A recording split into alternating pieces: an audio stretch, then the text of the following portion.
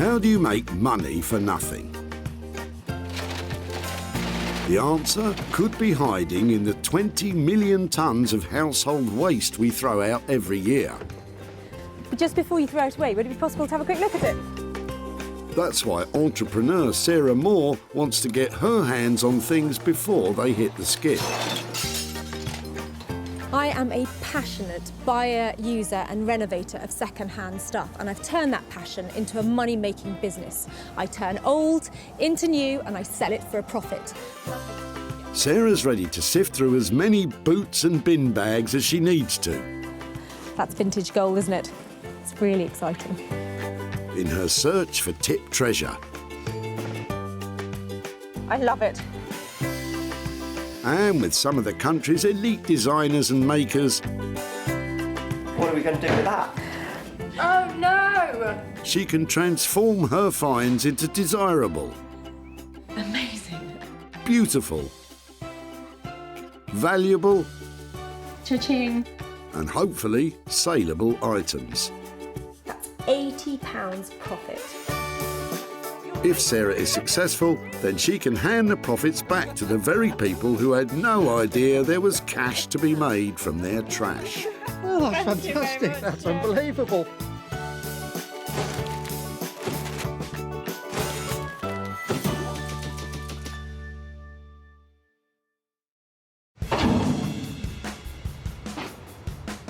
Today, Sarah's at Merchants Way Recycling Centre in Walsaw, about 10 miles outside Birmingham, and there's a whole lot of dumping going on.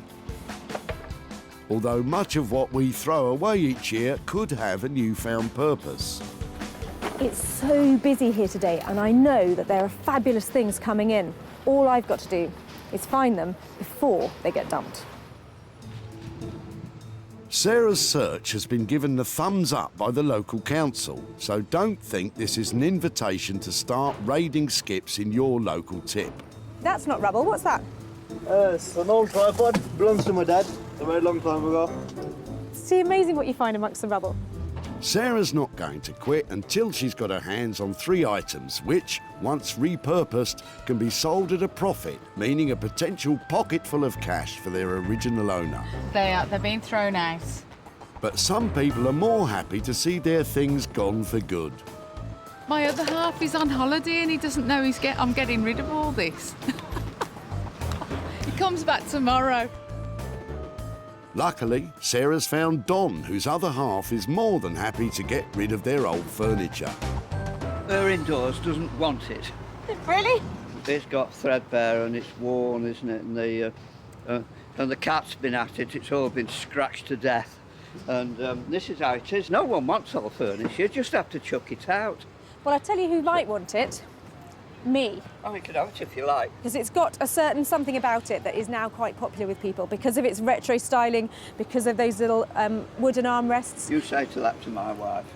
Well, She'll laugh at it. it doesn't fit into everybody's home, Yeah. but this is the kind of thing that I'm up here looking for, hoping to give a new lease of life to. Well, there's a great big bucket full of broken glass here when the window broke in the storm the other week. Do you want that as well?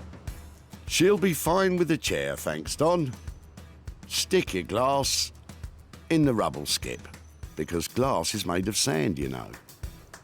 This looks so brown, it's so old-fashioned now. It's going to look amazing.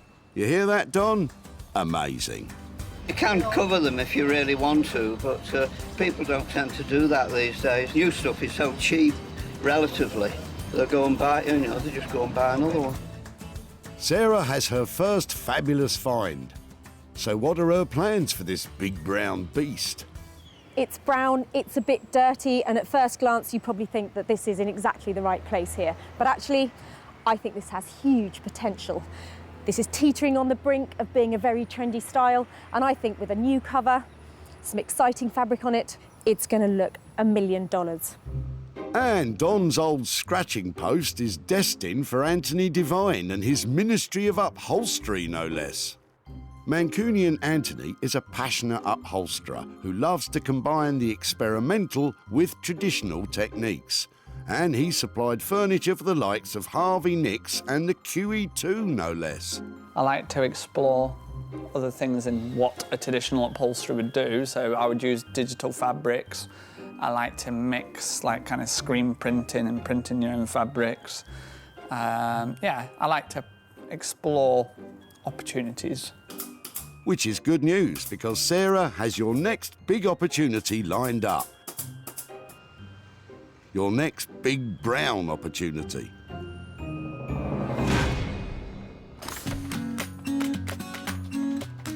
Sarah's seeking out her second item, and she has a spring in her step.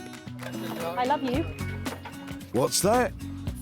I love you for you, Trish. Here, I'll do the jokes, thanks. And to put an even bigger smile on Sarah's face is Bob and his boot full of metal. Thanks to Bob, Sarah has her second item to renovate. Just before you throw everything away, tell me what you're doing here today and where this has all come from. A rotting garage. I love the look of the metal. I know it's rusty and it's old, but there's something about this sort of stuff. Is this some sort of old drill fitting or something? Yeah, exactly. The drill goes in there. It's a drill press. But it's not working anymore. No. Do you know something? That doesn't matter to me. I love the fact that it's got some writing on it and it's really chunky. This is really exciting for me. It's at least 40 years old. That's why I like it so much, because they don't make them like this anymore, do they? That's really cool. If I could take that away, I'd be so chuffed. If I make something out of a drill thing, would it be okay to come and show you what I've done? Yeah. Lovely. Thank you so much for that. I absolutely love this. So what does Bob think of Sarah's scavenging?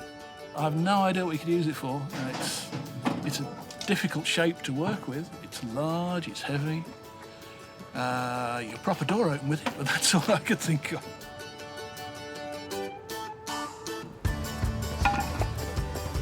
I'm so excited to have found this. I absolutely love it. This beautiful retro styling, the lettering, all the colour of the paint that's left on here. It's a really interesting piece and it'll look great as an interior design lighting feature. Bye. Thanks to Bob the Builder, Sarah has her second item to renovate. But she'll need help. Luckily, she has just the right man for the job. Say hello to the Rag and Bone Man, aka Paul Furbank.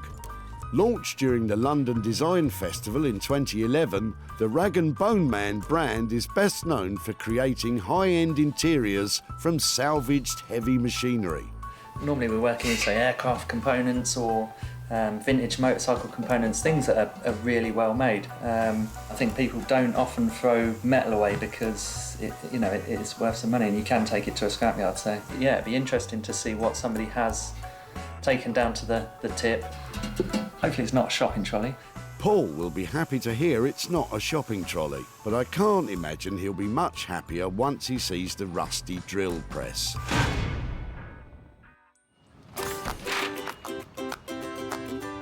So, with two items safely stowed away for Anthony and Paul, Sarah now has to find something she can sink her own teeth into. So much going on, I don't know where to start. Look at them, they're queuing up round the block. Every time I look in the back, I have to see, is there something I like? Well, Sarah might like the look of what Les has in his boot. Just being nosy. I'm just wondering if those wood blocks would make chopping boards. What do you think? I think they would. Better watch out for the guard dog, though. Who's your friend? Hello. That's Gracie. What's the wood from? This is wood I use for my wood burner, but I make things out of them, see. Really, what do you make out of them? Well, anything. How many have you got? Come on, let's see. It'll be about 8, I think. Are you sure you've got more? You don't mind sparing them? No, no. I'm such a scavenger. Yeah.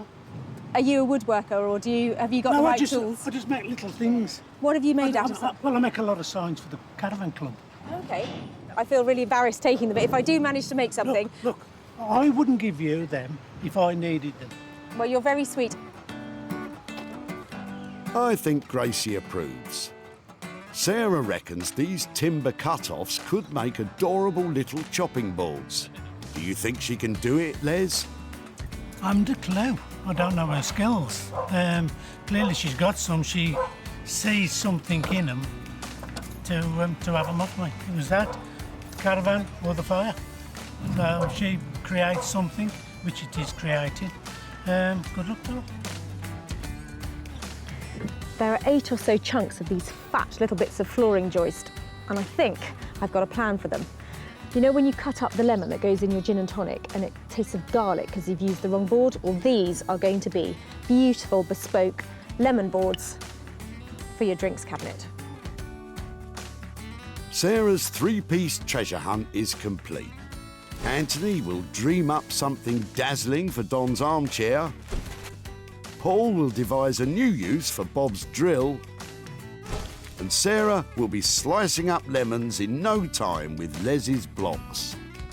It's been a really good day here today. The people of Walsaw have been brilliant, and in between the bin bags and the garden waste, I found 3 really excellent things, and I know I can turn them into hard cash.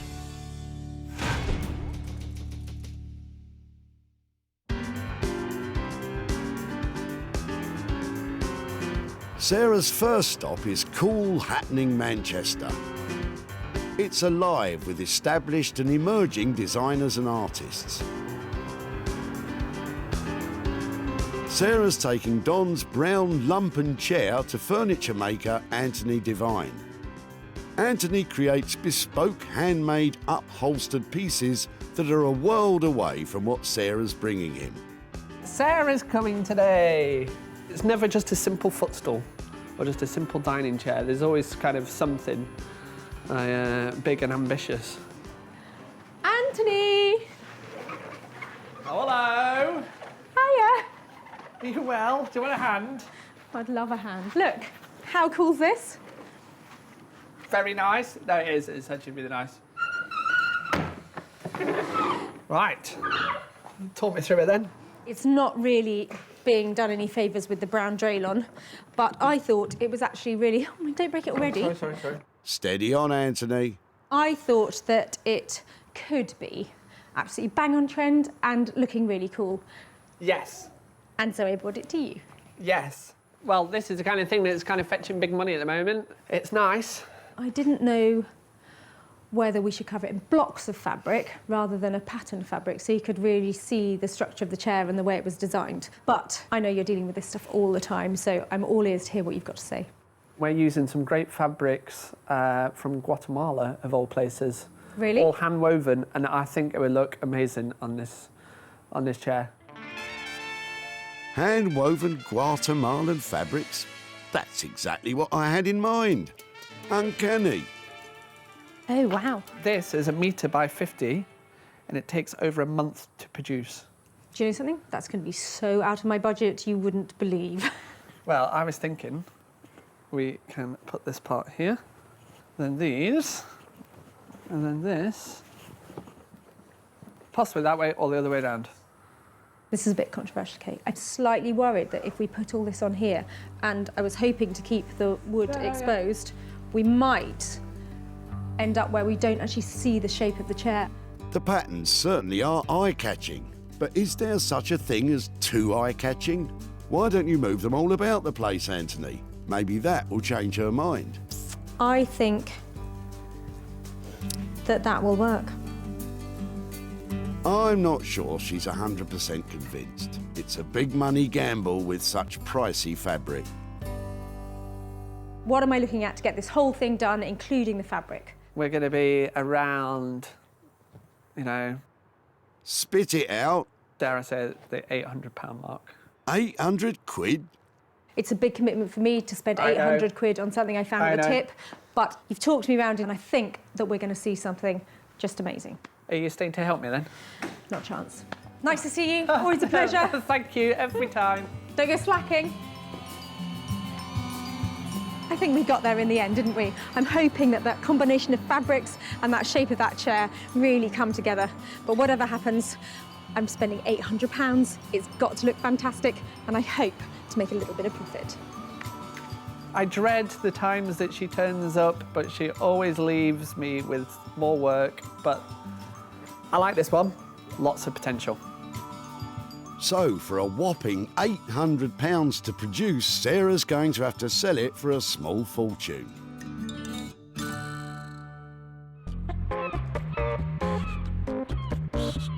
Next up, Sarah is off to Margate in Kent,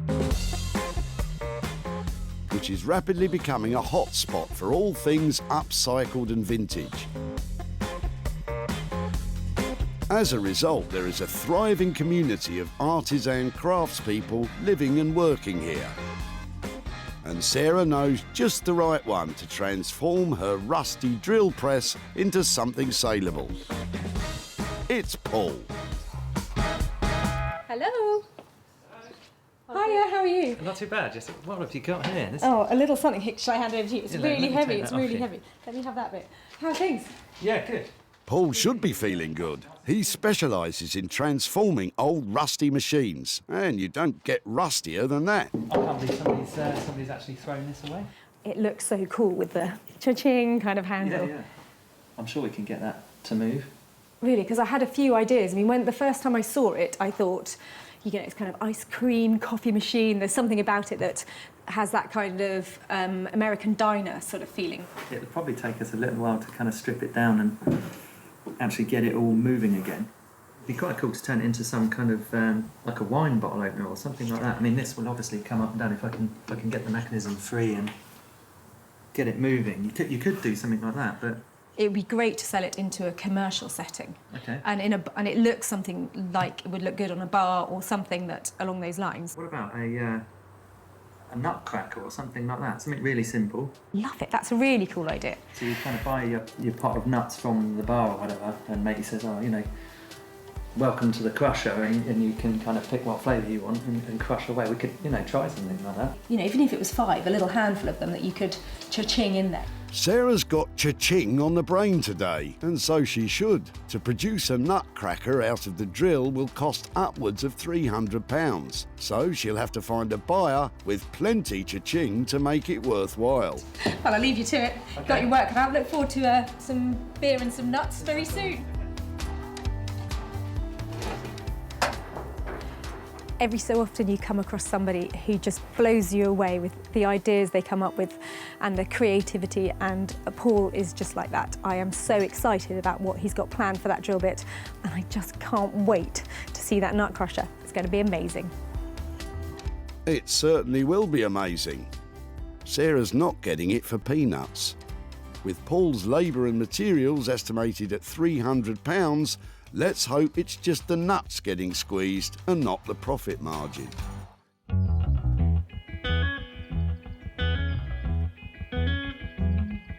From marvellous Margate to stunning Sussex and the barn where Sarah is about to start her own project. She rescued a pile of anonymous-looking wooden blocks and has a nifty new use in mind for them. So these I want to make into chubby little lemon-shaped chopping boards. I'd like to cut them out into a really sweet little lemon shape, and these are going to be for when you have that gin and tonic at the end of the day, when you sit down and you take a sip and you can taste garlic on the lemon because you cut it on the wrong board. These are just to go in your bar. These are just for cutting up your lemons. You're right, Sarah. I've never been keen on gin and garlic. So I'm just going to sketch out a rough sort of lemon shape. That looks lovely and lemony to me, Sarah. I made one of these for my grandparents when I was about 10. They quite liked gin and tonic. Your grandparents were fond of the gin. Should you be telling us this? Sarah now carefully cuts out her lemon using a jigsaw for accuracy. So I'm going to sand off the whole outer layer of the wood so that it's all clean, and then I'm going to use some olive oil just to seal it, and that should be fine. There are lots of safety considerations when thinking about allowing recycled wood to be used with food. If you're unsure, then pop a suitable liner between your board and the food. And if in doubt, leave it to a professional. You have to hold it to really like this because it feels amazing. It's like suede or something. It's really smooth. And I think it looks kind of lemony, doesn't it? So I'm pleased with that. Just another 6 more to go. Sarah's not charging for her own time or her olive oil, so there's been nothing spent, but a lot could be gained.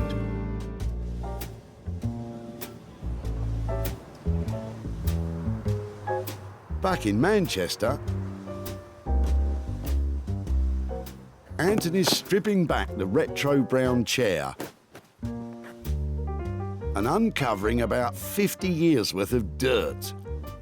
Ugh. Thank you, Sarah. I hope he washes his hands, because Anthony's handling the very pricey Guatemalan fabric. Many textiles from this region originate from ancient Mayan culture, so it was an obvious choice, eh, Anthony? It would be easily to just be able to put like a kind of a nice wool or a nice felt on there, just kind of really blocky colour. Given this opportunity, we wanted to just have a little play around with something new. Anthony's upholstering one arm of the chair as a guide to work out how to arrange the other fabrics. And if I remember right, Sarah wasn't totally convinced with his plan. There was a lot to discuss on the day when Sarah came round. I know she was quite interested in keeping it quite defined. More defined. That should be easy. If that goes in there, what do we think of these colours? Like, does it affect your eyes too much? Having this there takes it away from that, I think. Like you were saying, less is more sometimes. Yeah, I think more is more on this one. What I'm thinking now, this is a centre, a thinner stripe of that down there.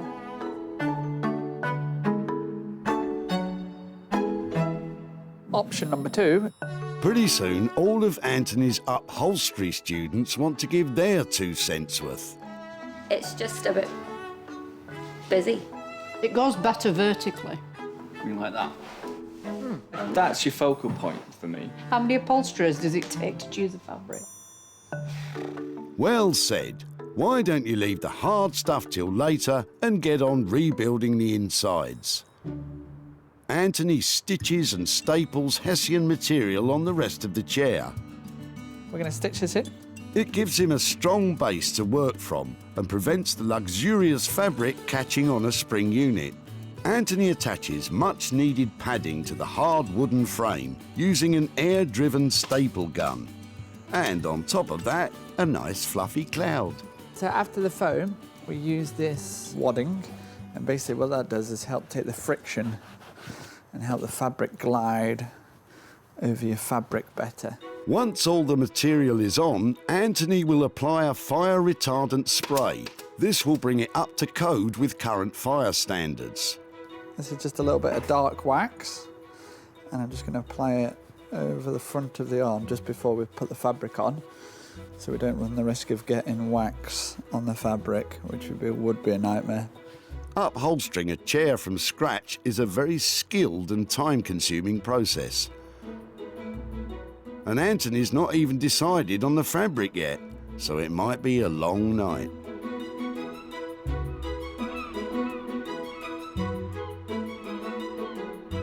Back in Margate, Paul has been working on the new designer nutcracker.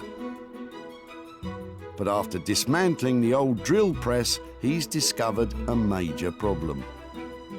To actually make the whole thing food safe, I kind of realised that where the carriage is sliding up and down, it needs to be oiled. There will always be kind of traces of steel and oil very close to food, and I think to actually make it food safe is maybe going to push the budget way over. So I'm now actually thinking that we redesign it and turn it into a lamp.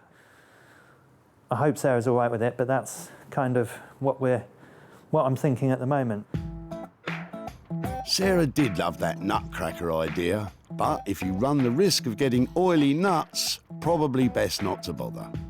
So what's your plan for the lamp?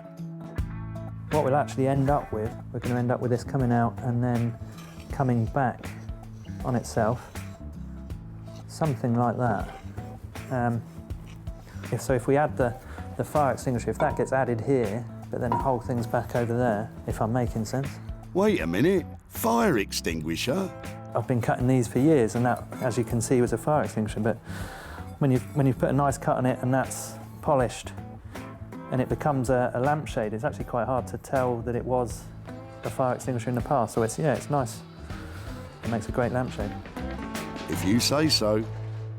Paul's biggest challenge with the new design is creating the angle on the post for the light to sit on. To do that, he's going to have to try and cut that solid iron bar. Here goes. Paul's using a circular saw. It gets very sparky, so if you're cutting your own drill press at home, remember, goggles. Having successfully made a V-cut in the bar, it's now time to see if it will bend. Fingers crossed there's enough of that, so I should just be able to bend this back and... It's got a square cut, actually. Go on, Paul, put some welly into it. Good job, sir. After Paul welds the joint together, he can get on with the drilling, screwing, chiseling, and whatever that is. And after all that, what do you reckon, Paul? Is it going to work? It is coming together. It's all so well made. I mean, as a lamp, you'd pretty much be able to throw that on the floor. It shouldn't break. Compared to modern day lamps, that's quite cool. You'll easily get 100 years out of it, give or take a light bulb or two. With the design set, all Paul needs to do is get the light fitting sorted, polished up, and pray that Sarah didn't have her heart set on that nutcracker.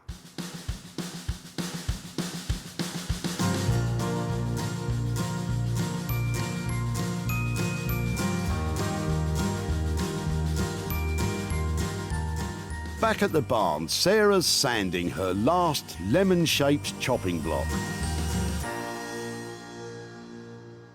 Sarah took 7 sorry lumps of pine and created 7 sweet citrus-shaped lovely lemon chopping balls with a silky smooth finish sealed with luscious olive oil.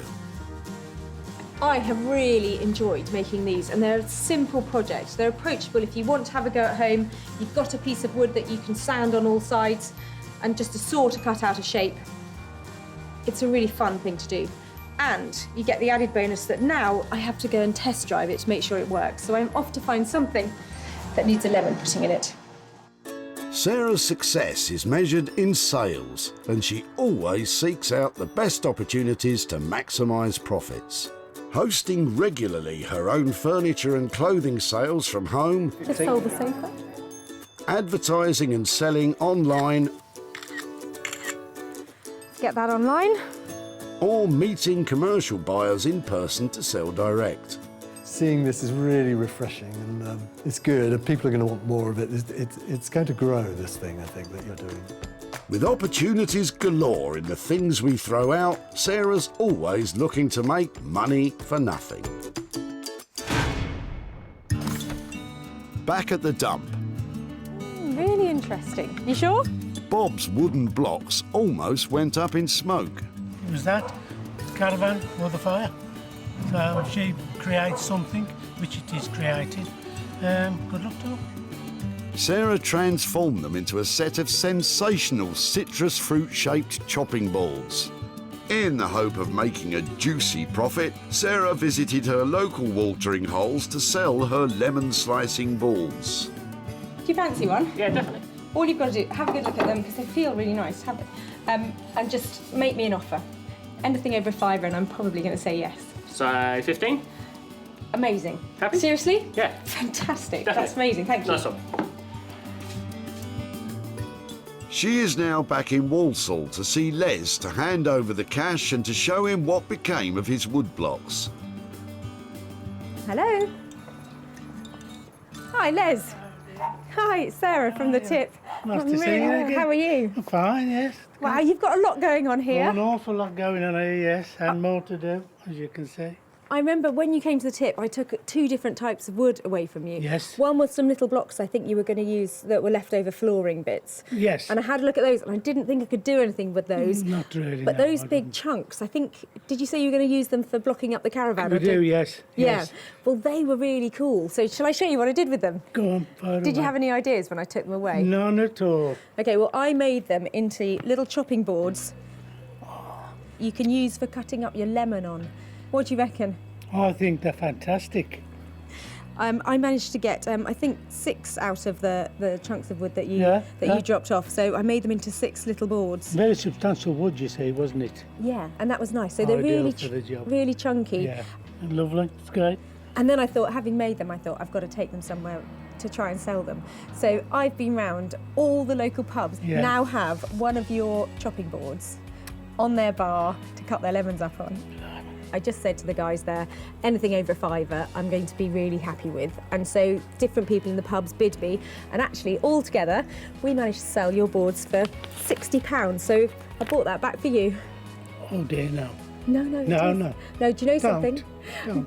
No, let me explain. You can explain as much as you like. I'm sure you know a charity you could give that to. Well, do you know something? This is money for nothing because it was made out of nothing, and we bought it back for you. We'd love you to take it if you'd like to give it to a charity. That's absolutely lovely. I certainly will be able to do that, and I will do that. If you'd like to give it to charity, that's great. Thank you so much. If you'd like to spend it and think about... Truly touched. Oh, that's so sweet. Les, it was really lovely to see you again, and nice to see all the bits that you're getting on with here. Yes, sure. Yes. Take care, and I hope to see much. you in Sussex in a pub very soon. Yes. Bye-bye. All that was involved in the making of the lemon chopping boards was some elbow grease. Sarah managed to sell them for £60, making it all profit. I think they're absolutely fantastic what she's done with them. I mean, I've always wondered what on earth she could make out of them, because to me they're scrap. But what she's done is absolutely fantastic.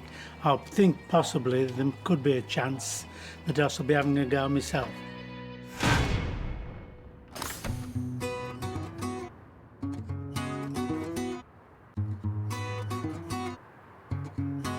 Back in Manchester,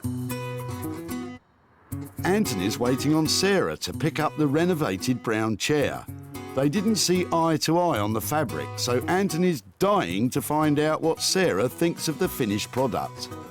In the past, she's always had a really good reaction to my work, so I would very much think it'd be exactly the same. So yeah, quite looking forward to it. I left Anthony with the brown chair challenge. Really knackered, not attractive, and definitely looking past its best. I'm hoping that with his 2,000-year-old styled fabric and all of his creativity, he's managed to make it look fantastic. Before, this unremarkable brown chair was dreary, dull and down in the dumps. Now it's been radically transformed. Anthony has pulled out all the stops to give this chair a striking personality and a quality finish. Contrasting geometric designs on lush hand-woven fabrics ensures this chair doesn't just stand out from the crowd, it demands to sit centre stage. But what will Sarah think? Hello, you all right? I'm really well, how are you doing? What are we doing? High-fiving? Are we... You're so intense. Ta-da! Never. Where's my brown chair gone? What have you done with it? This is the new look brown chair. Blue is the new brown. It's amazing that just the look of it. Almost killed me. Are you telling me that there were problems along the way? Not so much problems, but challenges. We had a few kind of design changes along the way, but we thought that would kind of give it more of a modern look to it. And so talk me through this, because that's quite a bold stripe down the back, isn't it? Where the fabric originates from, it's all about kind of colour and intense colour. It's going to be the right customer will literally just fall in love with it, and it'll be just, there's no hard sell involved in this. It's just walk up, I love it, I'll have it. And to feel it, it's like patting a really nice dog, isn't it? It's really, that's a good thing. It looks great. Is it comfortable? To be honest, I've not sat in it yet. Shall we have a go?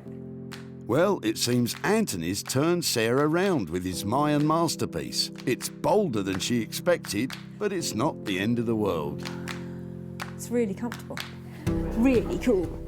Go on, have a pew. Put your feet up, Anthony. You deserve it. After a late night in the workshop, it's nice to be able to sit in something comfy. All right, don't get too comfy. Let's get down to business and that £800 budget. It did take a long time, but we're still on budget. Really? Just. I think it looks absolutely lovely. Really cool. For £800, I would hope it looks cool, but Sarah now has to find a buyer who agrees.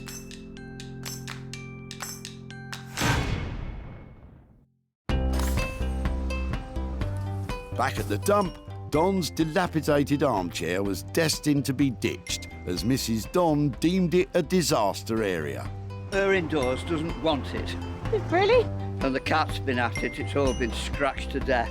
But Sarah saw it could be something special if left in the skilled hands of Anthony Devine. Sarah sold the chair to Smithers of Stamford, who specialise in vintage and retro pieces. It's original, and you can see that it's handmade, can't you? Love all the colours in it, all the different colours. I don't think it'll be on the website for long. No. And she's back in Walsaw to show Don what became of his armchair and hopefully hand over some cash.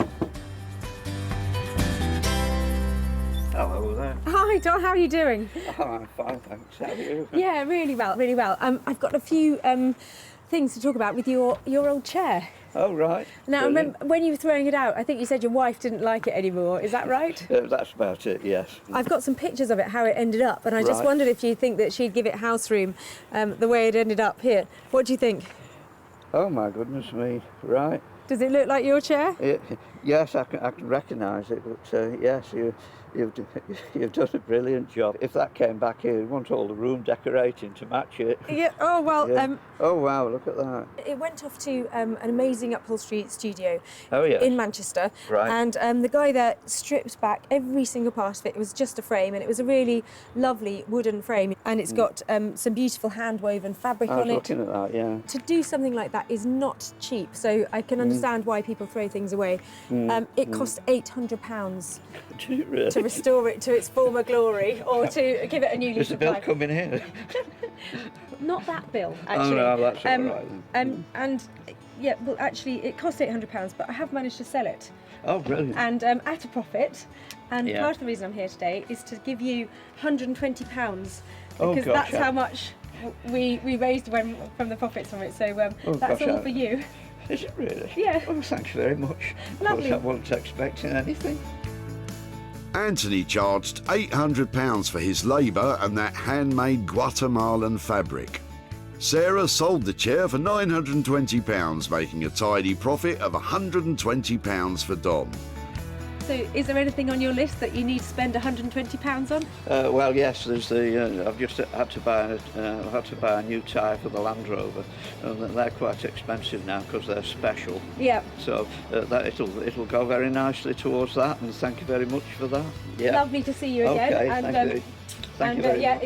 enjoy your Land Rover proceeds. Yes, all right. Take care. I'll do that. Right. Well, thanks very much indeed.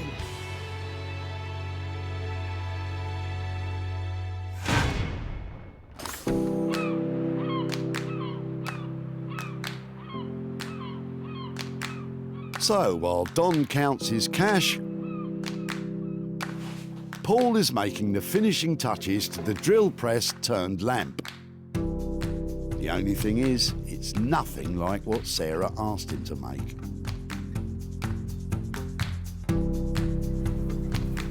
It is an absolutely cracking day here in Margate today, and I can't wait to see what Paul has done with our drill press. It was quite a tall order. I'm hoping he's made the nutcracker to end all nutcrackers. When she dropped it off, the old drill press was in a sorry state. But Sarah and Paul were convinced they could turn it into a designer nutcracker. However, Paul has totally transformed the rusty drill press into a shiny and stylish contemporary lamp. By modifying the stand, adding a Ferrari gear shifter to the handle and a repurposed fire extinguisher for the shade, Paul has created an incredibly bold designer piece. The question is, will the unexpected lamp do Sarah's nut, or will it light up her life? Hiya. How are you? Is that it? Yeah, it's hidden. How you doing? I'm really well. How are things? Good. How was it? OK, Paul, it's time to come clean about the lamp. Good luck, mate. Is that it? That's it, yeah. It's not quite what you think it was going to be. But it is what it is. So what happened? Was it difficult to make? What was the? Well, shall I just see? What is it? Let's see. Let's just go for it. Oh my word! So it isn't quite, as you can see, it's a lamp, but I absolutely love it. Oh, thank goodness. it wasn't quite what I was thinking. I was quite excited about making a nutcracker because I've never made anything quite like that before. Forget the nutcracker. I mean, that is sweet. It is amazing. Does it move? It does move. So there's a little lever on the side that kind of fixes it in position, and then you've got some height adjustability on that. I think it looks amazing, and I can't wait to see it turned on and stuck on a desk. And can we try it? We can turn it on. Oh, it's a beautiful filament bulb as well, isn't it? I think you have just transformed it. That was a rusty, seized, industrial but pretty hideous piece of kit when it arrived here, and what you've transformed it into is a designer piece of fantasticness. And I'm going to have to think really carefully about where I go and sell it and make sure I hit the right mark with it, because I think it's one somebody with a large desk, I think. Big desk and hopefully a big wallet. Yeah. Cool.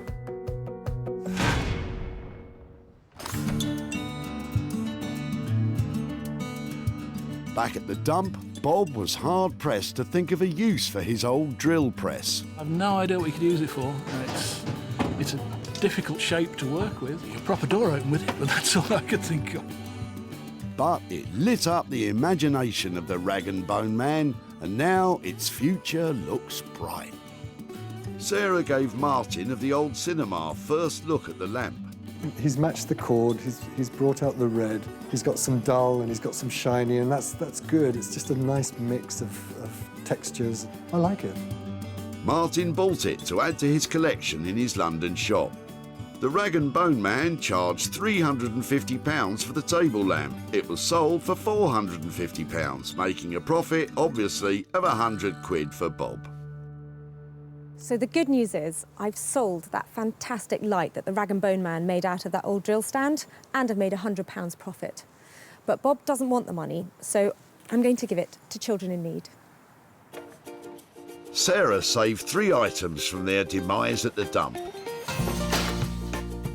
The timber cut-offs are now pride of place in pubs across Sussex.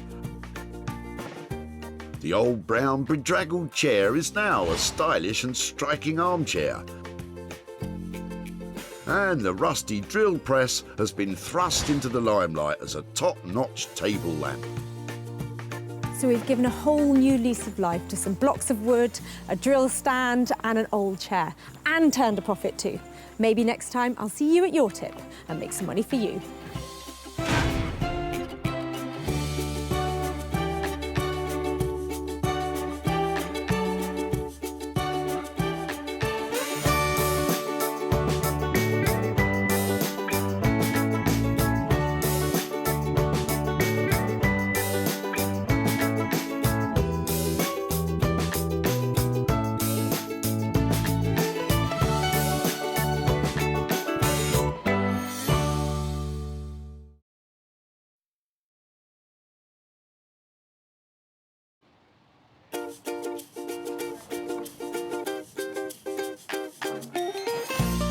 How do you make money for nothing?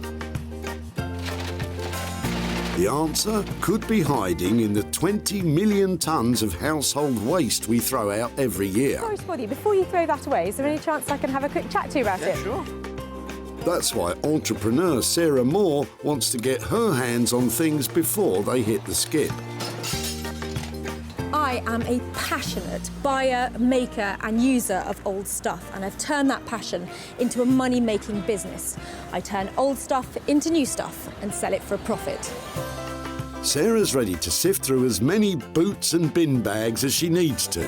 Look at that absolute box of joy. These are just fantastic. In her search for tip treasure. We've got to be able to make something out of that, haven't we? And with some of the country's elite designers and makers. I've got a little something for you. Yeah, I thought you might. Oh, this is a hard one. She can transform her finds into desirable. Oh my word. Beautiful. valuable, Cha-ching. and hopefully saleable items. Well, I love this, so I would really like to have it. If Sarah is successful, then she can hand the profits back to the very people who had no idea there was cash to be made from their trash. That is incredible, isn't it?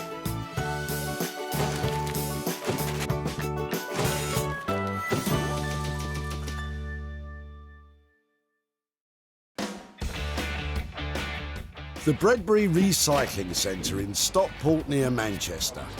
Every year we throw away 10 million pieces of furniture at centres like this. Most ends up in landfill, but some could be reused. There is tons and tons of rubbish coming through this place every day, and I'm a woman on a mission. I'm out there to find those little pieces that are worth their weight in gold. Sarah has special permission to scout these skips, so please don't go raiding your local recycling centre. That's seen some fun then. It has. She's searching for 3 pieces which, once reworked and sold, will produce a payout for their original owner. Copper's very on trend, you know that? What would you make out of it? Some skis. Skis? Yeah. Not sure about the skis, but I don't want to snow on anyone's parade. Looks like Sarah may be off to a flying start. Is this going? It is. She spotted John, who is offloading a big old item of furniture. Oh, it's really heavy. Let me see. Was it yours or? It was actually a great aunt of my wife's. Wow, that's brilliant. Lovely. So it looks like it's got some Bakelite handles on it, so it's obviously got some age to it, hasn't it? I would say it's sort of turn of the century kind of thing. Brilliant. And so what was your wife's aunt's name? Oh gosh, I forgot. It sounds like Maud or Audrey, isn't it? Something. You put me on the spot now, I've forgotten. Come on, John. Mary. It was Mary. Yeah. Mary. Fantastic. Well, if you don't mind us taking Mary's. Of course you can. Chest I of would drawers much away. rather it was put to some good use and thrown away on the tip. I absolutely love it, and I think it's got real substance to it. Should we just pop up beyond that way? That'd be fab. Thank you. Great Aunt Mary's chest of drawers could have major profit potential. Good work, Sarah. If we just pop it, I'll just go in here with it. That would be great. Thank you. Getting a hand with the heavy lifting. Genius. What a great old piece of furniture. It's obviously got some history to it. It's not in perfect condition. There's a massive split all down the side here, and there's a few chips off the corners of it. But this is a solid, hefty, it's really heavy piece of furniture. Something really good to work with. And Sarah's enthusiasm has got cabinet maker John thinking. Personally, if I was to do something with it, I would strip it, seal it, wax it, put new handles on, and just because it's a good solid piece of furniture, it can be reused. If we just restored this, I think it would look lovely, but I think we can probably push it a bit further than that and make something really special out of it. So it's a really pleasing find. And with radical furniture rejuvenator Zoe Murphy lined up to take on the project, this could become a treasure chest. Zoe is a screen printing and textile design queen. Her bright 50s-inspired designs have taken the reconditioned furniture world by storm. She even sells bespoke pieces to Liberties of London, and her work sells at a premium. I work predominantly by putting images onto old pieces of furniture. Everything I make is a lot of the time about fun. I'm based in Margate. I really kind of revel in all the sort of faded glory and glamour of the place. So I really believe that things should always be given a second chance, and I try to see the good in stuff like that. Let's hope Zoe sees the good in Great Aunt Mary's chunky chest. Back at the recycling centre, and Sarah is searching out a second item. Would it be okay to have a look through your rubbish? Would you mind? Is that really? Yeah, sure. Nearby, Neil has some interesting looking kitchen worktops destined for the skip, and he's roped in father-in-law Roy to help him out. I'm just the odd job man. I'm the guy who supplies the trailer and the car to bring the rubbish to the tip. you mind if I have a look at your rubbish? No, help yourself. Yeah, it's fine. What's new kitchen, is it, or old kitchen, or? Well, it's part of what we've just put a new kitchen in, and it's what's actually left over. Really? Yeah. And so you're getting rid of that bit? Yeah. Yeah, it's heavy. No, don't worry, I'm not going to touch it. I was just looking at it. Would it be something that I might be able to work with, or? Well, yeah. When we put it in, I thought, crack, it's a shame to throw it away, but it's very. Oh, you've got more of it. Yeah. Fantastic. This is my lucky day. Just here would be lovely. Thank you. That's amazing. It's got a lovely luxury feel to it. I bet your kitchen looks great, doesn't it? Does your kitchen look good, Neil? Yeah. Yeah? These worktops are sometimes known as engineered stone, which is essentially ground up stone. In this case, marble, bound together by resin. Is there any care that they've told you about using with it? It's man-made, so it's a resin. Okay. So you polish it all up. Okay. Polish all the joints out of it. It's a bit like corium. Yeah, that's what I was thinking. Yeah, oh, fantastic. I don't know what I'm going to do with it now. Just big chunks of it, make it really useful. Yeah. That's brilliant. Thanks ever so much. And straight away you can see that these could be made into, Neil, Roy? I have no idea. Make a desk out of it. No, I don't know. Make some chopping boards out of it. Yeah, chopping boards, yeah. Yeah, but the big piece, that might do for a worktop somewhere. Yeah. You know, in a small kitchen, maybe. I don't know. And Sarah's got her thinking cap on too. It's really heavy, it's really chunky. It feels, it's got a cold stone-like feeling to it, so that makes it quite appealing. There are a couple of little side tables there. Is that something that goes in somebody's garden on a really cool pair of legs? Perhaps reworking this man-made marble is a job for a woman. And if anyone can repurpose this surface, it's artist blacksmith Beck Simon. Beck's mastery of some of the toughest materials around allows her to create original, organically inspired design pieces. And although it can be hot, heavy work, it can also be truly rewarding. This sort of thing is quite new to us because we normally work on a commission basis. So to be presented something and turn it into something else is quite exciting for us. So I like the challenge and I'm really interested to see what she's found and what we can do to it. So yeah, it'll be good. Let's hope the man-made marble sparks Beck's imagination, providing a searing profit for Neil and Roy.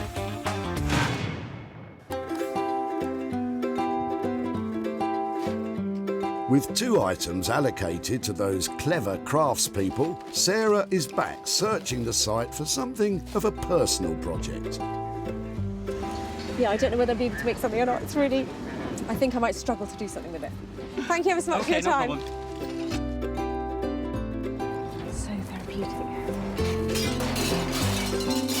As therapeutic as this may be, I don't think there's money to be made in broken crockery.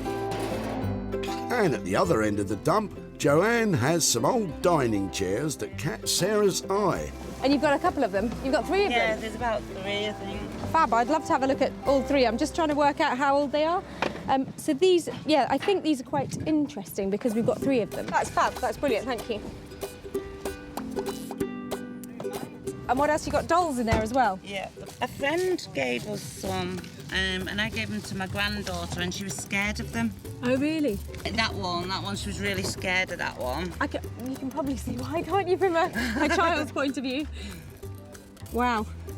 I think those I can't do much with, but I think the chairs might be worth. If I could do something with them, would it be all right to keep in contact and show you what I did with them and that kind of thing? Yeah? Fab. Right, yeah, so you're going to restore things like that, is it? Yeah, and these have got a recognisable retro style to them. So if somebody's doing up their house and they want it to have a sort of 1950s, 1960s look, then people are trying to buy up things like this to complete their look. So they might... It would be really interesting to see what you could make out of something like that. Yeah, well, I think it will only ever be a chair, but it just might be, just modernised a bit. If these chairs scrub up well, Joanne could be sitting pretty with a profit. I don't think there'd be any value in them as they are, no. But if she does them up, then sells them, good on her. Well done for working hard on them. I wish I had that talent to be able to do it. And the time. I'd love to give them a new lease of life. I'm thinking strip off this tired old Draylon and put something really bright and beautiful on their seats. It would be really great if after a little makeover we might be able to get over £50 each for these beauties. And after we've taken out some expenses, I reckon £100 to hand over. That'd be great, wouldn't it? Now Sarah's designers each have their restoration projects. Zoe will reimagine John's chest of drawers. Bex will cook up something fantastic with Neil and Roy's kitchen worktops. And Sarah will set about Joanne's old seats, hopefully ending up with something sensational. I've saved 3 fabulous pieces here today, and I'm going to make lots of money from them. I hope.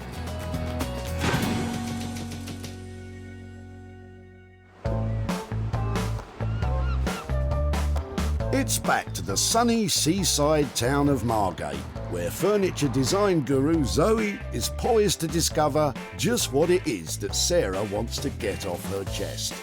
I'm really excited because Sarah's bringing along a piece of furniture for me to have a look at.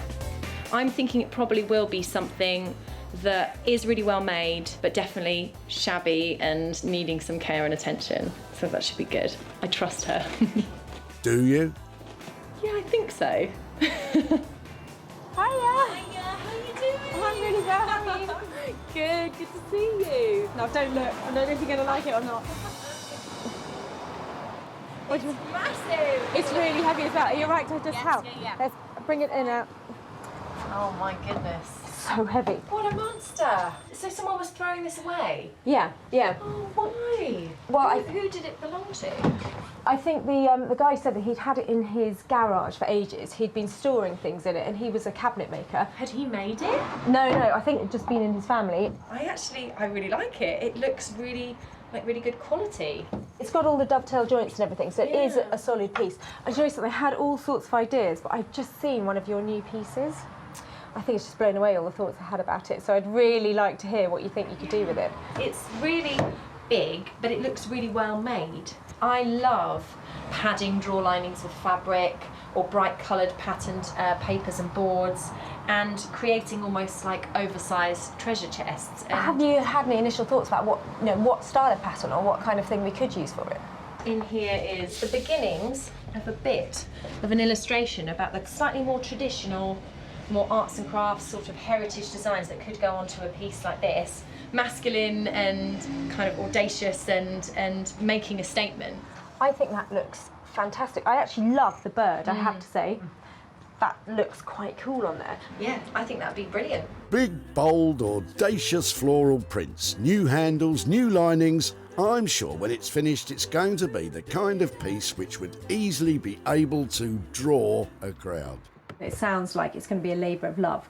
How much does that mean it's going to cost? I think around about the £900 mark for us to work onto this for however many days it takes, do all of the design work, print all of those custom designs onto it, reline everything and make it perfect, ready to go. I think that sounds amazing because I know it's going to be a huge amount of hard work. Just lining a drawer takes a long time, doesn't it? And to take on this, I think that's great. £900 is certainly not pennies, but you'd expect to pay top rates for Zoe's input on a project of this size. Wow, that girl has such fantastic ideas. The energy coming out of that studio is amazing. And that chest of drawers is going to look $1 million when it's finished. I'm actually quite fond of this. I'm looking forward to lining all these different drawers, plus a nice big surface area to get a gorgeous print onto as well. So yeah, I'm really looking forward to doing it. Great Aunt Mary's sizable chest of drawers will take a sizable budget to turn them from shabby to chic. And with such a big spend, Sarah will need to sell for more than £900 to make a profit. From the seaside to the heart of the Surrey countryside, with its rolling farmland, picturesque villages and its piles of rusting metal.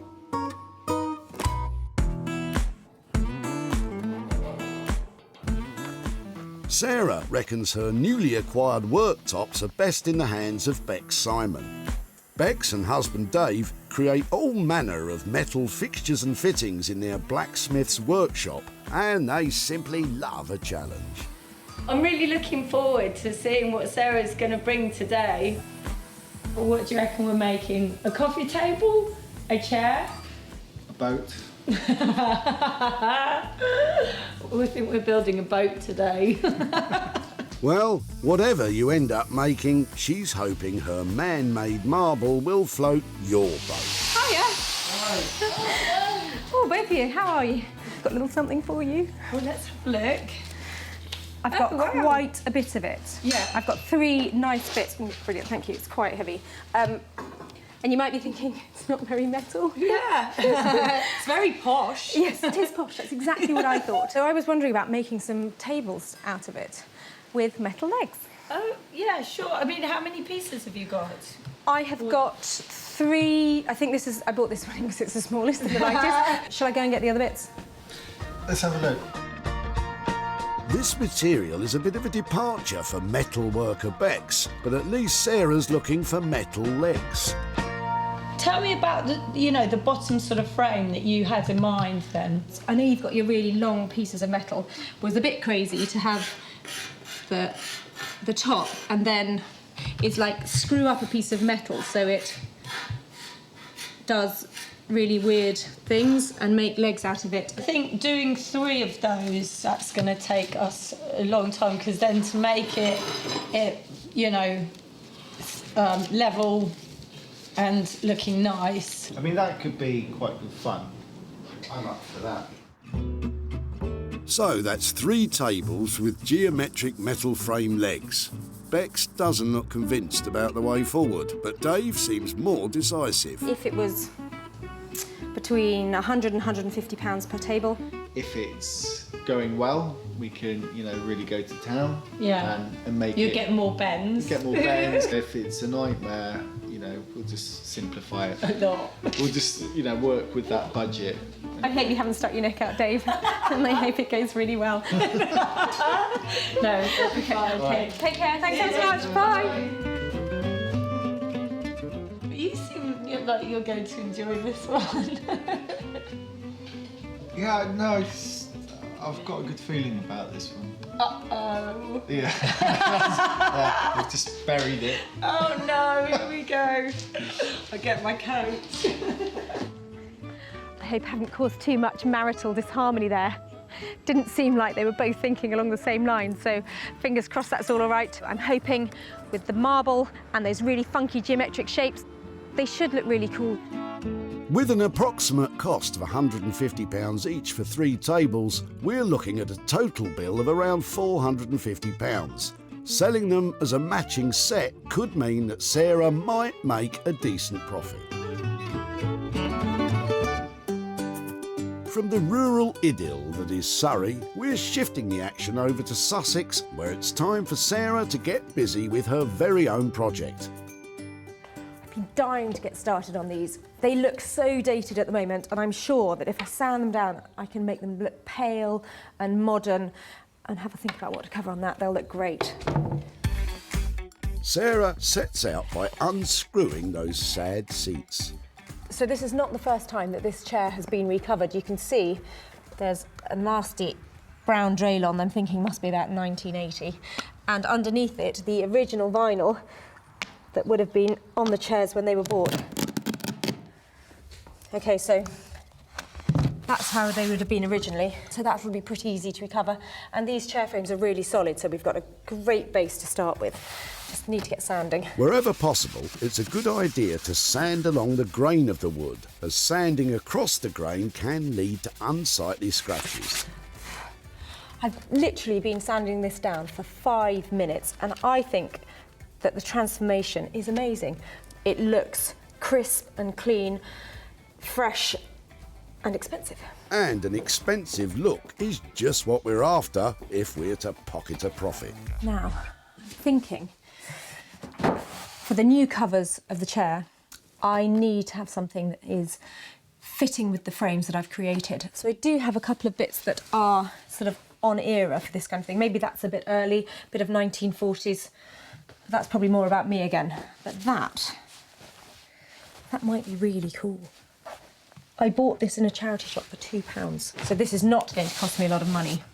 That looks amazing. That looks great. It's just different. It is almost geometric. We've seen a lot of geometric shapes in furnishings recently. It's really unusual, it's really bright, and it's really commercial. That could be the one, couldn't it? That could be the moneymaker. Looks like there's a bright geometric future ahead for these chairs. So all I've got to do now, I reckon, is about an hour's worth of sanding for each chair, pop some staples onto these, and then make my £150. Piece of cake. Walk in the park. Work of a moment.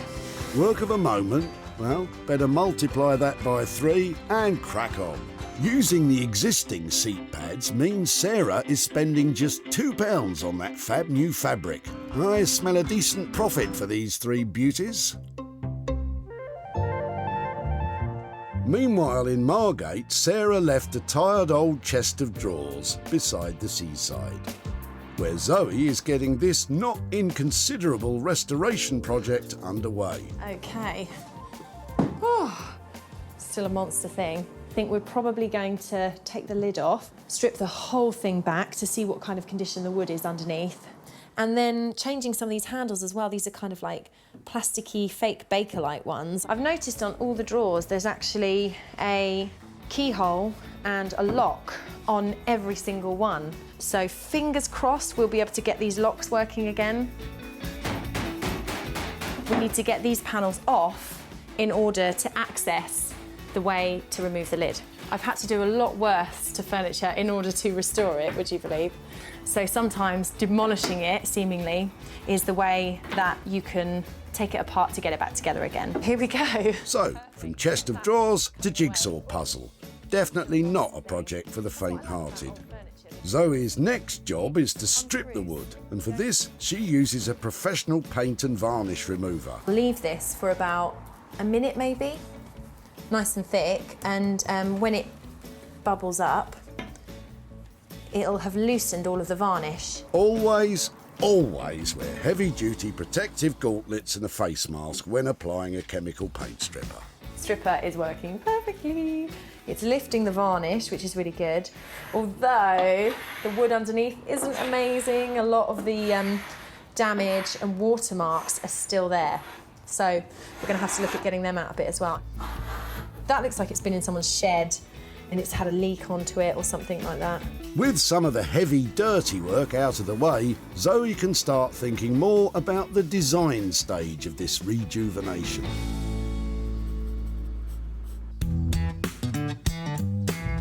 Back in the blistering heat of the Surrey countryside, Bex and Dave are getting even hotter under their respective collars with Sarah's triple table challenge. We're starting work on these slabs. We're going to make a couple of coffee tables and a console table. So we're just making a temporary desk outside because obviously we'll probably be working with some long rods and stuff. So we're going to see if we can make all 3 right now. Lengths of steel rod will form the table legs. Once Bex cuts the rods down to manageable lengths, each one will be bent into shape. Bex starts work on the legs for the smallest table by welding rods to a piece of steel plate. That will just hold it in place. What we'll do now is we'll sort of heat it and start bending. The steel will start to become malleable as its temperature increases. And if you want to know just how hot red hot is, well, it's upwards of 500 degrees centigrade. So this is the perfect job for this sort of weather. Basically, I haven't drawn it out. Again, it's going to grow organically. And while Bex bends, Dave drills. With the table designs developing organically, this really is a case of trial and error. It's all back to front. I'm all confused. It's making it so you look at it and you enjoy looking at it rather than you feel uncomfortable looking at it. At the moment, I'm uncomfortable. But we'll sort it out. It's part of the fun. And now Dave has spotted a flaw in the smallest surface. So how does that affect their plans? But what do you want to do about that? You know, high-end table, chipping it. It's not really. If that one's chipped, find a bigger one. We've got other ones over there. Yeah, I know, but we've made that for this one. With the smallest surface now chipped, the guys decide to go for plan B and try the biggest table on the existing legs. It's running out of time not having anything, all like slightly built and very botched, which I would be really mortified at, or trying to make something work and look nice, you know, that a customer will, you know, like and still put in the house. So plan B. So we're down from 3 tables to 1. Time to marry the largest tabletop to those spaghetti legs. I think that's our best Bet. option now. She looks better being a more contained Yeah. block within the table. Yeah, like I don't feel as annoyed with it, you know. So that looks nice. Oh, I need a glass of wine tonight. Back at the barn in Sussex, those seat covers are going from drab to delightful. That's perfect. That's absolutely smooth, really tight. If you're going to sit on that, that's not going to cause any problems. So I'd say that's actually quite a professional looking finish. Well, we wouldn't expect anything less. So I've finished the chair, I've sanded it all over and I've waxed it down. So you can see the grain of the beech coming out and just the natural colour of the wood. And I think it looks so much fresher than it did before.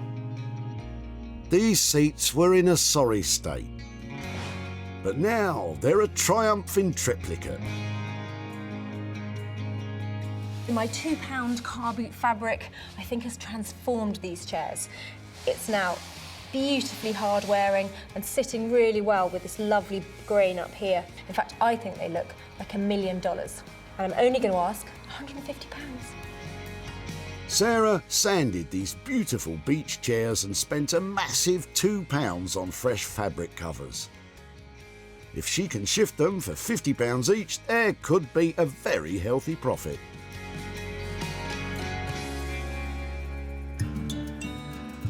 Back at the dump, Joanne's chairs had seen better days, possibly in the swinging 60s, but Sarah spotted their potential. These have got a recognisable retro style to them, so love to give them a new lease of life. I don't think there'd be any value in them as they are, no. But if she does them up, then sells them, good on her. Sarah invited retro furniture dealer Martin to check out her chairs. So, what did he make of them? This is 1950s, 60s, and people love this look. For Martin, these were a must-have for his shop in London. Sarah has come back to Stockport to update Joanne on her 3 forlorn chairs. The refurb was inexpensive, so just how much profit has been made? Got friends. Hello. Hiya. Hello again. How are you? I'm fine, thank you. I've got some pictures to show you of your chairs that we found at the tip, but I was trying to remember where you said they came from and their history.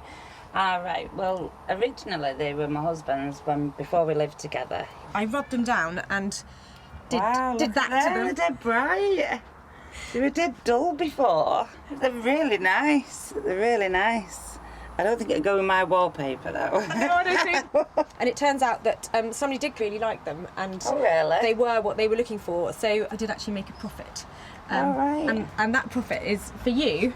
And wow. There's £100 there for you. You're joking.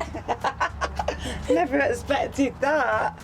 Sarah has only spent £2 transforming the chairs, and she managed to negotiate a sale of £102 with Martin, so that she could hand over the full £100 to Joanne. What will you do with £100? Well, we're going camping next week, so I think that will cover the petrol.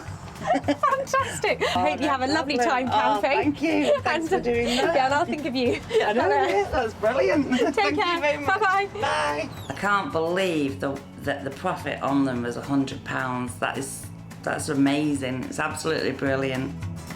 I really enjoyed working on those retro chairs, and I love the idea that Joanne's going off to spend that money on her camping holiday.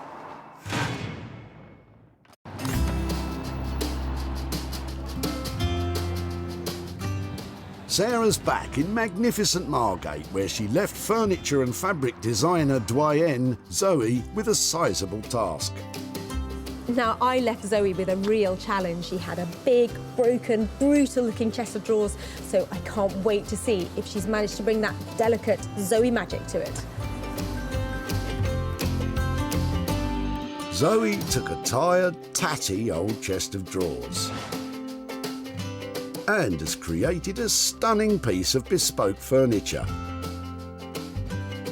With hand-printed surfaces, lovingly restored woodwork and new fixtures and fittings. I'm keen to know what she thinks about the all-over print on the front, because that's something a little different. I don't normally do that, but I loved making the pattern for them, so hopefully she'll love them.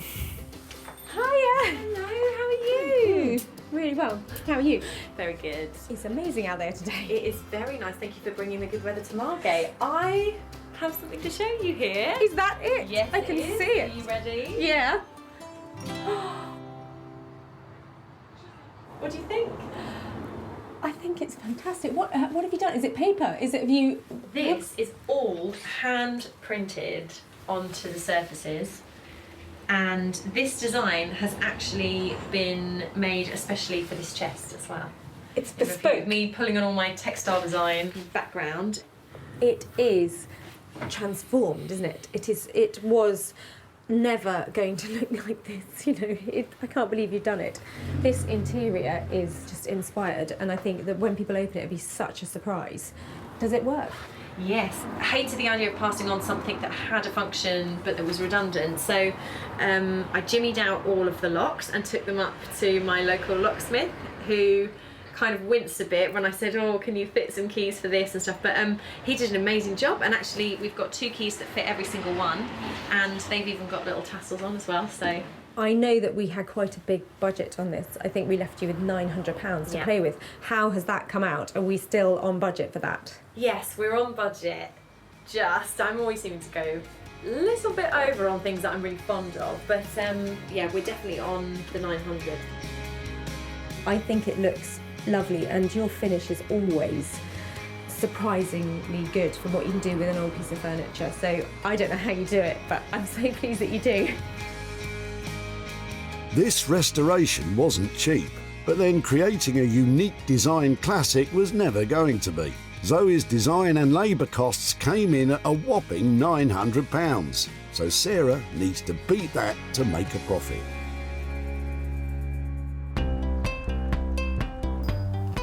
Back at the dump, this old chest of drawers had seen better days and was on the brink of oblivion, although cabinet maker John did recognise it as being a fine bit of furniture. I would strip it and seal it, wax it, put new handles on, and just because it's a good solid piece of furniture, it can be reused. But it's fair to say that Zoe has completely transformed this item. And it was sold to Janet at Margate's Lombard Street Gallery. Sarah's visiting John to let him know the fate of his furniture.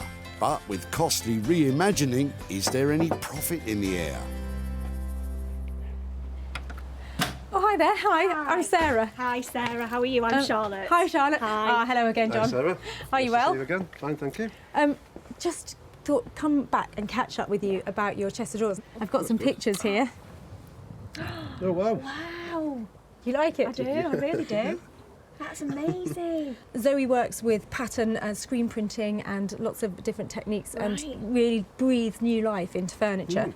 Wouldn't have thought to put those colours with that No, either. no, that's lovely. So it was always our intention that to try and sell your chest of drawers after we had done that to it. So we did sell it, and we made £100 profit on it. Really? Wow. And I've got that here for you. Who gets the money? You're Me! Me! Oh, Thank you so much. Absolute pleasure.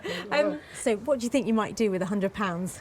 I think we may go out I tonight. think we might go out tonight. What do you think? Yeah. Something to eat and a drink. Yeah, maybe. definitely, yeah. Lovely. Well, I think Aunt Mary would be, you can raise a toast to her, can't you? We'll raise a glass to her tonight, definitely. Yeah. Thank you. Lovely. Thank well, you it was for that. Pleasure. Really Thank you, nice to Sarah. see you. Yeah, and I finish that story. We'll have a few drinks tonight. I love it. I'll be thinking of you. Thank you, Sarah. Take care. Yeah, thank Bye-bye. you. Bye. Bye. So, Aunt Mary's drawers cost £900 to take them from dingy to desirable. This allowed Sarah to achieve a sale price of £1,000, which left a profit of £100 to be handed over to Charlotte and John. What's done with it is something that we could never have envisaged being done. No, we wouldn't have done that ourselves. Absolutely not. No. And the colours that we used. It looked fantastic. Absolutely brilliant. Brilliant. We've never imagined that No. to look like that. No. It was wonderful. Wonderful. Well, that was a great reaction and hardly surprising, really, given that fantastic transformation of that old chest of drawers.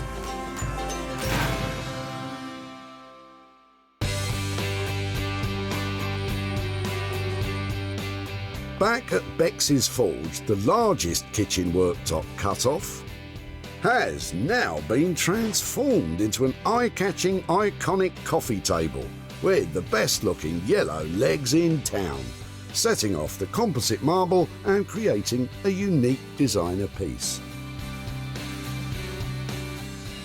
I'm here to pick up my white marble coffee table. I've only got one and I was hoping for 3, but there is a chance if it looks really good that I'll still be able to make some profit out of it.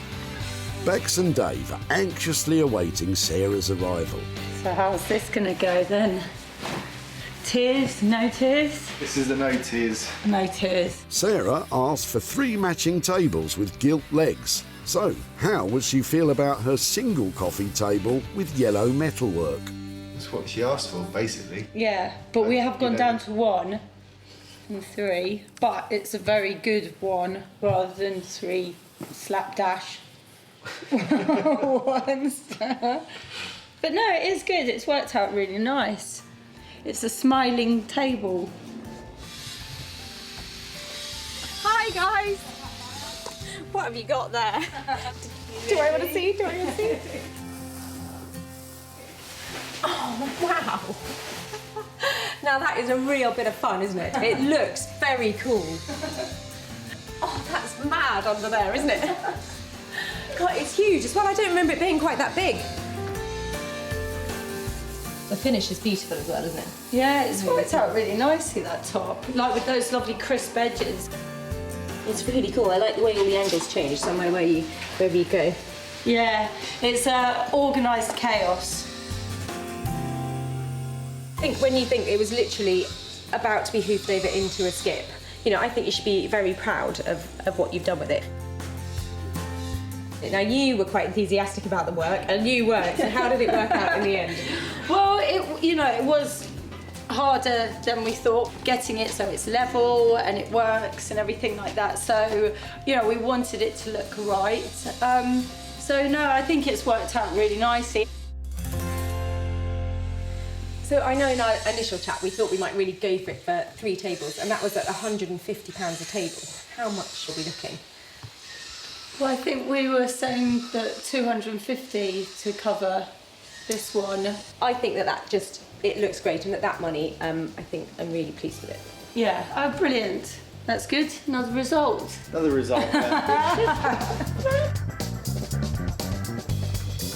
I think it's so cool to see the transformation of leftover kitchen scrap into fantastic designer coffee table.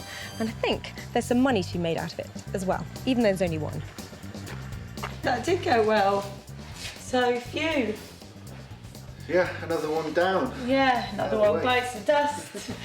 Oh, I'm starting to get all singy again. OK, we're down from 3 tables to 1, but the single coffee table has cost £250. So, can Sarah sell it for more than that and turn a profit?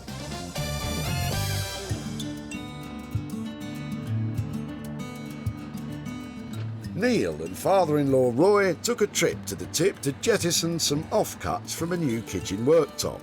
Roy wasn't particularly inspired as to what they could become. I have no idea. Yeah, but the big piece, that might do for a worktop somewhere. Yeah. You know, in a small kitchen, maybe. I don't know. But Bex and Dave created an inspirational coffee table. With a brand new custom-made coffee table to sell, Sarah decided that this piece should be sold to someone with an eye for the unusual. And London's department store for antiques, vintage and retro, the Old Cinema, was just the place.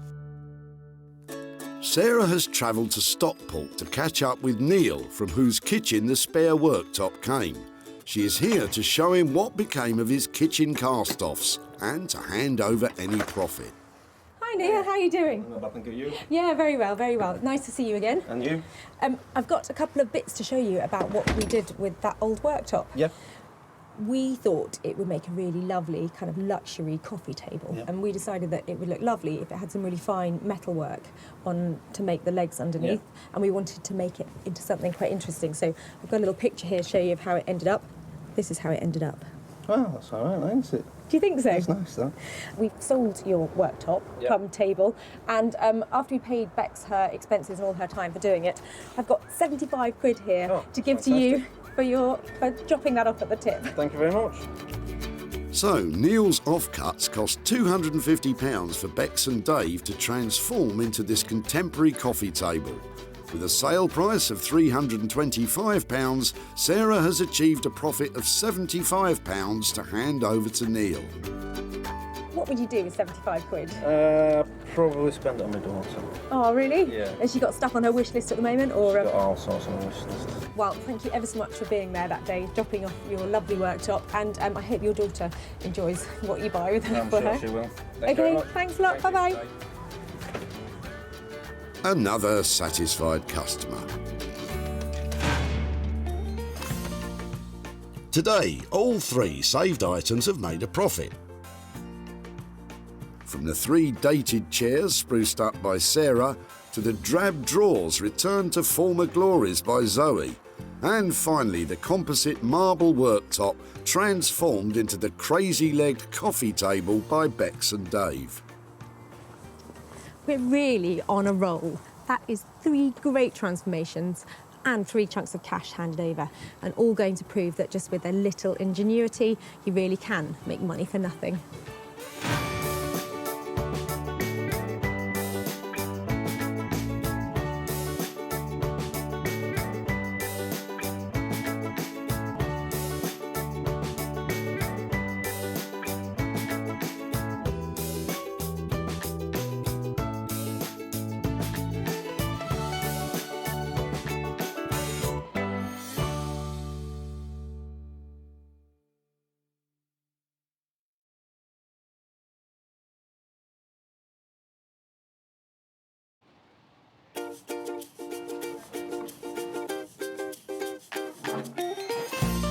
How do you make money for nothing?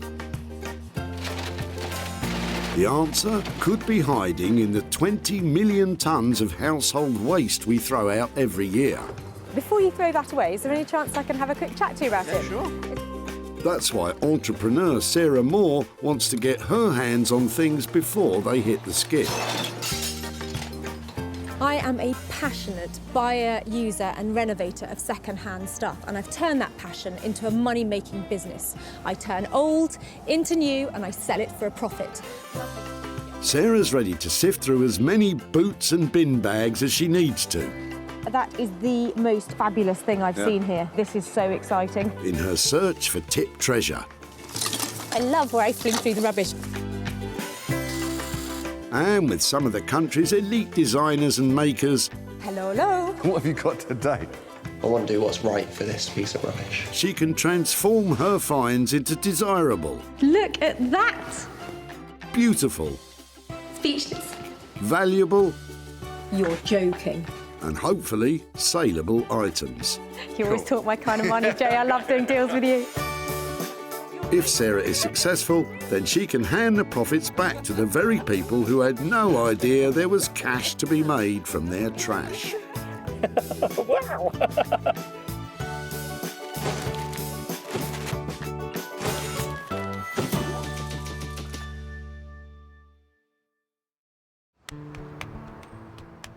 Today, Sarah is at Whitley Community Recycling Centre in Surrey. Every day up to 400 cars arrive here laden with junk for the tip.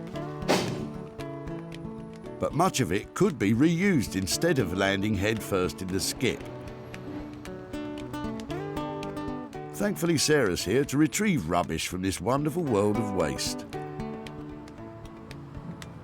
Some people like going designer shopping, others go and play golf. But for me, this is where it's at.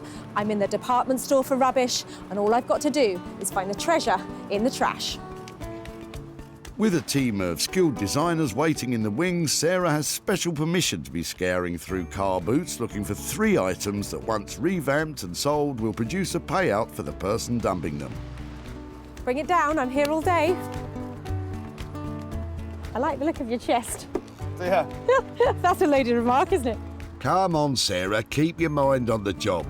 Enter Richard and some interesting looking doors. Hi there. Hello. I like your doors. Well, they didn't fit. Oh, really? So that's an Is old that one. That's an old one. Okay. That's one that came out. Right. That was the moulded door I got. So it's not as good a quality as the old one then? No, but the old one wobbled. Well, do you know something? It might just be to my advantage. I'm looking for stuff that I might be able to recycle or make into something else. And your solid door might be just the thing. Yeah, well, you're very welcome to have it. I'm thinking it looks like it might make a great table or... A You've got a table? lot- yeah. Well, let's get the... That's really cool. I would love if I could take it away and see if I can make something from it. Yeah. So it actually looks a lot nicer without the paint on it. It's really solid. It weighs a lot more than the new one. I can see lots of potential just because it's so solid and it's really big, which gives me plenty to work with. But what does Richard think? You see, thinking of it from my perspective, I can see turning it into sort of trestle and using it as a workbench. That's what I would do. But my shed's not big enough. Now I've really picked it up. It's really heavy. There's a lot of good quality wood there. That's fantastic. I'll definitely do something with that. Haven't got anything else in there then that needs Yeah, to be I've got a utilised? vintage BT home hub that I don't need. Do you want that?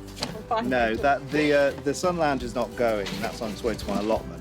Always worth asking, but on this occasion, Sarah will just have to make do with the old door. I'm going to break the door. If she manages to take it away in one piece, she'll certainly have her work cut out with this old timber.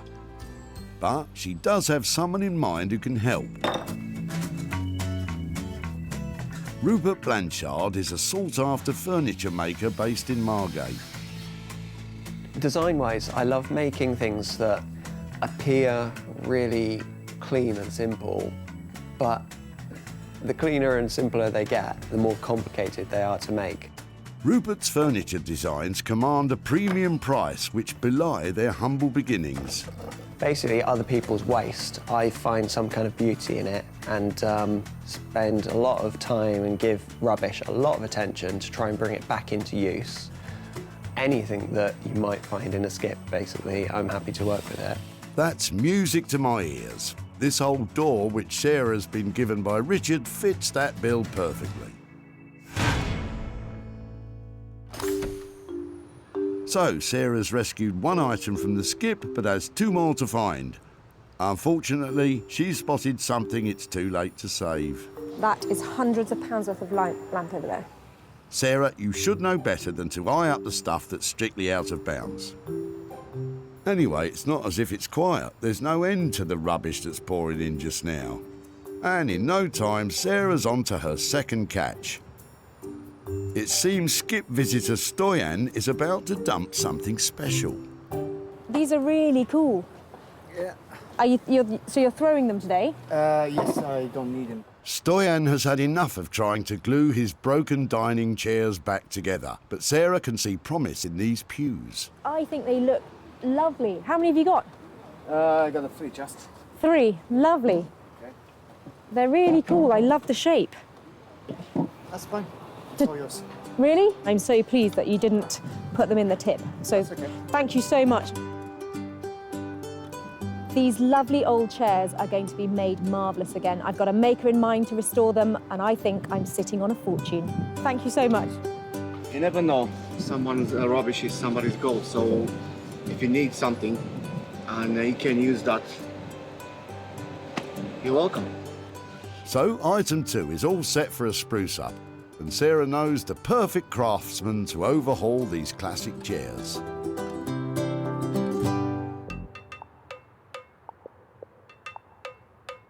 Jay Blades is a builder turned philosophy graduate turned furniture restorer. Jay has his finger on the pulse of modern design interiors, reworking the very best of British craftsmanship and bringing it into the 21st century.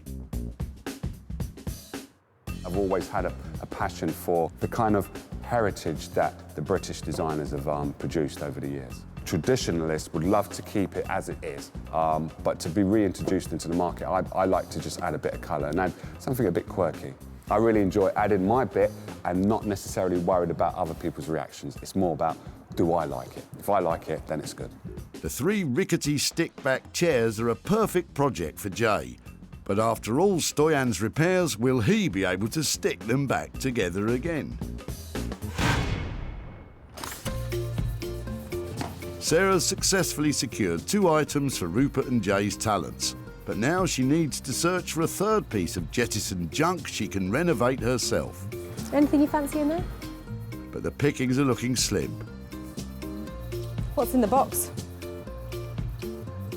Shiver me timbers, some treasure on the horizon, or at least somewhere to store it.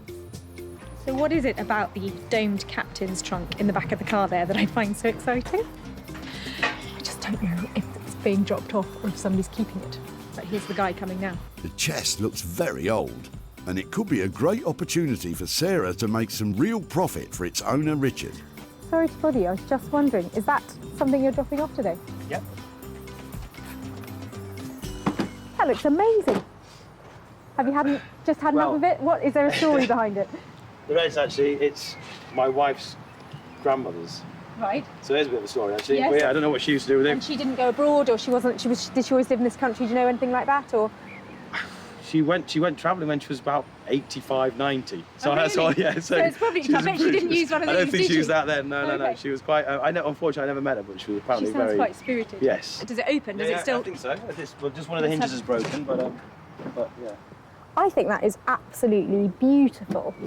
And I totally understand why you might have finished with it, but is it something that maybe I could take away and try and restore or do something with? Yeah.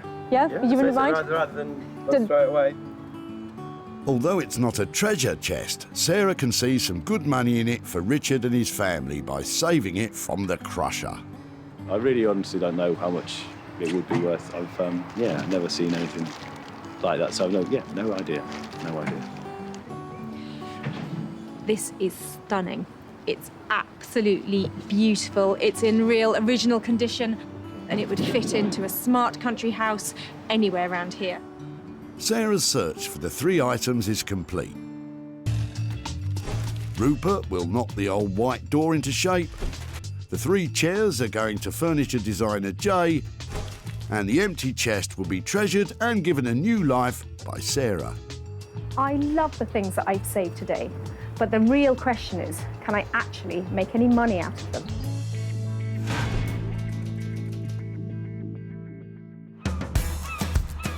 Margate is a seaside town on the coast of Kent. Like Brighton and Southend, Margate was infamous for clashes between mods and rockers in the 1960s.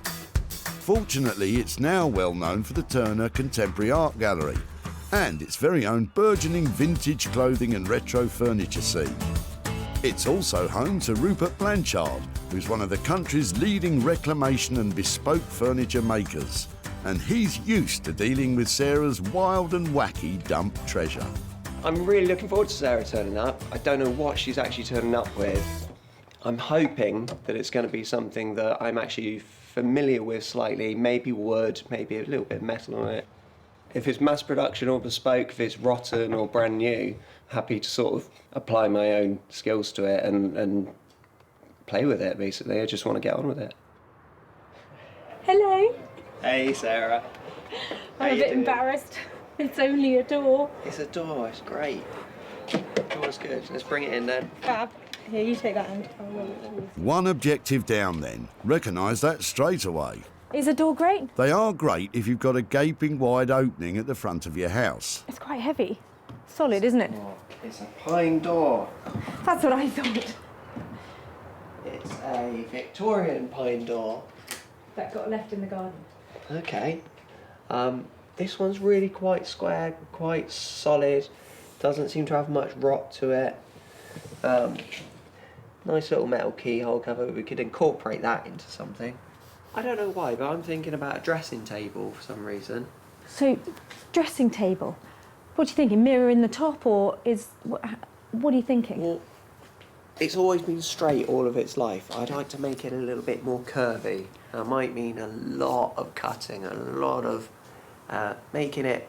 It was always stood up straight. Maybe giving it a nice slinky little bend round. So it's perhaps a lower table, turns round, goes up slightly, so you can sit against it and have it either a tiny little work table or a dressing table. A slinky dresser for somebody who's a slinky dresser, perhaps. But how much is this transformation likely to cost? I'd like to get this done in a day. I would like this done and keep this one simple, keep it clean, but keep it quite abstract and sculptural. And so, yeah, in total, no more than 2 days. That's fine. I think if we signed it off like that we're up to kind of 400 quid on it. If there's a bit less than that, that's great. That might mean something more for the guy who dropped it off. So if we keep it to that kind of ballpark, I'm happy with that. Yeah, I don't see any problems with this. It's going to be quite a sculptural challenge, quite a interesting thing. I think it won't be to everyone's taste, this one, but I think we're going to do something new that people haven't seen before with this one. So from distressed door to pop art dressing table, that boy is a genius. With costs of up to £400 to transform this old door into a slinky pop art mirrored dressing table, the pressure will really be on Sarah to sell it for a premium price if she's to return a profit.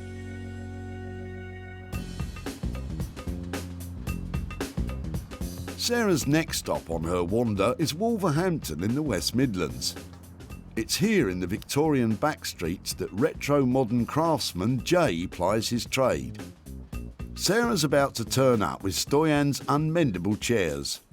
But will Jay be able to give them a lick of new life? All she's told me is just something that's beaten up and it's a bit broken and I'm gonna have to work my magic on it. Normally my style is repairing stuff and then adding a bit of je ne sais quoi to it. For me, colour is a must. And hopefully, whatever Sarah's bringing along to me today, I'm gonna add colour to it. How are you? I'm very good, I can't complain. What have you got today? I've got something really special today. Look at these. I can see that, I can see that. That is, whoops. They need some work, don't they? They do need work. These scrappy seats are actually classic British Urkel dining chairs that were built at their factory in High Wycombe in the 1960s. These are one of the creme de la creme of our English designers and English manufacturers that are still functioning in today. A lot of people want Urkel because it is the go-to kind of manufacturer to have. So someone to be throwing these away, it's kind of interesting, I would say. But it's very rare that you come across someone wanting to throw away Urkel. Very, very rare. The guy dropping these off, he said he'd bought them from the car boot. He had given up mending them because they weren't in a great state and he just didn't want to see them anymore because this one definitely seen better days and the others are weak. So, yeah, I thought that they just looked so cool. I love the colour about them, but they need that special touch, Jay. Yeah, they do. They need a bit more than a special touch. They do need repairing. So what we've got is glue that someone's tried to glue them with. And the one thing glue doesn't stick to is glue. So I'll have to remove all of that glue. This is coming out as well. No. I'm hoping that the state of them wasn't too bad. And then I thought, you are the go-to man for Urkel. I've seen the kind of fresh new look that you've put on some of their pieces. And I'm sort of wondering, is how much colour we can introduce them and if that's all right to paint them. I think that adding some colour is not going to be too detrimental to the design of this piece. I will introduce colour, but I won't overdo the colour on these. It will be very modestly done. I do love these pieces, so I can't wait to start working on them, actually. You know what my next question is going to be? It's going to be money. Money, money, money. £50 each. That's a deal. Okay, cool. I'll best get to work then. The total cost of renovating the 3 chairs will be £150. Sarah will need to find the right buyer if she's to turn a profit on these.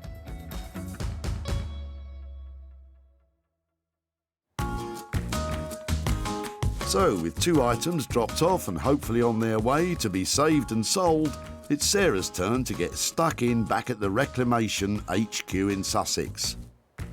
And at her barn, she's hoping to turn Richard's chest into valuable treasure. But sometimes it's difficult to get started. The dog's run off again. Bramble, here! Bramble, here! Come on, here! Right, I'm just going to go and put it in the house. Come with me. Come on. Come on, let's go. Come on. But preparation is everything. The dog is under no control. It just does whatever it likes. It's a nightmare. Bramble may be a nightmare, but the chest Sarah's saved might be what dreams are made of. Actually, I hadn't remembered how it was on the inside. It is a lot better than I remembered, so that's quite cool. I probably won't even have to line it. It's in good nick. Ah, treasure. It's got a bicycle clip in it. Look at that. That means it's at least 50 years old, because nobody uses those anymore. More like 150 years old. And a sweet. Nice. The mother load, a good omen for turning a big profit. The metalwork and the binding on the trunk is in really poor condition, and that is going to affect how much money I can get for it. So my plan is to try and take as much of the rust and the surface dirt off as possible, and hopefully stabilise it so it's something I can wax to make it look much more attractive than it does at the moment. It's going to need a lot of elbow grease to get this together. With grease applied, it takes Sarah just half an hour to remove what looks like more than a century of filth.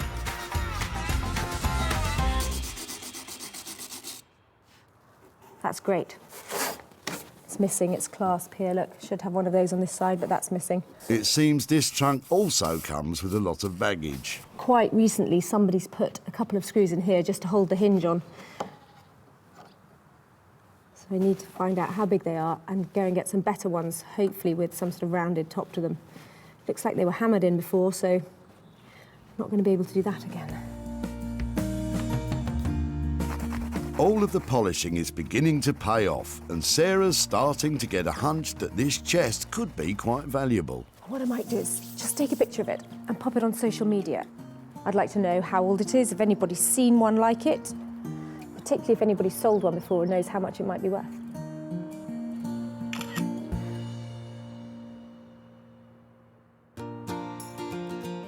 Now, did you know the inventor of the door knocker won the Nobel Prize? Taxi for me, please. Talking of doors... Sarah brought me this old door, which she saved, and I want to make a kind of console table / dressing table. I could find that it just collapses, it falls apart when I cut through it, especially because there are cracks running through the panels, but I won't really know until I do start cutting it up. It's a bit worrying that the success of this project could all hinge on a few cracks. I want to make sure that I'm cutting the shelf to the right level, and this thing doesn't exist yet. I don't know what level it needs to be. I'm not copying another piece of furniture, so there is no standard to go by. There's no rule book, so I can't really go wrong. Confident, that's what we like to hear. It's quite hard for me to cut this door. It's quite upsetting, but it is a knackered door that was on its way to landfill, so I'm gonna give it a new lease of life. Upsetting it may be, but just think how satisfying it may be bringing that door back from death's door. The cuts that I'm making through this door, they're not going to be straight through, they're going to be at 45 degrees, so I can join it to the next section door seamlessly as one flowing line. I don't want ugly joints just flat against each other. I want to make this nice, smooth, flowing line. Hopefully, I've sliced straight through at 45 degrees and it won't fall apart, but we shall see. No, not quite. Well, the good news is it's not fallen apart. Oh, not quite through. By cutting this door in half, Rupert's turning this into a do. That's half a door. I have made 1, 2, 3, 4, 5, 6 cuts to this door. Hopefully 6 cuts is all we're going to need. So this little centre section can disappear, and that means that I should be able to fold the door together now. But you kind of get the idea of what I'm trying to achieve, to make it appear as if the door has actually folded up on itself. Don't you just love it when a plan comes together? I'm still experimenting at this stage. I'm just trying to work out the piece of furniture that, at the moment, it only exists in my head. Yeah, it won't just levitate. Nobody said anything about levitation.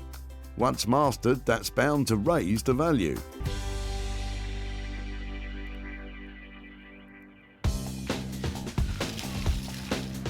And in Wolverhampton, Jay's still purring over the Urquhart chairs. These are a stick-back chair. I think they originated in the 1960s, and this is classified as the Urquhart's originals. British manufacturing, what I say at its best. Sexiest leg in furniture, and it does exactly what it's supposed to do. Looks good, holds the seat up, perfect form. This is a part of English history, and I'm just adding my little bit of to it. Although Sarah brought 3 chairs for Jay, he's decided that one of them's too far gone. So he'll use the 3rd one for spare parts for the other 2. All of these have to be sanded down, and that's all of the sticks, including this bit here. That is kind of like water damage on there. So it will be interesting to see if that has gone through and I can't clean it off. What I might then have to do is just paint this. So the design, what I've got in my mind, is determined by what the chair unravels to me. And unravelling before our very eyes is Jay's plan for the colours. So you imagine a light chair, like that colour, with black, and then with a hint of that, and those work. So I'm quite happy with that, actually. All it means is that I've just got to do loads of sanding. Sanding down ingrained stains is one of the biggest jobs of any furniture restoration. And it will reveal to Jay just how much of the wood he'll have to paint over. The wet wipe actually gives a true indication of what the wood would look like once it's finished. And then it will show kind of all of the imperfections that are there. So it's almost like getting a dry run of how it's going to look. And although most of the wood is fine, a small number of ingrained stains means this part of the chair will need to be painted. Now this is going to look the bee's knees. I could see a really vibrant mint green. I might just do one leg at the back, but everything else black and just that one leg. And then these I'm probably going to have to paint. This might be black as well. So it would just, it's going to look amazing.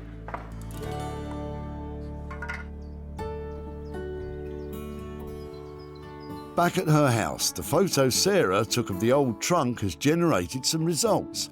She's been directed to a website that deals specifically with travelling chests like Richard's wife's grandmother's.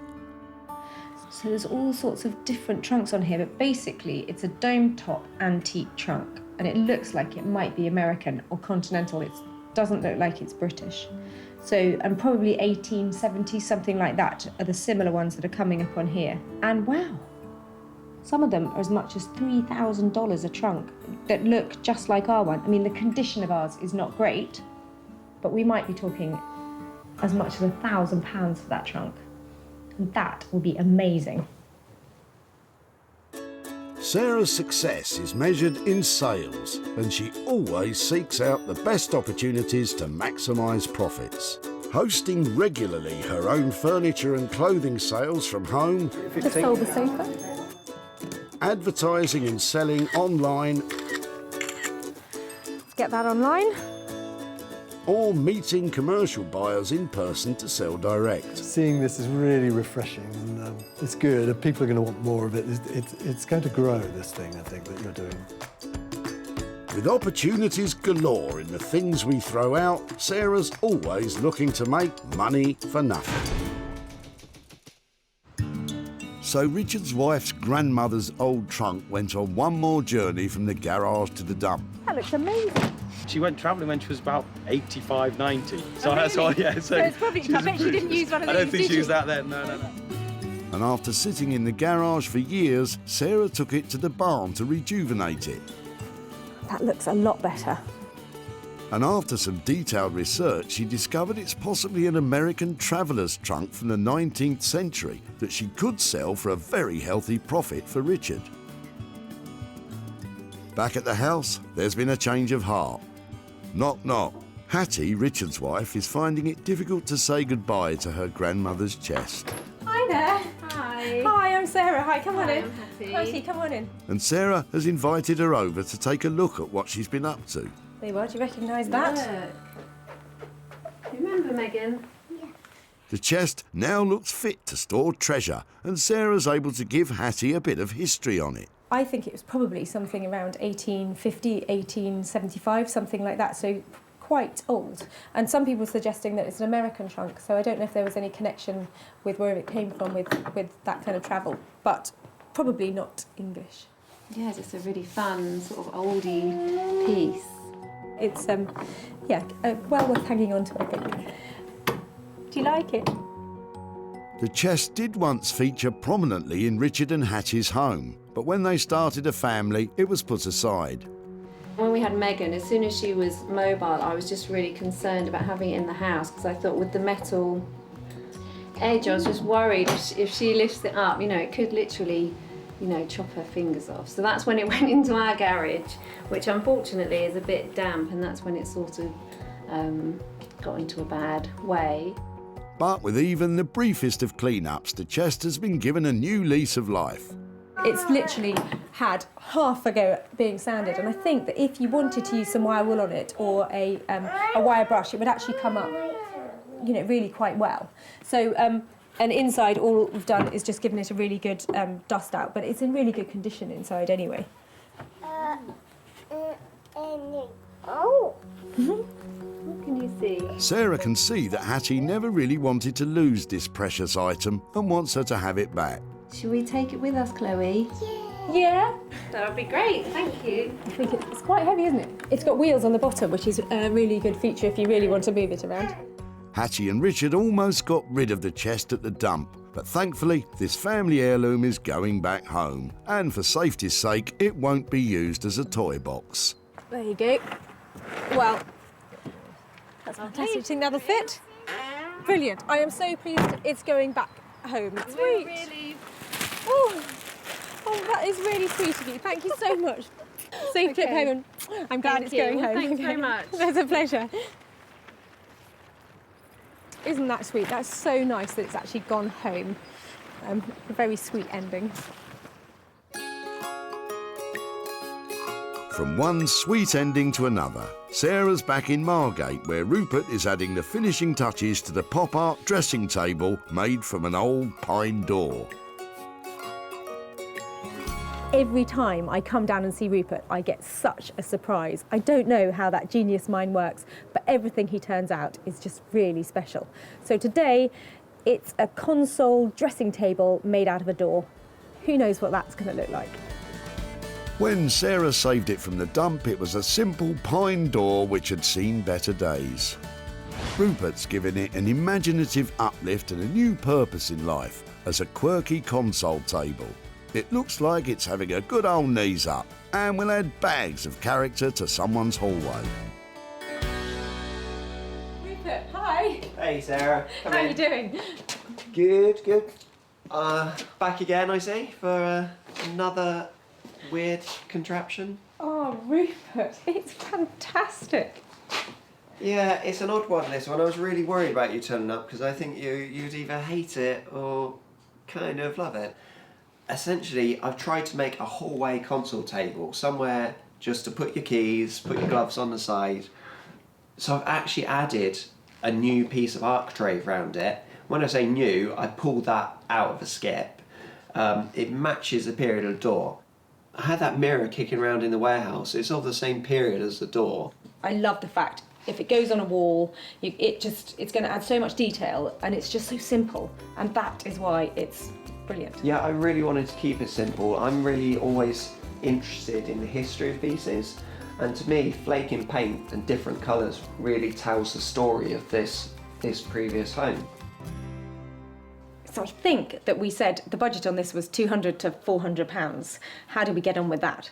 I haven't spent so much time on it, and luckily I haven't had to spend much money on it. I'd be happy to let you have this for around the 200 mark. That'd be no problem. With £200 worth of budget, I should be able to make a profit on it. So thank you. I think it's gorgeous, and there's a wall in my house that definitely needs one of these. So, with Sarah made up with the makeup checking mirrored console table, all she has to do now is find a new home for it.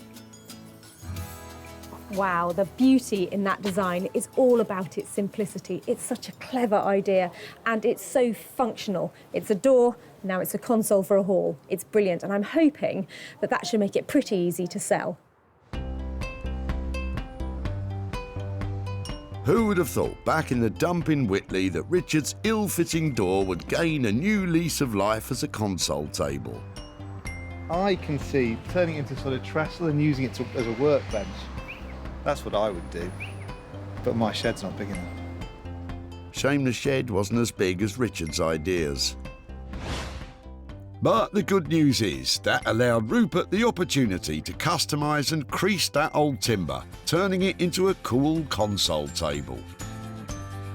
Sarah has yet to find the right home for this unconventional creation. Sarah's come to Surrey to show Richard how his old pine door has been reinvented. Hi there. No, you're not. Oh, hello. Hi there again. How are you? Hi, nice to see you. Hello. Who's this? This is James and Jessica. Hello, guys. How are you? Good. Have you come to see what happened to your old door? Yes. Come on out. I'll show you. know how a door can become anything other than a door. James can't really imagine it. Really? Have you thought about what we might have done with it? Yeah, just an old TV. An old TV? Yeah, one of those wooden ones. That's a really good idea. I wish I had thought of that. Do you want to see what we did with it? Yeah, absolutely. Okay, so it looks a bit different. This is something that is probably not everybody's cup of tea, but your door went on holiday, it went all the way to Margate to this amazing designer who's called Rupert Blanchard. And he has made your door into, it's a console table. That is... I mean, but you can still see what it is, can't you? And then when it's in a sort of more household position, I think it looks quite smart. So it's not everybody's cup of tea because it looks a bit scruffy, but I think it's really original. I really like it. What do you think, Jess? It looks a bit different to how I expected. I think it'd go really well in our house. Do you think it would? You do admit that much, don't you? Can we maybe have it still? Well, it's funny you say that. Normally I come here and I say to people, this is what I've done with your old door and I've sold it and I'm here to give you money, but your door hasn't sold yet. So I can either give you the door or I can hang on to it and try and sell it for you. I'm pretty sure that we're going to be wanting to take that off your hands in the few minutes that I've thought about it. I really, really like it. But yes, so please send us all the For my room! Yeah, it could be for your room, could be for your room, maybe for the man cave. Really nice to see you again. Thank you ever so much. And yeah, I'll be in touch very shortly. Take care. Bye-bye. Sarah never sold the piece, but Richard decided he wanted it for his home. Sarah may be £200 out of pocket, but at least it was a happy reunion for the old door and its original family.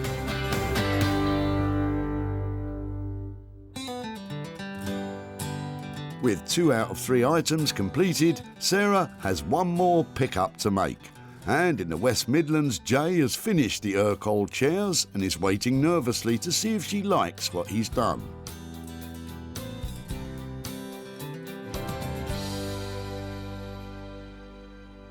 Well, Sarah knows I love Urkel, so her bringing me these, hopefully she'll be pleased with what I've produced. I would have these in my house all day, every day.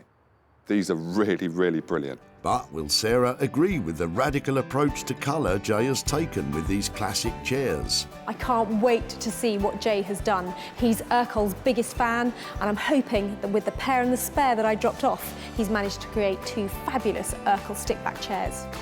When Sarah brought 3 chairs to Jay, they were on their last legs. And now, 50 years after they were made, they're cutting-edge Urkel chairs once again. What have you been up to? You're just a genius. Look at that. Just the one leg. Just the one leg. How quirky is that? All they needed was a decent amount of glue, taking the glue that was out of it, and then putting them back together, and they are ready to go for another 60, 70 years, I believe. Perfect. Made my day. Absolutely perfect. I think you've kept that purity, that Urkel finish and that look, and just enhanced it. Oh, just world class. Brilliant. Yeah. Couldn't be more pleased. Flattery Oh, will the get you man. everywhere. Flattery will get you everywhere. Oh, good. I think we set the budget at 100 quid for the pair. Did we come in on budget? We came in on budget. We came in on budget. Luckily, Sarah can already see how these ultra-modernised, chic Urkel chairs will sell themselves. They were tired and they were going to a skip, and look what you've done. Yeah. Fantastic. Thank you. Thank you. I'm glad you're pleased. I'm glad you're pleased. I think you can tell. I really do like them. I knew they were coming home to the right person, and I'm sorry to say I'm going to take them away. Yeah, you will. You will take them away. Yes, they needed a little bit of glue in, TLC, but the beauty with Urkel furniture is that it will last the test of time. It will outlive me, most probably, and it will be a case of if we can just add a little bit to it to make it just look like, ooh, or draw people's attention, that's what I'm all about. At the dump, these battered but beautiful Urkel chairs were about to be discarded forever. They're really cool. I love the shape. Sarah thought she could make a profit from them, and Stoyan was very happy to let her try. If you need something and you can use that, you're welcome. And with a touch of J Blade's design wizardry, they became cool retro chairs with a bright future ahead. Oh, just world class. Brilliant. Couldn't be more pleased. Sarah showed them to Martin at the old cinema, and he snapped up the funky chairs for his retro London store. It's got a nice sort of fun 50s, 60s look about it, and it's just really done well. I like it. Now, Sarah's in Surrey to show Stoyan what became of the chairs and hand over any profit from the sale.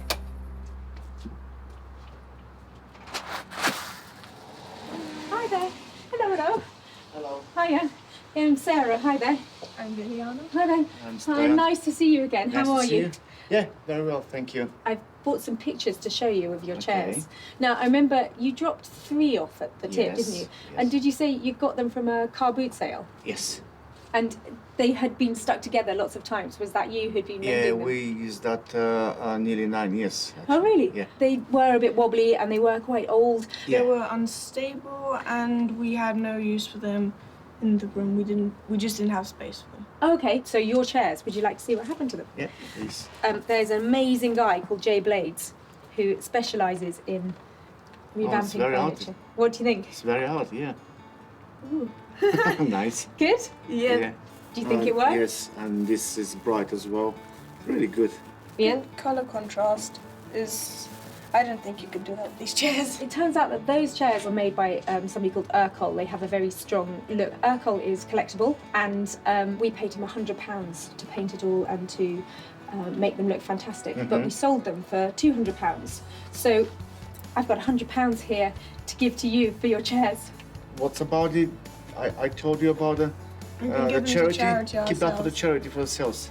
Really? Yes, please. What I'd like to do is, if I give it to you, then you can choose which charity that you give it to. Macmillan's, we at school we did some work for Macmillan's, so I could... That would be great, if you're happy with that, and if I can send you pictures or anything, if you want to show anybody at school how the money came or what we did with your chairs, that's fantastic. Okay. So thank you. Thank you very much for letting Thank you me to keep me in have touch your... and- Oh, that's lovely. And Thank you. Oh, it's a good luck pleasure. with what you're doing. It's really great. Oh, well, thank you. They were great to work on. Jay charged £100 to repair and reimagine the Urkel chairs. Sarah sold them for £200, making a nifty profit of £100 for Stoyan and his daughter Viljana.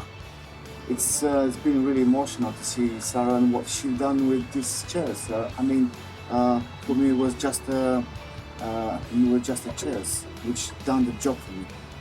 But now they look really, really good, and I'm impressed what they've done.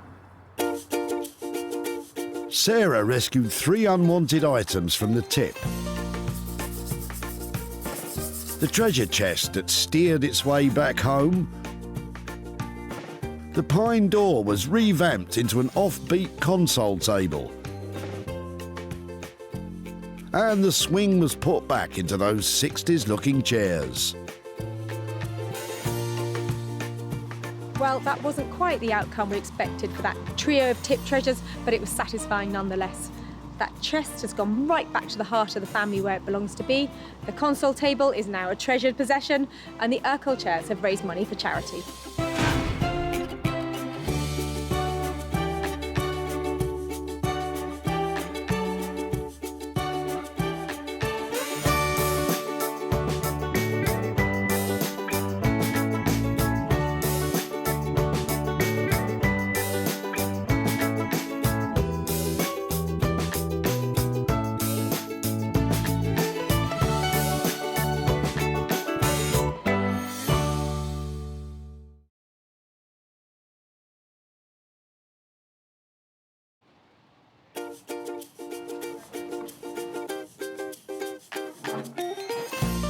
How do you make money for nothing?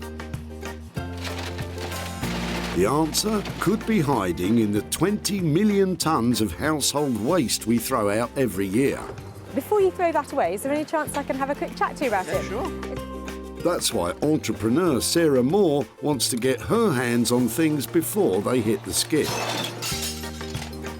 I am a passionate buyer, user and renovator of second-hand stuff, and I've turned that passion into a money-making business. I turn old into new and I sell it for a profit. Sarah's ready to sift through as many boots and bin bags as she needs to. That is the most fabulous thing I've seen here. This is so exciting. In her search for tip treasure. I love rifling through the rubbish. And with some of the country's elite designers and makers. Hello, hello. What have you got today? I want to do what's right for this piece of rubbish. She can transform her finds into desirable. Look at that. Beautiful. Speechless. Valuable. You're joking. And hopefully saleable items. You always talk my kind of money, Jay. I love doing deals with you. If Sarah is successful, then she can hand the profits back to the very people who had no idea there was cash to be made from their trash. Wow!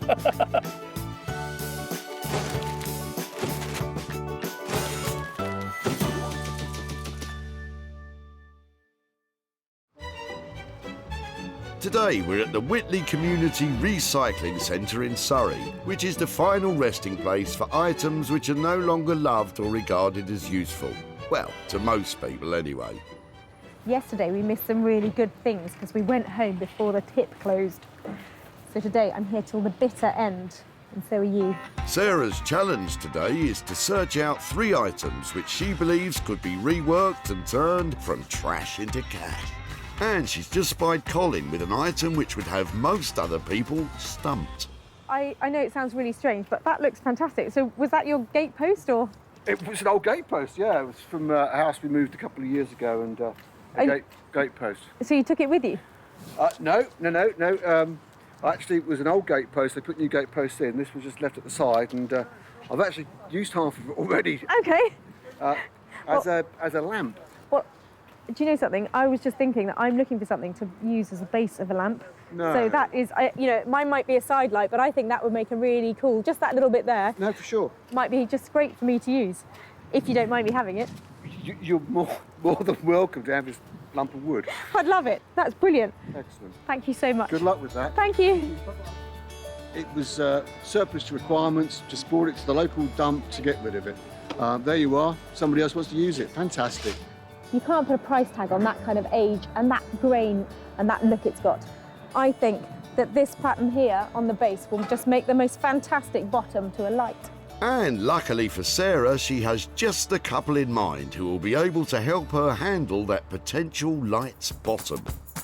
Hidden away in an East London garden shed, creative couple Abigail Booth and Max Bainbridge run a successful business making handmade homeware from reclaimed natural materials. We're so flooded with manufactured throwaway consumer items. It's like actually we decided we wanted to make things that lasted.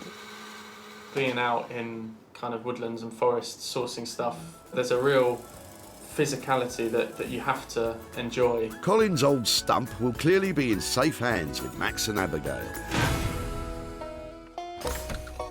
Back in Whitley at the tip, the plundering continues with Sarah on the lookout for her next item to salvage. But there could be anything. That's what's so exciting. It's almost palpable. Not the lawnmowers. Talking of gardens, what type of socks does a gardener wear? Garden hose, of course. Oh, God. With 2 more items left to find, Sarah has spotted the white van of Dominic and Bernard. I love the look of your sofa. Well, the sofa was going to be dumped. It is unbelievably uncomfortable. If it isn't comfortable, then that's a bit of a problem, isn't it? Brilliant. Should we just pop it down over this way? Actually, we should put the cushions as they should be, not as we throw them. Hand it over to an expert. Here you go. These are lovely. These are feather cushions. They've got a really good weight to them, haven't they? That's one way of putting it. I think that it's something that looks like it was a really quality, heavy-duty piece of furniture when it was first made. And I'm looking for things that maybe I can give a new lease of life to. Would it be something that you'd let me have a go at? Absolutely. I mean, if you could add value to that, that's fine. That's great. Can't wait to get my hands on it and do something with it. That's fantastic.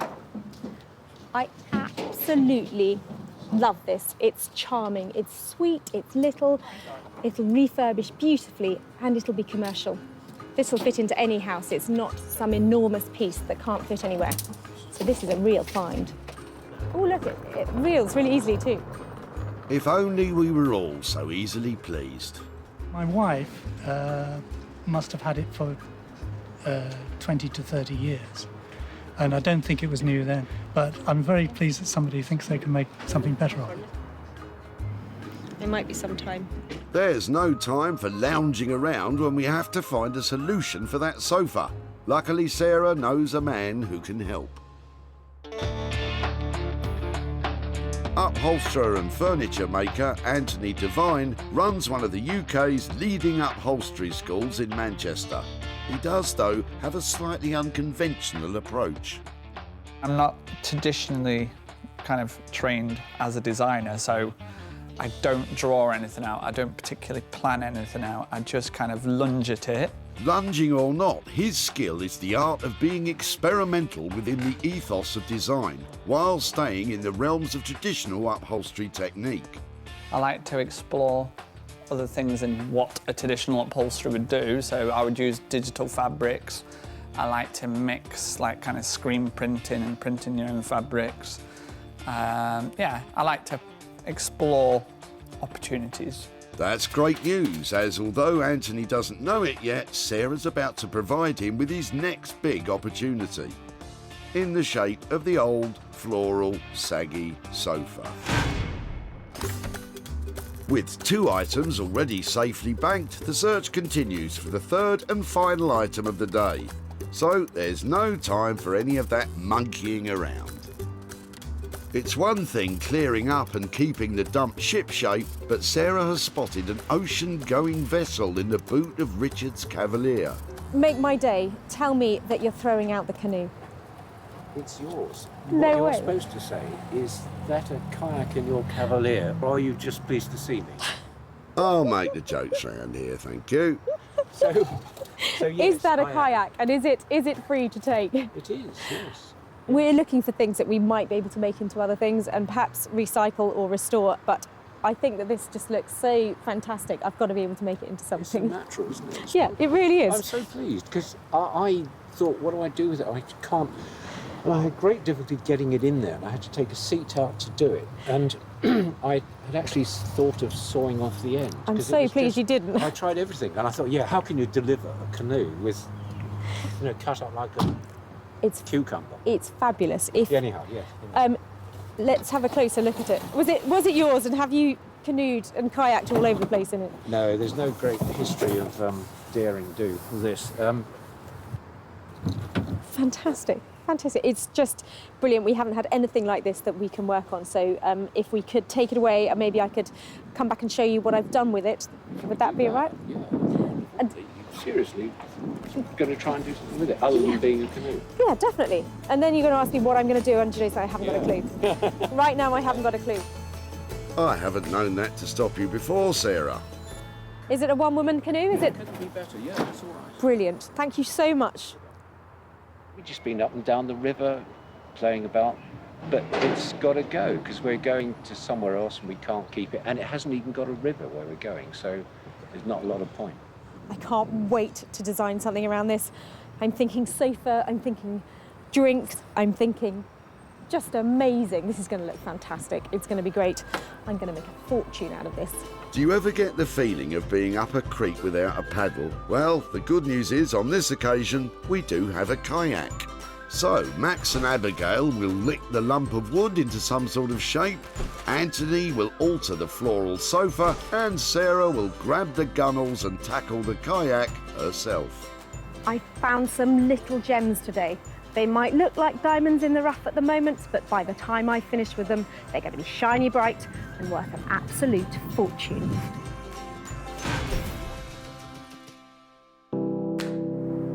Walthamstow in East London is home to a unique and quirky garden shed, which is where creative couple Max and Abigail specialise in producing luxury handmade homeware.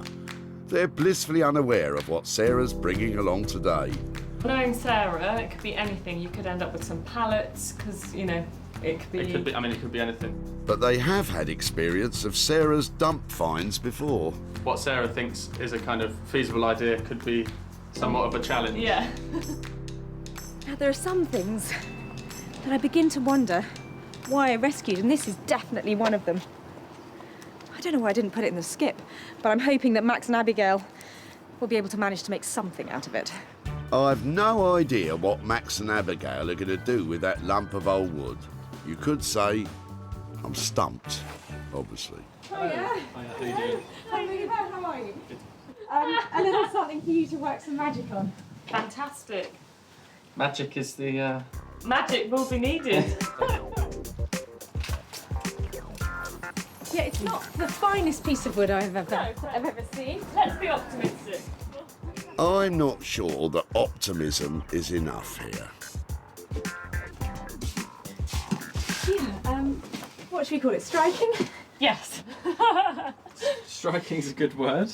Good, wow. It was a gate post, obviously. The guy who dropped it off had cut this bit off and reclaimed the other bits. He could use it. So this really is the waste of the waste. So he took the good bit. So he took the best bit of a kind of bad lot. And, let's look at underneath, because there is some supposedly solid here. I mean, that is pretty solid, this bit here. Is it something that's worth taking on, or do I take this back to the tip and just say, we've tried, but actually this is not workable? No, I think we'll definitely give it a go. Yeah, I was going to say, don't sure? take it back before we've tried. A couple of examples that we've got of where we've kind of worked things in the past, where it's kind of taken a kind of a lump that's really quite badly rotten, like this. And what kind of money should we be talking about to just have a go at turning that into something? I think, for the sake of just giving it a go, I think 50 quid just to cover the cost of labour and that kind of stuff, and we'll we'll just have a bit of a play and see what we can do. I would just be amazed if you can transform that into anything. So I don't think you have to feel worried about taking that on and making. I would just love to see something made out of it. And Okay, well, yeah, we'll see this as a bit of a kind of just a bit of a sort of experiment and giving it a bit of a go. great. Well, let me give you these lovely things back, and I'll leave you with that little beauty. Excellent. Brilliant. All right. Bye bye. See you later. Thanks. Well, I think it's pretty amazing that Max and Abigail can even begin to think about taking on a project like that. And I know that if they can't do anything with it, then really nobody can. Not what we were expecting, if I'm honest. As we were saying to Sarah, just to kind of have a play, give it a go, and yeah, see what we can get, really. So, Sarah has left Abigail and Max with a budget of just £50 to play with. If their magic doesn't produce the goods for this old gatepost, it will be once more destined for the dump. Sarah's coming today. I'm just waiting to see.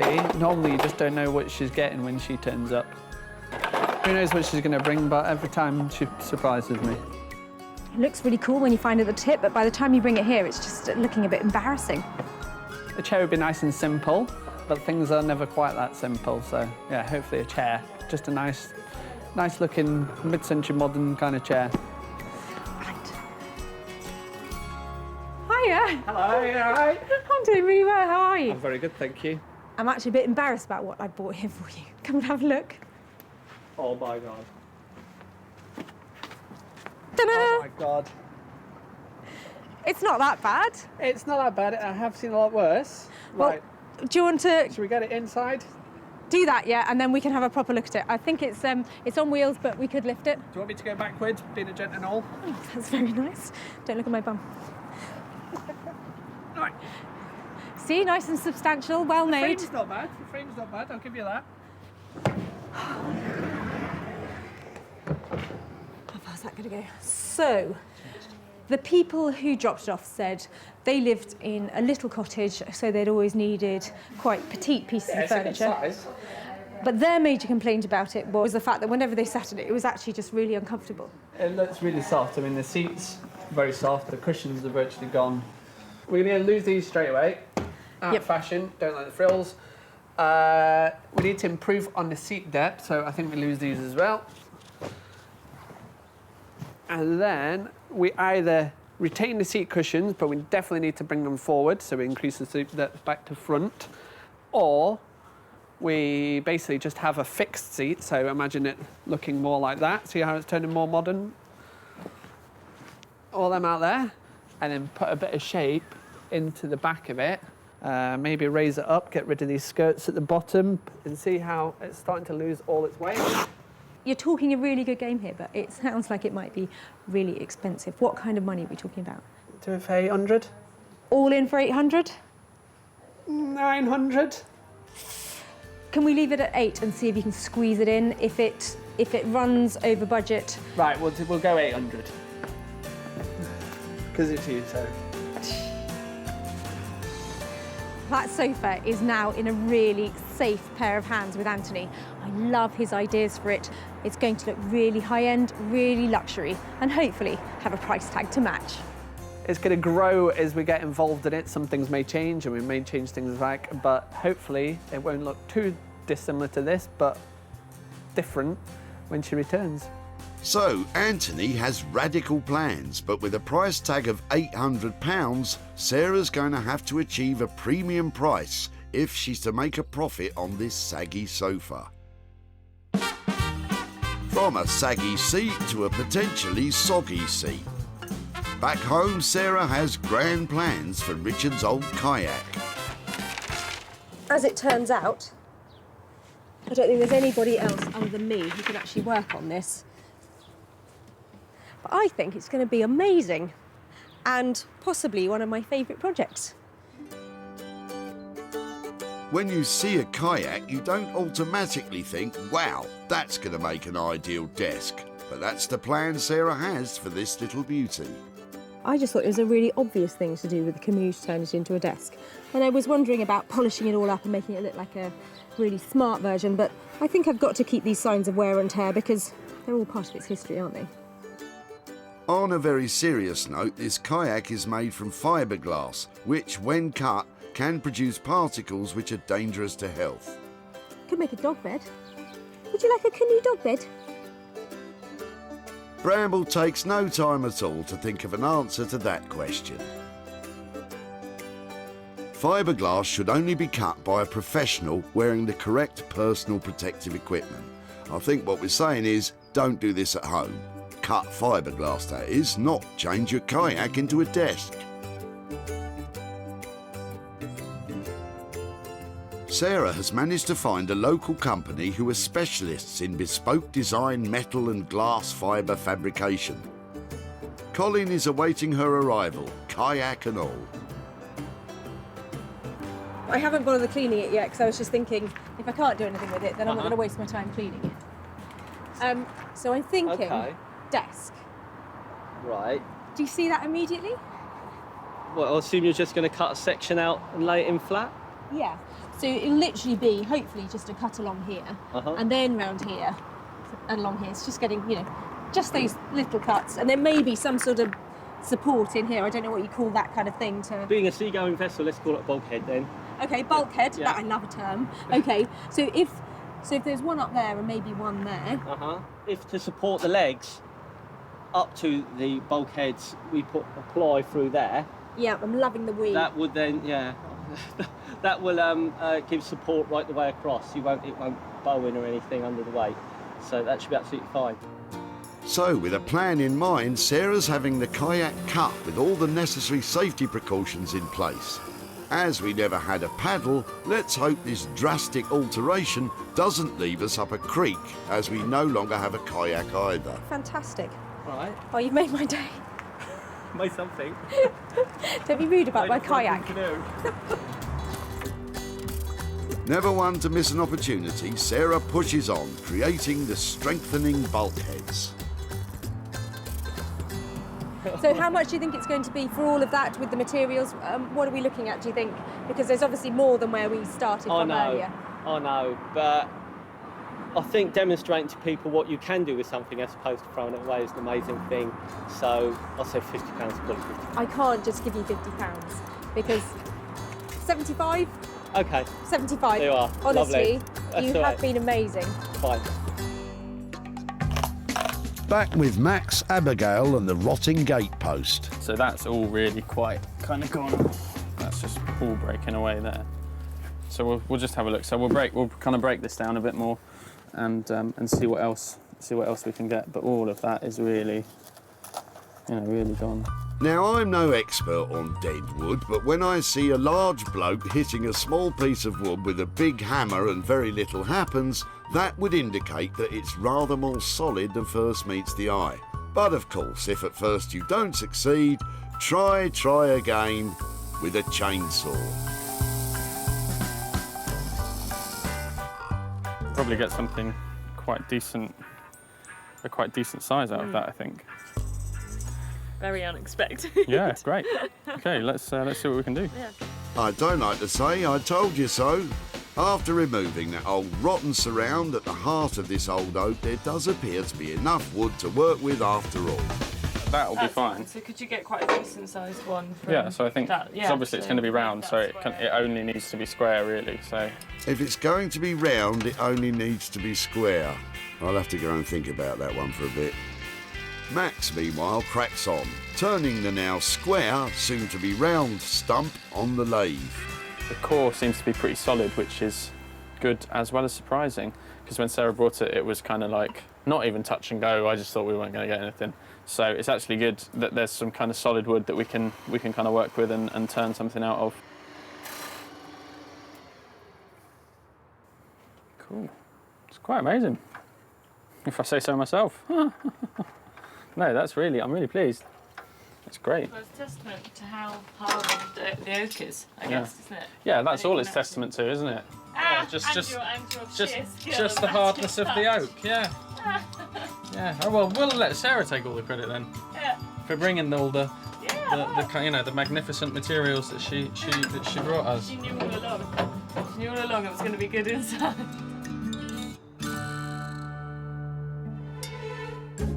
In Manchester, Anthony's well underway with his plans to modernise that old floral sofa.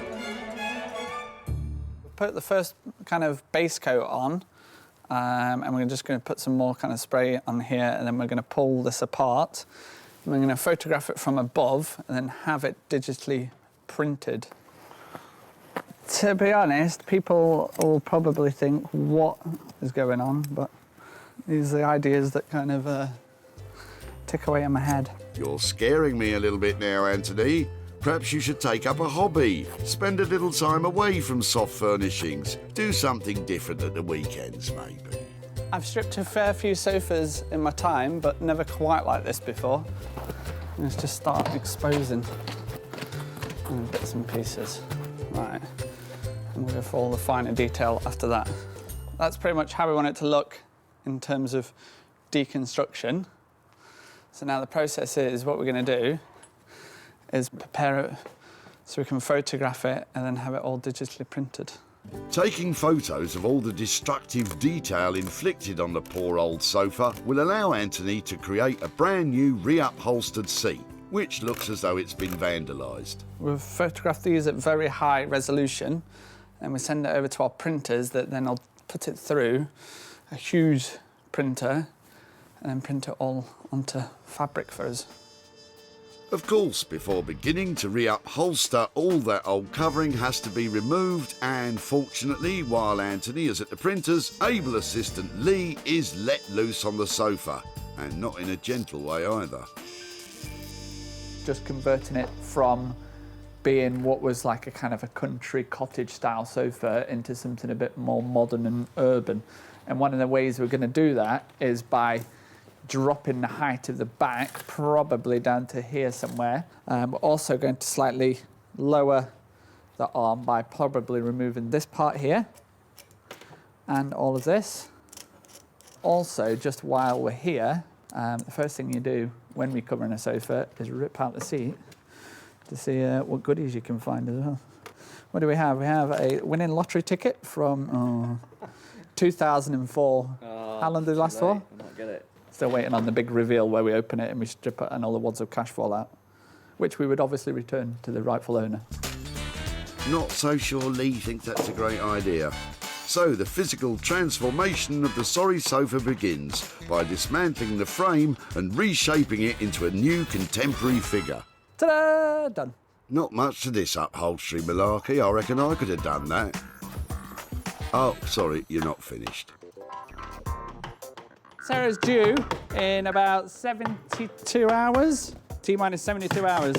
So, yeah, we should be just about ready for her to sit on it, I think. She might need to bring her own cushion by the look of things. Back at home in West Sussex, Sarah feels as though she's paddling upstream with her kayak transformation. Next time somebody drops off a kayak at the tip, I'll probably think twice about picking it up, because turning it into a desk, a little bit of a nightmare. Sarah has bought online a set of 4 pre-bent hairpin legs, which she's bolting through the holes that she's drilled in the bottom of the boat. Where I thought everything would just really neatly bolt together, I'm having to adjust it slightly every time, mainly using a hammer. Once the alterations were complete, all that was left was to give it a lick of paint. Just trying to get a real depth of colour to it so it looks really well finished. And a real good polish. If you'd like to take on a really challenging project, try turning a canoe into a console table. It's really hard work, but it's definitely worth it. When Sarah kept this kayak from being discarded at the dump, it was a sorry-looking item, and I know that there were those of you who thought she'd bitten off more than she could chew. Well, without hesitation, Sarah has sunk her teeth in and created an eye-catching console table. Admittedly, its proportions would not suit your average semi, but it's sure to attract admiring glances wherever it finds its new home. To turn the old kayak into a console table, Sarah has spent £125 on materials and a further £175 on labour, which totals £300. All she's looking for now is somebody with a need for a kayak console table who owns a rather long haul. Back at the dump, Sarah's keen eye spotted a kayak in the back of Richard's car. There's no great history of daring do with this. Richard couldn't believe what he was hearing. Seriously, you're going to try and do something with it, other than being a canoe. Yeah, definitely. And then you're going to ask me what I'm going to do, and you know, I haven't got a clue. Right now, I haven't got a clue. Luckily, inspiration came to Sarah, and with a little help from friends, she was able to turn it into a kayak console table. Sarah was lucky enough to sell the kayak console table to specialist retro homeware shop The Old Cinema in London. Sarah's returned to Hazelmere to show Richard what became of his kayak and to hand over any profit. Hello. Hi, Richard. Lovely to see you again. Good to see you. Come on down. Let me show you the pictures of the kayak. So there are lots of lovely designers who we have got who are helping us make things into amazing stuff from the tip. Yeah. And none of them worked with fiberglass. Right. So I have embraced fiberglass, and I have turned your kayak into a kayak console. Oh, that is terrific. That's ace. In my mind's eye, when I was making it, I thought it's going to end up in somewhere like a shop or somewhere where you could have a till on it, or perhaps somebody, you know, in a very cool bar, maybe mixing music on it or doing something like that. It's a real winner, isn't it? It is a winner, and somebody loved it and they bought it. So it cost £300 to make it look like a gleaming, fantastic console table, and I sold it for £450. So I've got £150 to give to you there. It's wonderful. £150. This is going to go towards the next kayak and your next success. Yes? Do you need another kayak? Have you got room for another kayak in your life? That's history, but this tops it completely. That's wonderful. And what you've created. Oh, you know, that's fantastic. I'm so pleased you let me have it. It was a really good, fun project. So, Richard, who knows how far our console canoes will go? Yes, there's a great future. So, with the kayak costing £300 to convert and Sarah managing a sale of £450, that's left a profit for Richard of £150. I love it when they love it. And that was another great example of somebody who wanted their transformed trash back. The final result is superb. The finish is terrific. The idea was inspired, and whoever's got it, I'm really quite envious. I think it's terrific. I think it's a slightly better table than a canoe, in fact. Although we find ourselves back in the very urban setting of Walthamstow, Sarah has returned very sheepishly to Max and Abigail's to see what has become of the rotten old gatepost. The last time I was here, I dropped off a gatepost that literally crumbled in Max and Abigail's hands before they'd even started work on it. So the chances of making a profit on this one, I think, are really slim. She was pretty embarrassed at what she was leaving us with, and I don't think we were particularly filled with hope. That old gatepost was certainly nothing to look at back at the dump. But with a huge amount of skill and craft, what was once deemed beyond salvage has become a range of wondrous wooden bowls. Consisting of 2 sets of pinch bowls, an oak pot and 3 further shallow bowls, Max and Abigail have worked their magic to create some truly beautiful wooden tableware. This is my favourite bit. Even though that gatepost was really bad, I'm still excited. Welcome.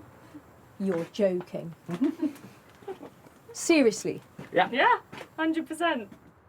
That's the reaction we wanted, isn't it? That's good. That's gone down well. Absolute genius. Honestly, and these pieces that came out of it as well. Yeah, so we thought it was quite nice to just kind of keep some... We'll keep a bit of the signs of age, so here you can really see actually how solid... So that's the edge. I mean, there was a hell of a lot of solid... It wasn't much of that before you actually hit solid wood. Yeah. To come back and find this is, yeah, really cool. I think I left you with a budget of £50. Because you managed to do so much work, has that changed? There was a slight amount of cursing of your name after you'd left. But then I would say we spent probably about 100 quid. In total. If that sounds okay with you. And I think what we've produced we can hopefully make that back and more. With some profit on top as well. Well, I'm definitely going to check your gate posts on the way out because I can't believe that all came out of that thing. That's amazing, really cool. That's There brilliant. you go. Thank you so much Thanks for very those. much. All right. Thank you. Genuine surprise. So this completely exceeds my expectation of what I was going to see here today. From rotten old gatepost to this, I mean, the level of craftsmanship is amazing. And I might even make as much as £50 worth of profit. We genuinely thought that we weren't going to get much and that it wasn't going to be, that it wasn't going to be that great. But no, I think she's pleased. Yeah, I think she's really pleased. So even with Max and Abigail upping the cost, this transformation from a gammy old gatepost to wooden pinch pots of perfection cost just £100. I think I can see these selling for a profit, at a pinch. Back in Whitley, Sarah was not the only one to spot the potential of the old rotten gatepost. Colin had already had a bright idea. I've actually used half of it already. Okay. As a lamp. Surplus to requirements, just brought it to the local dump to get rid of it. There you are, somebody else wants to use it, fantastic. Well, you can't make things look like that, so for me that was just perfect. Excellent. Thank you so much. Good luck with that. Thank you. Thank you. Having been transformed from gatepost to tableware, all that remained was for Sarah to find a sale. And online homeware retail outlets such and such stepped into the breach. They snapped up the complete collection. Looking forward to having them on the site. Yeah. Yeah. Great. Seeing people's responses to them. It's Yeah. always Yeah. nice. And, Yeah. yeah. There you go. Thank you very Thanks much. so much. Thanks, guys. All right. Nice to see you Cheers. again.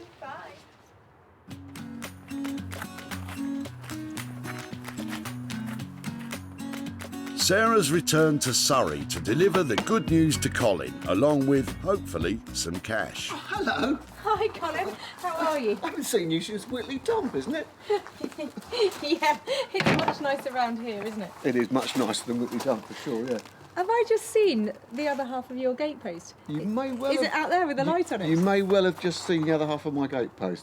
Well, that was the part that, of course, I didn't need the part that I took to the dump. That's what I needed, so I threw it away. And you laughed at me at the tip. You laughed at me taking your gatepost away. Well, only because I've already done something with it, you see, and it was only the small part that didn't need. So it turns out you weren't the only person to laugh at me, because Max and Abigail, who I took your old gatepost to, they really laughed as well. I'm not surprised. So here I have some pictures to show you of what they made.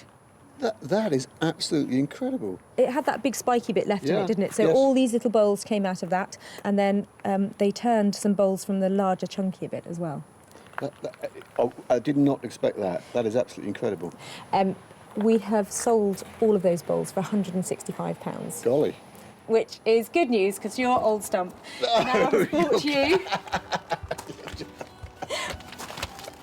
£65. That is incredible, isn't it? I'm really chuffed, For an old actually. post, I get £65. Yeah. Golly. That is incredible, isn't it? Absolutely incredible. With costs of £100 and a sale price of £165, Colin has £65 profit. So what will he do with this massive windfall?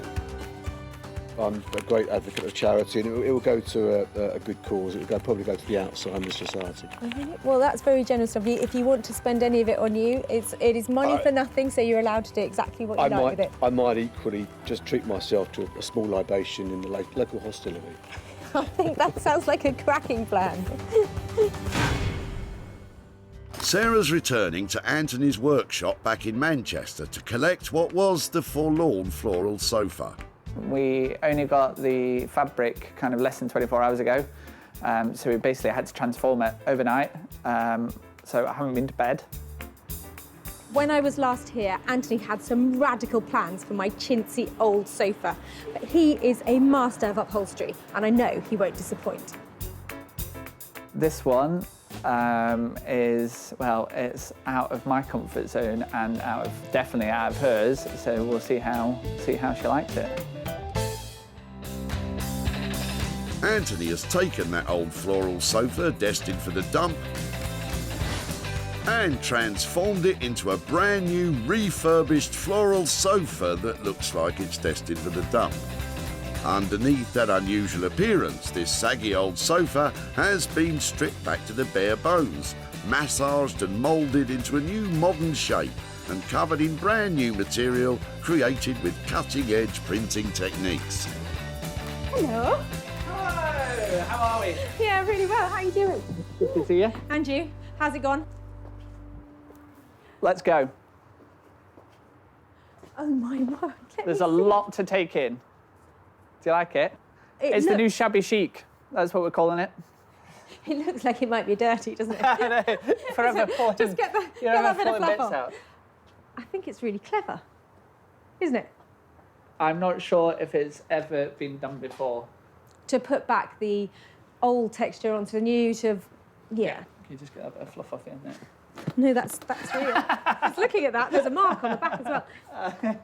Who do you reckon is going to snap this up? Where's this going? I'm thinking probably design agencies, PR companies, and marketing. Somebody that's got like a little funky office and wants a kind of reception area. So we're looking for a funky office currently without a sofa to snap up this chic and unique seat. But in order to know how much to charge, we have to know how much we spent. I had to bring Lee in because I was running behind you, putting me under pressure all the time. But I'll take him out for a pint, and we're still on budget. I'll buy the pork scratchings, okay? Very well then. Yeah, I like pork scratchings. I didn't know you could get pork scratchings quite so far south as Sussex. I thought they became crackling as it passes Watford. So with the deal struck, all that remains is to get the sofa in the van. Oh, and sell it, of course. Well, Anthony has definitely delivered on the radical. That sofa is a really clever design, and he's identified that niche market to help me sell it. Obviously, it's not Sarah's normal kind of style. It's different to what I'm used to, although these things are always rattling around in my head. Yeah, I'm really pleased, really pleased. Despite an initial scare regarding the budget being blown, Anthony has in fact been able to complete this project for the agreed amount of £800. And a packet of pork scratches, of course. Back at the dump in Whitley, Sarah spotted Bernard and Dominic sneaking a sofa from the back of their van. Well, the sofa was going to be dumped. It is unbelievably uncomfortable. Would it be something that you'd let me have a go at? Absolutely. I mean, if you could add value to that, that's fine. Can't wait to get my hands on it and do something with it. That's fantastic. Sarah was not the only one keen to get her hands on Bernard and Dominic's old sofa. Family-run business Smithers of Stamford, who specialise in the sale of one-off vintage retro and quirky items, were also quick to see the appeal and snapped up Anthony's shabby chic sofa. Sarah has returned to Whitley to catch up with Bernard and meet Sue, the sofa's owner, to show what became of their once saggy seat. Hello again. Hello. Hi there, Sarah. Hi there. Hello. Good to see you again. Oh, hi My there. wife, Sue. Hi there, Sue. Hi there. How did you do, Sarah? I'm fine. Hi Nice there. to meet you. Thank you very much for letting us come and show you a little bit of what we did with your. Yes. Is it your stepdaughter's? Your It's daughter's my daughter's, yeah, sofa. my daughter's sofa. Yeah. Well, it was actually my sofa. I lent it to my daughter because she needed some furniture. Okay. Well, I need you to brace yourself, okay? what you've done to it? Yes. Okay. Don't be too better than throwing it away, isn't it? Well, it definitely hasn't been thrown away, so I'm going. Don't be too shocked, because basically it has been graffitied and torn apart, and then photographed, and then reupholstered. Goodness me. Is that what? It's amazing.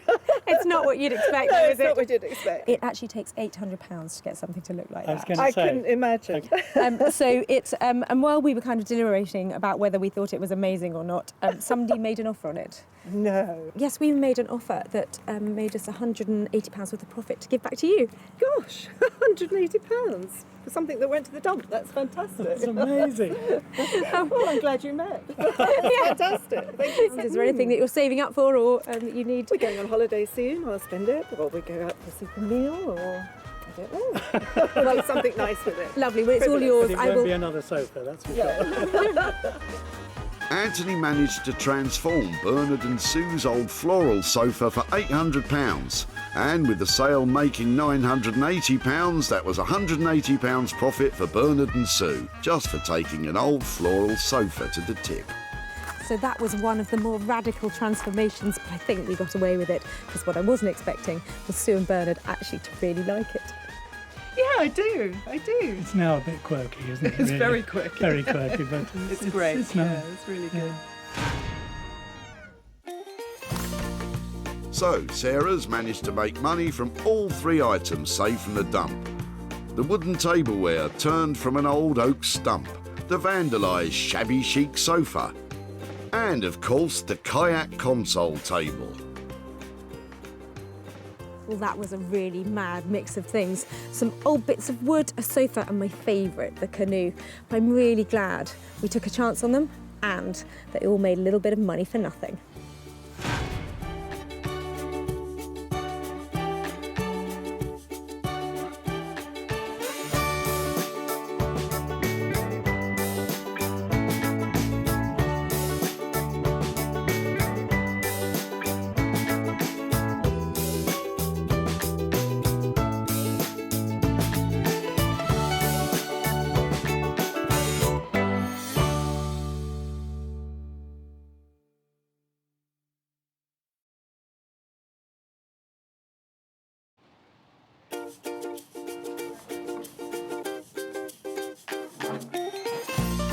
How do you make money for nothing? The answer could be hiding in the 20 million tonnes of household waste we throw out every year. But just before you throw it away, would it be possible to have a quick look at it? That's why entrepreneur Sarah Moore wants to get her hands on things before they hit the skid. I am a passionate buyer, user and renovator of second-hand stuff, and I've turned that passion into a money-making business. I turn old into new and I sell it for a profit. Sarah's ready to sift through as many boots and bin bags as she needs to. That's vintage gold, isn't it? It's really exciting. In her search for tip treasure. I love it. And with some of the country's elite designers and makers, What are we going to do with that? Oh no! she can transform her finds into desirable, Amazing. beautiful, valuable, Cha-ching. and hopefully saleable items. That's £80 profit. If Sarah is successful, then she can hand the profits back to the very people who had no idea there was cash to be made from their trash. Oh, that's fantastic. That's unbelievable.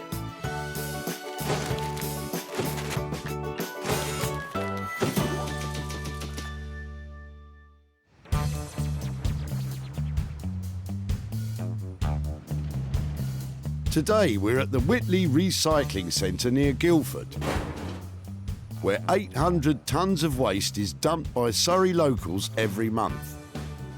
It's so exciting. People are flooding in here all day long, and I'm going to turn their old into gold, their trash into cash, and make some money for nothing. Remember that Sarah has special permission to rummage about today, so don't go pestering people at your local recycle centre or you'll be the one getting thrown out. What are you clearing out? What's going on today? Sarah's combing through cars looking for 3 unwanted items to turn into cash for whoever's dumping them. I'm loving the look. Well, thank you. Thank you. It's much smarter. Flattery will get you everywhere, Sarah. At the far side of the centre, Philip may be about to dump just what Sarah's been looking for. That's vintage gold, isn't it? Any chance I could have a word with you about your sewing machine? Of course. Are you throwing everything? Everything must go. Wow, so how long have you had this? I don't know. I think it's been probably around for about 40, 50 years. Right, yeah, it I looks recall. about that age, doesn't it? Sorry. It's heavy. That's right. Heavy's great. It hasn't got the sewing machine in it as well. Probably. It has. It has. Do you actually want it? I really want it, yes. There's such a lot of things to dispose of today. The sewing machine is more than enough for now, Philip. But what do you think Sarah will do with it? Hopefully, if she's a good girl, she'll learn to sew on it. Careful, Phil, that attitude's about as out of date as the sewing machine. It is absolutely beyond use, but it's these legs and this lovely flywheel and all the bits down here that I think are where the money is. But everybody has made tables out of these things, so I've got to find something to make out of it that is really original and inspired. And at the moment, I'm lacking the inspiration.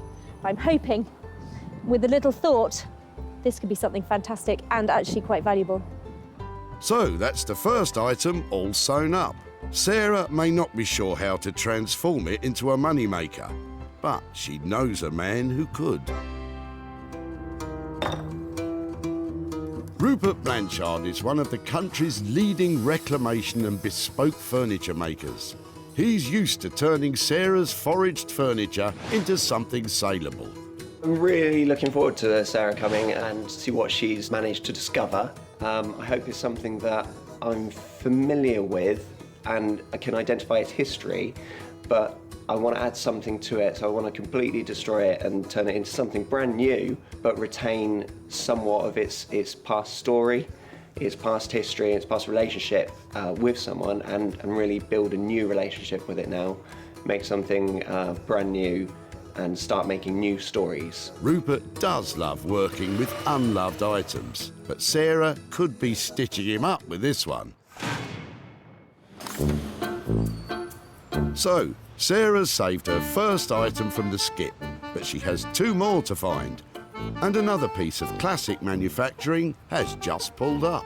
I absolutely love it. How long have you had it? I've had it about 5 years. Well, it's lovely to see it being used. The car's not up for grabs, Sarah. Get a move on and find your next item. Ah, wait, Emma might have just the thing. Go on, have a sneaky peek while she's away. Wow, I wonder if I'm going to be able to have that. Look at that. I think it's made of metal, and that makes it really easy to use, so I'll just see if I can get hold of that. Hold on. Hi there. I'm looking for things that I might be able to recycle or make into something else. Okay. And I was wondering if it might be, you might share this or let me have it. You can have it. No, you're welcome to Really? take it. Oh, it's quite heavy, isn't it? It's not that bad. I know, actually, in the scale of baths. No, I thought it was going to be heavier. Well spotted, Sarah. Spending most days at the dump, you're due a bath. That's brilliant. I love the shape of it. Exciting. Well, thank you ever so much for letting us take it away. No worries, That's have great. fun. Thank you. Sarah clearly sees potential with Emma's bath, but what on earth could she make from it? I'm thinking she's going to make some kind of weird 60s seats or something. I love this bath. It's made of tin. I'm going to be able to cut it up and make something fabulous out of it.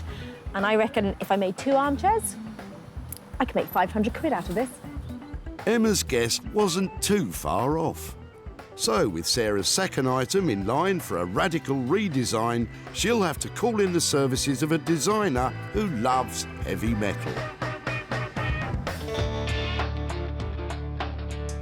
Beck Simon is one of the country's best artist blacksmiths, creating high-end interior furniture and bespoke metalwork commissions.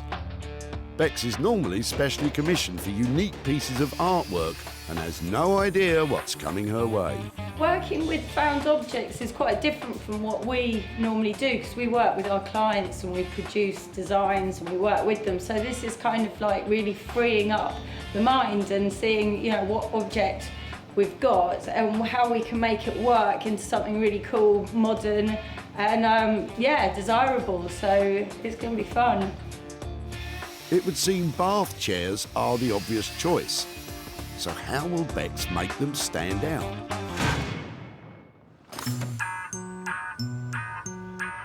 Sarah's successfully found 2 items for designers Rupert and Bex. Now she needs to find a third she can apply her own skills to. And with the day getting on, she may not get to be so choosy. Oh, hang on a minute. There's that. A plastic plant pot. I think we'll keep on looking. But as luck would have it, Elizabeth may have just saved the day with her box of old taps. My husband, when he did the central heating years and years ago, Yeah. couldn't bear to ever throw anything away. Oh, I'm like him. I can understand. I can understand and that. so I'm gradually getting rid of them because they're no use to me. But if they're, I was going to put them in the recycling. Well, do you know something? I'm looking for things that I might be able to add to projects or make something out of. Right. And yeah, these are just what I'm after. Something really chunky and old, and they've got that classic look. God. That would be really nice. Yes, I'm just only too pleased for them to be reused. Thank you so much. When we moved into our house many years ago, and my husband had old pipes, couldn't throw them away, of course, and redid it, and they've just been in the garage ever since. Look at that absolute box of joy. These are just fantastic. They're not perfect. They're in a bit of a state, but I have to be able to make something brilliant out of these, don't you think? Okay, bye-bye. It was great meeting that lady, and it was really sweet that she let me have those taps and things, and I just hope I can do them justice and make something lovely out of them. Sarah's 3-item search is complete. Philip's sewing machine will be going to Rupert, Bex will work on Emma's old bath, and Sarah will be hoping to create a cash flow from Elizabeth's taps. It's been a fantastic day here today, and I've met some great people. But I've also been making some really big promises about what I'm going to do with their rubbish. And I think I might have my work cut out.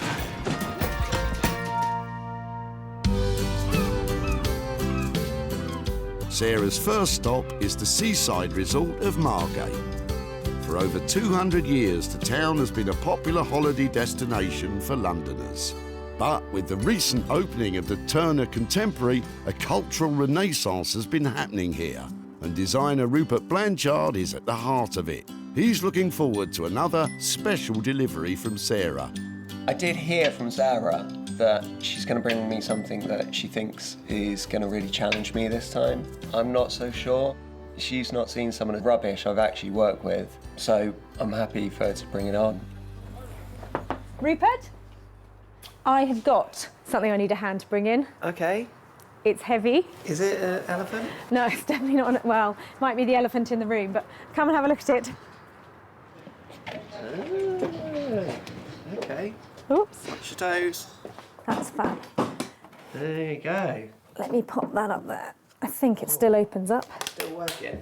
Just about. Is it beyond repair? Is it beyond use? Nothing's beyond use. Nothing's beyond repair, is it? It's all, we can do something with it.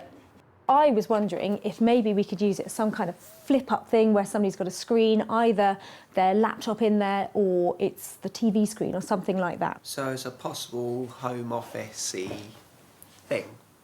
Perfect. I think you're saving it just about the right point before it does crumble. The sewing machine itself and the mechanism still work, so maybe you'll turn a handle and your screen comes up. Maybe you do something and it actually appears. There's definitely a lot to play with. What do you think? That is a challenge. I think this one might take a couple more cups of tea. Or perhaps something stronger. Well, you can't hurry creativity, can you? But I've got every faith in Rupert's designs, and I'm really looking forward to seeing what he comes up with. I really want to do something new with this. Something quite exciting, and maybe I need to think about its original use and how to push it further into the modern world. So, because Rupert has absolutely no idea what he's going to do, we can't estimate a cost for this job. Let's check up on him later, when he's had a chance to think.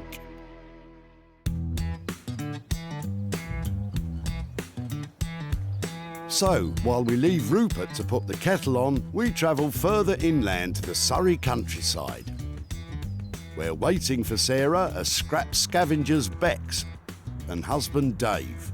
Sarah thinks a bath is just what these two need. It's a bath. Don't take it personally. Oh, wow. Okay. It's tin, it's not one of the cast iron ones, so Yeah. it's not too heavy, but it's metal, Yeah. so I thought of you. And obviously how dirty we are. We need a bath. Tin baths are a cheaper alternative to heavy cast iron. It should make no difference to the sale price once they've turned it into... What's it being turned into? So I was sort of wondering whether this could be a pair of armchairs. I was just wondering if we could cut in each end off to make a kind of like cool armchair, That would probably work quite well. What I haven't done is actually sat in it. Do you think maybe we should put it on the ground and sort of see how big, you know, Oh, is it yeah. possible to get 2 out of it, do you think? Pop it down. Okay, you sit that side, I'll sit this side. 2 birds in a bath. You've got the taps end, I win. I always end up with the taps. OK, so my end's comfortable. How's yours? I'm sort of quite propped up, but that's okay. The only thing I was wondering about, just having a couple of holes in it so we could put a cushion pad on it, so maybe just in the base, a cushion pad so you don't slide out of it. Yeah, no, definitely. If I get out, will you shoot you across this place? Yeah, I think, yeah, we can go for that. Definitely give it a go. Give anything a go, Suze. It's a clever idea to turn the bath into 2 separate saleable seats to double the potential profit. Oh, it's quite cool up this end. As long as we don't break the bank making it. I suppose we're looking at £30 to £40 to get a cushion made if I was to make up a very simple square to go in it. If we've got, say, 400 to 500 to do what we need to do, I reckon we could have a good go at it with that. Fab. Well, that sounds like a great plan. Shall I leave it with you? Okay. Don't sound too enthusiastic, Bex. 2 bathtub armchairs. That should be easy, right? There's quite a few unknowns as usual, aren't there? Yeah. Like how much enamel's going to stay on it, how much the shape's just going to fall apart. But we will remain positive. That's more like it. The armchairs should cost between £400 to £500 to make, plus a little extra for the cushions. Selling them for any more than that means Sarah's in profit.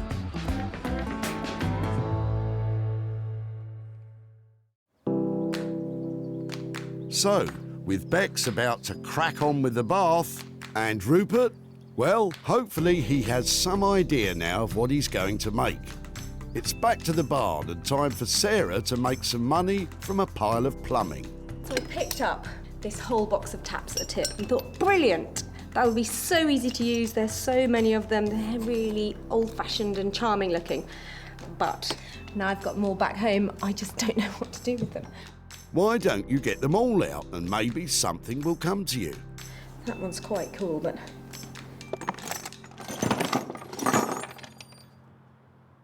So? Any ideas? What's with you and Rupert today? Get those creative juices flowing. I thought maybe I could use them to make some really smart lighting, you know, have some blue bulbs coming out of them, but really it's very complicated what's inside them. But then I'm wondering, maybe with these sort of angular bits, if I can make a towel rail, something useful for the bathroom. I think I should put them back somewhere where there is water involved, otherwise they'll just look inappropriate. And hope that there's some way of fixing them together, perhaps onto a backboard that would make a really cool place to hang a towel. Towel rail, that'll do. They're quite good. There's one there. Okay, so I've got 2 of those. Except I didn't see a rail in that box. And I have got this piece of copper pipe left over. It's not brilliant, but I'm thinking maybe... Yeah, it does fit. This one's starting to come together. If it could sort of come out of the wall on those bits. And because it's all made from plumbing, it'll be a heated towel rail. Am I right? Yeah, it's never going to be one of those heated... I mean, it could be if I got it plumbed in, but I think it should be decorative only because I've got no budget to spend on this and I just want it to look pretty cool and a pretty quick fix. Cheapskate.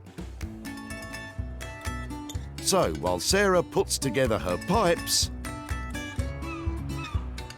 back in Margate, Rupert's had a bit of time to think about what he'll do with the old sewing machine. And we're no further forward.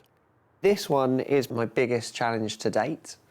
There's a lot of very easy things you could do with it, but I want to come up with something new. This is approximately 100 years old now. It's broken, the wood's delaminated, metal has rusted, corroded and snapped. Depending on what you want to do with this, you could spend hundreds, you could spend nothing. My preference is always spending nothing. With no idea how this is going to turn out, Rupert plunges right in. I'm going to start by taking it apart, lay out very neatly what I've got to work with, and hopefully that will help me in the design process.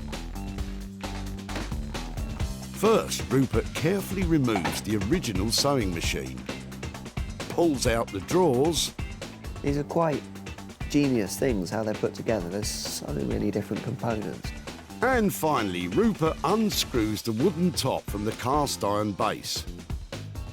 Rupert subscribes to the art of knolling, which essentially means taking things to pieces, laying them out neatly, and then having a think. So I've taken Sarah's discovery apart now into many, many components. There's a lot of beautiful little elements and lovely little design details going on. But what I do with them, I still don't know. A few more cups of tea. More tea? I'll just go and get an ice cream while you think, shall I? The Singer Company, who manufactured the first practical sewing machine for general use, was established back in 1851. By 1900, Singer was producing 40 different sewing machine models, and by... Oh, I've had enough of this. I can't stand it. Rupert, tell me you've got something for us. Hooray! Something new, and it's a big bit of wood. Rupert, what's the plan? I've gone through so many options trying to come up with the right one. So I think I'm trying to do some kind of table, but with something a bit extra, an extra little twist, an extra little kick to it. I'm not going to say quite what it is because I want to surprise Sarah. People are either going to love or hate this one. Ooh, a surprise. I like a surprise. Some kind of a table with something else. Excellent. For the tabletop, Rupert's using some reclaimed wood he had lying about. And while we were away, he's also applied a spray varnish finish to the metal base to stop rusting. Rupert really wanted to make this piece unique and even reached out to social media for inspiration. I put it on Twitter after a while of coming up with lots of different things to think what other people thought. And one of the things that was real, I did think of this before. I wanted to do like a rotisserie chicken, turn it into a barbecue, but you have a chicken on it and push the pedal to slowly turn. If that's the kind of ideas you're considering, I can't wait to see what your secret surprise is.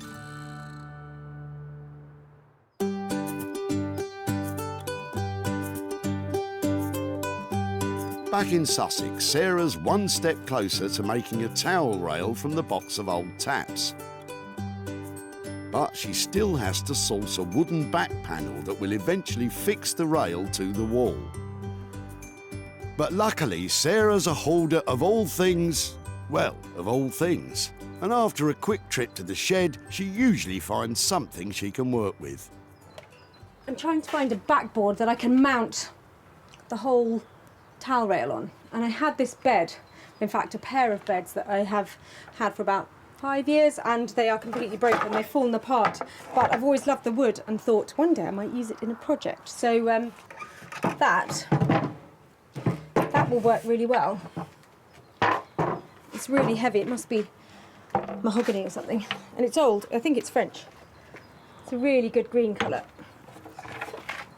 And that, I think, with all that copper and gold, pretty much untouched, will be perfect. So, with the back panels scavenged from herself, it's time for Sarah to plug in those power tools. She's using an electric jigsaw to cut the old bed frame the correct length for the towel rail. Next, it's time for the power drill. She's using a flat wood drill bit, which is perfect for bigger holes. Hopefully that's all right. Quite an achievement for just over an hour's worth of work. But will anyone buy it? Sarah spent just £12 on extra metal fittings to attach the rail to the backboard.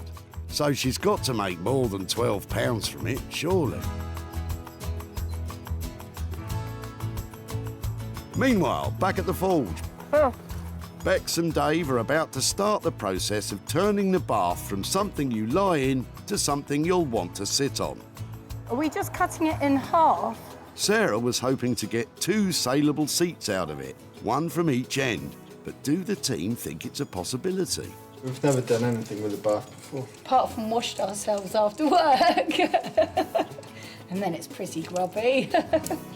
It can't be worse than that. Or maybe it can. Beck starts by drawing up plans for the frame. But what can they do to make it not so bathy? There's got to be something about the design that moves it on from being half a bath in a frame to a considered chair. What about if we made a big frame and turned it into a swing? A bucket swing. No. Maybe keep on thinking. Dave gets to work cutting the first seat from the plug hole end. Dave's very careful not to chip away at the enamel, which could spoil the finish. Once it's removed, he'll have a better idea of what needs to be done next. But first off, how are you going to plug off the plug hole? Why don't we get a plug? Genius. Put a plug in there. Yeah, a bit quirky. Yeah. And get some taps. That'd be uncomfortable. That would be like how I have a bath. Somebody else gets the comfy end. Too much information. You said it. But you know the old saying, the couple that bathes together stays together. Okay. In the interest of keeping costs low, Bex and Dave are using scrap iron they had lying about, which they are bending into curves to form the base the bath will rest upon.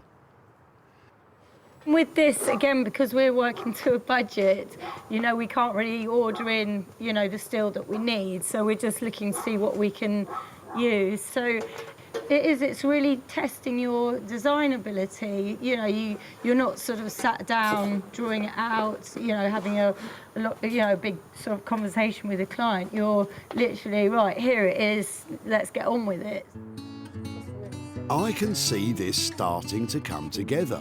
Sawing the bath in half has left a sharp edge on the seat, but Bex is hoping to keep it as is. We'll test it out at the end with bare legs. Your legs? Yeah, have to shave them first. Still too much information. Bex is welding extra support beams to the base, as the curved steel will be too soft to support some people's bottoms. While Dave is giving the bath a paint job. But it's taken a lot to get to this stage with time running out. So, instead of 2 bath seats, it looks like Sarah will just be getting 1. We were going to build the front and the back one, but again, it's taken us longer, as per usual. So we'll probably have to give her a call and let her know what's going on.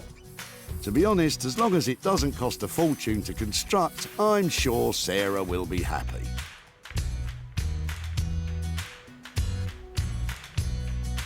Back at the barn, Sarah has downed power tools and is nearing the end of her own restoration project.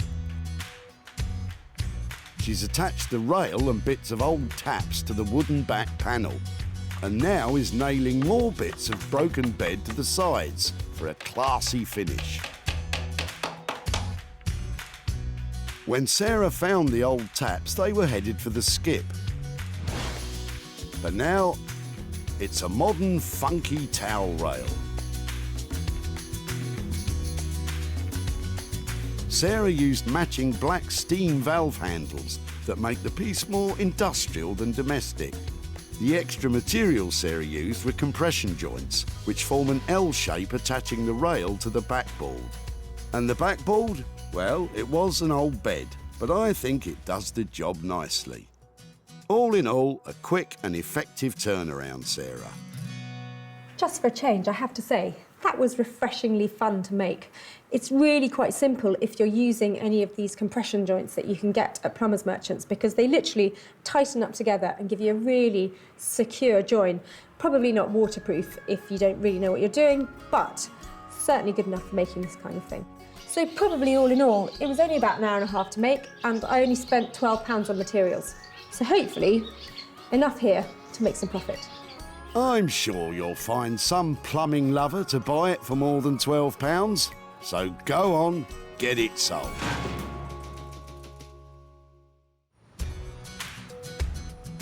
Back at the dump, Sarah loved the look of Elizabeth's old box and asked if she could tinker with her taps. That would be really nice, yes. I'm just only too pleased for them to be reused. Sarah was smitten, Look at that absolute box of joy. These are just fantastic. and Elizabeth was happy to say goodbye to the old relics. We moved into our house many, many years ago, and they've just been in the garage ever since. But brilliant if they're going to be reused. Sarah's sold the towel rail to a trendy London shop, and now she's back in Guildford to show Elizabeth what she's done to her husband's taps, and to hand over any profit.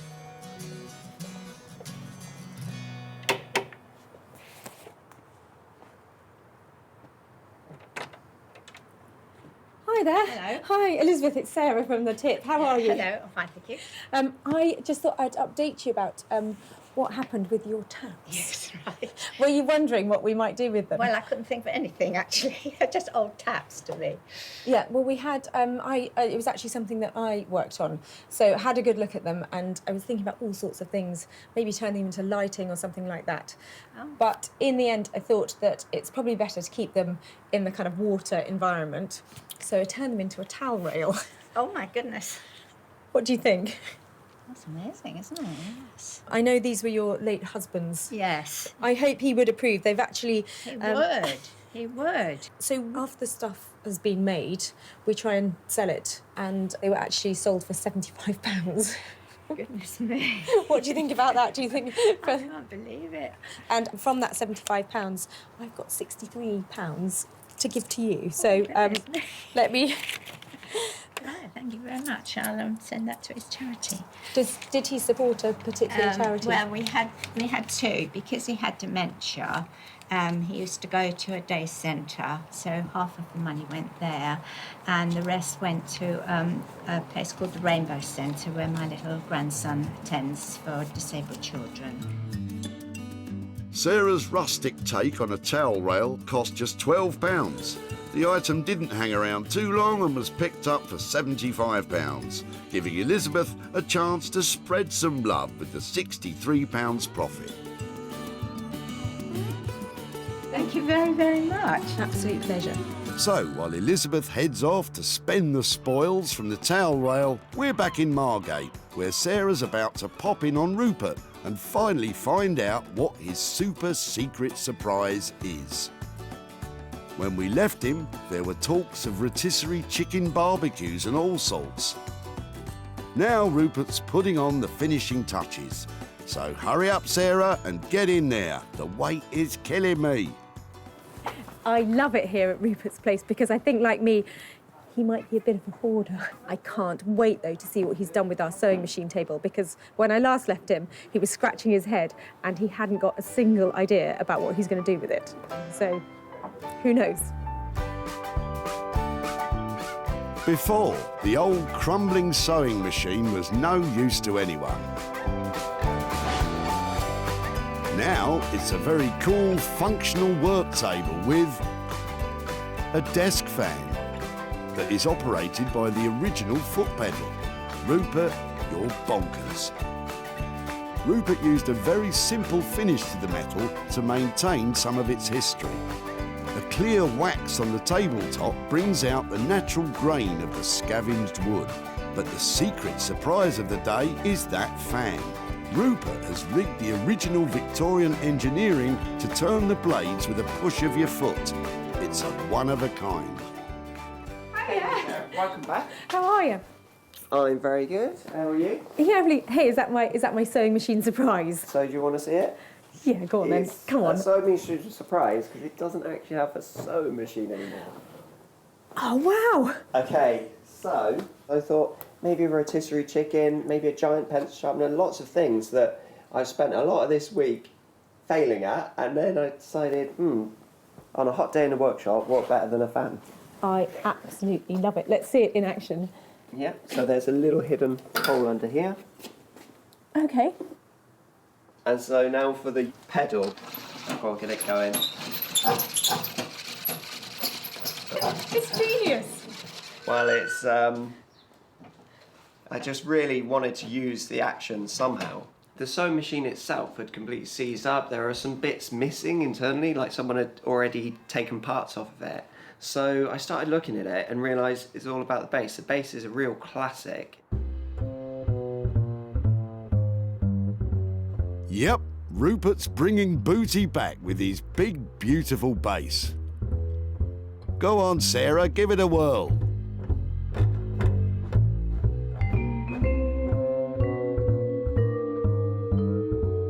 I don't know who's going to buy it, but it sure looks like a lot of fun. And all for only £200. Sarah might be laughing all the way to the bank. Back at the dump, Sarah was poring over Philip's ancient sewing machine. I think it's been probably around for about 40, 50 years. Sarah wanted to do something extraordinary with it. The challenge will be to make something that's really amazing and quite different. Even if Philip didn't. Hopefully, if she's a good girl, she'll learn to sew on it. And after I don't know how many cups of tea, Rupert lived up to the challenge and he certainly made something different. Sarah invited one of London's top retro furniture dealers in to see if it would be something that would sell in his shop, the old cinema. It's good, it's interesting, it's really fun, isn't it? I love this. Does it work? Yes, it does. He was blown away by its originality, but questioned who would buy such a thing. It can't go into someone's home. I couldn't sell it. But I love it. He took it anyway. Sarah's returned to Guildford to tell Philip that his sewing machine became a foot-powered fan and to hand over the profit. Hello again. We must stop meeting like this. Well, it's much nicer here than the tip, isn't it? It is, it is. Now, I remember when I met you at the tip, you were clearing out lots and lots of stuff. You had a van full of it, didn't you? Unfortunately, yes, this is true. I thought there were all sorts of interesting things in there. And the piece that actually was really heavy, but I'm glad that we took, was your sewing machine and the table that went with it. Do you know, I was so glad you took it as well.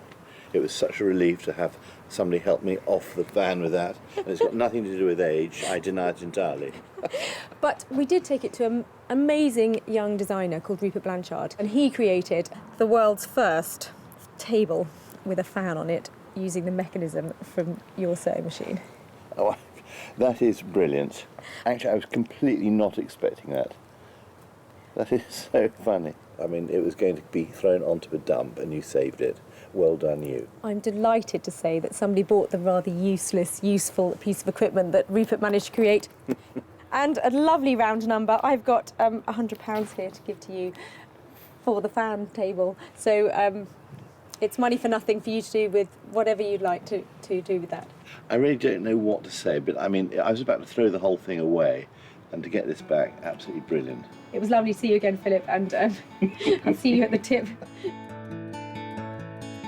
Rupert's labour and materials came to £200. It was sold for £300, giving Philip a profit of £100. Well, that's another unusual transformation that I think got approval. I think it's fair to say that Philip is now a big fan. Oh, Sarah, shame on you.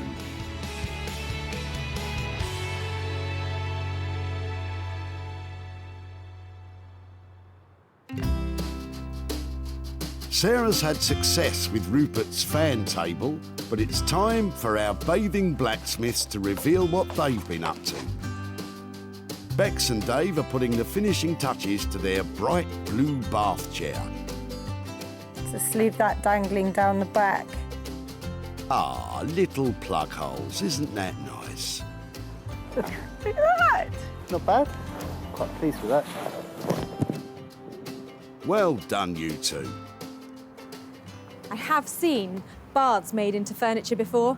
I have a feeling what I'm about to look at has never been done before.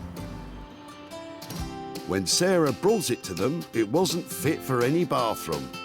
But now, it's a bathing beauty. Bex and Dave have really outdone themselves with this piece of funky furniture. I didn't know they had it in them. The base of the chair has been welded, riveted and soldered to support the bath securely when sat on. They applied an undercoat primer to the enamel to ensure a smooth finish, and the bright blue paint harks back to its watery past. And to finish it all off, the plug hole features are just lovely.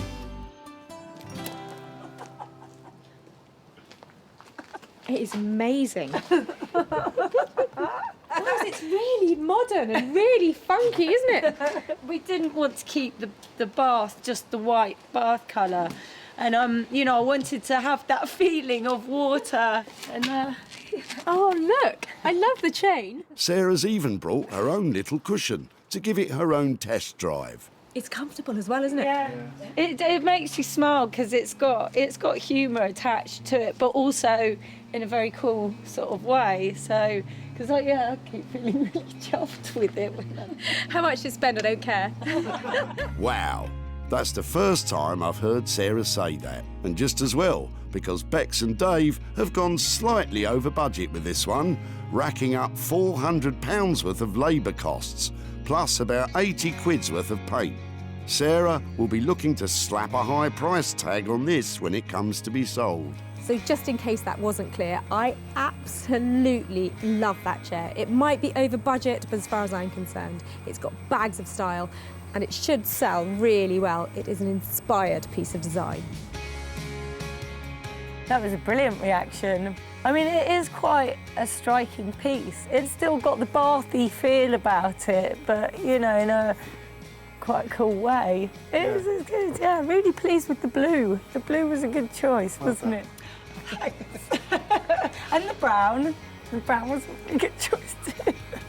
Have another. Yeah.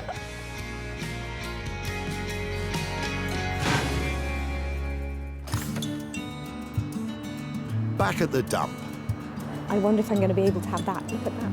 Emma wanted shot of her old bath, trading it in for a new model. It's actually cheaper to buy. And a whole new one. Sarah had grand plans for it. I reckon if I made 2 armchairs. And Emma agreed. I'm thinking she's going to make some kind of weird 60s seats or something. And that's kind of exactly what they became. Kind of. Now Sarah's back in Surrey to show Emma what Bex and Dave have achieved.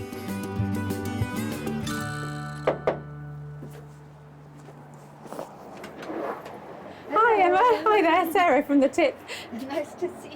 And you, how are you? I'm very good, thank you. How are you? Yeah, very well. I've just got some pictures to show you of what we did with your bath. Oh, lovely. We took it to Guildford to this fantastic artist blacksmith who's called Bex Simon. Oh, wow. And she and her husband have been doing some lovely things with this. And your bath has been turned into a somewhat glamorous, I would say, oh my gosh. seat. Oh my. It has been completely sprayed blue, Yeah. all the stuff that was, all Oh, the white that's bits of it, lovely. and they have made a lovely frame for it, and they kept some of the little quirky bits on it, like the chain and the plug and that kind of thing. What do you think? I'm amazed, utterly amazed. Normally at this point I'd like to say, I've sold your bath and I'm here to give you some money for nothing, but as of yet your bath hasn't sold. If it does, or when it does I should say, it would be great to be back in touch and I'll be handing over some money for nothing for you. So, despite this wonderful transformation by Bex and Dave, the search continues to find this unique chair a new home. But with costs of $480 spent and no income generated, this could be a potential loss for Sarah of £480.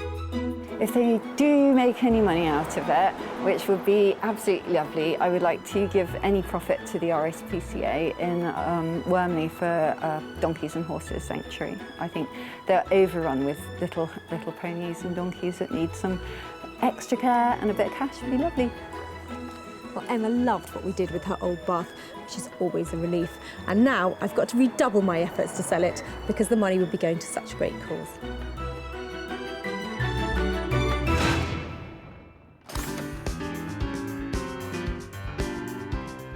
So, Sarah's managed to save 3 unwanted items from the jaws of destruction. 3 fabulous transformations that have come so far since we left the tip. The bath is now a stylish seat, the old sewing machine, a hip desk with extras, and the taps, they haven't left the bathroom, but they have got a whole new purpose. It just goes to show. Once again, with a little ingenuity, you can make some money for nothing.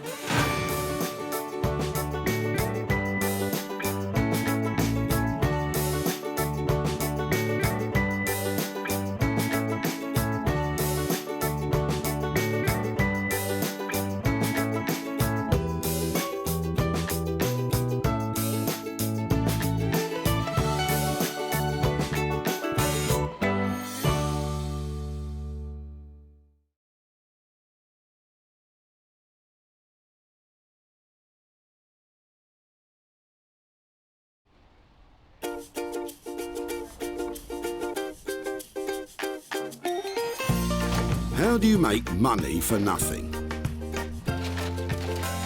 The answer could be hiding in the 20 million tonnes of household waste we throw out every year. Sorry to bother you, before you throw that away, is there any chance I can have a quick chat to you about it? Sure. That's why entrepreneur Sarah Moore wants to get her hands on things before they hit the skip. I am a passionate buyer, maker and user of old stuff, and I've turned that passion into a money-making business.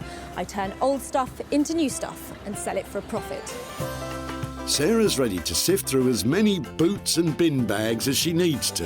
Look at that absolute box of joy. These are just fantastic. In her search for tip treasure. We've got to be able to make something out of that, haven't we? And with some of the country's elite designers and makers, I've got a little something for you. Yeah, I thought you might. Oh, this is a hard one. she can transform her finds into desirable, Oh my word. beautiful, valuable, Cha-ching. and hopefully saleable items. Well, I love this, so I would really like to have it. If Sarah is successful, then she can hand the profits back to the very people who had no idea there was cash to be made from their trash. That is incredible, isn't it?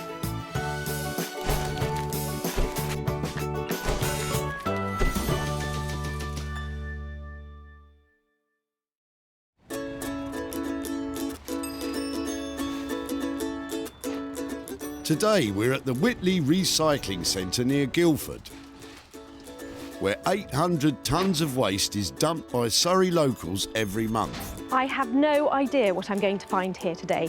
It might be a chair in despair or a toy with no joy. But whatever it is, I'm hoping to find something amazing and make some money for nothing. Award-winning interior designer Sarah is here looking for 3 items which can be saved rather than slung and turned into something new and desirable once again. You just never know what's going to come in. Could be a Rembrandt any minute now. A Lowry. It's more likely to be a Renault or a Land Rover, I think, Sarah. Still, all we need are items which, with a little TLC lavished upon them, could reflect a profit for their owners. And Sarah spotted something interesting, weighing down the back of Shane's car. Hi, I'm really sorry to bother you. Hello. I'm just looking at people's rubbish today and what they're throwing away and just having a chat about it. Okay. Manhole. We've had a new patio laid, and the builders left some of the old patio covers. Wow. So it's left to me to throw them away. Well, we're looking at things that we can recycle and make into other things, and I know that they're not probably the daintiest thing I'm going to see all day. Yeah, they weigh a ton, and they're quite old. Is there any chance that I could take them rather than you putting them in the tip? I'd love you to. How many have you got? Have you got 2? Got 3. 3? I'm going to get somebody to help me. The provenance of these old manhole covers is important. Having come from Shane's patio, Sarah is planning to turn them into, well, something. Never think it, would you? But looking at them, the moment you see them in that lovely crisscross pattern, geometric stuff's really in at the moment, that's going to make a fantastic garden table or something. There's some scrap weight there, isn't there? Whatever she does make, it'll last a long time. There's a lot of steel there. They weigh a ton, so I look forward to seeing it. If Sarah hadn't seen the potential in these manhole covers, it could have been money down the drain. There's money to be made out of these drain covers, and I'm going to go for it in a big way. I didn't think Sarah would be quite so into heavy metal, but fortunately, she knows a man who is. Headphones. Rob Scher has years of experience bending, shaping, grinding and welding metal. Years of experience, know-how, tips of the trade, so to speak. Graduating from art school, his work is now regularly in demand by architects and artists. And Rob has turned his hand to making everything from church bells to climbing frames. He has no idea what Sarah's going to bring in today, but he definitely knows what he'd like. An old-fashioned copper hot water boiler, like a really big one, about 5 foot by 500. You know, nice and substantial, like a torpedo, a copper torpedo. That's what I want. Hopefully Rob will be able to redirect that passion for plumbing towards Sarah's dingy drainage.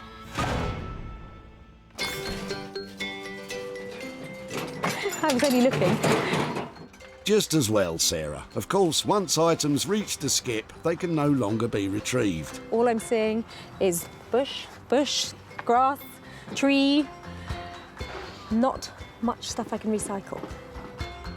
Sometimes it's difficult to see the wood for the trees. Janet and her partner Chris are helping Janet's mum move house and have surplus items which are not making the transition from old to new. It's really grotty stuff today because it's just come from the loft. Oh really? Well, you never know. Did you mention grotty old stuff? Well, you weren't far wrong in the case of that old case. It hasn't got the heirlooms in it, has it? Without heirlooms inside, I think it's fair to say that case has seen the last of its travels. But hidden away on the back seat of the pickup is something with much more potential mileage. Oh, they're really sweet. Told you. 2 of those. Yeah, they're quite nice. They're so retro. They're quite sweet. They are. It's just finding things that have got that old-fashioned look, and anything mid-century is really collectible, and people are loving having it in their houses. Okay, that's good. All right, yeah, no problem. If you don't mind, I'd love to add them to our collection from you. I'm going to stand here and see what else you've got, because you never know. A bit of sponge. Tempting, but maybe not today, thanks. How cool are they? If it's all right, I'm going to take them down here out of your way. Yeah, sure. Thank you. Looks like it's easy to get carried away around about here. You better stay there and look at what else is coming out, because I'm going to look after these, but there could be more exciting things. It's not always the case that people don't see the value. Sometimes it's just a question of time. You just think, right, it's going to go, it's going to go, it's going to go. And someone else might have the time and effort to think, I know what I can do with that, I'll save it. You know, but at some point you've just got to think to yourself, no, it's got to go, out. That's it. So how cool are these two? I absolutely love their styling. They are bang on 1960, don't you think? I think we could stitch something fabby over here and really sort out these seats. And I think I'm going to be sitting on a fortune. So, item 2 today has the potential to be double money in the shape of these 2 gorgeous 1950s chairs. And Sarah has just the man in mind to help bring them bang up to date.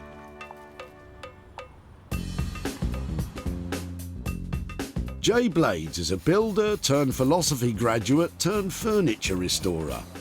Jay has his finger on the pulse of modern design interiors, reworking the very best of British craftsmanship and bringing it into the 21st century. I've always had a passion for the kind of heritage that the British designers have produced over the years. Traditionalists would love to keep it as it is, but to be reintroduced into the market, I like to just add a bit of colour and add something a bit quirky. I really enjoy adding my bit and not necessarily worried about other people's reactions. It's more about, do I like it? If I like it, then it's good. Never knowing what Sarah will turn up with, Jay often flies by the seat of his pants when dealing with her dump finds. The good news is, today he has 2 to choose from. Seats, that is. With only 1 item to find, Sarah is searching Whitley once more.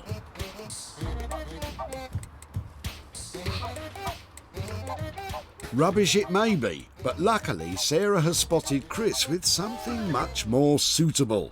I got to stop you. So whose is that and why are you throwing it away? And I don't know, I think it's just been in the house for a long time.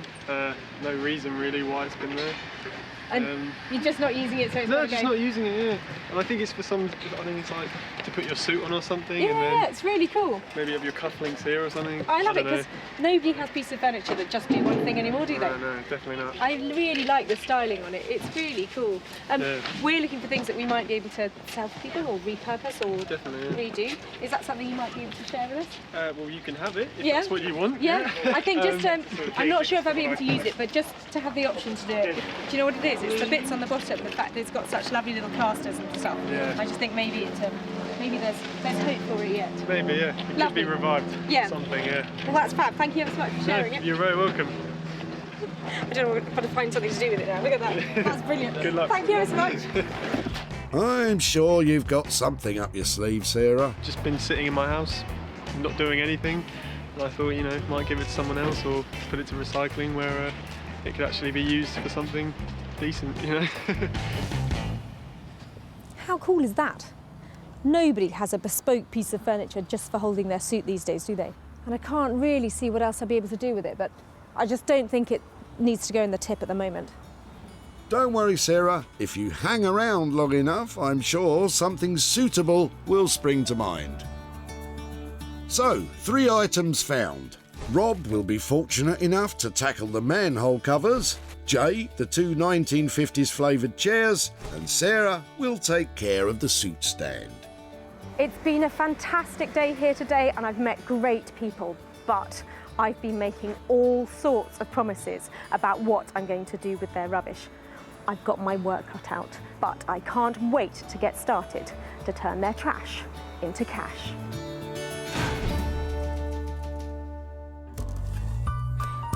Walthamstow was home to the British Film Studio in the early 20th century, where Broadwest Film Company made many films in the silent era.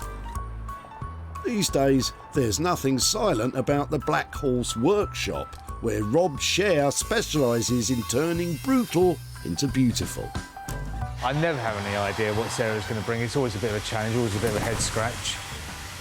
What would I like Sarah to bring? Something a little bit ugly, something a little bit brutal. Look at those little beauties. Something that I could beautify, pimp up. I think I'm going to get Rob out here. These things are really heavy duty. Come with me, come and see what I've got. No need to look so worried, Rob. It'll be something perfectly normal. So these, it's a little bit unusual. Ready? Ta-da! Come in, what do you reckon? Yeah, completely random. As usual, like completely off the shelf, completely off your trolley. They're heavy duty. There's loads of metal there. There are 3 of them and 3 covers. And so I was thinking maybe we could make some kind of amazing desk out of them, stitch them all together or... Could do, a shelving unit. Ooh. Or, they're very macho, aren't they? They're very macho. I mean, maybe we can make a nice little delicate touch, make it maybe a little vanity unit. I like the idea of turning it on its head. That would be so cool, to put this into a girl's space. Because nothing says feminine like an enormous slab of old rusty iron. Go on, impress me. How are you going to do that? Powder coated, maybe a very, very light pastel-y colour. Oh, my word. Keep the shape. And then something quite fine on the bottom then to support it. Let's get the weight hovering above the ground. Yeah, some hairpin legs. Are we just talking about a table? Have we got a mirror at the back? What kind of thing are we looking at? Mirror frame. I'm looking lighting in here. An LED like strip going around on the inside. That really takes it up a level and I think it just puts it in a different bracket. Different price bracket. Different price bracket, you know me and the money. I know. I've always got an eye on the cash. It's all very well having an eye on the cash at this point, but this project won't be a success until we get our hands on some. Talk to me about the money. In terms of powder coating costs, what are we, 100 quid, 150? 120 quid, you know, to get them powder coated. OK, and what about legs? Roughly about 50 quid. And then the mirror? 50, 75 for 3 mirrors, yeah. Roughly materials-wise, we're in the kind of 400 quid ballpark then. I would say about that, yeah.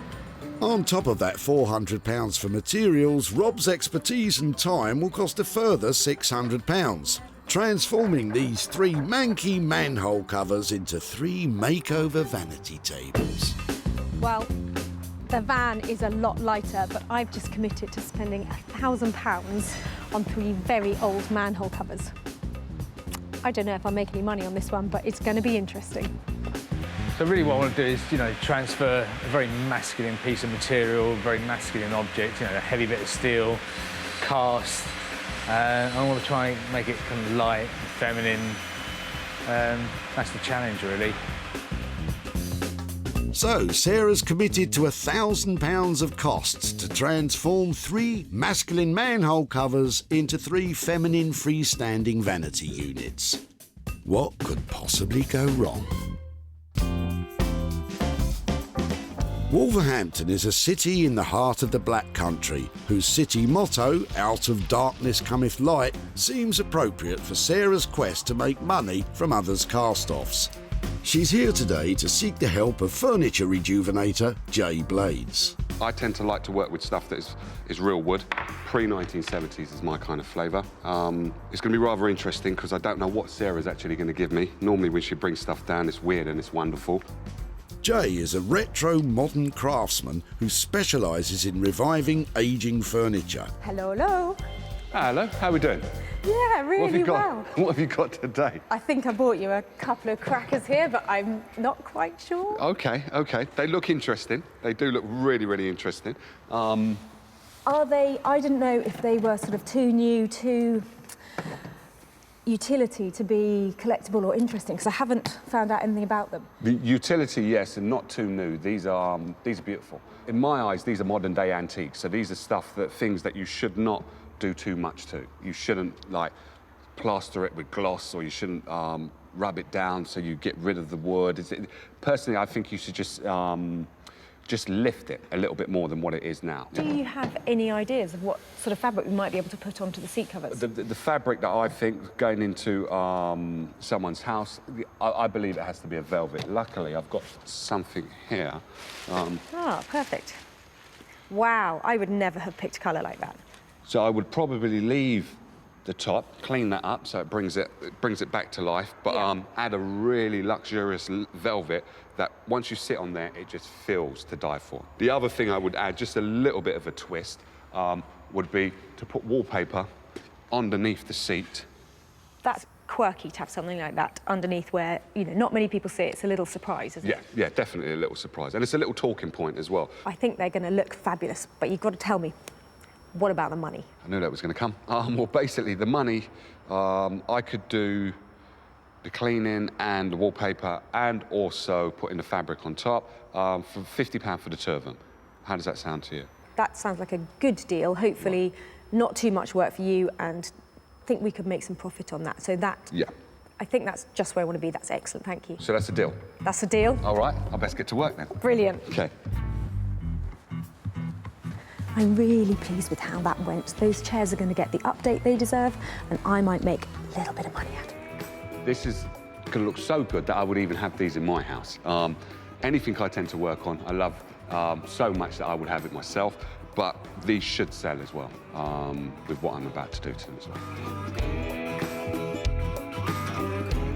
Jay's plan to simply update rather than renovate could provide Sarah with a bumper profit. So, £50 in total for the transformation of these 2 glamour chairs. Seems like a proper bargain to me.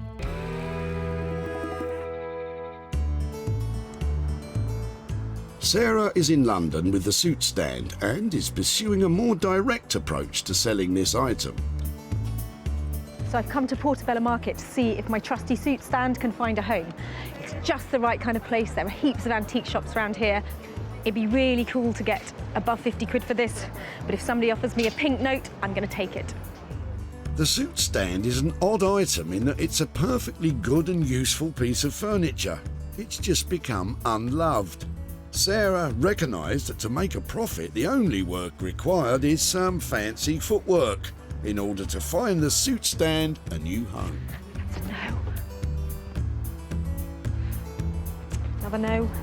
Easier said than done. Hiya. Hello. It's very cool what's going on in here. Yep. Really nice. Are they all vintage clothes that you're selling, or are they mixture? No, it's all new. Is it? Yep. God, it looks fantastic. It looks really classic. I've got a little proposition for you. Go on. I am looking to find a buyer for this today. Right. It's something that somebody was going to throw away, and I'm trying to find a new home for it and hopefully raise a bit of money for the person who was chucking it away. So this one, I think, was the classic kind of butler's thing that people had in their houses when they couldn't afford a butler. Okay. So just a suit stand, it's got somewhere to put the shoes, somewhere for your trousers. I was thinking that if I could get 60 quid for it, Right. I think it would be cool to go in a place like this. Do you fancy buying it then? I think we could maybe negotiate, but you know. Okay, well, I'm happy to negotiate because this is something that somebody thought didn't have any value, but if you think it's got, should we say 50 quid? Despite Sarah's best efforts, £50 proved to be a bit too rich, and a suitable compromise couldn't be found. If you change your mind, okay, I'll leave you some details. You can maybe give me a shout. Lovely. Okay, thanks ever so much. Thanks for your time. Bye-bye. So, a bit more shoe leather required if Sarah's going to gain a dividend from that old suit stand then. These are the manhole covers. I want to see how easy it is to drill. This could be cast iron, so depending when it was cast, it could be like a real nightmare to drill. So the legs are going to sit something like that, I think. Yeah, what am I going to do? It's a bit of an ugly duckling, but they make it to a beautiful swan. I think that's why I quite like it. Starting to make the legs, Rob uses brute strength to bend each iron bar to the correct angle, making the legs feminine and dainty. Suitable for any girl's bedroom, I think we said. I reckon it's time. Let's see what we got. I must remember which way round it goes. I think it's fair to say there's a bit of imagination required before you can see these slabs of old cast iron taking pride of place in any girl's bedroom. But what we are seeing is very likely to be a world's first. No one else would think to turn these into a vanity table. See, originally I was going to have it coming out the back here, so it's going to be like a couple of arms, but I think it just makes the whole thing a little bit too wobbly. As it is, it's wobbly anyway, so we're going to have to sort that out. See, that's quite nice. That's, you know, just like if I can weld it on there, that'd be brilliant. It's not certain at this point that the mirror frame can be welded to the base due to the nature of the cast iron. The only way to find out is to do a test weld. If this cracks now, then I'll know that I can't actually do any welding this, and I'll have to like make. Okay, so I mean. I think what Rob's trying to say is that if the welding is unsuccessful, that means an alternative way of fastening together the tables would be required, and that has time and budget implications. Right, I'm just going to go for it, and then breaks. I think it's not the best strategy, but kind of against the clock a little bit here. So. Oh, horrible. The worst case scenario would be that the extreme heat from the arc welder that Rob's using will cause the frame to crack. Doesn't like welding. Normally, if you'd welded this to itself, you know, or a similar type of metal, it's just snapped along the line it was welded. That's not such good news. Looks like a plan B is required. Just let it cool down, and then I'll think about what I'm going to do. Since Sarah's dropped these off, the thoughts that I had was to probably just keep it nice and simple and just put a velvet, a lovely deep purple velvet on the seat. But sleeping on it, I want to introduce some colour. This is the frame I would love to paint. I would love to give that a nice green against the purple. So if I can get that there, because that works well with that, I have to add that just a little bit of ooh to it. Ooh, that'll be a technical term then. I would say for me, this is not a big task, but normally when you think it's not a big task, then it shows itself to be a big task. So personally speaking, this is a job I'm just going to get stuck into. And if there's problems, then I'll overcome those problems in due time. You never know with old furniture. I don't know where it's been, what kind of life it's had, what someone's done to it. They might have had an easy life. Imagine that, one previous owner. That would be cool. If you don't have a jar to put all the screws and bits and bobs in there, the best bet is to get masking tape, stick them all down. Right on the piece of tape, that's supposed to be a 1. And then on the bottom of the chair, you put a 1 as well. So you know which one, especially if you're working with 2 chairs that are identical. Matching the old fixings back to the chairs from which they came makes putting them back together again so much easier. I want this to go a kind of minty green, but I've got a darker green primer. And then get ready to rock and roll.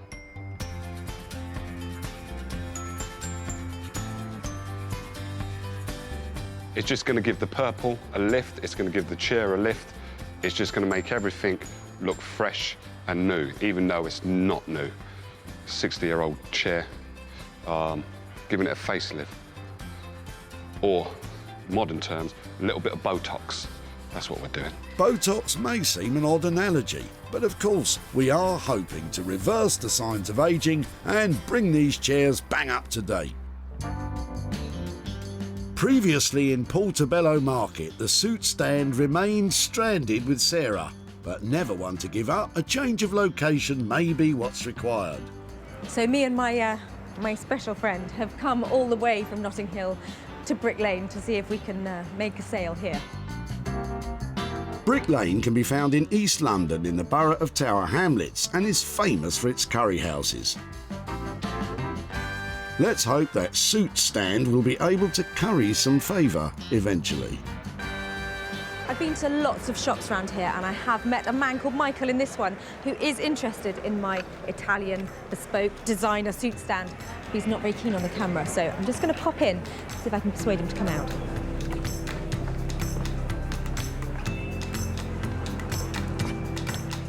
Guess what, Michael? It's your lucky day. We're back.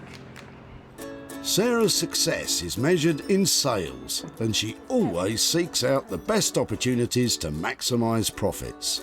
Hosting regularly her own furniture and clothing sales from home, Just fold the sofa. advertising and selling online, Get that online.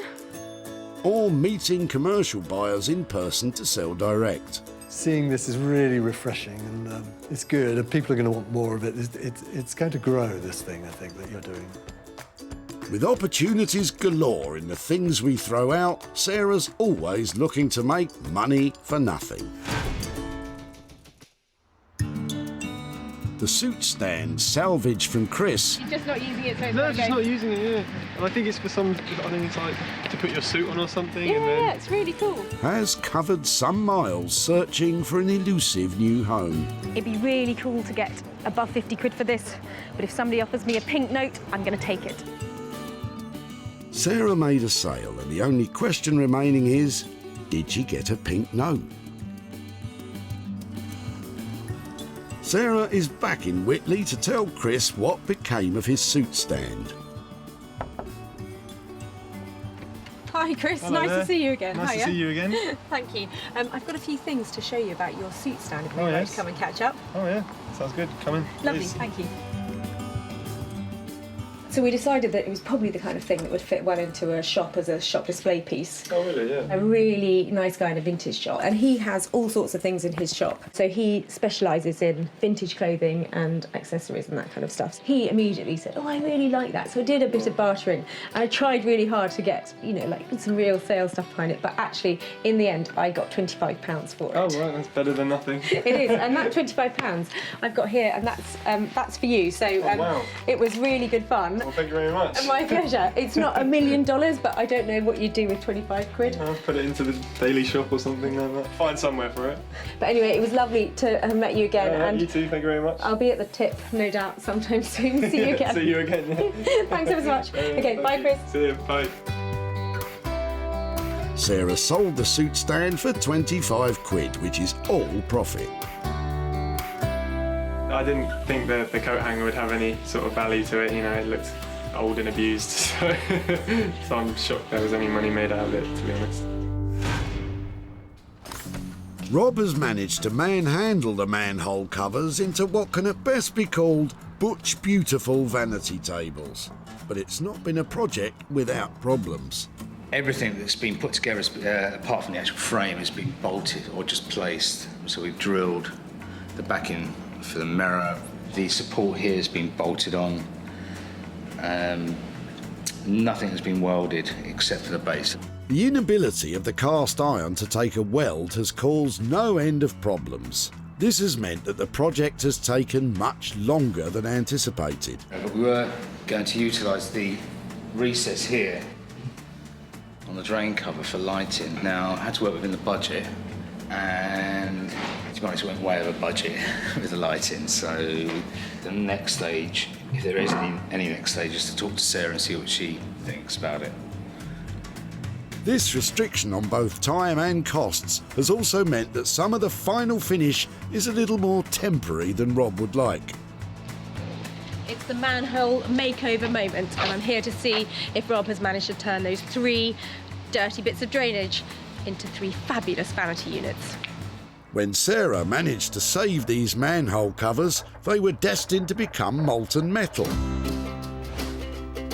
Now they are unrecognisable as dirty drainage and are just a tiny step away from being magnificent mirrored vanity units. Hi, Sarah, how you doing? I'm really well, how are you? Not too bad. Come in. Quiet here, it's never quiet here.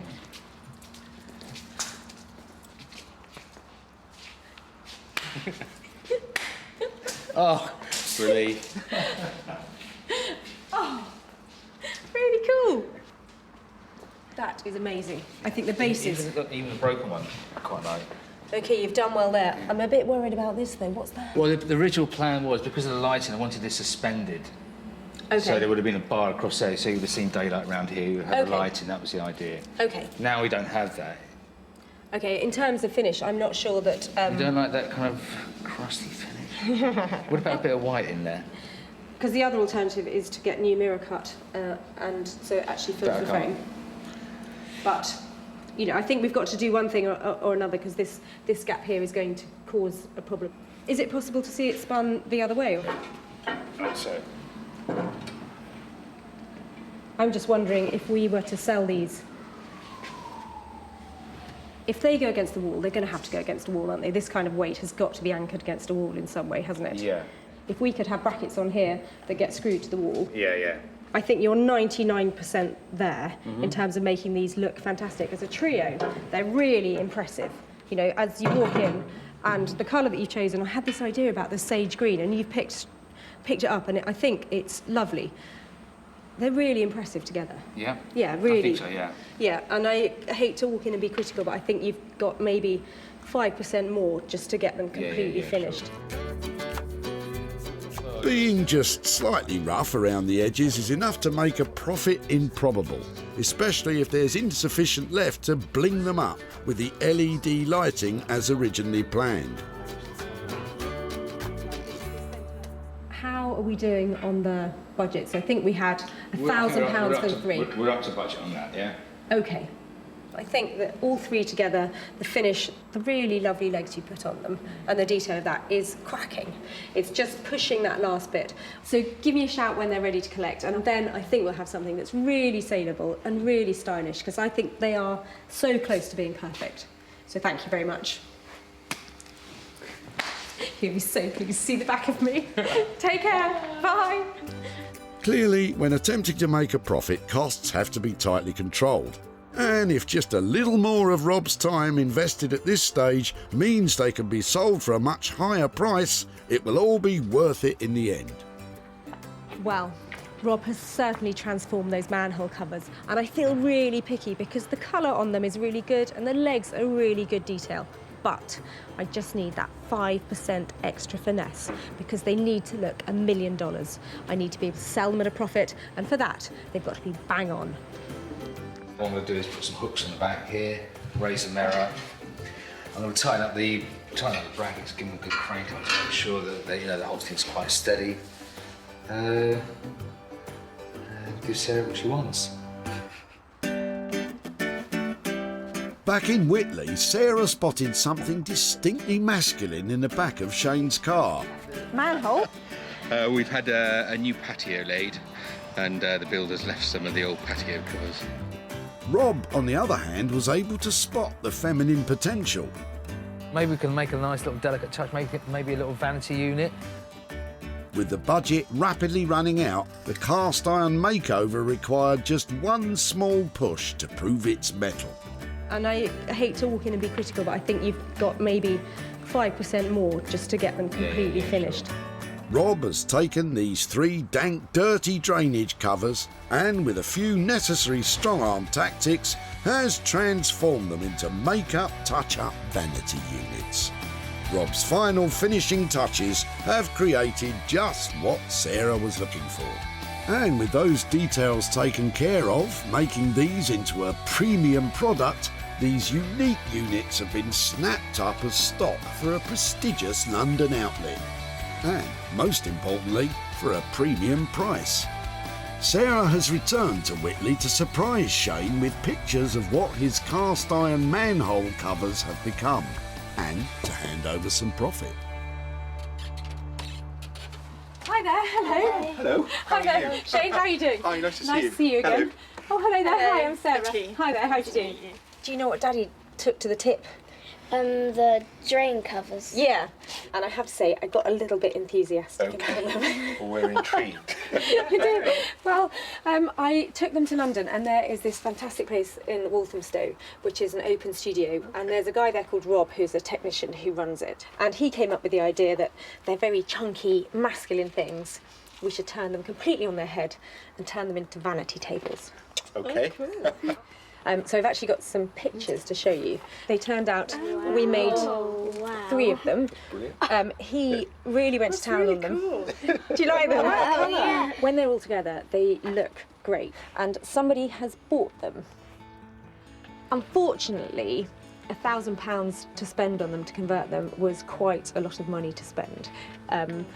But we did manage to sell them at a profit. And I've got a wad of money here. I want to know just how much you think might be, how much profit. Nice. Well, there's £500 here, and I'm really pleased to say that's all yours. So I don't know who gets that. Maybe it was Daddy. Calm down, you Daddy was the one who took them. We'll discuss it Split it. That's a good Maybe thing. give it to Mummy, she looks after things. Gladly. The keeper of the cash. Goodness gracious.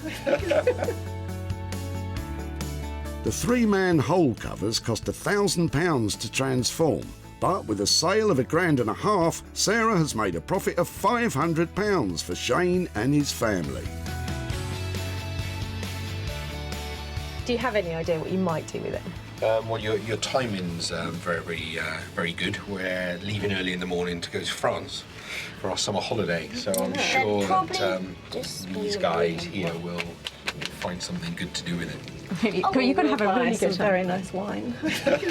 Lovely much. to Thank see you, Thank and you. have a really good time. very Bye, much. guys. Really nice to see you. Bye, bye. Thank you.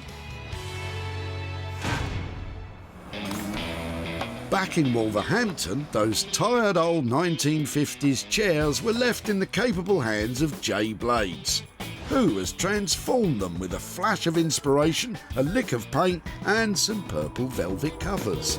Simple job that to a certain extent turned out a bit fiddly, especially this bit here. The original trim that was on there was made of plastic, just totally broke up, so I couldn't put it back together again. I think there's a touch of femininity with masculinity in there as well. So I think these will appeal to a lot of people, but Sarah might not like them, or she might like them. She'll tell me once she sees them. When Sarah collected these 2 chairs, they were looking a little bit dated and unloved. Now, Jay has transformed them into luxurious pieces of furniture, fit to grace any designer home. Oh, my word. They are amazing. I'm absolutely gobsmacked. I think now they look like they've been brought into the 21st century. Beautiful. What you've done is amazing. Really. Oh, look at that. You are a genius. I'm trying to be. And both of them, rather than having a match up, they're just slightly different. Quirky. I love it. Yeah. Beautiful. The finish and the quality is amazing. You've got 3 different kind of finishes there. You've got the velvet, you've got a matte painted finish, then you've got the gloss here. Normally, those won't go well together, but when you look at that kind of contrast, they just look perfect together. Yeah. I think because you've got dark, light, it's semi-dark, but it's more warmer, this colour. So I think, yeah. Did you manage to do them 50? Or, I mean, we didn't discuss this top bit at all. No, the top bit, I was going to leave it as it was, but when I put the seat on, covered the seat, and then looked at it, and the colours weren't matching up, so it was just inevitable that I had to do the back. I loved them. So they came in, originally we stated, was it £50 for the two? Yeah. Now they're £70 for the two. I think that you have turned something really ordinary into a statement piece. They are stunning. I'm really pleased. The sales potential of these two old chairs is now obvious for all to see, and Sarah's leaving with high hopes of making some cash. These chairs have gone from classic car boot fodder into high-end luxury item, and that's all because of Jay's hard work. He put an extra 20 quid on the bill, but I think that's money well spent. I'm never too sure when I actually show people the furniture for the first time if they actually get it, but Sarah got it, which I'm really, really chuffed with.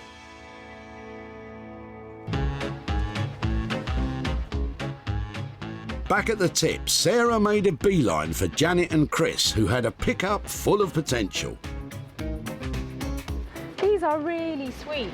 They are. They're not bad, yeah. Recognising the 1950s flavour, Sarah knew exactly who would relish the opportunity to tackle these two.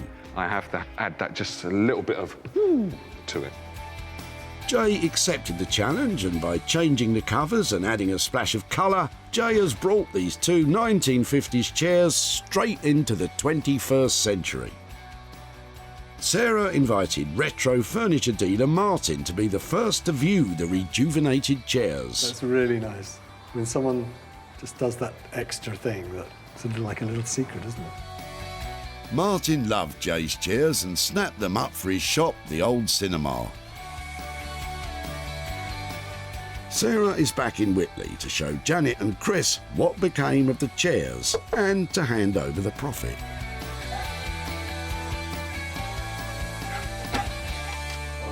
Hi there. Hello. Hi, Chris. How are you doing? Oh, how are you? All right. Yeah, really Good, well, good, really good, well. good. Are you coming out too, Janet? Yes, Hi there. hello. All right, Nice to see you again. I've got a few pictures to show you about the chairs. Yeah, do you want to come and have a look at them? Yeah, by all means. The chairs that you dropped off, this is how they ended up. Oh, Wow. fantastic. Yeah. They look No, brilliant, they don't look brilliant, don't they?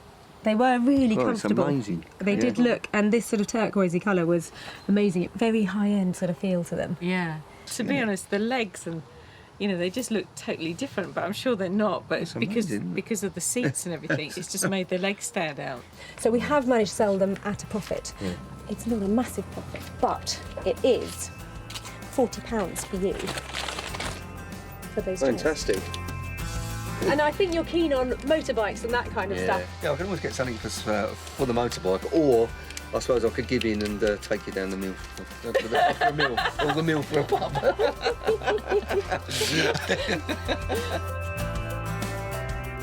The two chairs were transformed for the grand cost of £70, and Sarah sold them for £110, leaving Janet and Chris with 40 quid to fight over. Two things that would have ended up rubbish have now got a life, and they can carry on and be used by other people and appreciated. And we've got some money to spend on a BSA. Yeah, that's right, yeah. So that's yet to be discussed properly off camera. Sarah has made a profit on all of the things she saved from the crusher. The suit stand has found a new home in a London shop. The iron manhole covers have been transformed into 3 pastel-coloured vanity tables. And the two chairs reborn as chic velvet-clad beauties. Whoa. So that is brilliant. That's 3 things that have been saved that might have been lost forever, and 3 people who've now got a little bit of extra cash that they weren't expecting.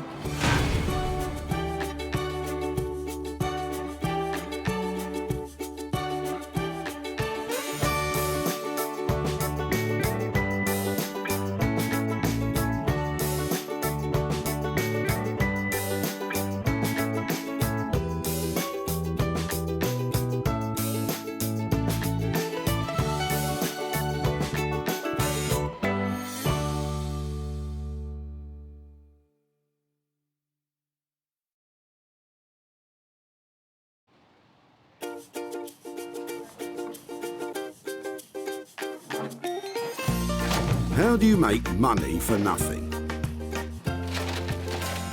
The answer could be hiding in the 20 million tonnes of household waste we throw out every year. But just before you throw it away, would it be possible to have a quick look at it? That's why entrepreneur Sarah Moore wants to get her hands on things before they hit the skid. I am a passionate buyer, user and renovator of second-hand stuff, and I've turned that passion into a money-making business. I turn old into new and I sell it for a profit. Sarah's ready to sift through as many boots and bin bags as she needs to. That's vintage gold, isn't it? It's really exciting. In her search for tip treasure. I love it. And with some of the country's elite designers and makers, What are we going to do with that? Oh no! she can transform her finds into desirable, Amazing. beautiful, valuable, Cha-ching. and hopefully saleable items. That's £80 profit. If Sarah is successful, then she can hand the profits back to the very people who had no idea there was cash to be made from their trash. Oh, that's fantastic. That's unbelievable.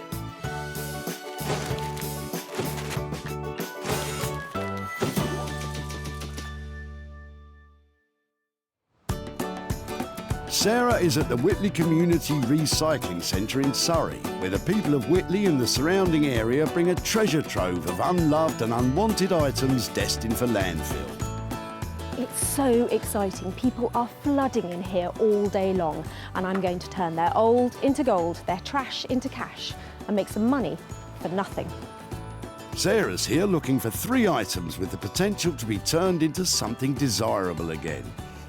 And Sarah has spotted Dion and Trevor removing something very interesting from the back of their car. Sorry, just before you throw that away, sorry to bother you. I like your jerry can.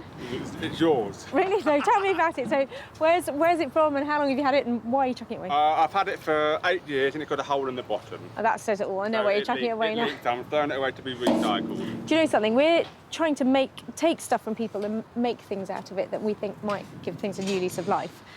There's something about that that's so classic. It would be really cool to see if we can make something out of it. What could you make out of that? I don't know, but I'll have a think about it. What am I going to make out of that? It could be turned into lighting. Maybe we could get some really cool legs on it and just make it into a little occasional table, something like that. You could do, if you want to. Well, if I did, and I did manage to make something, could I come and show you what I've done or keep in touch to... Of course you can. See it? That would be fab. Thank you so much. You're very welcome. Occasional table, lighting. I'm sure Trevor and Dion can't wait to see how this one turns out. I don't hold my breath, if I'm really honest, but who knows? I don't know what I'm going to do with this, but I just love its styling. I love the fact that when it cleans up, I'm going to get left with something really shiny and cool. I've got to think of something fabulous that this can be made into. So, with Trevor and Dion's old petrol cans saved from the dump, all we need now is someone to fuel those ideas. And Sarah knows just the person. Headphones. Rob Shear has years of experience bending, shaping, grinding and welding metal.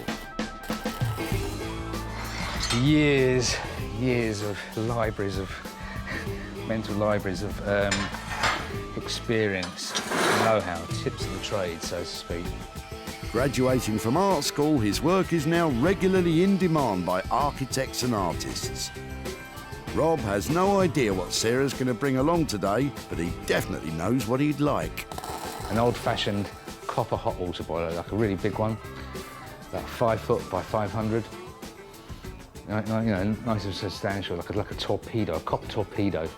That's what I want. Hopefully Rob will be able to redirect that passion for plumbing towards Sarah's punctured petrol can. At the dump, Sarah's picturing her next opportunity. What do you reckon? How am I looking? Is it? I think the point is, Sarah, you don't appear to be looking, and the search is still on for 2 more items. I I've just seen a table in the back of this guy's car, and I'm hoping he might be dropping it off and he might be able to share it with me. Hi there. I'm really sorry to be loitering outside the back of your car. I was just looking at your table and wondering if that's something you're dropping off today as well, or? I am, yeah. My family's got increasingly bigger. Right. It's too small. So we've had it for 20 odd years. But sadly, it's not got nowhere for it to go anymore. And with 6 of us in the family, it's just too small. It's got a lovely scrub top to it, though, hasn't it? It's got loads of appeal to it. Yeah. Is it something I could take away and try and remake something? I'd be delighted, because I'd hate for it to go to waste. This table really is on its last legs, but the top is fantastic. This is really cool. They're really solid boards, and they've got that patina of age to them that you just can't recreate. That's a second item found that's now destined for a new beginning. Sarah won't be tackling this tatty table alone. She has someone in mind who specialises in working wonders with other people's waste. Rupert Blanchard is a sought-after furniture designer based in Margate. I love making things that appear really clean and simple, but the cleaner and simpler they get, the more complicated they are to make. Basically, other people's waste, I find some kind of beauty in it and spend a lot of time and give rubbish a lot of attention to try and bring it back into use. Anything that you might find in a skip, basically, I'm happy to work with it. He may well love working with rubbish, but Rupert's yet to clap eyes on Sarah's latest find.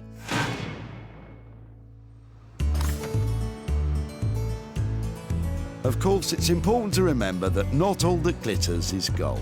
Don't you love the dump? Probably not as much as you, Sarah. With one item left to find, Sarah spotted Janet and her sister Julie, who are helping their mother move by clearing out items which won't make it to her new home. Hi there. Hello. I'm loving the look of the stuff in the back of your truck. I'm looking for stuff that maybe we can give another life to or reuse in some way. It would be great to get this out and have a look and then maybe see what other stuff you have. Yeah, sure. Oh, I love a carpet sweeper, look at that. Isn't that great? Sarah's already saved some of Janet's stuff before, but she's straight back in there for round 2. And for once, she's spoilt for choice. Don't know what to pick first. I'm quite interested in the chair because I know things like this recovered or perhaps really good to go into bedrooms and you know, they're usable pieces of furniture because they're quite small. It was given to my mum by a friend of hers, so she wanted something in her hall, and the cat, as you can see, sat on it most of the time. I'd love to have a go at giving this a new lease of life. That would be fab.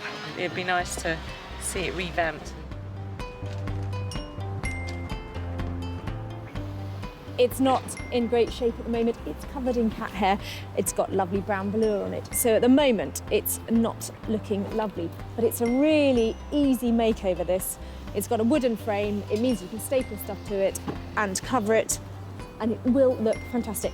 The chair is going to look lovely, actually. I think if that's covered in a nice tapestry sort of material, vintage material, that would look really lovely. But, you know, wait and see what she does. It'd be interesting. So, Rob's taking care of the petrol can with a hole in it, Rupert's dealing with the old table, and Sarah's fixing up an old velour chair which the cat is missing already. I love the things that I've found, but I hope I haven't bitten off more than I can chew, and I can actually make some money out of them.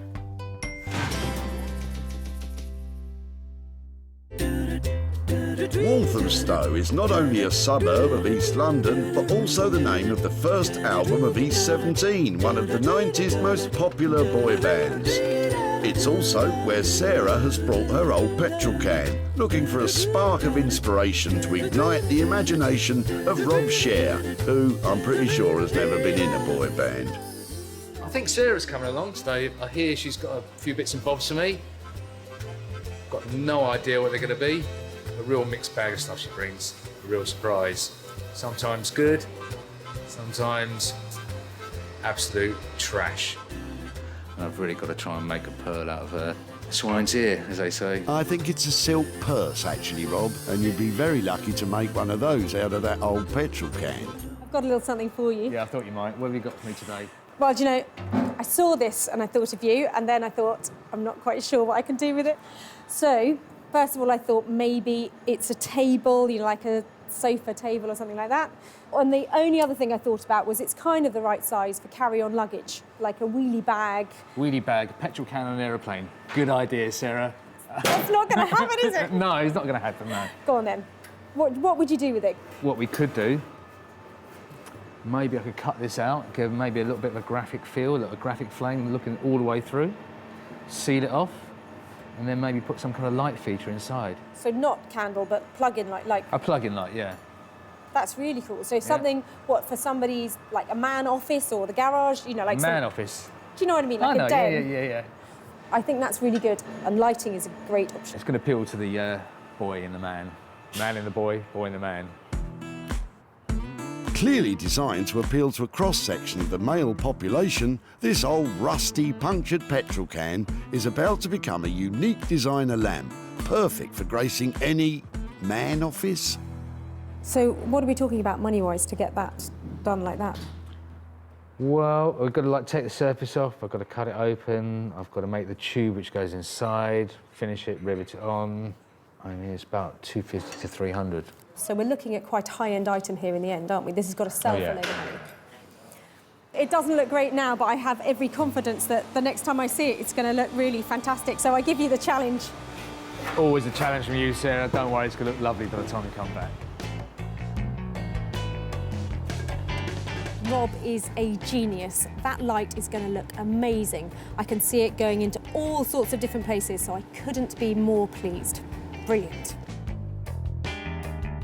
Sarah's going to have to spend up to £300 for Rob's expertise. But with premium price tags for lighting, Sarah is still hoping to make a profit from the old petrol can.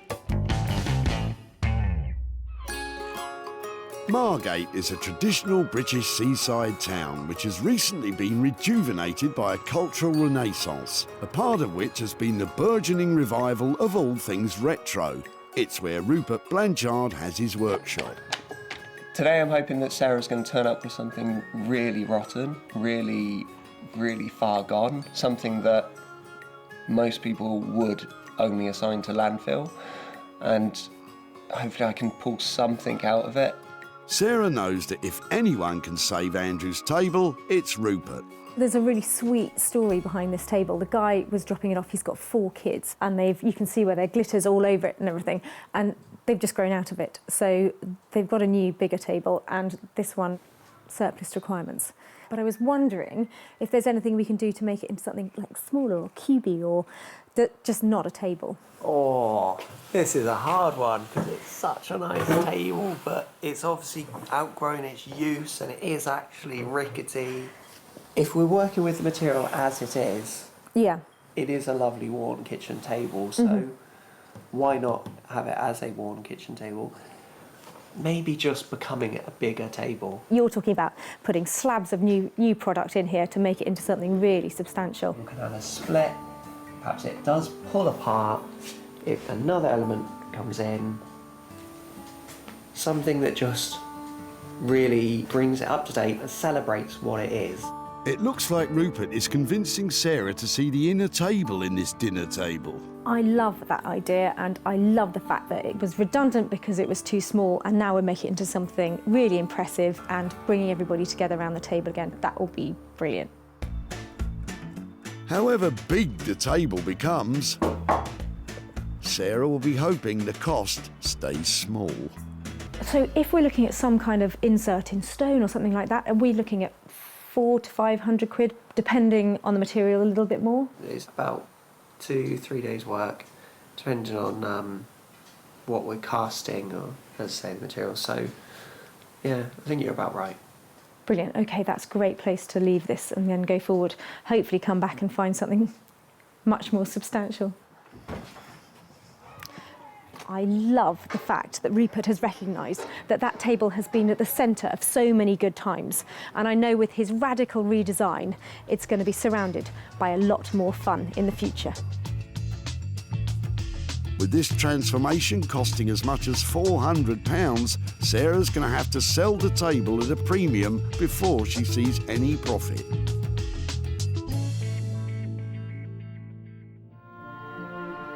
back at Reclamation HQ deep in the Sussex countryside.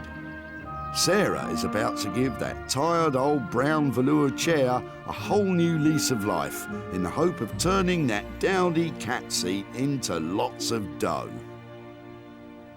To keep costs low and profits high, Sarah has an idea which will turn her collection of old free rags into riches.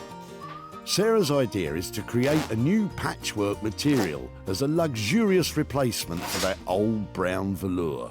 I'm going to cut all the offcuts and all the random bits into the same size square. I'm going to sew them in strips first and then sew the strips together to make a whole panel of fabric. So I'm going to put the fabrics with their good sides facing each other and then sew along. And then I'll do the same again and again until I get a long strip of fabric, but just using all the scraps, and that makes it cheaper. That's really pretty. And that on the back of the chair, that'll make money. I've given the chair a good old clean up because I'm going to cover it completely as it is. I've got some fire retardant calico here, which will bring it up to the right regulation, so I know that it's safe to use.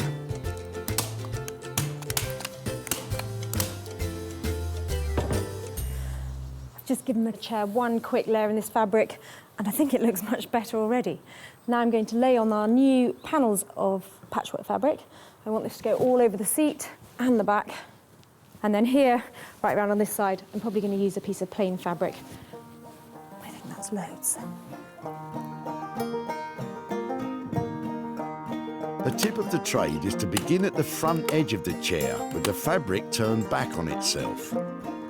That way you can achieve a nice neat finish with the staples hidden below the fabric. So that's a really good neat start there. Quite lucky there, I've got a line going all the way along the back. That makes it look like I almost planned it. Very well, it's fine. With the new patchwork cover securely stapled, that old brown velour chair is already totally unrecognisable. Looks better already, doesn't it? In Margate, Sarah's tatty old table find is revealing to Rupert the reason why it ended up in the tip. Okay, so this one, beautiful table, Sarah dropped off to me. Although I say beautiful table, it's had its day, it's sadly knackered. I'm just trying to work out how it's made, so I'm just going to try to separate it all. It shouldn't be too taxing, given that it's already ridden with woodworm and barely hanging together as it is. I can already see that this table's had a strong history. There's marks and glitter and PVA glue from the previous children playing around the table. And sadly, the family that this came from, they just outgrew it. You're often with old wood like this, when you start playing with it, you reawaken old smells or all sorts of things. Every meal and every glass of wine that's been spilt on it. A nice old kitchen pine table always makes me hungry. Could go for a nice sandwich around this table right now. That's the last piece of the top. Walthamstow was lucky enough to have a new fire station built only 3 years ago, but hopefully we won't be needing their services today. This kind of goes into the risk assessment. Let's put that there. Headphones. Of course, we all know there's a perfectly valid reason why we avoid all forms of ignition when dealing with petrol. Okay, so more importantly than any of this is to get the proportions right. So what I've got to do now is cut this right. I'm only going to get one chance. So tape measure. Oh, look at that! Look at that! Look at that! Look at that! It falls right across this line here. That's good. That's good. It's meant to be. It's meant to be. Now, at the moment, you may be thinking of a flame silhouette light for a man office. But Rob has had a spark of inspiration, potentially a dangerous thing when dealing with a petrol can. Having noticed a striking resemblance to the shape of a Zippo lighter, Rob is now going to cut the top from the can and have a light in the lid. Not sure what Sarah's going to think of this radical rethink. Okay, here we go. Not looking good.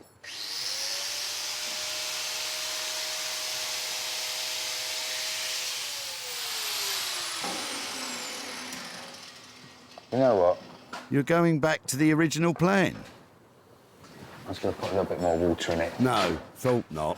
If Rob doesn't combust in the making of this new Zippo lamp, Sarah's going to be in for a big surprise when she sees the new design. It's difficult to watch. Oh, the design's coming out of me. I mean, maybe we could actually... Whoa! I'm sensing another change of plan. I don't dare say this because it... But maybe. Okay, so we've got this.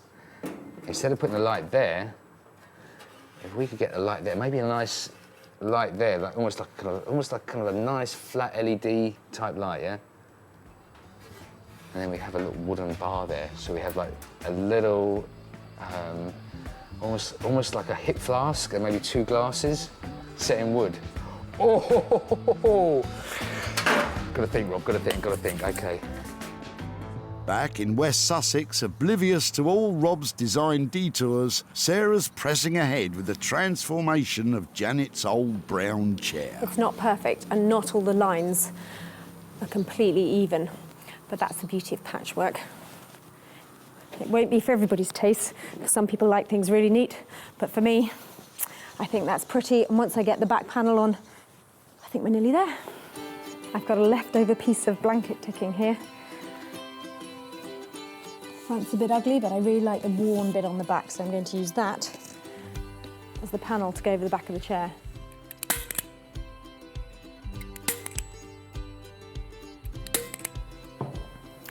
Because I want to get a really neat finish all along the sides, I'm actually going to hand sew it in place, tucking it under as I go, like that, so I don't have to buy any expensive braid or anything to finish it off. And I think some little hand stitches, happy for them to be visible so it looks handmade. Just catching the chair and the fabric. And that means the whole of the chair is going to feel really tight and the fabric underneath won't be moving around.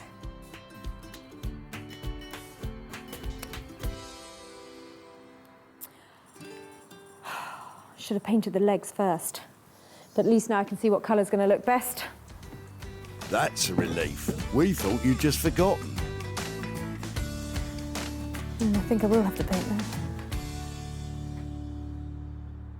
From a chair to a table, in Margate, Rupert is thinking on his feet as his design develops.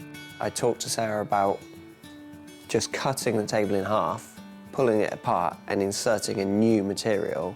I'd rather do it more randomly, almost as if the table had been blown up and glued back together, introducing some new materials, but they're reclaimed materials. Every time I walk past a building site or a skip on the street, I always have a look at what they've got. These came off of around the hoarding, around a development site, and I think this sort of colour might be perfect for the table. So I'm going to just take a few of these and start playing with it. I've kind of worked out what I'm going to do with this project, and it's just a case of doing it now. Assembling the many pieces of this jigsaw back together. I've got to work for quite a while to get it all nice and level, all sanded, all lovely. But I might put a thick sealant on it, maybe several coats of varnish, to get it to a really clean, glossy surface. Try to give it a little bit of an edge. Something a little bit different table. With Carlos the cat overseeing things, this table has grown from a table too small for a growing family to a tabletop large enough to seat a party. By adding extra materials sourced without costs, which add a splash of colour, Rupert is definitely thinking big. So, that's pretty tight there. So actually this is, having done all this, I think I'm gonna have to take this bit out, yeah? This bit's gonna come out and then we're gonna have the light bulb running in there. That's going to sit up like so. And I've got to find some kind of catch to hold this, oh, it's a bit sharp, hold this down when it's been moved. So there's going to be a hinge on this side. Haven't quite found the hinge yet, the hinge, or maybe I'll just make one. And then when we lift it up, like so, got to find some way of actually keeping it up there. Okay, so the little bits and pieces are going to take the time. It's unusual for Rob to have such freedom of design on a project. More often than not, when working for architects and artists, specific plans are provided detailing exact dimensions and specifications. So, with all this creative freedom, anything could happen. Not quite even, so I'm going to start again on this. As part of the ever-evolving plan for the old petrol can, Rob has placed an order for a hip flask, which will sit in a copper-lined recess, sunk into the wooden insert at the bottom half of the can. At the same time, in the lid, Rob has installed a light bulb of epic proportions.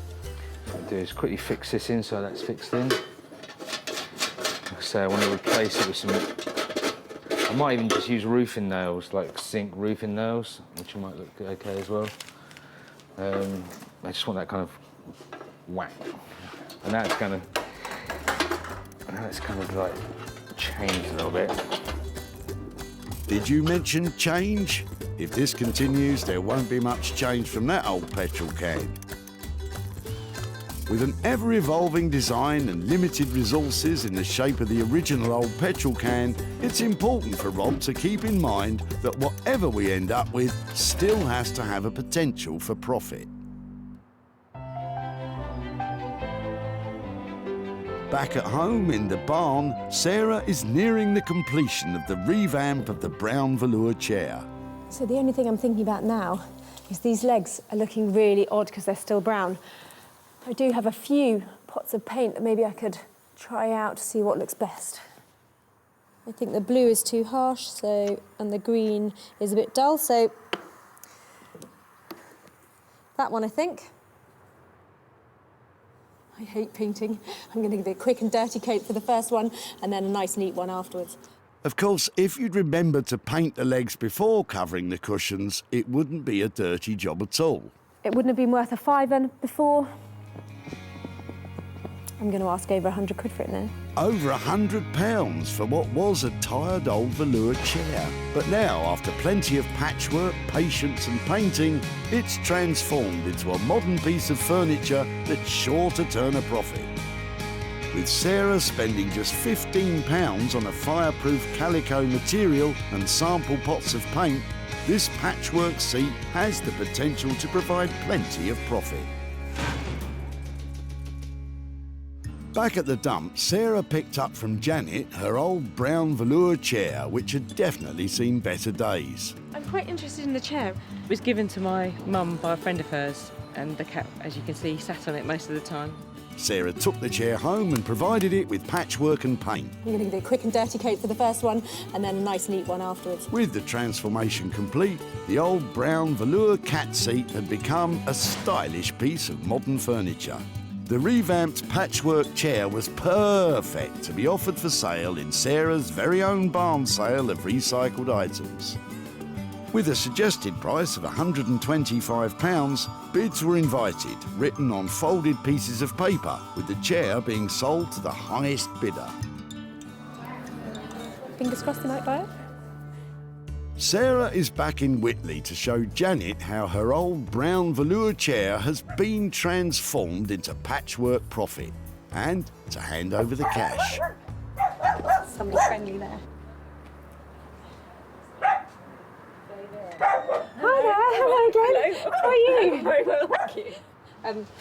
I've got a couple of pictures to show you because after we took away your brown velour chair, Yes. you're laughing. We did some work on it, so I thought I'd show you what we did to it. Yeah. We made it wow. vintage style. Oh, isn't that nice? Well, I'm glad you like it. Yeah, it's really lovely. So I made a patchwork fabric using lots of offcuts and things that I'd had from other projects. Yeah. And that sort of thing. So Oh, it looks really pretty, doesn't it? Isn't yeah, it nice? I think it was a good makeover. Do you think your mum would approve of it? Yeah, I think she will, actually. She likes flowery things, so I think she would see that as a big improvement. Excellent. So in the end, somebody actually paid £100 for it. Good grief. So that means I've got £85 to give to you. Fantastic. Thank you very much. Oh, my It's pleasure. unbelievable. Wow. Good grief, who'd have thought? So, Sarah spent just £15 on this transformation and was able to achieve a sale price of £100, which leaves £85 profit to hand over to Janet. So, what does she have in mind for the money? Behind Cork Castle, there's a cattery, and she always used to love to go there. And so what I was thinking is we could take the money there and we can give it to the cattery. And so, you know, I can say, you know, that's what we've done with the chair. Is that going to be a problem? Does she know you've got rid of the chair? Yeah, no. Really? Oh no. It might get me off the hook a bit. So. She's going to know now. I tell you, you're going to be in lots of trouble. Well, maybe, yes, maybe buy her an ice cream to sweeten her up first. Use the £5 for the ice cream and give the £80 to the cat. It was really lovely to see you again. You too. Thank you very much. My absolute pleasure. Yeah. Bye-bye. Thank you. Bye-bye. See that cat over there? That's the cat that sat on the chair. Will that cat home? Is that one over there? I think if we give the money to the cat's home, buy Mum a cream tea, that means that everybody's happy. Then the cats are happy, Mum's happy. So yeah, a good result. With the patchwork chair producing a profit, Sarah now has high hopes for the punctured petrol can belonging to Trevor and Dion. She's back in Walthamstow, where Rob has finished fiddling with the old fuel can, which, after a number of different design directions, has come full circle and is back to being a table lamp for a man cave. The original idea was to cut a hole all the way through it and put a light in it. After she'd gone, I had a little bit more to think about it. I quite like the shape of it, a Zippo lighter. So that's when I decided to split it. And I was originally going to have a hinge on it and have the clip. And I just preferred the idea of having a much more stationary kind of fitting, much more stationary fixing. More of a table lamp you'd have on like a little low table. Well, I'm not quite sure what I'm here to pick up from Rob. I know that it's changed a little bit from our high-end lighting, and it's got something to do with a hip flask, which sounds very interesting. You might want to take a big gulp from that, Sarah. I don't know what she's going to say, actually. I hope she likes it. I really hope she likes it. When Sarah saved this old petrol can from the dump, it was on its final journey. But now it's been refitted and repurposed with the intention of reselling for a profit.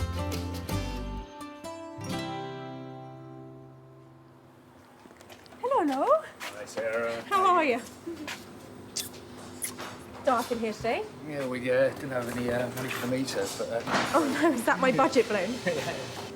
What is that? That's really cool. Oh my word. What have you, so talk me through, what have you done to it? Let's have a look. Ah! Is that where you wanted the... Hip flask. And so turn the lights on. Let me have a proper look at the finish, if that's all right. Yeah, of course. It's really cool, isn't it? So was it a tricky process? It looks like it might have been through a few stages of development. It went through a constant stage of development. It was, it was designed on the fly, really. So. Rob was left with a budget of up to £300, but including the price of the hip flask, the final cost has risen to £330. I have just some reservations about the finish for that kind of money, just to tidy it up. I mean, if I know that I think there's a few little things you could do. And one of them was actually putting a car trim. You know, like the trims you get on the windscreen. Yeah. I quite like that with the reference to the car. Okay, so Just like a rubber trim around the edge. I think that we'll definitely just have to make sure that that is tied up, if that's all right. I think that. Give me a shout, and I'll get it picked up when that's finished up. But for taking on the challenge. Well done, Rob.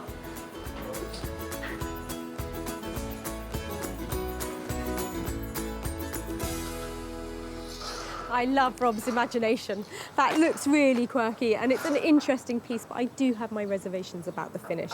And I hope he doesn't mind me asking him just to push it a little further, because with something like that, the devil's in the detail. I think Sarah liked it. I think she was pleasantly pleased. Pleasantly surprised. Pleasantly pleased. Pleasantly surprised. Rob finished his petrol can creation for £330, so all that remains now is for Rob to smooth out those rough edges and for Sarah to find it a new home.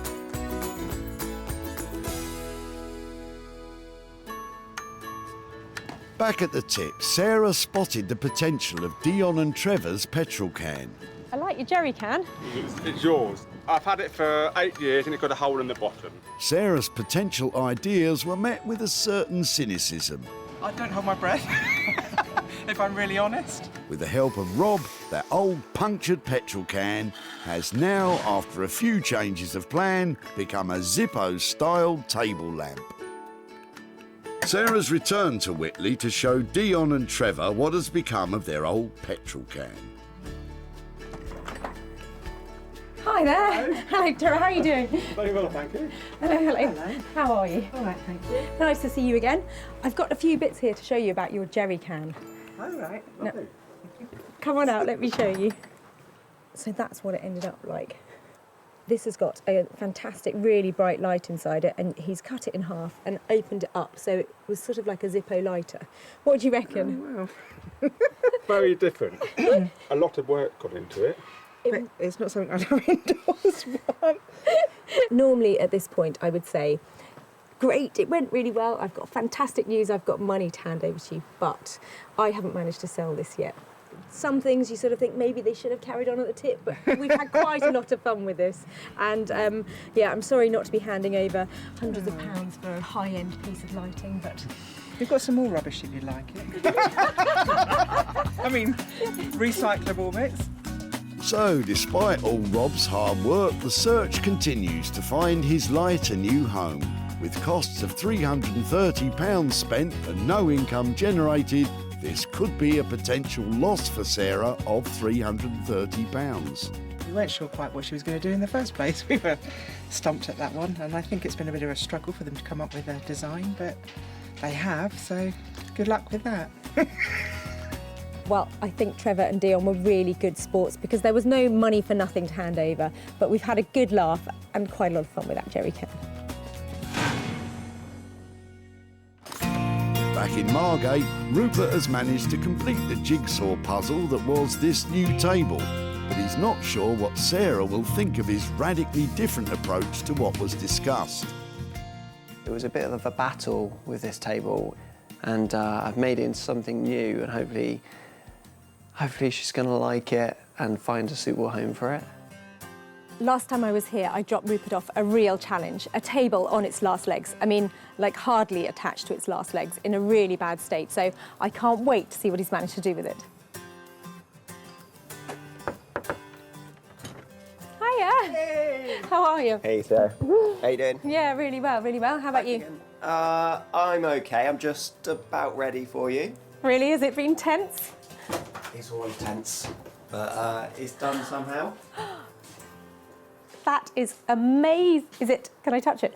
You can. It's not actually wet. It's high gloss. It looks like sort of nail varnish or like something's poured on it. It's really thick. I wanted it to look like a toffee apple. That's what it is. It really does, doesn't it? It's beautiful. So it's huge. It is rather big. I know originally I said maybe I just cut it in half and cast a new bit in the middle. But when I looked into that, the table was so rotten and it would have cost so much over the budget to cast a nice piece. So I decided I'll work with exactly what I've been given, make something new. It is something old. Absolutely amazing. The red sections are actually reclaimed wood. So the budget hasn't changed at all. I've perhaps spent another £3 on it. Really? That's it. So it's ready to go and have a new life and hopefully lives for some more years. I think you've just absolutely nailed it. It's beautiful. Thank you so much. It looks fantastic, glossy, beautiful, and I'm going to go all out to try and get that back into the heart of somebody's home. I'm really pleased that she liked it. I just hope she can find a suitable new home for it now. The final cost of Rupert's work on the table has come to £400.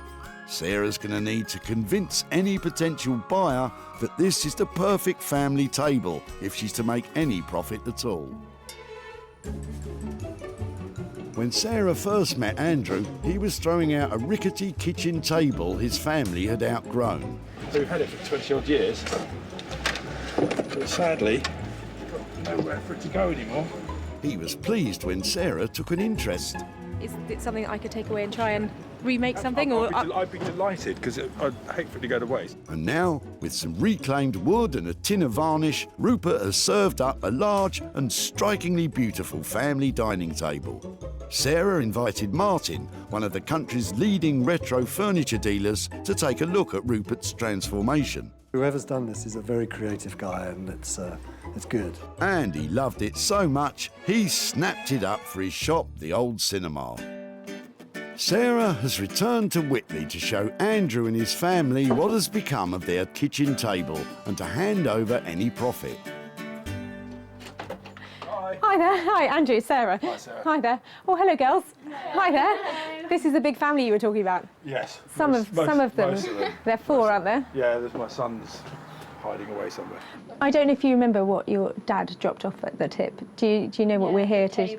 The table. Yeah. And did you all grow up with that table? Do you remember it being in your house? Yeah, it's a no kitchen table. Do you know what we did with it? We made it into a table. I've got some pictures. This is how your table ended up. Oh, wow.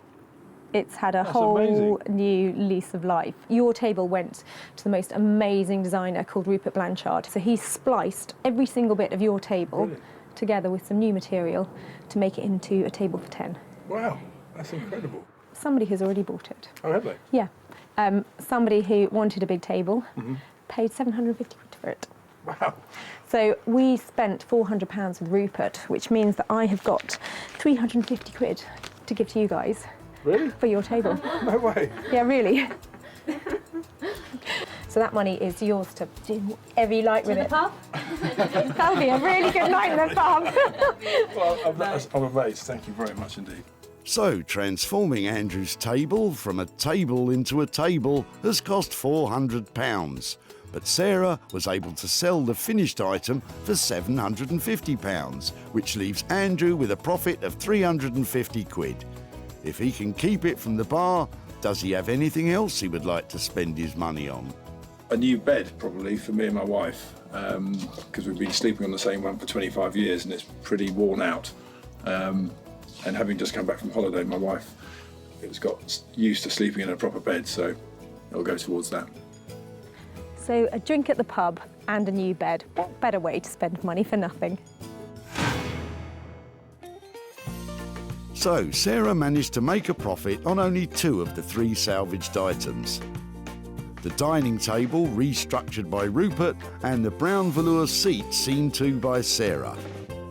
Rob's petrol can lighting has still to find a new home. Well, that's 3 things saved and only 2 things sold. Sometimes it's not as easy as you think to make money for nothing.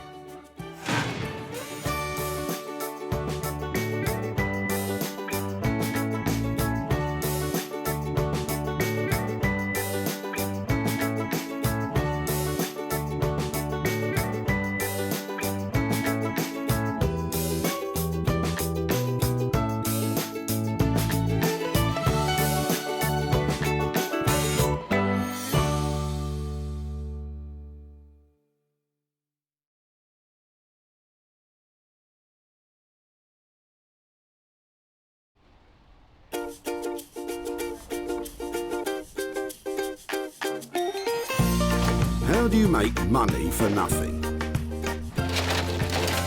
The answer could be hiding in the 20 million tonnes of household waste we throw out every year. Sorry to bother you, before you throw that away, is there any chance I can have a quick chat to you about it? Sure. That's why entrepreneur Sarah Moore wants to get her hands on things before they hit the skip.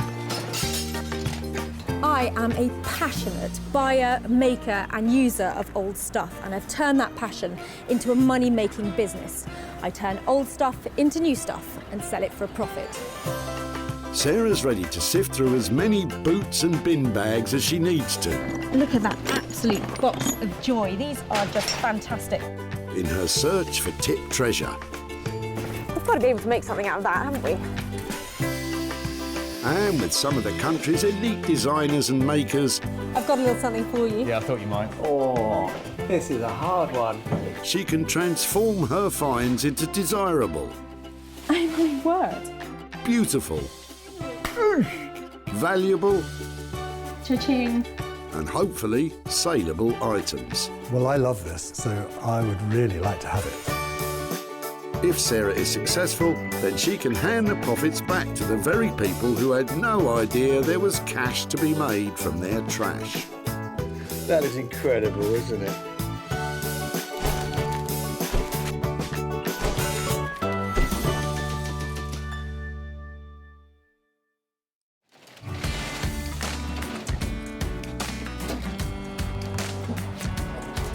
Today, Sarah's at the Bredbury Recycling Centre in Stockport, where up to 500 people a day turn up to chuck out their unwanted items. That is, if Sarah doesn't intercept them first. It's really embarrassing to be caught looking in people's cars all the time. I've got to do it because they might have something good in it. Remember, Sarah's got special permission to rummage about today, so don't go pestering people at your local dump or you could be the one getting thrown out. All right? Would it be okay to have a look through your rubbish? Would you mind? Is that... Really? Yeah, sure. Sarah's searching for 3 pieces, which once reworked and sold, will hopefully produce a payout for the people dumping them. You look like you're having a good clear out. Oh, wow. Sarah always has high hopes. I get really excited. Every time somebody pulls up, I think, it might be a Rembrandt. Don't think there's going to be a Rembrandt in there, I've checked. But you never know. And it's clear people have cottoned on to what she's up to. She's a rubbish burglar. Yes. But the contents of John's boot could mean all that prowling is about to pay off. I was just looking in the back and seeing some of the older pieces in here. Yeah, some of it is the mother passed away recently, so we're clearing the house out. Okay. Some of the... It's got that sort of time warp look to it, hasn't got it? some old 78s in here. If you Oh, want really? them. Yeah. I was just looking at the case, actually, Yeah. and the... So were these weren't yours, then? No, these were my father-in-law's. Oh, wow. They're fantastic. Yeah. Yeah. I would definitely like to have a look at them, and I really like the case as well, yeah. Look at that. And you've got a sewing machine as well. They're normally really heavy, aren't they? Yeah. So get them out of the way. Got this. Do you know how to... Oh, wow, look, that's almost like brand new, isn't it? Wow, look at, I absolutely love that. Look at that badge and stuff on there. There's something about that that's just so appealing. I think the little badges and all the bits of it. We'll make it like that now, do they? I haven't got anything else hidden in the trunk? No other old stuff? I don't think so. All right, Sarah, don't get greedy. We're just clearing, mainly from my house, out of my shed, which I'm clearing out for a new shed. But the sewing machine looks as though it's never been used. And as Sarah pays homage to the humble sewing machine, Oh, look, it's even got its own instruction manual. John keeps unpacking his trunk and brings her something with even more potential. My word! Forgot I brought this. That's amazing. So, original Bakelite. Yes. Whose was that? I used to be on the removals. Okay. Somebody gave it me about 30 years ago. That is the most fabulous thing I've Yeah. seen here. I absolutely love it. Apparently, if they're working, they're worth about £150, but it's got a bit messy, so I couldn't be bothered. I'm going to turn this into something fabulous. I tell you, this is so exciting. Bakelite is an early type of plastic, and radios like John's are collectible pieces of social history from a time when the radio was the focal point of the home. I love it. You've made my day. That is tip gold. That's right. Thank you so much. It's brilliant. See you. Bye. So, John's radio trumps the sewing machine and the old 78 to become Sarah's first item. She's got someone in mind who's sure to take it from the pits to the Ritz and make some money for John. Trot on Mark Phillips, also known as Horse. Electronic superbrain Horse was chief engineer for a world-renowned audio recording company for over a decade. he's now taken his love for restoring vintage sound equipment and made it into a business. I enjoy refurbishing vintage equipment. It's always a shame to see stuff like that go to waste. I think it's great giving a second life to something that would have essentially just been smashed up, thrown in the rubbish. So yeah, it's definitely a job and a passion. Something tells me Horse is in for a treat with John's Bakelite radio.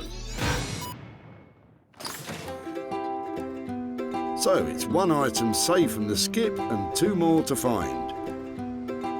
Yes, loads of people here. I don't know which end to go first, so I'm going up this way, see if there's anything coming in. Oh man, I can't tell if Sarah's coming or going anymore. But as long as she doesn't go, that's the main thing. Come on you, get back to work. There's still loads of tired old stuff coming in. So that's a nasty bicycle tyre habit you've got going on. The middle-aged men in Lycra brigade. Oh no, God, I'm not one of them. You're not? No, Lycra, I'm not. You'll be shaving your legs soon. Not a chance. Really? Not a chance. It's a slippery slope, you know, Lycra. Less Lycra banter, lass, and more searching for item 2, please. Hang on, what's this? Sarah's swooping in on Peter. I'm just wondering if I could talk to you about your rubbish. Yeah. Are you clearing something out? Or are you Clearing the garden out. Oh, okay. Yeah. Okay, and I was just looking at your table. Do you mind if I? Sure. So it's been outside, has it? Yeah, it's got weather beaten. Came from my friend's house and his mum and dad had it, so it's quite old. Yeah, it's got that sort of 1970s feel. Yeah. Is there any chance I would be able to take it away and see if I can make something out of it? Yeah, you can use it. Fab, okay. I'm glad you can use it. What a find! There's a big market for retro furniture. Well, when it's not covered in mould, that is. So I saw the legs of this sticking out of the back of somebody's car, and it is screaming Urkel, so they're sort of 1960s, 70s British furniture makers, and it's got a sticker on it here that you can see to back it up, the original one. The good news is that Urkel is collectible. The bad news is that somebody's left this out in the garden and it's in really poor condition on the top. If this can be reconditioned and brought back to life, I think that maybe £100 profit. 100 quid? What do you think, Peter? I don't think she'll make much. We'll see about that. And with Peter's mouldy Urkel, that makes 2 items ready to renovate. The table's going to take a lot of work, but Sarah knows exactly where to take it. Jay Blades is a builder turned philosophy graduate turned furniture restorer. Jay has his finger on the pulse of modern design interiors. He loves reworking the very best of original British craftsmanship and bringing it bang into the 21st century. I've always had a passion for the kind of heritage that the British designers have produced over the years. Traditionalists would love to keep it as it is, but to be reintroduced into the market, I like to just add a bit of colour and add something a bit quirky. I really enjoy adding my bit and not necessarily worried about other people's reactions. It's more about, do I like it? If I like it, then it's good. The 60s table Sarah's bringing Jay sounds right up his street, but he hasn't yet clapped eyes on the state of it. So Sarah's got 2 items with Horse and Jay's names on them. But what about Sarah's own designer talents? She needs to find something she can put her stamp on. Here you go. Why don't you ask Ian what he's chucking? Excuse me. Sorry to bother you. I'm just here today looking at what people are throwing away. Any chance I have a good chat with you about your rubbish? Just general rubbish that's been accumulating in the garage for a while, and just time to get rid of it. I was just looking at your suitcase, and I was just wondering if I might be able to have a closer look at it. And absolutely. Did you know where it came from? Or yeah, any... it's my case from when I was a kid. It's been sitting around at home for ages. I would love to have the chance to take it away and give it another life or use it again. I would love to see something like that happen to it. I'm sorry I stamped on it beforehand because I broke the hinge to be able to get it in. I'll be able to sort that out, but that won't be a problem. Yeah. But no, I think it's just got a lovely shape, and these details and the fact they've been worn and had a previous life, I think would be great to incorporate into a new something. So that's fantastic. Thank you ever so much. Okay, you're welcome. Thank you. You're welcome. don't think that's ever been out of the country. I think it was when I was a kid or a teenager. It's been on family holidays in the UK, and I think when I was a student as well, it was one of the cases I took to Polytechnic with me. So it's not really had that special a life. I just really like the look of this case. It's just so 1960s. It's got some lovely lining on the inside. I really don't know what I'm going to be able to do with it, but it'd be nice to be able to think that I can send it on another journey. Sarah's three-piece treasure hunt is complete. The radio will be switched on by Horse, the retro coffee table's going to furniture maker Jay, and the tatty old suitcase may have lost its sentimental value, but Sarah's confident she can restore its cash value. I've saved 3 fabulous pieces here today, and I'm going to make lots of money from them. I hope.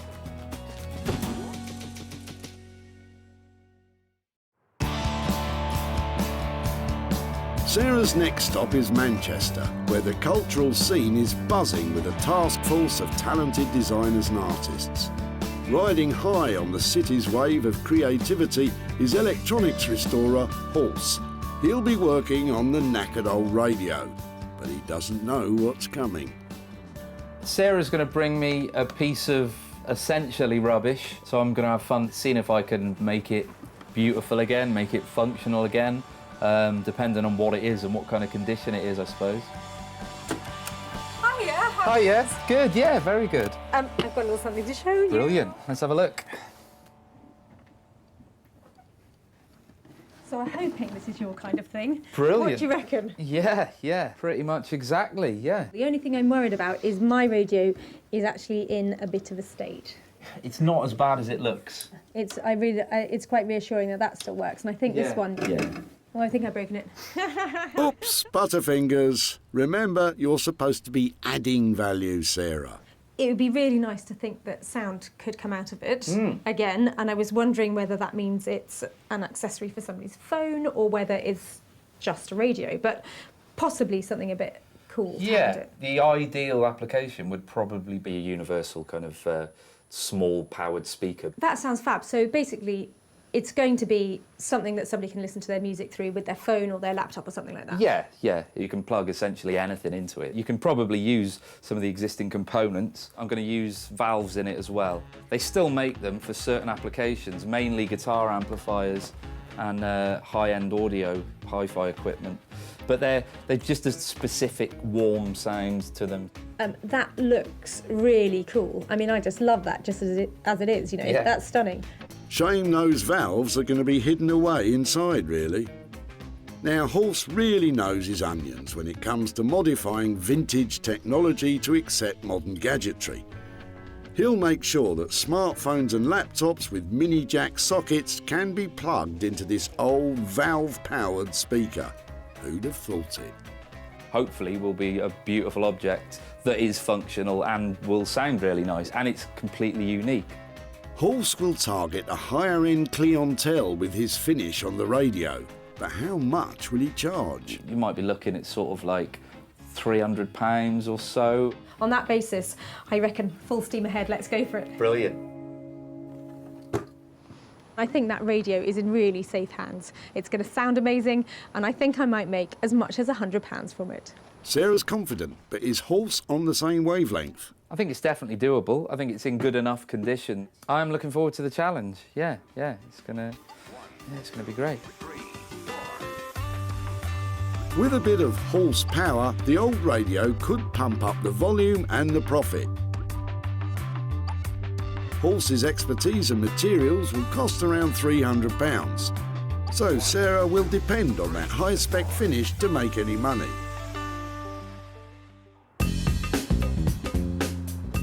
Sarah's next stop is within the metropolitan borough of the West Midlands, Wolverhampton. And tucked away in the disused Bury Street factories is woodwork wizard Jay. Sarah's about to surprise him with the mouldy Urkel table, but it just might be too weather-beaten for Jay to work with. All I know is she's got something from the tip that someone was throwing away, and then she wants me to be able to turn it into something that's going to make money. Could be anything with Sarah, but hopefully she'll bring me something that isn't chipboard. Real wood is what I'm after. Hi, Jay. Hi, how you doing? Yeah, I'm doing really well. How are things? Very good, very good. What have you got today? Oh, wow, table. This is the good side. This is the good side, okay. This is the not so good side. Wow, wow. Okay, it's been outside, obviously. Yeah, I think the guys who dropped it off said that they had been storing their plants on it in the garden. Oh, that'll do it. That'll put it in that state. Okay. It's beautiful. Even though it's in the state that it's in, I really like it. I really do like it. I've seen many Urkel tables, but I've never seen one with this kind of round, oblong kind of shape to it. Urkel was a prominent British furniture manufacturer dating back to the 1920s. Its mass-produced furnishings found a ready market in post-war Britain. But now, vintage enthusiasts will pay through the nose for well-preserved pieces. Alas, this one's on its last legs. The only bit I'm concerned about is here, where the plant pot has been down there for quite a while. But if you bear with me 2 minutes, I'll just get this machine on. I love the machine. Everybody has better toys than I do. Everywhere I go, everybody has got these really cool things. I end up doing everything by hand, takes me ages.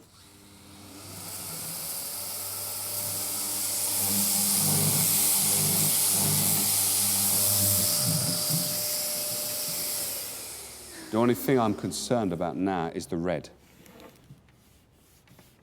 Oh dear. Worst case scenario is that we rub it down and then that stain has gone straight through to the piece of furniture. Then what we will more than likely have to do is, I would say, paint it, because no one will want that kind of colour. So ideally we'd like to have a surface on the top that is blonde and beautiful, but the chances are we might have to paint it. Yes, yeah. Okay, I'm happy with that.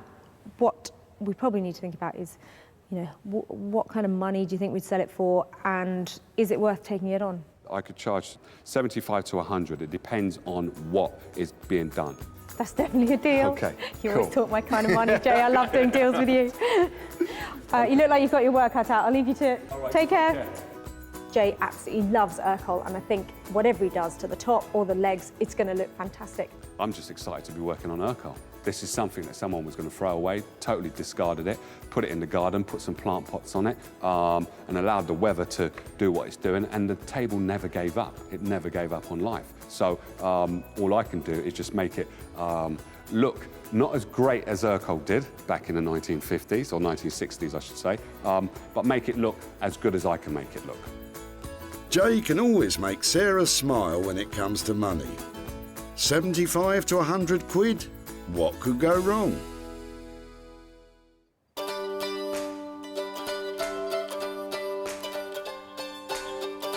So, 2 items with the potential to make some cash. Sarah's on a roll, but now it's time for her to put her money where her mouth is. Back at her barn, she's hoping to transform Ian's battered baggage into something profitable. Well, this poor old suitcase has definitely seen better days. It's in a right state. It's been taped up. It's never going to have been a valuable object, and it is certainly not worth much at the moment. But I'm hoping that I can make it look just beautiful. They work just. Oh, it's quite tough to get it open. My plan is to paste some pretty fabric all the way over it. Probably not very big pieces, so I can use scraps of it and just patchwork the surface of it so it just looks bright and pretty and you don't see any of this black. Maybe I can get a price tag of 50, 60 pounds on it. Sarah starts by giving it a gentle rub down, being careful not to get it too wet.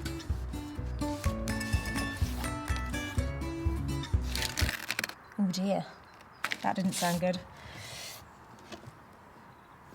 I'm loath to take the paper out. Once I take the paper out, I've got a world more work. But I think I might just have to take out the loose bits.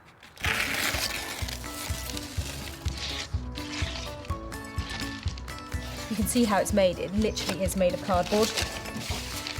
Cardboard suitcases were a lighter and cheaper alternative to heavy leather or robust wool luggage, becoming popular in the 1920s with the rapid expansion in automobile travel. I really like the fact that it says an American Home Magazine selection on it. I might try and put that as part of the design. Cardboard may have been a more convenient material for the day, but it wasn't built to last. I've just got to get this roughly in position here. So it's just the main thing is to keep the fabric really taut. When you're getting the wrinkles out, you can feel them really clearly when you've got them. So you just need to work the fabric, stretching it. Sarah's glued the fabric with a simple PVA glue, and once she's smoothed out the wrinkles, she can work out the details round the locks. You can see where, just around the edge of where the fastenings are on the case, I've stretched the material around, and if you just push it in really neatly around it, you can give yourself a template to cut round. I always trim slightly inside the line, and then you can just run the fabric right up to the edge. I'm going to stick that in as close as I can, and then when it's all dry, I shall just get a craft knife and trim off those little extra bits there. I think that is a great start. Just a little bit more covering to do before it looks absolutely perfect, but I'm really pleased with that. I think that's well on its way to making some money. Sarah's scraps and glue should only set her back about a £5. So if she can sell it for more than that, she's onto a winner.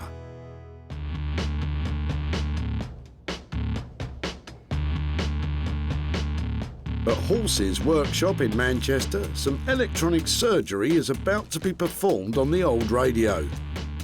Look away if you're squeamish. So to start with, I'm going to dismantle it, and then I'll just put in a very simple circuit with some new valves. I've got to put in a new mains transformer because it was potentially lethal. You definitely need to be careful. You certainly shouldn't just plug it in until somebody qualified's had a look at it. One memorable time, I got a shock and then punched myself in the face, pulling my hand back. So yeah, I'm quite careful these days. Ouch and double ouch. Definitely don't try this one at home, folks.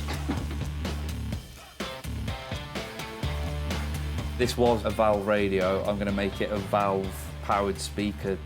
I'm sure there'd be purists going insane at this. It's not like they're rare, so it's fine.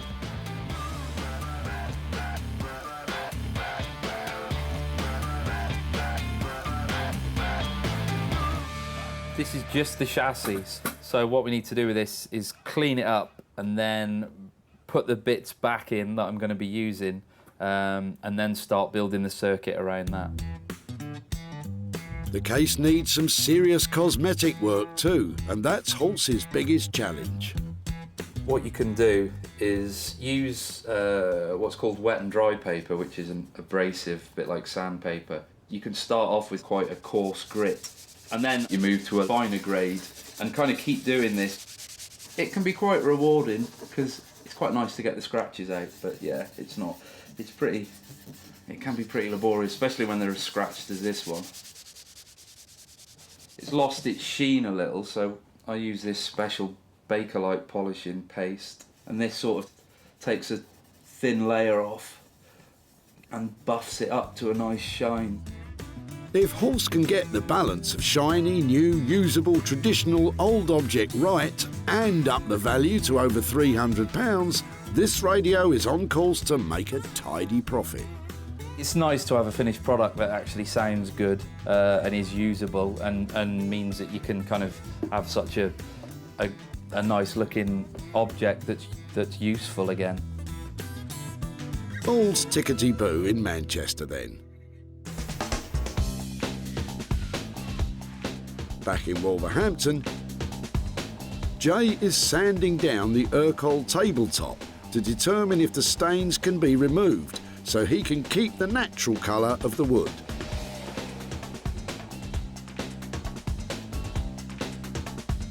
And it's bad news. It's stained all the way through. So It's sad that we have to paint an Urkel, and I really don't like doing that. Kind of disappointed. If you was to paint this white to kind of blend it into a room, what you might have a problem of is this stain that's already here might start to bleed through to the actual top.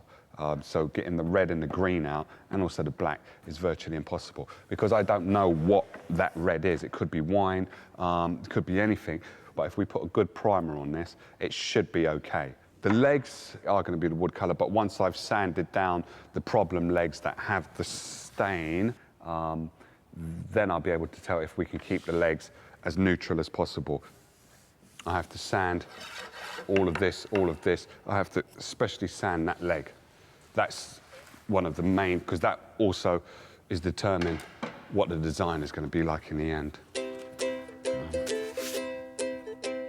So the top didn't pass the test.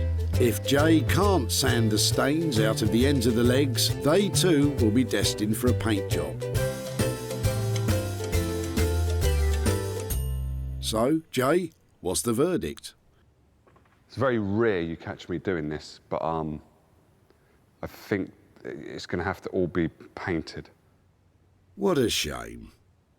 We could do light blue on top, black legs, and light blue underneath. So light blue all along there, and black legs, light blue top, so then it will lift the top of it and just make it look light, because it's quite a big table, quite a big coffee table, and you don't want it to be too imposing into someone's house. You want it to be quite uplifting, and I think that's the design. That will be how I think it would look best. Well, it's a shame to cover up that lovely wood. But if it can still be sold for more than 100 quid, then he can paint polka dots on it for all I care.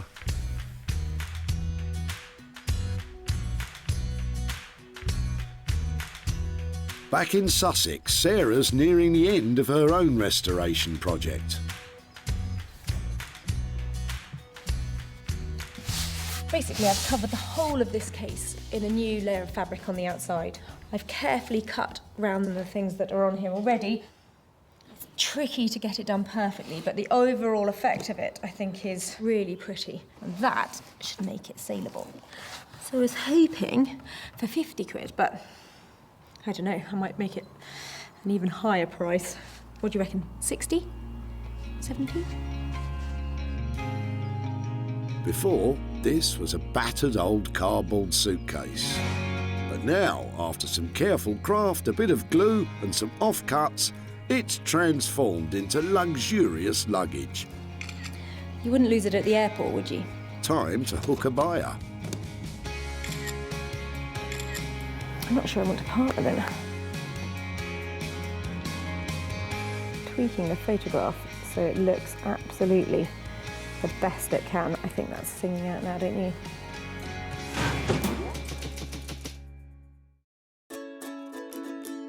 Sarah's success is measured in sales, and she always seeks out the best ways to maximise profits, hosting her own clothing and furniture sales in her barn. Just sold the sofa. Advertising and selling online, or selling directly to specialist shops. With opportunities galore in the things we throw out, Sarah's always looking to make money for nothing. So, Ian's old suitcase has been on one heck of a journey. I was just looking at your suitcase. Picked up by Sarah just as it was sailing over the edge of the tip. I shall cherish it and make something amazing out of it. Yeah, I'm sorry I stamped on it beforehand because I broke the hinge to be able to get it in.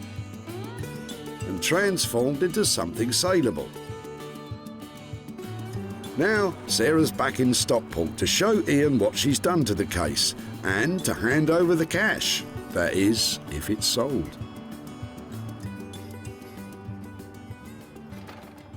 Hi there. Hi, Ian. Hi. How are you? Nice to meet you again. Yeah, nice to see you. It's much nicer than where we last met, isn't it? Yes, indeed, indeed.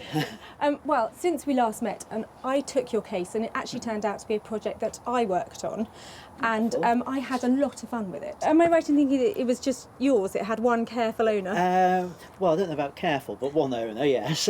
Lovely. Well, in the end, I actually made it look like that. Wow. I used lots of scraps of fabric that I had Right. left over from other projects and pasted it all over. I think that's amazing. It had a very battered cover to it, so I was wondering what you were going to do with that. I'm actually quite pleased that you've made it into a case, so it can still be used as a case. I shared it online and there was quite a lot of interest in it. Wonderful. Because it only cost £5 to renovate, there was a bit of profit from it. Right. I sold it to somebody who has a vintage shop who wants to use it as a display piece for her window. Oh, wonderful. And it turns out that in the end, she paid £85 for it. Oh, that's amazing. So, Ian, for you, £80 for your old suitcase. That is incredible. Thank you very much. It was going to be thrown away as far as I was concerned. So thank you very much. Sarah sold the suitcase online for 85 quid. Take off a fiver for materials and Ian's walking away £80 richer. But what are his plans for the money? I think really to me it's all about memories. The case is an old case and memories of holidays with it. So I think I'd like the money to go to a society that deals with memories, something like one of the Alzheimer's related charities.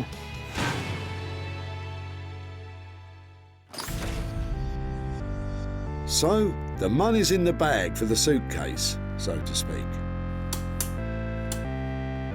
And in Manchester, how's Hulse getting on with the radio refurb?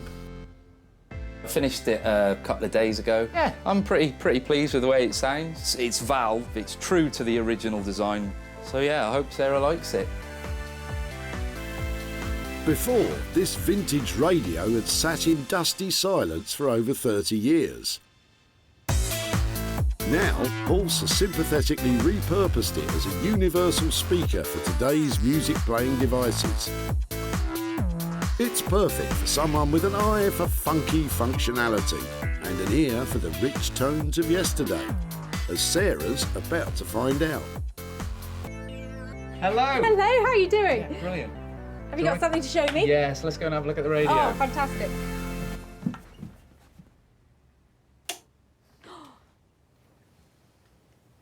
Does it work? It does, you just have to wait for it to warm up. Ah, Brahms. Piano Concerto No. 2 in B flat. I've never heard it sound quite so good. It's amazing. When it lights up.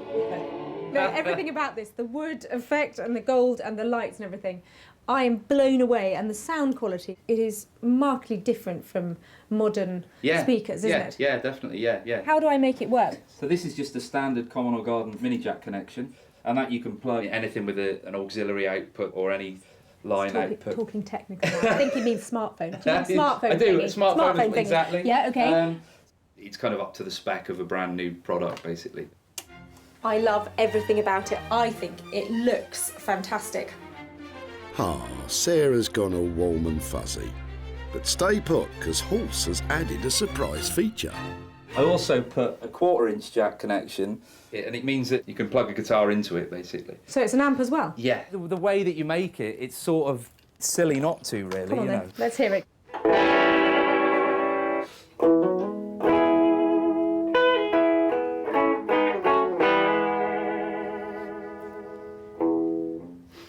Horse, you're a genius on so many levels. I think that just is the icing on the cake.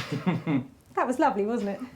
All right, Sarah, enough of the mellow jamming sesh. Let's get down to business.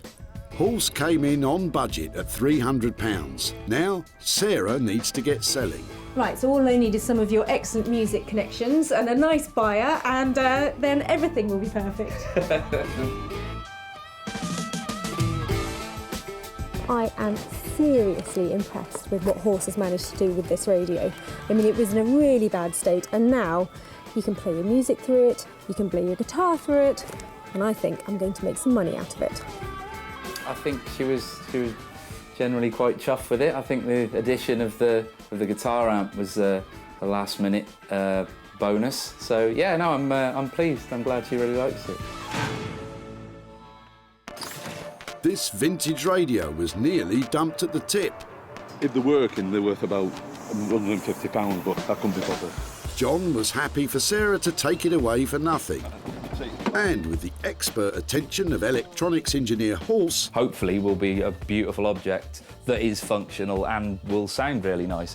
It was turned into a glorious custom-made speaker with a contemporary twist. And when Nick from online retro furniture store Smithers of Stamford took a look and a listen, he bought it. Hope to do some more business with you soon. Thank you. Take care. Bye. And now Sarah's back in Stockport to show John the radio's transformation and hopefully hand over some cash.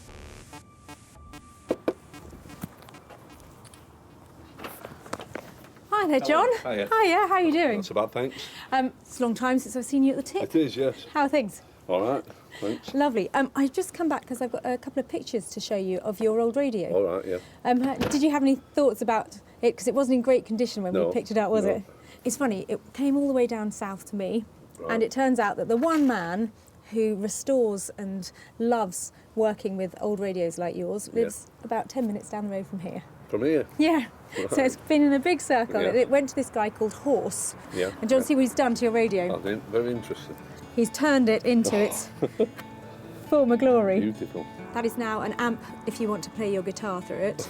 And also if you have a smartphone or something like that, you plug that in and it plays all of your tunes. It's got lights in it as well, so when you turn it on, all that lovely, all those old stations and everything, it all lights up. It does look and sound just really lovely now. Unbelievable. I can't believe that. So the good news is that in that condition, it did sell, and I've got some money here to give to you. I've got £50 profit from the sale of your radio, and so that's for you. Sure. Yeah, definitely. What do you think about that? Absolutely amazing, really. Are there any ideas what you might do with that? Well, I'm just going to buy a new shed, garden shed. Are you? To fill up with more radios? Yeah.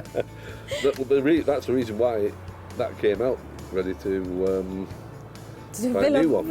Well, fantastic. I think that's a great idea, that something that came out of your old shed is going towards, a little bit towards buying a new one. So, brilliant. Sarah paid Horse £300 for his specialist work on the radio, and it sold for £350, making £50 for John to put towards his new garden shed. Bloomin' marvellous. I was a bit astounded, really, to how good it was. I thought about having it renovated myself, but I don't think it would have come up as it has done. I think it's quite amazing what he's done with it. It's so satisfying to see an old piece like that radio restored to its former glory and sounding amazing. And I think that £50 might have been music to John's ears too. With 2 out of our 3 items sold for a profit, it's so far so good. But Sarah has got one more pickup to complete the set. Maybe Jay's painted Urkel will leave her feeling blue. I think it looks really cool. I hope Sarah would like it. I hope she will. Evidently, she's got to sell it. She has to sell this on. So if she likes it, then she will be able to sell it more. I like it, but I'm not going to be selling it. I'm not sure how this is going to go. Well, there's only one way to find out. Get her in. I love pickup time. I've got an Urkel table in here, but I know it had a few problems and I'm hoping Jay has managed to turn it around. When Sarah picked it up, the table was on the brink of being lost forever. But now it's a fresh, modern gem with a new lease of life.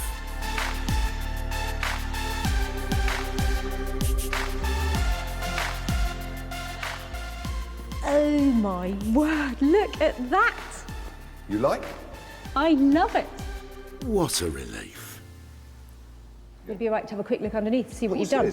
All it is I've done underneath is just painted it black, is all I've done. Yeah, it's amazing how well the black suits it, isn't it? I mean, it looks like it was made like that. Yeah. It looks like a massive, beautiful blue egg, doesn't it? It's stunning. It does look like a blue egg, actually, yes. Or blue pebble. It looks like a massive blue pebble that you'll find on the beach. The state it was in when you first brought it in, it's a shame to actually paint Urkel, but I couldn't get the stains out. I don't think you have to beat yourself up about this. This was going in a skip, and now it's going into a really smart interior. If you think back to how it was when it arrived, it was green, it had stains all over it, it was falling apart. You've completely transformed it. You know, this has gone from dustbin to designer. You know, it's brilliant. Thank you, thank you. Luckily, Sarah can see the sales potential in funky modern furniture. And what's more, it should still make a profit despite being painted. He's really nailed it, hasn't he? That table looks fantastic. That beautiful blue egg. I think I'm definitely going to be able to sell that with a profit. I'm glad she's happy, she can sell it, and then she can give the person that was throwing it away, give them the money back, and everybody's happy. Well, we're not happy yet. Jay came in on budget, but Sarah still has to find a big buyer of blue before we can start jumping for joy. Who could have imagined that the Urkel table nearly reached the end of its life as a plant pot stand? Just wondering if I could talk to you about your rubbish. Yeah. Sarah saw its potential. So it's been outside, has it? Yeah, it's got weather beaten. Even if Pete didn't. It's quite old. But with the magic touch of Jay Blades, it was transformed into a blue beauty. Sarah showed it to specialist buyer Martin at her barn. He's got a good eye for antique-y, vintagey type stuff to sell on in his trendy London shop. It's a retro look, it's a very clean look. I love the colour, very saleable. And guess what? He bought it. Ah, now I can sleep easy. Sarah spent £100 transforming the table. It sold for £200, meaning she has made, obviously, £100 profit. So the good news is that the Urkel table sold with £100 worth of profit. But the bad news is I haven't been able to make contact with Peter again and time has run out. So this money is going to go to children in need. Give that girl a gold star, because Sarah's made a profit on everything she saved at the tip. The cardboard suitcase came up lovely and rosy. The vintage radios brought old school and modern technology into harmony. And the retro Urkel table is now cool, blue and contemporary.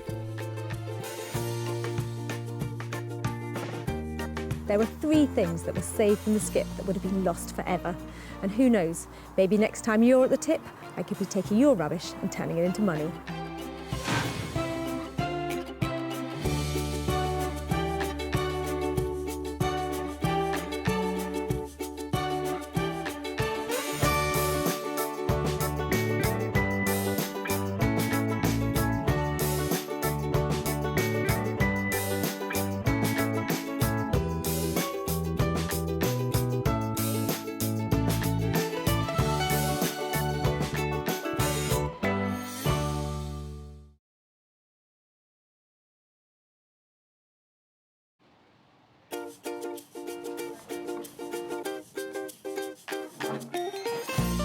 How do you make money for nothing? The answer could be hiding in the 20 million tonnes of household waste we throw out every year. Before you throw that away, is there any chance I can have a quick chat to you about it? Sure. That's why entrepreneur Sarah Moore wants to get her hands on things before they hit the skip. I am a passionate buyer, user and renovator of second-hand stuff, and I've turned that passion into a money-making business. I turn old into new and I sell it for a profit. Sarah's ready to sift through as many boots and bin bags as she needs to. That is the most fabulous thing I've seen here. This is so exciting. In her search for tip treasure. I love where I fling through the rubbish. And with some of the country's elite designers and makers. Hello, hello. What have you got today?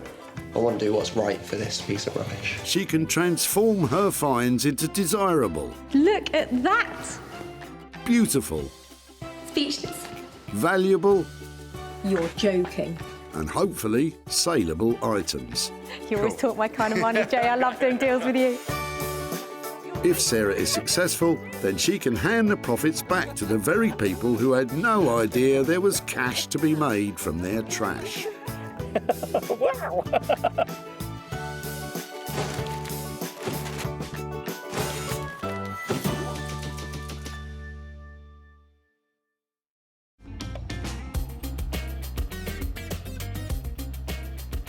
Stockport near Manchester. And at the Bredbury Recycling Centre, around 2,000 tonnes of stuff is unceremoniously chucked, dumped and ditched into tips every month. On the lookout for potential treasures is Sarah Moore. I'm really open-minded about what might come in today. I'd love to find something that's an antique or something, but any metal, anything we can cut up, anything we can weld together, so much potential. Sarah has special permission to scout these skips, so please don't go raiding your local recycling centre. Sarah's on a mission. She's got to save 3 items from the crusher that she can transform into something beautiful to sell on. How about you? Got anything exciting in there? Any profit she makes will go straight back to whoever dumped it in the first place. So they'll get some money for nothing. Sarah's in line for her first find of the day. She spotted some ancient history in Robert's boot. Just wondering what you're chucking out today, or are you dropping off the old barrow? It's over 100 years old. And I've saved it. I don't know why I saved it, but I did. I can tell why you saved it. There's something so appealing about that, isn't there? It's history and it's oddballs, yeah. Yeah, I'm in your camp, I have to say. I think it came out of an old mill. They call them a sack truck, though. Yeah, they used to have them all the railway station, didn't they? But this is a really heavy-duty one, so that's going to be something industrial, isn't it? Made of cast iron many years ago. Yeah.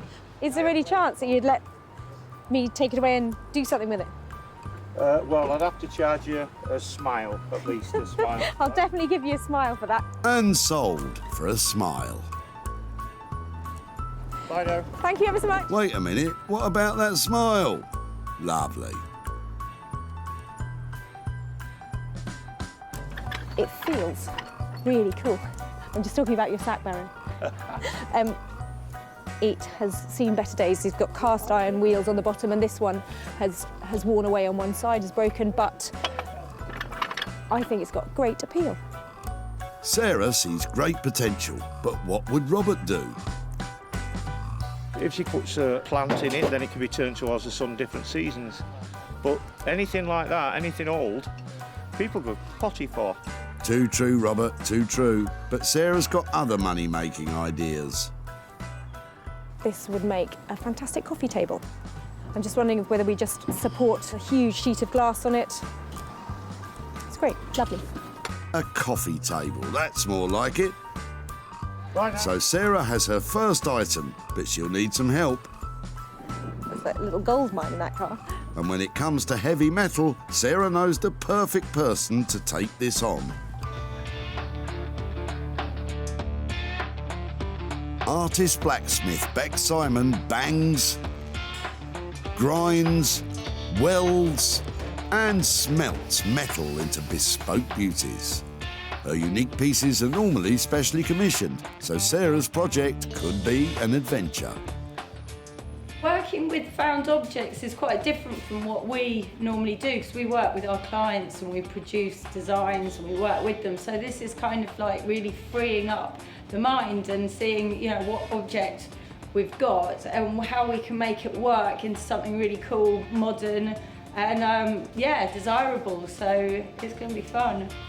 Bex has no idea what's coming her way.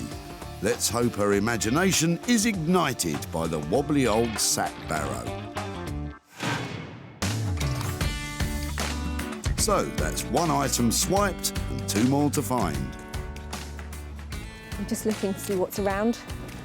Trying to work out if I could actually make something out of some golf clubs, because somebody's just thrown a whole load away. Hands off, Sarah. If it's in the skip, it's out of bounds. So get yourself back to those car boots. Ooh. Quite an interesting bag in there. Hello, what's all this then? Best mates Sean and Kevin have arrived with a boot full of booty. What's the furniture you're dropping off? Oh, really? Oh, look, you've got a lucky penny down there. You better hang on to that. That'll bring you a lot of luck. So, may I just have a... Does that just slide out? Solid wood. Yeah, it's obviously been around for a bit. It's solid wood. It's got nice dovetailed joints, so it's definitely got some integrity to it. I mean, I think that anything old will eventually only go up in value because it gets scarcer and scarcer, and somebody in the end is going to say, I just want to have that. Yeah. I watched a programme and there was a wall unit. Yeah. To me, it just looked nothing. Yeah. But the value of it turned out to be about just over £1,000. Really? Well, you just got to hope you've got one on your wall then, haven't you? That is actually something that we might be able to reuse, perhaps make into something else. Yeah. Would that be okay to take it away and see what we can do with it? Yeah, of course it is. As long as it goes through good home, Very pleased with that. That's lovely. Sarah knows exactly how to make money out of this, and Sean's got ideas of his own. I've sand it down, restain it, put some new handles on, tidy it up and probably sell it on the auction or something. Brown furniture has got such a bad reputation, and when you look at this you can probably imagine why, but I think that we have some potential here. Second item saved, and Sarah knows someone who can help the drawers make more than just a pretty penny. Exciting young designer Zoe Murphy has taken the reconditioned furniture world by storm. Zoe's a screen printing and textile design queen. Her bright 50s-inspired designs add a burst of colour to old furniture. She even sells bespoke pieces to Liberties of London, and her work sells at a premium. I work predominantly by putting images onto old pieces of furniture. Everything I make is a lot of the time about fun. I'm based in Margate. I really kind of revel in all the sort of faded glory and glamour of the place. So I really believe that things should always be given a second chance, and I try to see the good in stuff like that. Well, let's hope she can see the good in those old drawers. It's going to take more than a few flowery stencils to make them into something saleable. But I'm sure Zoe has what it takes. Touch wood. Now Sarah's got to search for her third and final item that will put her own talents to good use. And she's found the perfect bit of kit for a nosy Parker. I'm loving this. This has given me a whole new dimension to the recycling centre. I don't have to run up and down anymore. This is brilliant. Might do some bird watching as well. Well, Sarah, you're not far off a magpie yourself. And if there's one thing magpies like, it's metal. Nicola and Stephen's kitchen ceiling is in the back of their van. Strange place to keep it. But Sarah's spotted something shiny in there. Hiya. What are you doing there? What are you chucking out? The copper pipe and the ceiling from the kitchen. Have you had a bit of a shocker? Yes. We left the bath on then. It's the shower. Oh, really? I'm loving the copper pipe. Any chance I can have a look at it? And It's see all what... yours. Really? All yours. Yep. I think... Brilliant. This is just what I need. I love the fact it's all worn out. So you're getting a whole new bathroom and a whole new kitchen ceiling, or? All at the same time. Well, we're doing the kitchen, and now we've got to do the bathroom. At the same time. Well, I tell you, if there's any value in what I make out of it, that will be coming to you. So maybe you can help pay for a new sink or something like that. That's fab. Thank you ever so much for that. Thank you. Brilliant. I've been looking for those all day. Copper load of that. Oh dear. Now I'm really pleased with this. Look at those. Whole load of copper pipes. They've got heaps of potential, and I think I can make a load of money out of them. I'm not going to tell you how, though. This is my little secret. I reckon she'll make a trombone or some dangly earrings. Yeah, might get some for the missus. Sarah's going to turn Nicola and Stephen's domestic disaster into a lucky break. But how? I have no idea. No idea. There we go. So we'll get on with the brand new kitchen and a brand new bathroom now. Yeah. Well, it all sounds like a bit of a pipe dream to me. Sarah's three-piece scavenger hunt is complete. Bex will give Robert's sack barrow an uplift. Zoe will wake up the tired chest of drawers Sean and Kevin brought in. And Sarah's going to turn those scrappy old coppers into a golden opportunity for Nicola and Stephen, if only we knew how. I found some absolute little gems here today. They might look like diamonds in the rough at the moment, but I'm going to turn them into things that totally sparkle and make money out of them along the way.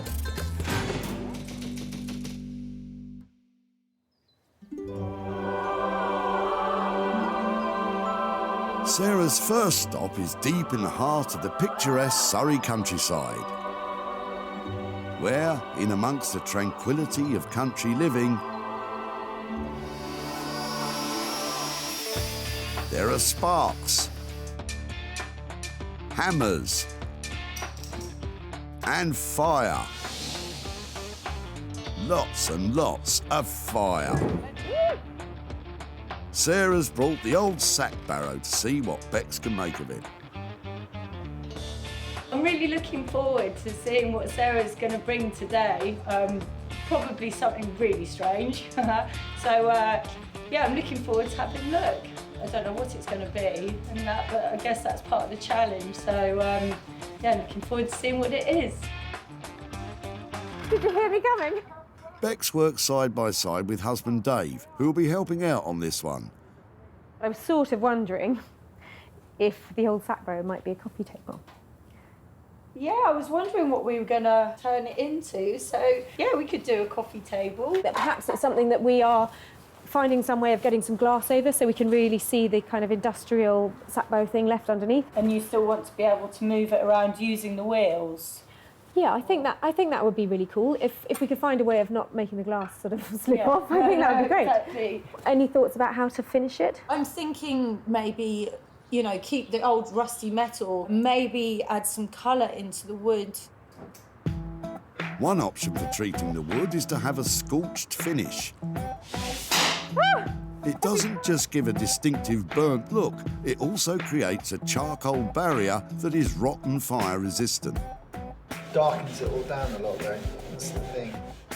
Or another option, if you really want to look the biz, paint it gold. Yeah, so maybe it's just rub back, gold paint on, wax up. I would just mix it up, keep going for it until you get somewhere that you really like. Try it on the samples and then just make a plan and go for it. Whatever finish they do go for, it can't be too expensive because Sarah wants to stoke up a profit on this one. Realistically, I'm looking at 400 quid to sell it for. If we've got 50 quid's worth of materials, maybe I'm trying to give 150 quid back to the guy at the dump. That would leave 200 quid to transform it. It's going to be a morning's work, isn't it, for the two of us? Yeah. Going really fast. Yeah. If we keep it really simple. No cups of tea. no phone fiddling. No social media. It's hell for leather, okay? No. Well, if Dave can stop fiddling with his phone, they should be onto a winner. So with this piece, we're not after a massive transformation. We're going to use all of those shapes and all of that heritage that I get from the sack barrow and just turn it into something lovely to go into somebody's home.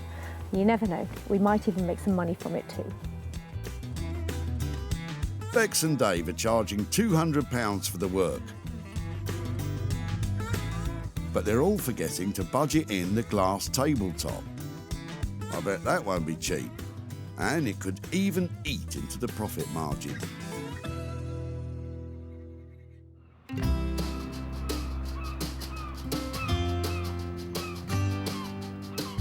The seaside town of Margate has had an upcycle of its own since the opening of the Turner Contemporary put it back on the art lovers' map.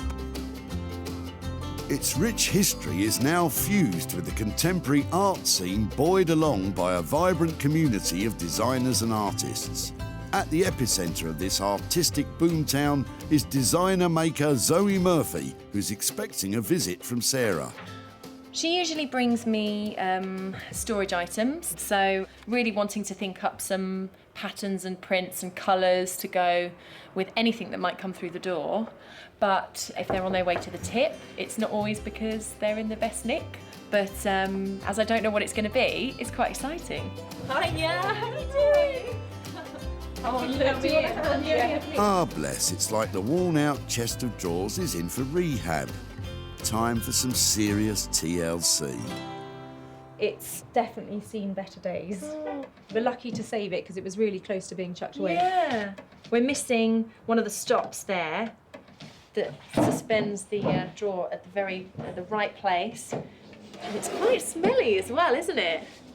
I don't bring you quality. It feels to me really quite bedroomy, and it would be more interesting and probably more valuable, I was thinking, if we could position it as something that people have in their living room or in their kitchen, maybe something to do with drinks or Yes, yeah. something a bit more exciting. We could add other components to the top to make it much more of a drinks cabinet that is a bit more suggestive of kind of like maybe 1950s sort of American style stuff, maybe some palm trees and some flamingos and things like that. I'm thinking pink legs coming off the bottom. Yes, you could do whatever yeah. you like to it, but that fun cocktail hour moment, Yeah. I think it would be fantastic. Oh, I love palm trees, and I've got the pink legs. Throw in some cocktails and I'm in heaven. But how much is Zoe's redesign going to cost? I know that you have really good prices on your furniture because they are great pieces. What can you do with this little thing? I think probably around £600 in cost from our studio to do this for you. I'm so pleased you're going to take it on, and I look forward to having a celebratory cocktail from this when you're all Yes, I think so. That has made my day. What a fantastic idea. I'm a massive cocktail fan, and I can't wait to see those designs. Right, Zoe, Sarah's gone. Come on, what do you really think? Well, the condition of this one is really bad, but sometimes that's quite exciting. I like having to go really far in restoration of a piece. Yeah, this one's going to be quite a bit of work, but I'm looking forward to making a beautiful swan out of a very ugly duckling. So, it's all go for the cocktail look, but will it be more cosmopolitan than Rusty Nail? Zoe's talents and time will cost around £600. So this self-effacing little chest will really need to be all singing, all dancing for Sarah to make a profit here. The designers are firmly on board. Now Sarah needs to get her own hands dirty. At her barn in rural Sussex, Sarah's children Libby and Edward are doing some upcycling of their own. But what about those copper pipes? I had this vision of making some designer lighting, but now they come to be sitting on the desk. I'm feeling that they're going to have to go through quite a process to be something that you really want to have in the sitting room or in your bedroom or on your desk. How hard could it be? I'm sure you'll be done in time for tea. I've got this block that it was outside in the stable yard when we moved in. I'm not sure what it's for, but it's really hefty and I've been using it as a doorstop. I'm hoping that that would make a really good base for a chunky light. Something else for free. I like it. But Sarah has had to buy some shiny plumbing bits and handy lighting fittings. If I take off the bulb, I'll be able to feed it through my light and I'll have some sort of ready-made lighting that is already safe and tested that I won't have to go and get an electrician to wire up for me. That's the plan. I like a plan. And this, I'm pretty sure is oak, and I know that that is a really tough wood. And she's right, it's heavy going. I know oak's a hard wood, but this is ridiculous. Sarah needs some ancestral help. These are my grandfather's carving tools, and I just read on the front it says special carving tools. So sweet.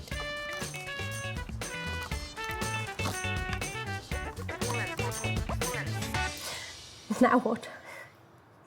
A bit of metal work, I think. So these pipe cutters are really simple things, and hopefully I just click it on, move it round, and it should cut the pipe, so. Here we go.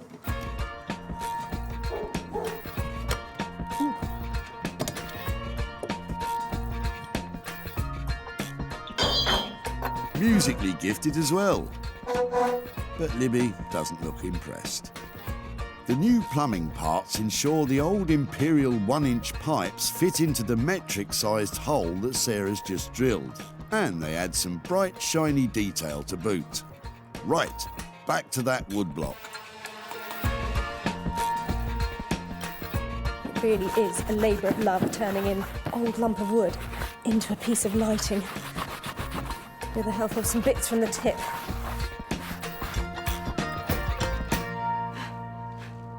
Once that flex is thread through, she'll be home and dry, easy. I'm just trying to feed the end of the wire through.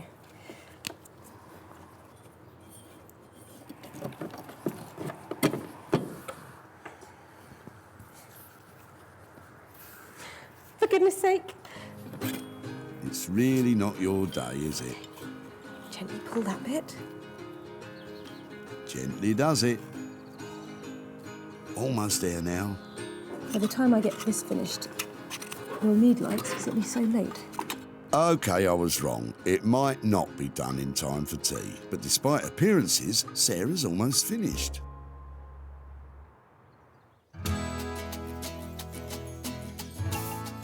At the forge, Bex is forging ahead, funnily enough, with the sack barrow come coffee table.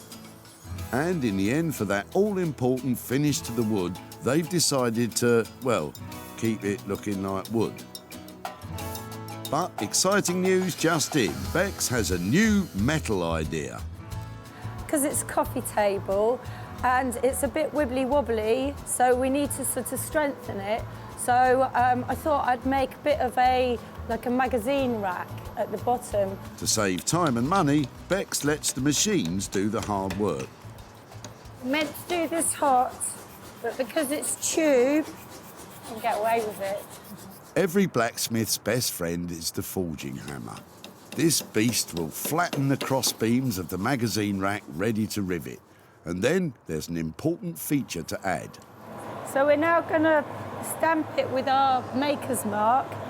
So whoever's using the coffee table can always remember it was made by us. And it'll be worth millions. Ready? There's the mark. It's this way round, got to get it right. Okay. Yeah. Yeah, ready. Watch those fingers.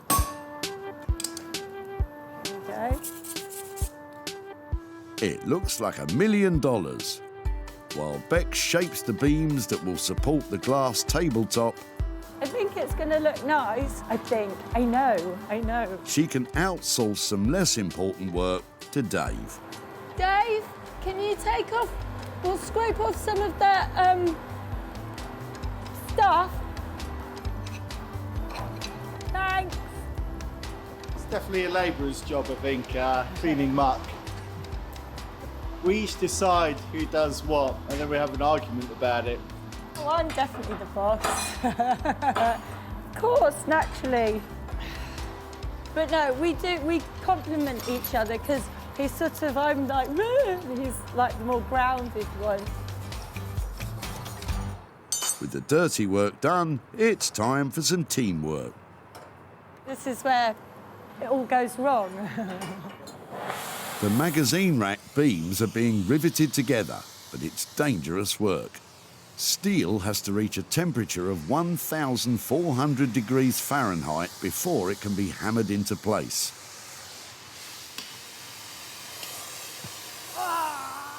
Ouch! Look. That might slow things down a bit. Why has it gone like I that? don't know. She hits her hand all the time. I wouldn't worry about it. No, it's just a bit swollen for now. You're all heart, Dave. It's all right, it didn't fall off. It's not broken. I just hit it quite hard. Anyway, back to work. Come on then. What a trooper. Oh, don't. It's really embarrassing. I'm going to hit it this time. Hopefully I'll hit the snap tool and not my hand. With the sack barrow in safe hands, well, in hand, everyone's fired up in Surrey. But with the glass tabletop still to buy, the profit might be the one taking a hit. In Margate, Zoe's getting to grips with a small chest of drawers, but it's showing signs of previous employment. Definitely had some time probably in a shed as a painter and decorator's assistant. It's currently just a sort of very thin ply, which will lift off. There we go, stage one, remove lid. And So I'm probably going to fit a new one. There's a lot of repair that needs to get done. And on closer inspection, Zoe's having a change of heart about this chest's future prospects. I talked to Sarah about turning it into some sort of cocktail bar or cabinet, but I don't know how convinced I am with that idea. I like the idea maybe of turning it into a dressing table instead. So the high-legged cocktail idea has morphed into somewhere to get dressed up for cocktails instead. Well, I can live with that. Zoe wants the finished dresser to evoke a glitzy 50s era with feathery birds, super bright colours and ornately lined drawers. It's just my style, funnily enough. But does Zoe's redesign have legs? Yes, but not for long. They're in really disgusting condition and they've gotten damp at some point. That's okay though, it's kind of a good incentive to get rid of the legs. I've actually found some that I like the look of, in a sense putting some high heels on the piece, so yeah. I'm gonna say goodbye to the mouldy old legs. Sorry legs, off you get.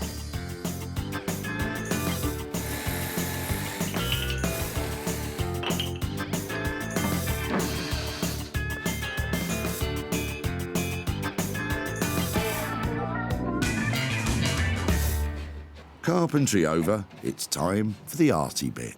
So I've always been really keen to make this piece all about kind of glitz, glamour, and desperate to include some element of sort of flouncy flamingos in it as well. Zoe's creations feature intricate silkscreen designs, but she's going to start off with some large blocks of colour. I'm going to create some of the bigger shapes with a very bright pink.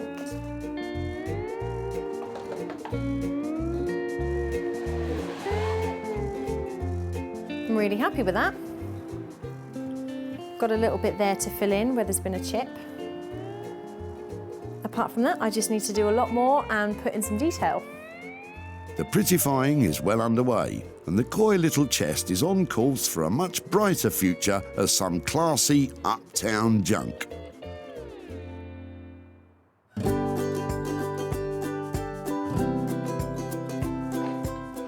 At her barn in Sussex, Sarah's finishing off the lights made from Nicola and Stephen's copper pipes. Bring it in there till it's nice and taut. I just think I might stick it in place there like that. Now I'm going to fill this whole cavity with very gluey glue and hope it all gels together beautifully.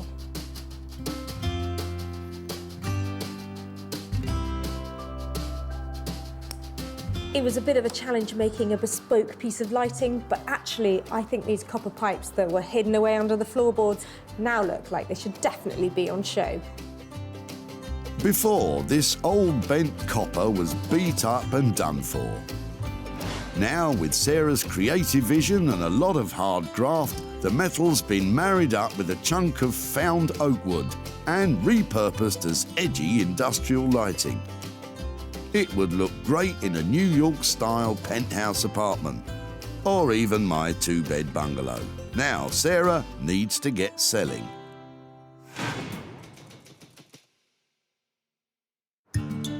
At the skip, Nicola and Stephen's battered copper pipes were swiped by Sarah after a kitchen catastrophe. What are you chucking out? The copper pipe and the ceiling from the kitchen. Sarah had money-making plans, but they couldn't guess what. I have no idea. Sarah created some bespoke lighting, and it was snapped up by a trendy retro and vintage shop in London. And she's back in Stockport to let Nicola and Stephen know that their old copper has made them some gold. Hiya. Hi, nice to see you again. Sarah, hiya. Hello. Hello. How are Hiya. you? You all right? Yeah, really well. How are you doing? Very well, thank you. Not bad. Not bad? So when I saw you at the tip, Yes. you'd had a bit of a shocker with your plumbing, hadn't you? Yep. Yes, indeed. What had happened exactly? We were in the kitchen, renovating the kitchen, and as we pulled a false ceiling down, we saw a leak from the bathroom, so we now know that we have to redo the bathroom on top of the kitchen. And is that all sorted out now? Are you... The bathroom's not. Kitchen's done. Excellent. But the bathroom's just ongoing. empty.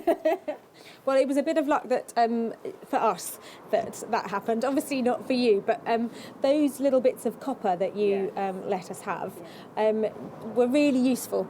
We turned them into lighting, lighting.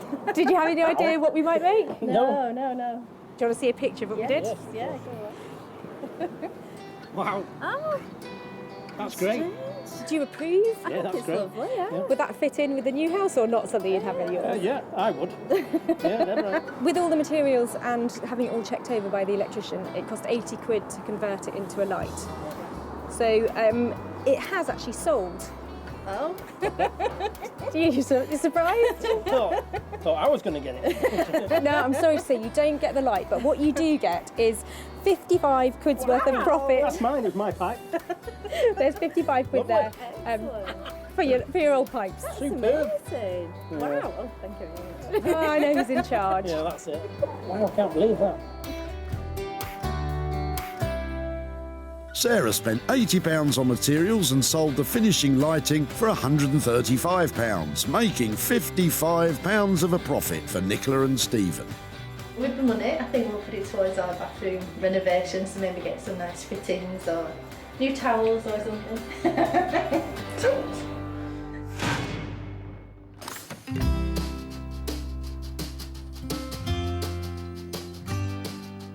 So the copper lights were a great success. Back at the blacksmith's bunker, Bex and Dave are putting the finishing touch to the sack barrow, the all-important glass tabletop. The toughened glass has been custom cut and screws will hold it firmly in place. Now all they can do is wait for Sarah. It looks quite sweet. So now I feel quite pleased. Do you feel pleased, love? It's turned out good. You can see it in someone's home. It was quite a challenge, to be fair, you know, but yeah, it's worked out quite nicely. I've come to pick up the sack barrow stroke coffee table. I left it and it was in a terrible state. And Bex and I have had a brief chat about what she might be able to do to get a frame and some glass on top of it. But I have to say my expectations are very much on the level. This old sack barrow was destined for the tip. But now it's a tip-top designer table. It's truly one of a kind. But what will Sarah think? Hiya! How are you? Oh my word! I absolutely love it. It looks like mid-century. It looks so cool. I think what you've done to it is It's worked out well. Like the metal sort of looks leathery, doesn't it? Oh, seriously? Oh my goodness. I absolutely love it, really. Oh, really? Oh my gosh. I'll give you a hug. I really smell because I'm wearing yesterday's shirt. You're a little genius, girl. That is fantastic. Go on, get in there for a cuddle, Dave. Or maybe later. Have you ever felt like that about any of the other pieces? I don't think I've ever cried over a sack barrow. It's a daily occurrence for me. Now Sarah just needs to find a buyer who feels as passionately. I absolutely love this table. It was a sack barrow, now it is a beautiful interior designer piece. All their hard work has made it just stunning. What an amazing reaction. We're just going to have to achieve that every time now. The pressure is on. Bex and Dave came in on budget, but with the glass tabletop costing 125 quid, this low table needs a high price tag.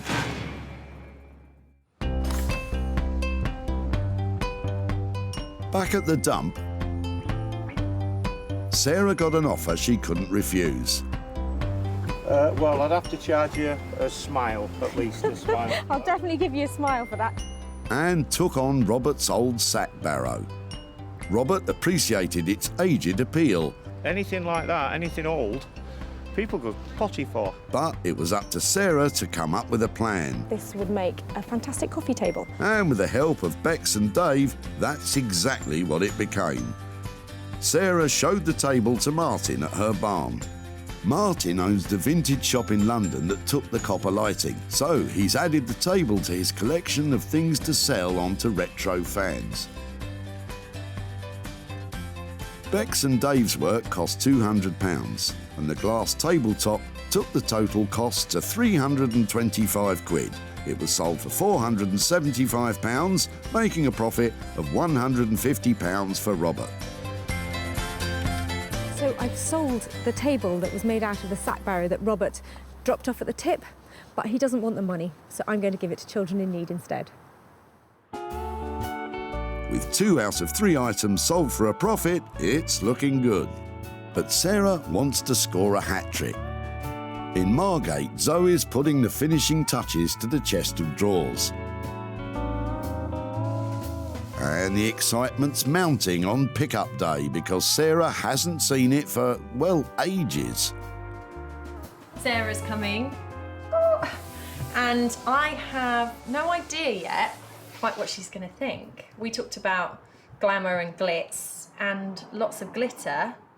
I like to think this is a bit more grown up, but it's still all about flamingos. Before, this bog-standard chest was brown, broken and about to become burnable waste at the tip.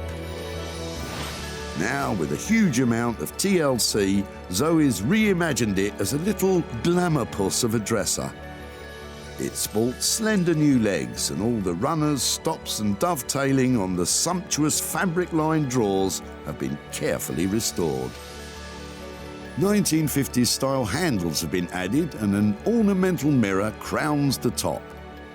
Zoe's distinctive screen prints add an extra layer of designer luxury, placing it firmly at the high end of the market, which is exactly where Sarah wants it. Hiya, how are you doing? How are you? Really good.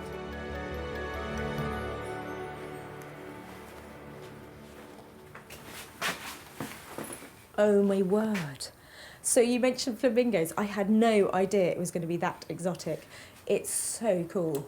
Oh, I'm really glad you like it. It This is is one amazing. piece that I've made for you that I've been I thought it's really out there and it's really specific to me. It's all about kind of growing up in Margate, going and visiting the Flamingo arcade. So it is beautiful. The padding in the bottom of the drawers. You just want to put the silkiest things in there, you know, like gloves or, you know, just knickers, something it's underwear. This fabric actually is one of my most favourite vintage kind of finds. I knew it was going to be right for it. It's sensational, it really is.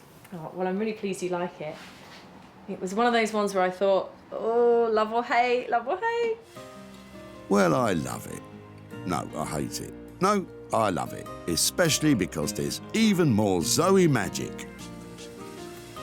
I just noticed the glitter in here. Yes, there's a bit of glitter in the paint. I did promise you some glitter, and I got this far, and I thought, oh, there's no glitter in it, it's going to kill me. I might cry, I genuinely absolutely love it. It is, like, just the transformation is huge. It smells nice as well. Yeah. Oh, Sarah, not again. I'm tearing up myself now. Quick, let's talk hard cash before we both lose it. Zoe came in on the £600 budget, and with her name attached to it, it should make some money. It is worth every penny. It is a remarkable piece of furniture. It takes a little bit of a leap of faith to leave somebody with £600 and a really distressed chest of drawers and expect to come back to something like that. Zoe has made that fantastic. I think she's happy with it. I think she wants one. And yeah, I'm just looking forward to hearing who has it. And I hope they love it as much as I have loved making it. At the dump, Sean and Kevin gave Sarah the chest of drawers. Once it goes through, it goes over. I'm happy with that. Sean had ideas for it, if not the inclination. I've sand it down, put some new handles on, tied it up and probably sell it in the auction or something. But Sarah had Zoe in mind to help recreate it. Maybe some palm trees and some flamingos and things like that. It metamorphosed into a funky dressing table. And it was sold to Janet from Margate's Lombard Street Gallery. Janet has exhibited and sold Zoe's pieces before and knows they have real appeal. It is fantastic. Oh, beautifully lined with fabric to reflect the sort of the flow of the flamingo design. Wonderful. Now Sarah's back in Stockport to meet up with Kevin. He's on his own today because best mate Sean couldn't make it. Hiya. Hiya, nice to see you again. So what will Kevin make of the revamped drawers? The little old chest of drawers, do you remember what we took from you? That kind of like 2-drawer chest? It had some great potential. So we took it down to this amazing girl in Margate called Zoe. Do you want to see what she's done with it? Yeah.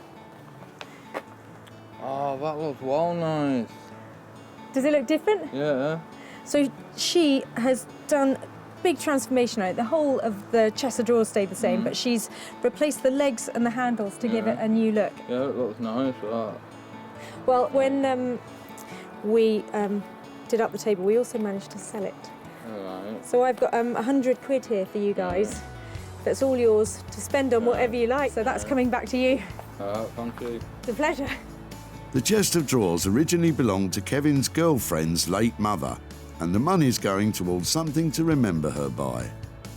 For what it's worth, it has been made into something absolutely beautiful, and I hope she'd approve of what we've done to it, because it really is stunning now, so I hope she'd approve. Yeah. It's really good to see you again, and thanks ever so much. Okay, bye-bye. Bye.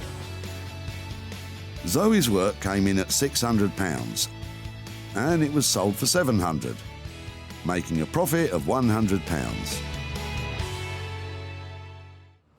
Sarah saved 3 dumped items destined for eternal doom. The copper pipes are fabulously illuminating, darling. The wheelie old sack barrow is a spanking new designer table. And the dowdy chest of drawers is a dishy babe of a dresser. Pats on the back all round, I'd say. So that's 3 great transformations and 3 items that have sold for a profit and have found new homes. Next time you're at the tip, I could be making money for nothing for you.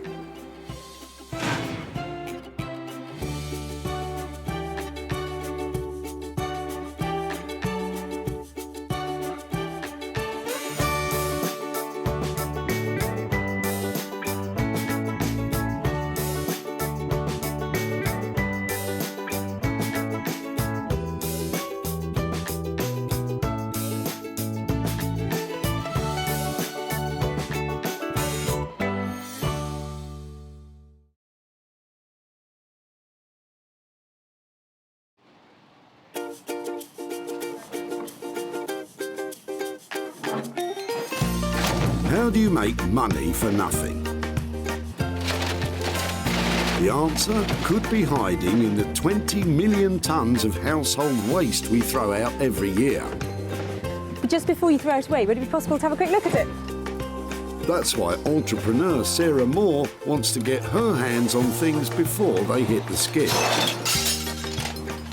I am a passionate buyer, user and renovator of second-hand stuff, and I've turned that passion into a money-making business. I turn old into new and I sell it for a profit. Sarah's ready to sift through as many boots and bin bags as she needs to. That's vintage gold, isn't it? It's really exciting. In her search for tip treasure. I love it. And with some of the country's elite designers and makers. What are we going to do with that? Oh no! She can transform her finds into desirable, Amazing. beautiful, valuable, Cha-ching. and hopefully saleable items. That's £80 profit. If Sarah is successful, then she can hand the profits back to the very people who had no idea there was cash to be made from their trash. Oh, that's fantastic. That's unbelievable.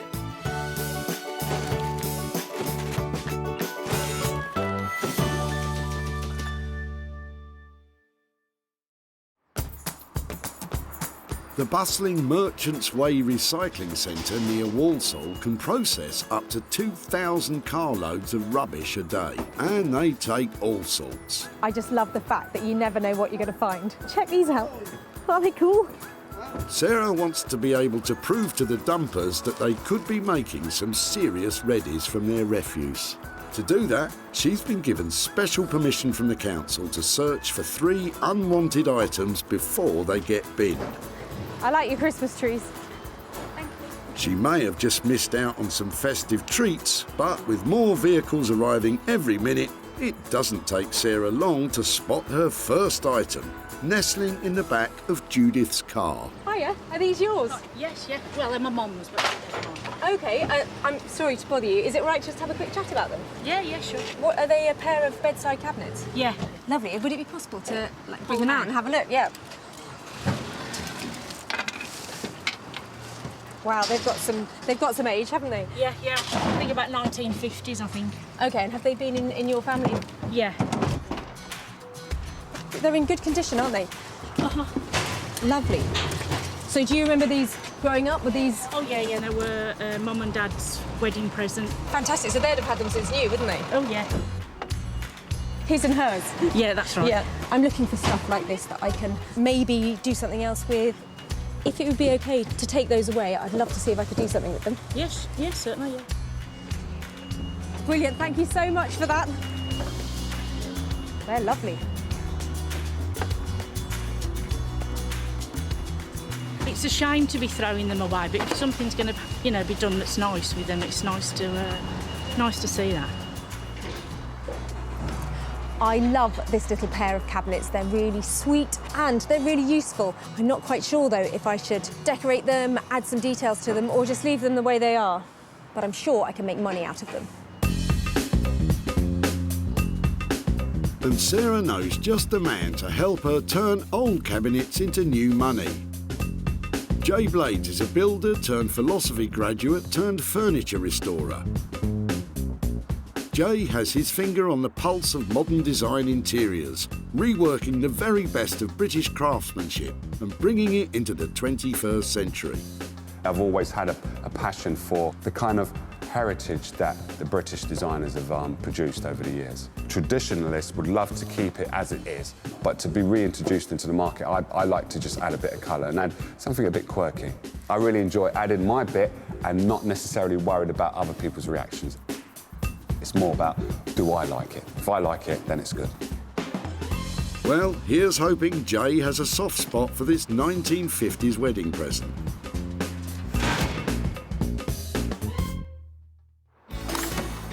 Sarah's now searching for her second item, but she's still found time to try and inspire Nigel about what to do with his old shelves. Well, I'd love to make something out of anything, but I've tried it as a planter and I just can't find any use for it in my brain, so... Yeah, I know they do sort of upright vegetable gardens these days, don't they? Yeah. So you can, put them against the wall and grow stuff. In fact, I'm going to take that back on the little strawberries. That's a really good idea. I'm taking that home with me. I'm glad you just pricked my conscience then. Nice work, Sarah, but be careful or there'll be nothing left for you. And don't even think about it. You know you can't just grab something out of the skip, so behave yourself. Instead, why don't you sneak a peek at what treasures Richard might be about to tip? I've spied something exciting in the back of your car. Sorry to bother you. OK. Is that yours? Have you had it for a long time? I've had it, nearly 40 years, but it wasn't mine originally. It was given to me, and I've been just using it to keep tools in. Really? And what, you just had enough of it now? We're moving house, and so I want to clear out a lot of stuff that we don't need anymore. It's got a great shape to it, hasn't it? And it looks so battered and worn and really cool. It's got character. Yeah, I really like that. I'm looking for things that I can repurpose or upcycle or turn into other things. And there's something about that is just so beautifully worn. You can't recreate that, and it's really quite appealing for me. OK, well, it's all yours. You want it. I'd really like it. I really would. I don't know what I'm going to do with it, but I absolutely love that. Thank you very much for letting me have it. You're welcome. Well done, Sarah. I had a feeling Richard was going to come up trumps. But what does he think you'll do with his old toolbox? Yeah, I haven't got a clue. I can't imagine, but it'd be interesting to see. I can't wait to see what she does with it. I absolutely love this, and there's something about its chunkiness that is shouting laptop or some sort of place where you put some technology. It'd be amazing if you opened it up and you had a screen on the top and a keyboard in the bottom, I think this could be a portable office. Lots of space for other things. Just really cute, and it's got just about the right amount of patina and wear on it that makes it really appealing to have on your desk. A chunky little piece of loveliness. Are you sure, Sarah? A 21st century office in an antique box. It all sounds a bit far-fetched. But if it's something electrical you want, then there's one man that might just be able to help. Meet Horse, electronic superbrain. Horse was chief engineer for a world-renowned audio recording company for over a decade. He's now taken his love for restoring vintage sound equipment and made it into a business. My name's Mark, everyone calls me Horse. I'm electronics engineer by trade. I enjoy refurbishing vintage equipment. I'm also interested in kind of antique radio equipment. It's always a shame to see stuff like that go to waste. I think it's great that you're giving a second life to something that would have essentially just been smashed up, thrown in the rubbish. So yeah, it's definitely a job and a passion. Horse might know his way around a circuit board, but let's just hope he doesn't get his wires in a twist when Sarah presents him with this empty old toolbox. Sarah's now got 2 items crossed off her list, but she can't relax just yet. She still needs to find her 3rd and final piece. And it looks like she's not the only one who's hard at it. Emptying garden waste. We cut my friend's garden and get rid of the stuff. It's hard work though. We gotta get on with this. And you like to say, we still want to work.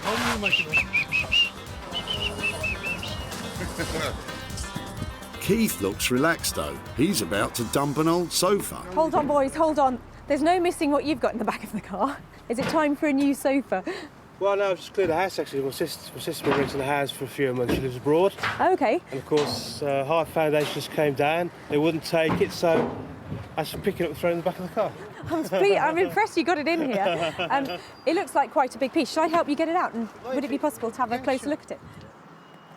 Oh, dearie me, Sarah. I know things are getting desperate, but surely you can't be serious about Keith's tatty old sofa. I'm after big pieces of furniture that I can refurbish, perhaps bring into, modern design and that kind of stuff. So for me, this is a really exciting thing to see here.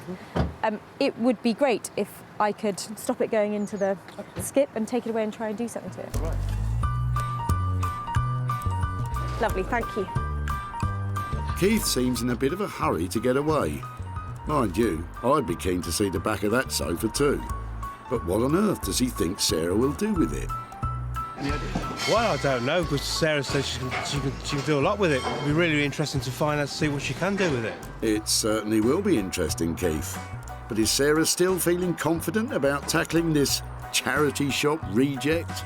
Part of me looks at this and thinks, I'm not sure I can take it away with me because I just hate the colour. But underneath it, I know it's got a clean, bright white cover, and once I've exposed that, I think I'm going to feel a bit more positive towards it, and I can cover it in some really bright, exciting fabrics and make it saleable. Everybody needs a good, comfortable sofa, and this is one of those. If you say so, Sarah. But one thing's for sure, Keith's not hanging about any longer, just in case you change your mind. Thank you. Bye. Bye. Bye. So, the sorry sofa completes a hat-trick of salvage swag for Sarah, which she now has to try and convert into hard cash. The bedside cabinets will be reworked by Jay, the old toolbox will be placed in Horse's capable hands, and Sarah will be trying to bring a smile back to the sad sofa. It's a dirty job, but somebody's got to do it. I've had a great day here raking through the rubbish, and I think I'm going to clean up.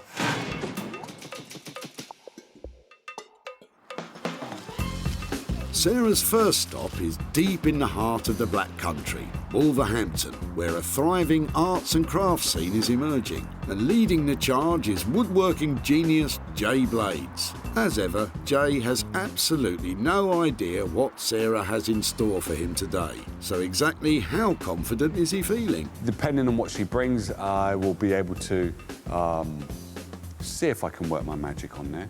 But also Sarah will have some ideas that might not be commercially viable. Also, she might have some ideas that are commercially viable, but might cost more for us to actually make. Hello, hello. Hello. Jay, How you doing? I've got a little something for you, but I might need a hand. Okay. These are quite cool. I'm glad you said that. These are very cool. I'll tell you what, they're quite light, Yeah. which is nice because I've been carrying them around a bit. So, what do you reckon to these nice pair of bedside cabinets? Yes, you can do quite a bit with these.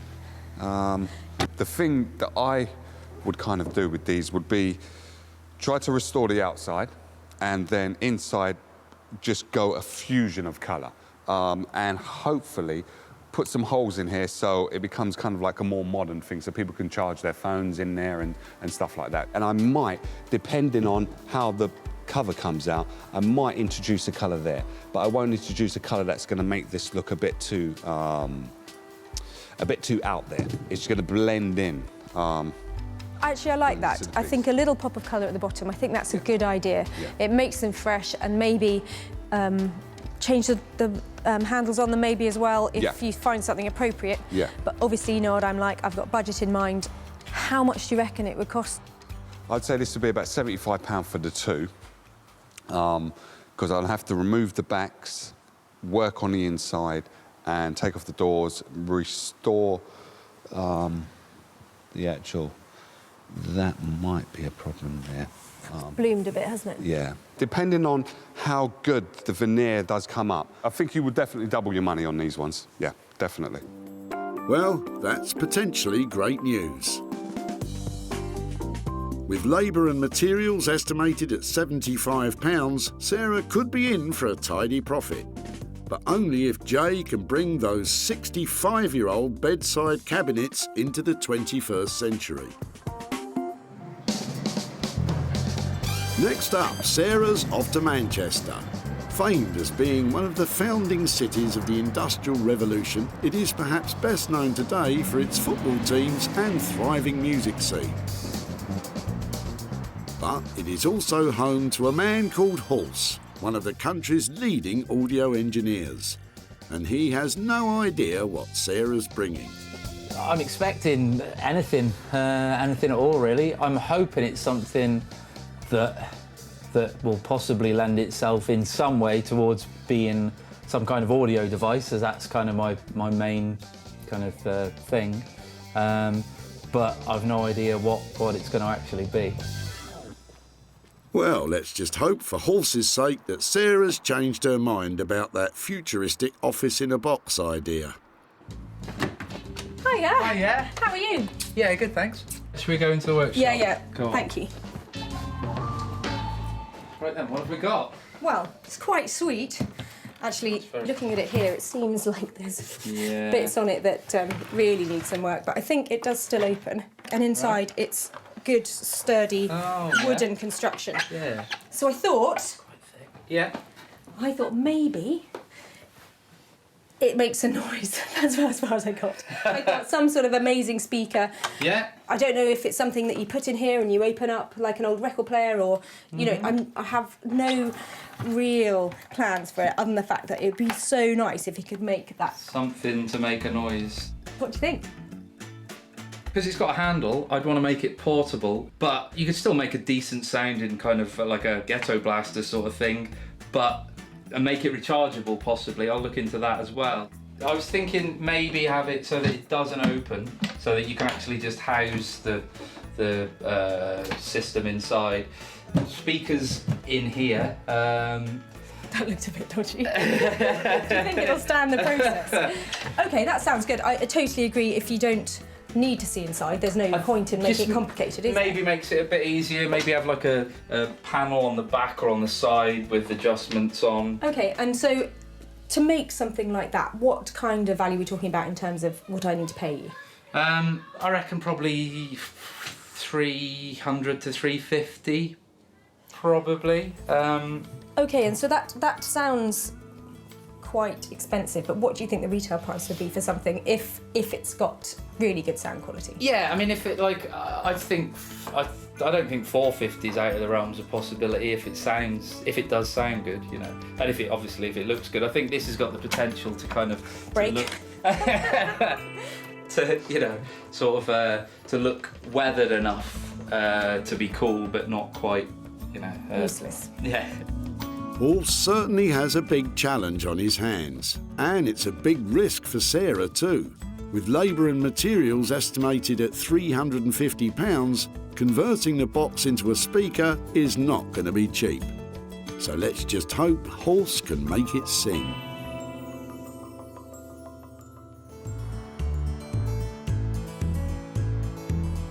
It's time for Sarah to head home to the idyllic countryside of West Sussex. It's a far cry from the tip, and Sarah's dog Bramble is happy to see her home.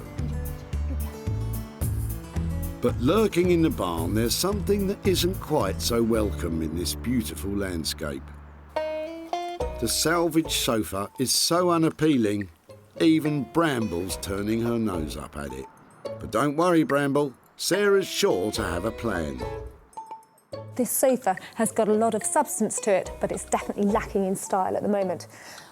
I'm looking for a way to update it, make it look fresh, make it look exciting, and make it look saleable. And I think my best choice is ripping off the covers. I'd like to surface stitch some new fabric to it to give it a really light, floral, refreshing look. First things first, let's get rid of the maroon. That's it, Sarah. Don't forget to check down the back. It might be the only way you make any money on this item.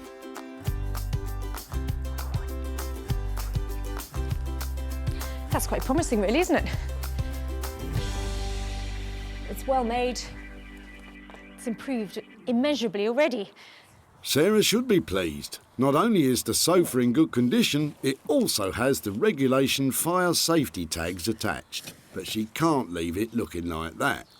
No offence, Bramble, but dog hair and white sofas, it's not a good look. So what exactly is Sarah going to cover it with? I found some of these old linen pillowcases that I've had for ages that I got at a car boot sale. They're really nice. And I'm hoping that I might be able to make the back cushions for the sofa out of those. And I've washed everything else, but I don't quite know what I'm going to do yet. So I'm going to go and start laying things on the sofa, find out if I've got enough fabric, and then get stuck in. Come on. But it's not just Sarah's fabric that's worrying her.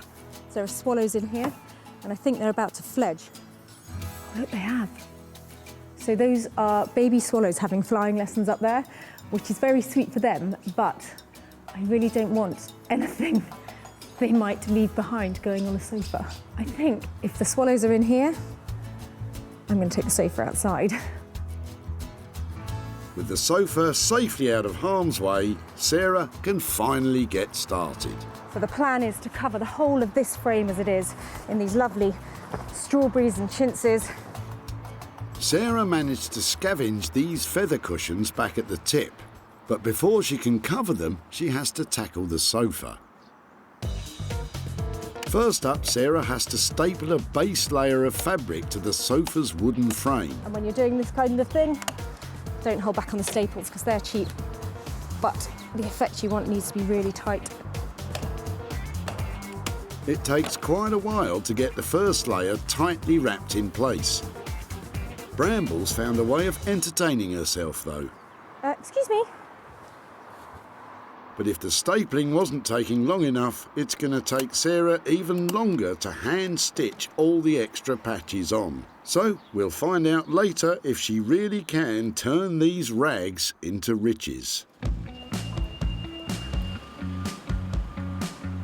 Over in Wolverhampton, Jay's ready to work his magic.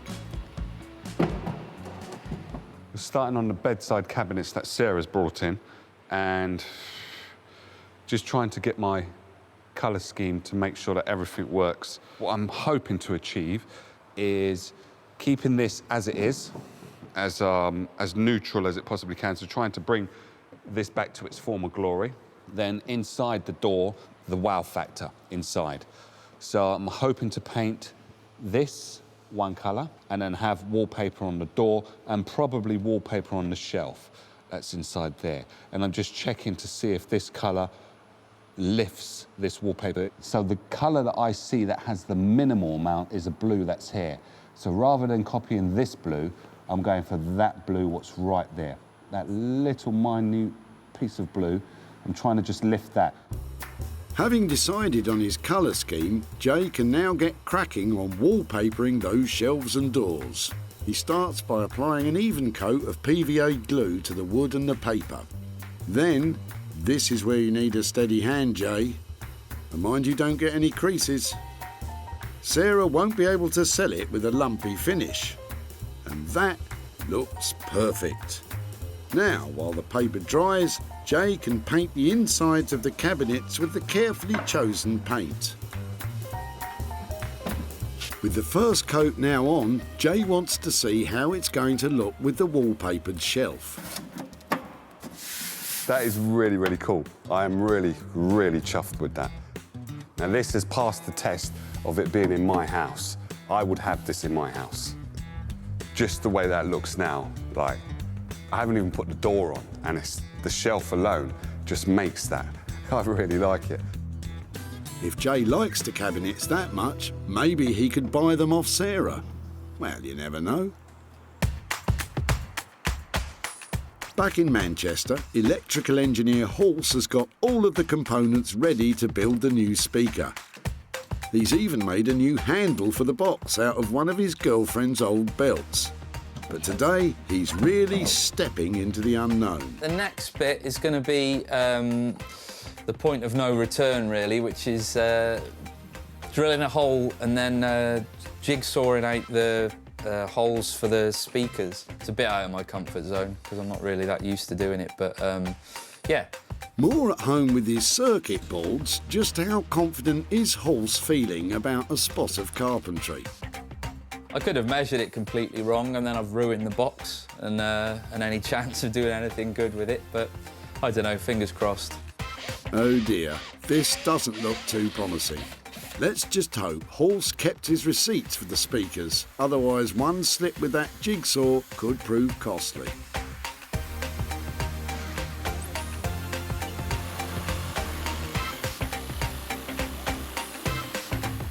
With the first hole cut, it's time to see if Halse's measurements add up. Will the speaker fit or fall straight through the hole? Just double check, that's... Oh, there we go. Not too bad. Nice one, Halse. I never doubted you. Now, you just need to do it all again for the second speaker.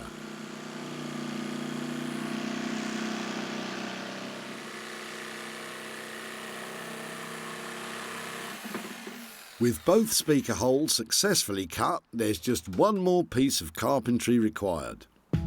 There's going to be a control panel for the volume on-off. I've pre-made that out of a piece of checker plate that they'd normally use for kind of fire escapes and things. I thought it looked quite cool on this, but I just need to make the actual hole on the side of the box now.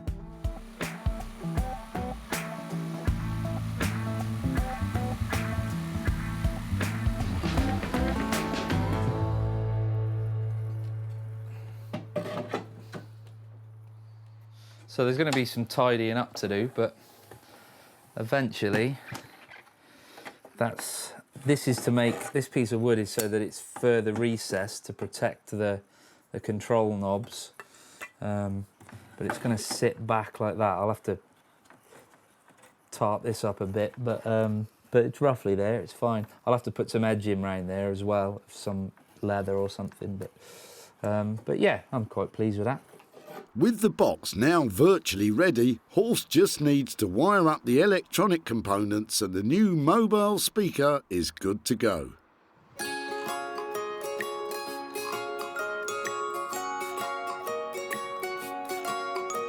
Meanwhile, in West Sussex, after hours of stapling and sewing, Sarah has almost finished the new sofa. So the more I sew onto this sofa, the more I like the look of it. I have patched all the way around really tightly, and I know you can see the stitches, but it's all part of its handmade charm. I can't make it look much neater than that, so I thought I might as well really go for the rustic look. So I've just sewn these panels of vintage offcuts all the way around here using a curved upholstery needle. With the patchwork complete, now all Sarah needs to do is to add the cushions. She made some basic covers for them earlier by using more of the vintage fabric. I can hardly remember what it looked like when it was maroon. Thank goodness. Thank goodness indeed, because the old sofa was so tired and worn, it was even rejected by a charity shop. But now, Sarah has utterly transformed it. With just a bundle of vintage remnants, she's made the sofa bright and welcoming and just bursting with old-world charm. And after all her hard work, I think it's time Sarah put her feet up. So, I hardly want to sit on it because I just know I'm going to have to plump up the cushions again, but now that is a really good selling point because this is so comfortable. It really is. It's lovely.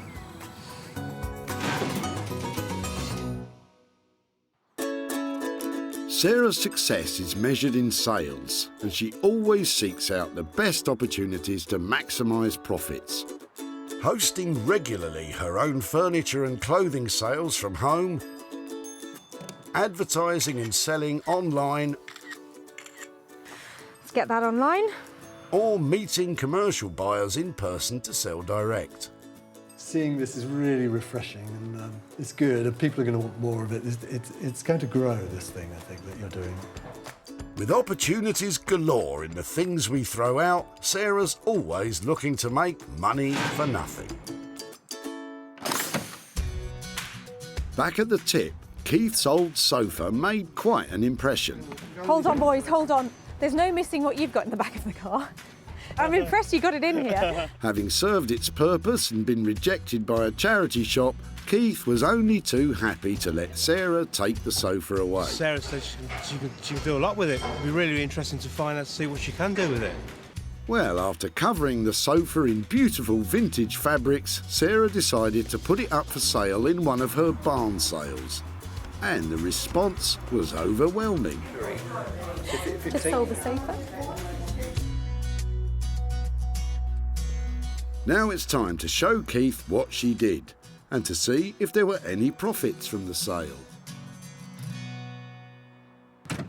Hi, Keith. Hello, Sarah. How are you doing? Very well, thank you. Nice to see you Nice again. to see you too. I've got a few things to show you about the sofa that we took. I've got some pictures on here. That's the one, isn't it? Yes, that's the one, yes. So we started off, we stripped off all the covers from it, and I actually chose some vintage fabrics to reupholster it. And looking completely different, I think. Wow. What do you think? Fantastic. I just can't recognise it. Yeah? It looks good, but did it make any money? We did go through a bit of a process with the sofa, and I spent £120 on it. Oh, right. But I did manage to sell it for £1,200. Wow. So Keith, I've got for you £1,080 for your sofa. Oh. All yours. Thank you. Wow.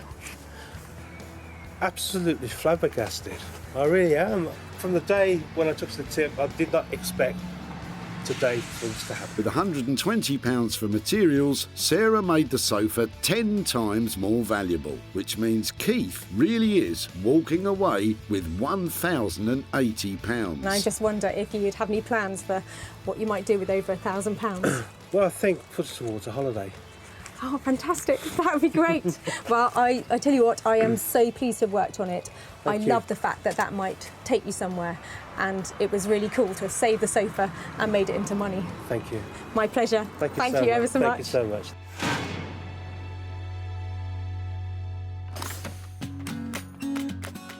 much. Over in Wolverhampton, Jay is applying the finishing touches to the bedside cabinets.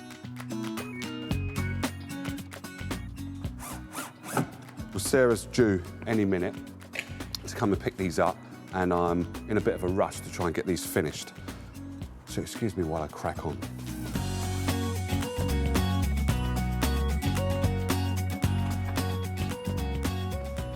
Jay? Hello. Hiya, how you doing? I'm very good, but I'm not ready for you to see them just yet. Do you want me to come back in a minute? Just give me 2 minutes and I should be ready. I'll go and have a coffee. I'll see you in a sec. All right. Don't worry, Sarah. I think it'll be worth the wait. When she last saw them, the 65-year-old bedside cabinets were looking tired and worn. But now, with a delicate restoration of the veneer, a splash of colour and designer wallpaper on the doors and shelves, Jay has reinvented these relics for modern living. Looks gorgeous. Jay's pleased with them, but it's now finally time to find out what Sarah thinks. Oh, there they are. What do you think? They look fab. They're really shiny, aren't they? They are really shiny. And I'm loving the blue. It's a good colour combination. May I look inside? Of course you can. What Go have you for it. done? Well, basically, we've painted blue inside and on the lip at the bottom, and then put some wallpaper on the shelf and also some wallpaper on the back of the door, and drilled some holes in the back so you can load up or charge up your phone or your laptop, whatever you've got on the side of your bed. Well, I think what you've done is given them that really fresh update that means that people who have a funky house will love these, and they didn't look like that before. So I think what you've achieved on that budget is really quite impressive. Thank you. I think Jay has really managed, just with a light touch, to make those cabinets look contemporary. He's put that lovely designer wallpaper in there and that popping blue colour on the base. And now I have a chance of selling them for some real money. I think Sarah's reaction was really, really cool. She really liked them, and hopefully she should be able to sell them. As I said, they will pass my house test, so let's see if she can do it. When Sarah first met Judith at the tip, she was letting go of her parents' old bedside cabinets. Wow, they've got some age, haven't they? Yeah. I think about 1950s, I think. Mum and Dad's wedding present. His and hers? Yeah. Yeah. Brilliant, thank you so much for that. It's a shame to be throwing them away, but if something's going to, be done that's nice with them, it's nice to see that. Top vintage furniture dealer Martin couldn't agree more. Who did that? Jay Blades. Did he? It's amazing. I like that. Bedside tables, and particularly a pair, are really desirable things, so they're easy to sell. Martin was so confident the cabinets would sell that he bought them for his shop. Now, Sarah is off to tell Judith what happened to her parents' old wedding present, and hopefully to give Judith a gift of her own.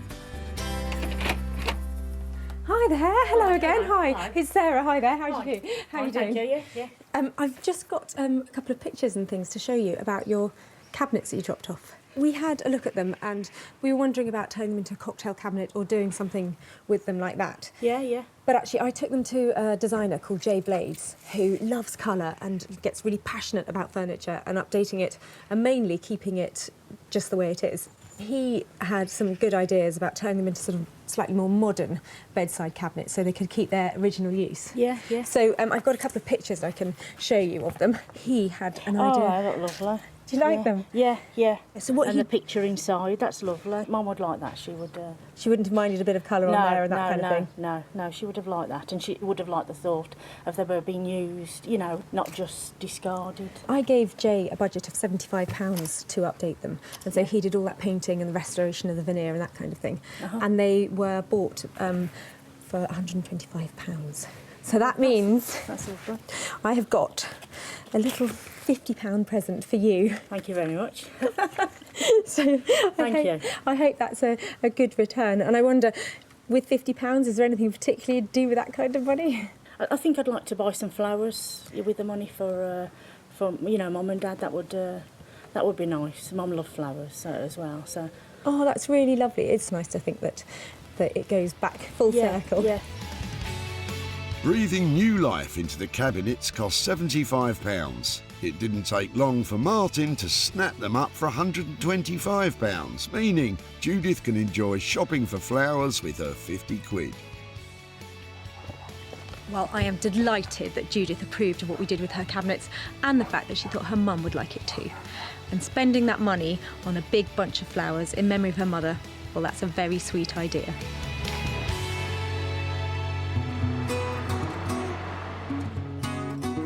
In Manchester, Sarah is on her way to collect the third and final item. When she last saw it, the old toolbox had some charm, but no longer had a purpose. But now, Horse has turned it into a fully functional and stylish mobile speaker, complete with a rechargeable battery, Bluetooth connectivity, and even a USB charger. So how's he feeling about Sarah coming to see it?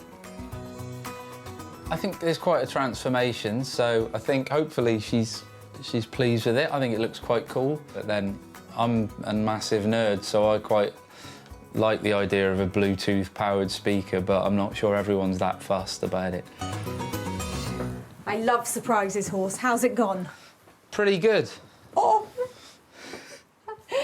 You're nuts. Do you know that? You are nuts. Look at that. Wow. So, you've been really busy, haven't you? What on earth have you put inside there to make it like that? There is a very hefty battery, so you've always got this kind of compromise between battery life and weight. So that's the battery. I mean, Okay. it's, you know, it's not short of a car battery really, but it's going to last. Okay, so normally this won't be on show, will it? No. That's right. Normally, Okay, so normally these are shut, and then there's also screws to put in the side just to properly seal it, because you wouldn't really want it open. So, yeah. Horse, you're really clever, do you know that? It's got an instantly attractive look about it. And what, this bit here, so this is, Yeah. talk me through what gadgets you've got in here and how it works. So that's sort of, so on and off switch is the big switch there. Main volume control. That's an input just so you can plug anything into it that's got a mini jack connector from like a smartphone or whatever. This switch either turns it to the input, or if you turn it to the right, then it engages the internal Bluetooth receiver, so you can just use it without having anything connected to it. This is the voltage that the battery's at. Okay. So when that drops below a certain point, you'll kind of lose volume and fidelity, so it just kind of tells you whereabouts you are.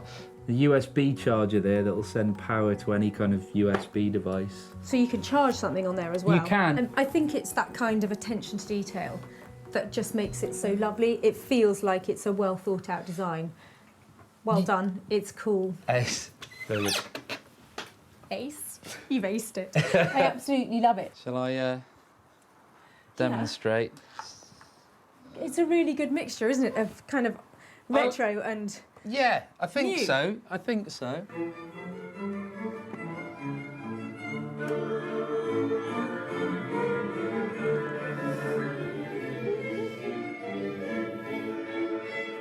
I want to go on a big picnic right now and have something really coming out of that somewhere. You know, it needs to be taken out, doesn't it? It needs to go on a journey because of what it is. Yeah, exactly. It's completely made for that purpose, so yeah. I think it's absolutely amazing, so thank you so much. I'm going to take that right now. Well, I think this really speaks for itself, don't you? Well, the speaker's a definite hit with Sarah. Now, if she can bear to let it go, she needs to try and sell it. When Sarah first spotted Richard's old toolbox at the tip, it was coming to the end of its useful life. I've had it, nearly 40 years. Really? And what, you just had enough of it now? We're moving house and trying to clear out a lot of stuff that we don't need anymore. It's got a great shape to it, hasn't it? And it looks so battered and worn and really cool. It's got character. Yeah. The characterful box just needed a new purpose, and with Horse's help, that's exactly what it got. Now it's time for Sarah to show Richard what happened to his old box, and hopefully she's got some profits to share with him too. Hi there, Richard. How are you? Sarah. Yeah. Hi there. How are you? Yeah, very well. Nice to see you again. I've just got a bit of an update about the box or case or whatever you called it. What did you call it? I think it's a case, but... And I know that when we caught up at the tip, it was something you said you just used for storage and you'd had for, That's right. for ages. When we took it away, did you have any ideas about what we might do with it? None whatsoever. So I'm quite excited to see what you've done. We decided we'd make it into the most amazing boombox Oh, excellent. A music machine, the like of which you've never seen before. I've got some pictures to show you. It went to a chap called Horse, and he turned it into this fantastic machine, and he has plumbed in the most amazing sound system in there. Yeah, that looks amazing. It's a work of art. It's beautiful. Now, normally at this point, I'd say I've spent £300 on it and I've sold it for X, but at the moment, I haven't sold it. Right. But I've got high hopes for it. It's such a great looking machine. I personally would absolutely love it. So, but what I'd like to do is, when it sells, just come back to you and give you the money for it. Wow. Well, thank you. So, despite this amazing transformation by Horse, the search continues to find this unique speaker a new home. But the costs of £350 and no profit generated, this could be a potential loss for Sarah of 350 quid. So I'm really disappointed that I wasn't handing over money to Richard, but I've got high hopes that his boombox will sell and I'll be back here with some cash soon. So, Sarah's managed to make a profit on 2 of the 3 salvaged items. The bedside cabinets, beautifully brought back to life by Jay. I'm sure it won't be long before Richard's utterly unique speaker will be blasting some sweet sounds. And of course we have the unwanted sofa transformed into a showstopper by Sarah.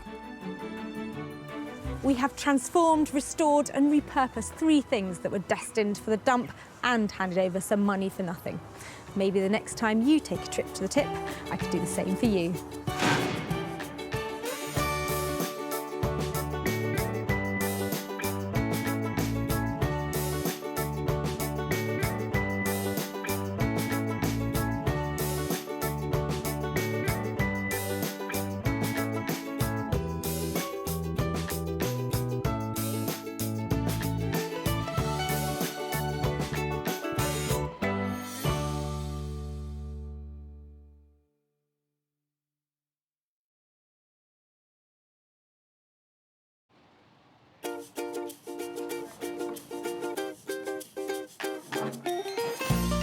How do you make money for nothing?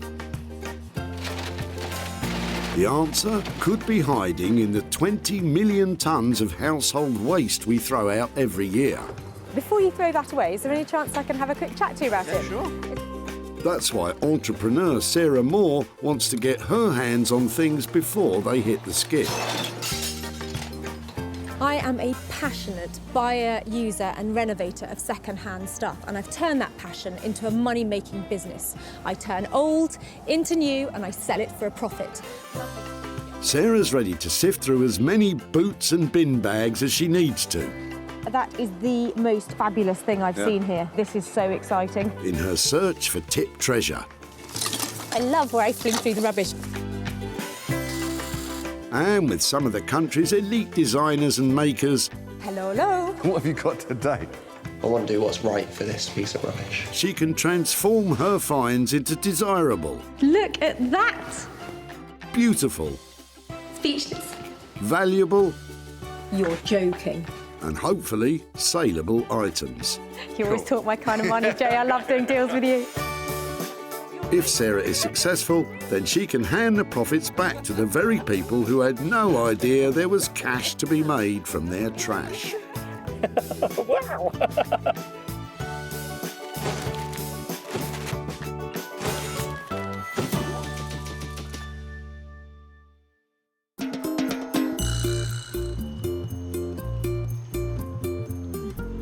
Today we're at Whitley Recycling Centre near Guildford.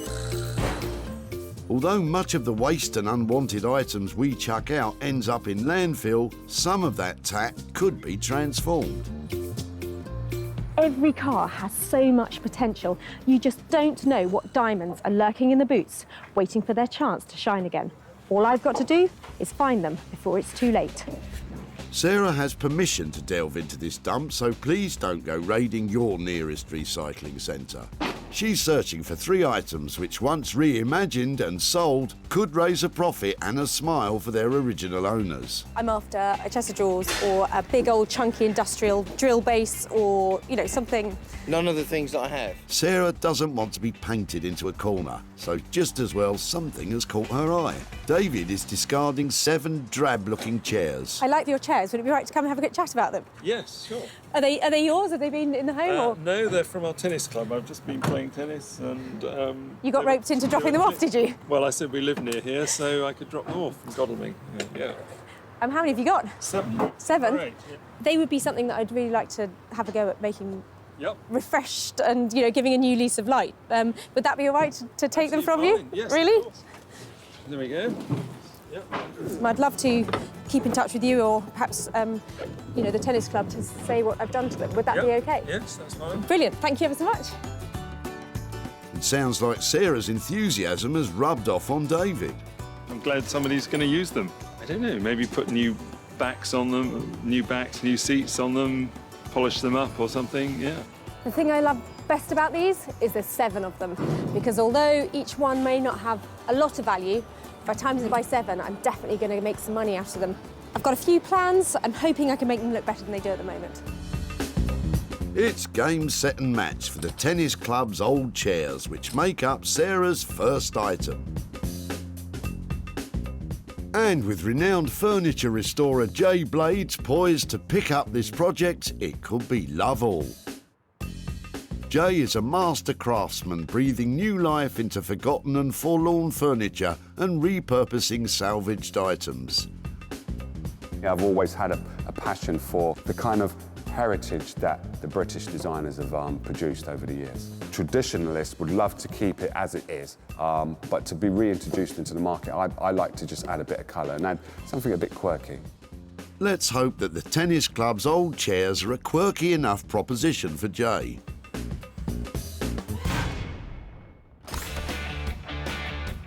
Sarah's on the lookout for a second item that can be rescued, repurposed and sold for a profit. Are you having a clear out? No. I like you've got a pig theme going on, have you? Yeah, there is a bit. And Sarah's not the only one who's caught the recycling bug. Matthew and daughter Lucy are tipping out their tired 2-seater, but Lucy's reluctant to say ta-ta. I couldn't help spotting your sofa and thinking it looks really nice. Yeah, we've had it for a long time. I don't personally want to get rid of it, but family's decision was to get rid of it. Yeah. We've had a new kitchen and we've bought a new sofa for our kitchen dining area. And we have a new sofa and it had to, out with the old then. Had to go out with the old. Well, I'm pleased it's ended up here because I've got all sorts of plans for the material and things that are coming off sofas. Probably not keeping them as a sofa, but to make stuff out of it. So if there was any chance that I could take it away and make good use of it, absolutely. Well, I will look after it and make something lovely out of it. And if it's okay to keep in touch, I'll show you what I've done. You have made my daughter's day. Oh, excellent. Well, thank you so much. I think I might have to ask you to help me carry it now. Oh, it's quite heavy though. Oh, Lucy didn't want to be parted from this comfy pal. Brilliant. Thank you so much for helping. But Dad had decided it was fit for the dump. Seems like Sarah's solved the problem. Sweet. I think it wasn't that well loved, which is why it had to go. So we brought it along here today, hoping that someone would be able to take it off our hands, and they have, and that's brilliant. I hope it's leather, because there's a lot of material I can use on this, and I've got to have a good think about what to do with it, but I'm hoping, well, there's a lot of handbags to be made, isn't there? This sad sofa is destined for the studio of designer dressmaker Chinello Bally. Chinello shot to fame on the Great British Sewing Bee and now creates stunning couture for a host of discerning clients.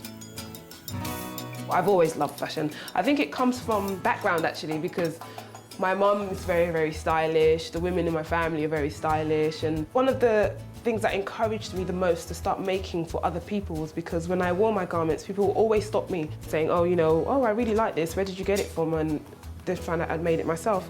I really do look for the beauty in anything. And hopefully you'll see the beauty in a beaten-up leather settee, Chinello.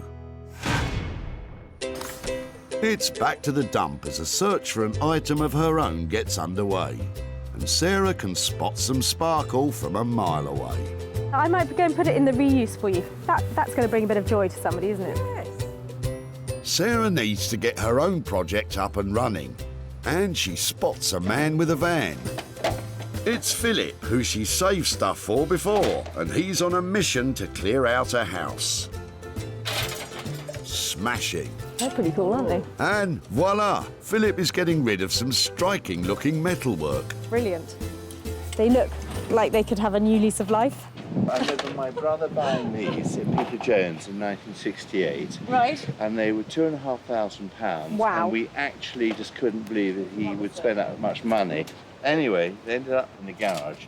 The upmarket Peter Jones store has been a landmark in Chelsea since 1877. I've got all the glass, none of the glass is cracked or anything. No, I heard you saying earlier it's your birthday. I think it might be my birthday. That's fantastic. Let me take them. Let me take them. Are they heavy? Sure you can manage? No, probably not. Come with me. Sorry. Where do you want them put? Just over here would be great, so nobody else chucks them away. That would be fantastic. Have you any thoughts about what we could make out of them? Shelves. Shelves. That's what they are. Fair enough. If these cost $2.5 grand in the 60s, they could still carry some real value. They were highly fashionable. If she's got the patience and cleans them up and gets the chrome fixed, they're just going to look as lovely as they did 40 years ago. How cool are these? I love the fact that they were really expensive when they were new because it means that they'll have great integrity to them. They'll have some real quality. I've got high hopes for remaking these into something fabulous. Sarah wants to repurpose these sassy 60s shelving units and ideally provide a profit for Philip. They make a fine, upstanding item 3. Sarah's crafty pals now each have their items. Jay will rethink the tennis club's industrial chairs. Chinello will turn Matthew and Lucy's two-seater into some tailored togs. And thanks to Philip, Sarah has a project all to her shelf. I found some little gems today. They might look like diamonds in the rough at the moment, but by the time I finish with them, they're going to be shiny bright and worth an absolute fortune.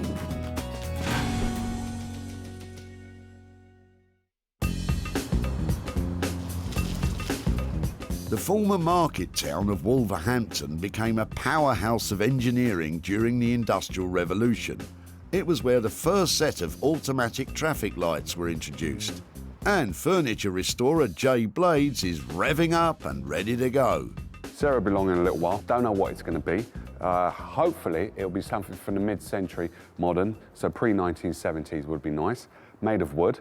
An English manufacturer, be even better. But who knows what people are throwing away these days. So, not to be too specific then, Jay. Hopefully he won't be too put out that Sarah's chairs are made of metal. Hello. Okay. They're not wood. I'm a bit worried. Wow. Good news or bad news? I've got another 5 outside. You've got another 5? Yeah. Should we go and get them? Yeah. Okay. There's no going back now, Jay. That's right. Sarah's brought you 7 rusty seats. First things first is you know I like working with wood, and this is metal.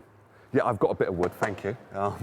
It's not in great condition. No, but it's not too bad. The only thing I'm concerned about is just the frame, the amount of rust that's on there. Oh, there's a label. Yeah.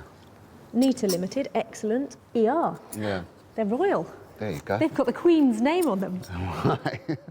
This little symbol confirms that the manufacturer of these chairs once supplied the royal family. Anything with a brand name, anything like that, always gives it that little bit of provenance that makes it a little bit more interesting and probably worth a bit more, doesn't it? Yes, most definitely.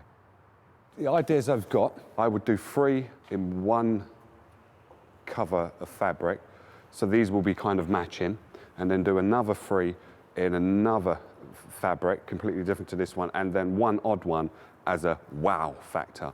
Having in mind that the wow factor one is going to be the bee's knees. Well, that sounds very intriguing, Yeah. but... Price. Price. Yeah. To do the work on these, rub them down, you're probably looking at about 75 to 80 pounds per chair. You don't need to go to the gym this week, I tell you. Yeah, I've got my work cut out. You've got your hands full here. Yeah, most definitely. So we do have a deal. We're dealing, Jay. We're dealing. We're I'm dealing. happy. I'm happy. Furnished steel frames, brand spanking new upholstery, and at least one unique standout seat. These seats could end up as the pride of the West Midlands. Really important to see that those chairs have got tags on the bottom with a maker's mark, because that adds value. And with Jay's ideas for making them into a really cool set, I think there's potential to make at least a couple of £100 there. These are not the normal thing that I normally work on, but I always like a challenge. But these are really, really interesting. I do like them, to tell you the honest truth. But it's a lot of work, hell of a lot of work. These tennis club cast-offs will command a sizable budget to take from tired and tarnished to shiny and sought after. At £80 each, Sarah's going to have to make in excess of £560 to stand any chance of making a profit. From Wolverhampton to Canning Town in London's East End, amongst the legacy of its industrial past and its gleaming regeneration lies a fashion hotspot, although it might not look it from the outside. Sarah sees her sad sofa as an ideal project for Chinello Bally. Chinello is an uncompromising designer dressmaker, but she's certainly not an upholsterer, and she has no idea what Sarah's bringing. What will she make of that tragic two-seater? Well, Sarah's been to the dumps, so it could be anything really. It could be, she could bring me a lampshade and say, you know, turn this into something amazing. Don't know with that girl. So I just don't know what it could be. It's really dusty. Didn't we have this sofa? Do you? I think we had this sofa, yeah. Oh, wow. It's pretty bad. It's been in a barn and it's got bird poo on it, so it doesn't... Oh, okay. It needs cleaning up. Do you think that smells like real leather? Smells like a barn. That's where it's been, don't tell anybody. I've seen you do all your lovely freehand cutting. I didn't know whether it was bodice or armour type stuff, but I just thought, I know you'll have great ideas. There's a garment in this, definitely. I'm thinking lace as well. Can we put more to it? Yeah, that's absolutely fine. Do you know, I'm thinking maybe a dress or a jumpsuit. Something very sexy, feminine. But playing with the leathers, I'm really looking forward to this one. And is there any problem with the thickness of the leather? Oh, no, I actually felt it. It's not that thick. It's not that bad, actually. Shall we rip into the leather and then have a look at it? I thought you'd never say it. Let's get stabbing. Looks like the sofa's got someone excited. Instead of actually cutting it, I'm going to just rip into this. Get ripping, girls. Oh, it smells like leather, doesn't it? Yeah, it does. It sounds fantastic, you know, I can see this amazing couture garment, but how much is that going to be to actually make? Well, for my charges, you'll be looking at about £300. Okay. So try and keep it within sort of that price range. The lace and the leather, I would never put it together. I can't wait to show it to you, to be honest. Looks like Chinello loves that leather. Phew. I'm so excited that it's a black leather sofa. It's black, I love black, it's leather, leather's amazing, and it's a sofa. What kind of transformation is that? I'm just really, really excited about it. At a cost of £300, this is certainly no off-the-peg job. So will Sarah go from rags to riches and pull in a profit?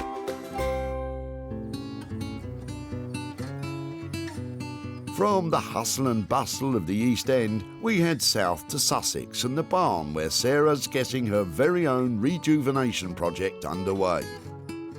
Sarah rescued some 60s shelving units which had seen better days. She's more used to working with fabrics and frills, so will this project test her mettle? So it probably doesn't look like it now, but these were once a really high-end set of shelving. They're quite daunting because they're metal. As somebody who often uses fabric, it's slightly away from what I'm used to dealing with. But I've had a few ideas, but it sort of depends on how they come up. And she starts with a finish. Sarah is using a metal polish to try and remove rust spots from the vintage chrome and restore some of its original lustre. I'm hoping to bring them back to a stage where you could have them in your sitting room. That's really pretty. Lovely and shiny. Out of this, I must be able to make one really cool ottoman, like fat footstool, with a big upholstered top to it. Sarah's set her sights on an Ottoman-style coffee table. These usually incorporate an upholstered top which can double as a footstool. Comfy yet functional. And if I get some really good quality foam, maybe something quite thick like that, some velvet over it, might even try to do some buttoning on it to make it look really pucker. The shelves will become the coffee table frame, but she doesn't need all of that metal, so it's time to cut it down to size. Using a hacksaw to cut thin tubular metal like this is perfectly fine, but it's slow going and takes a lot of effort. Did I mention it was slow going? This is really hard work. I'm sure I could upgrade this as well. A nice power tool, I could just cut through there. Well, you've started, Sarah, so you might as well finish.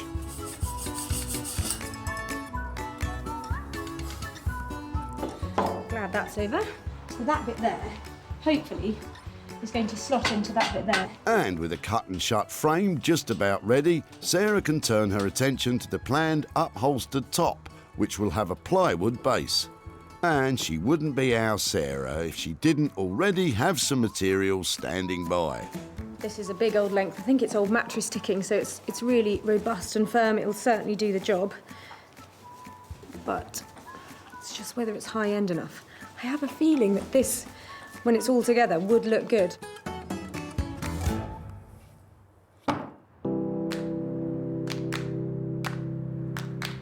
Back in Wolverhampton, Sarah left furniture restorer Jay with 7 sorry seats. Jay's first job is to eradicate that rust. These retro chairs were the property of a tennis club, so have probably been used both indoors and out. And now those frames need a new finish. I don't really need to get rid of all of the rust that's on there. Just make sure that it's fully kind of rubbed down. As long as these are going inside, there's not going to be a problem with these re-rusting again. Jay's decided on a paint finish. By lightly sanding the metalwork, he's giving the surface a key, which means the new paint will adhere to the frames properly. I'm going to go for my kind of signature colour, which is black, which will then in turn make the seat that I put on there and the back really stand out because it gives it a really brilliant platform. So normally what happens is before I'm going to paint, I get in the mood by playing a little bit of music. You might not like it, but it gets me going. So now Jay has his tunes on, it's time to get some paint on. Whenever I paint a chair, I always work towards myself. If it's got struts, then you go 1, 2, 3, 4, 5, 6, 7, 8. Applying the paint really, really thinly, and as you can see, you could probably see strokes and you could see the silver coming through. That's absolutely perfect. I'm not looking to cover this completely in a full-on black. This will more than likely take at least, I'd say about 4, maybe 6 coats of paint is what this is going to take. I'm going in a kind of angle like that. The last stroke is always coming up. White shirt and black paint. You're a braver man than me, Jay. I like to wear something a bit nice while I'm painting, so I take my time and I don't actually get paint onto me. Very confident. I've just got a stain here. I think that was from the breakfast that I had this morning. That's baked beans on there, but I'm very confident I should be able to go to that wedding that I'm going to later on. I'm only joking. Jay has decided on coloured velvet seat covers, which will stand out in sharp contrast to his black frames. The reason why I've chose velvet is because this is quite a hard frame. So it's a steel frame. What we're doing is hoping to make these more accommodating to someone's home. You've got to have something that feels luxurious. They are going to look amazing. And they're going to be worth every penny after I've put all of the work into them, because they're going to take a lot of work. That all sounds splendid, Jay, but don't you have another 6 seats to sand? Better get a wiggle on. Back in London's Canning Town, the task of taking a beaten-up leather sofa and creating a one-off designer dress is underway in Chinello's studio. She's got a famous client in mind for this design. We have worked together on a lot of garments actually, and I think she trusts me now. So, yeah, I've got her in mind as I'm making this. I'm trying to keep it something that I know she'll like and she'll appreciate. A ready-made client, Sarah will be chuffed. That's the bodice, so this is the part I'm making at the moment, and that will be the skirt. So when you put them together, then they become the dress. Chinello starts by selecting the best cuts of leather. I like this because it's quite smooth, so this will give a nice body.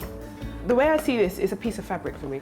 I'm not going to look at anything as an obstacle. I'm just going to see it as a piece of fabric and run with it like that. She unpicks the existing stitches and prepares the fabric for her famous free cutting technique. Chinello is relying solely on her client's measurements as well as her imagination.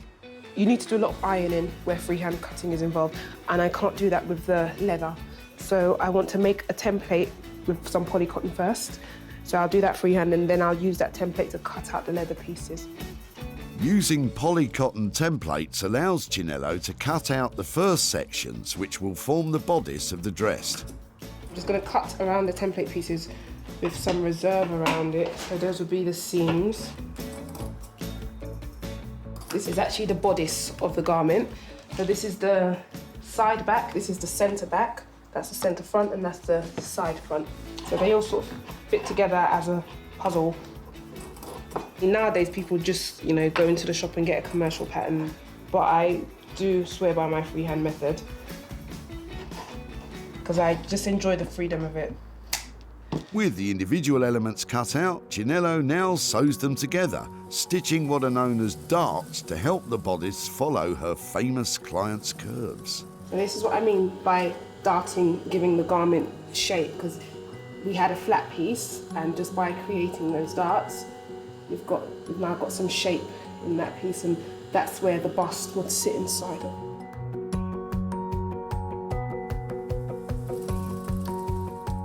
It's not long before the bodice starts to take shape. Who'd have thought this started out life as a sofa?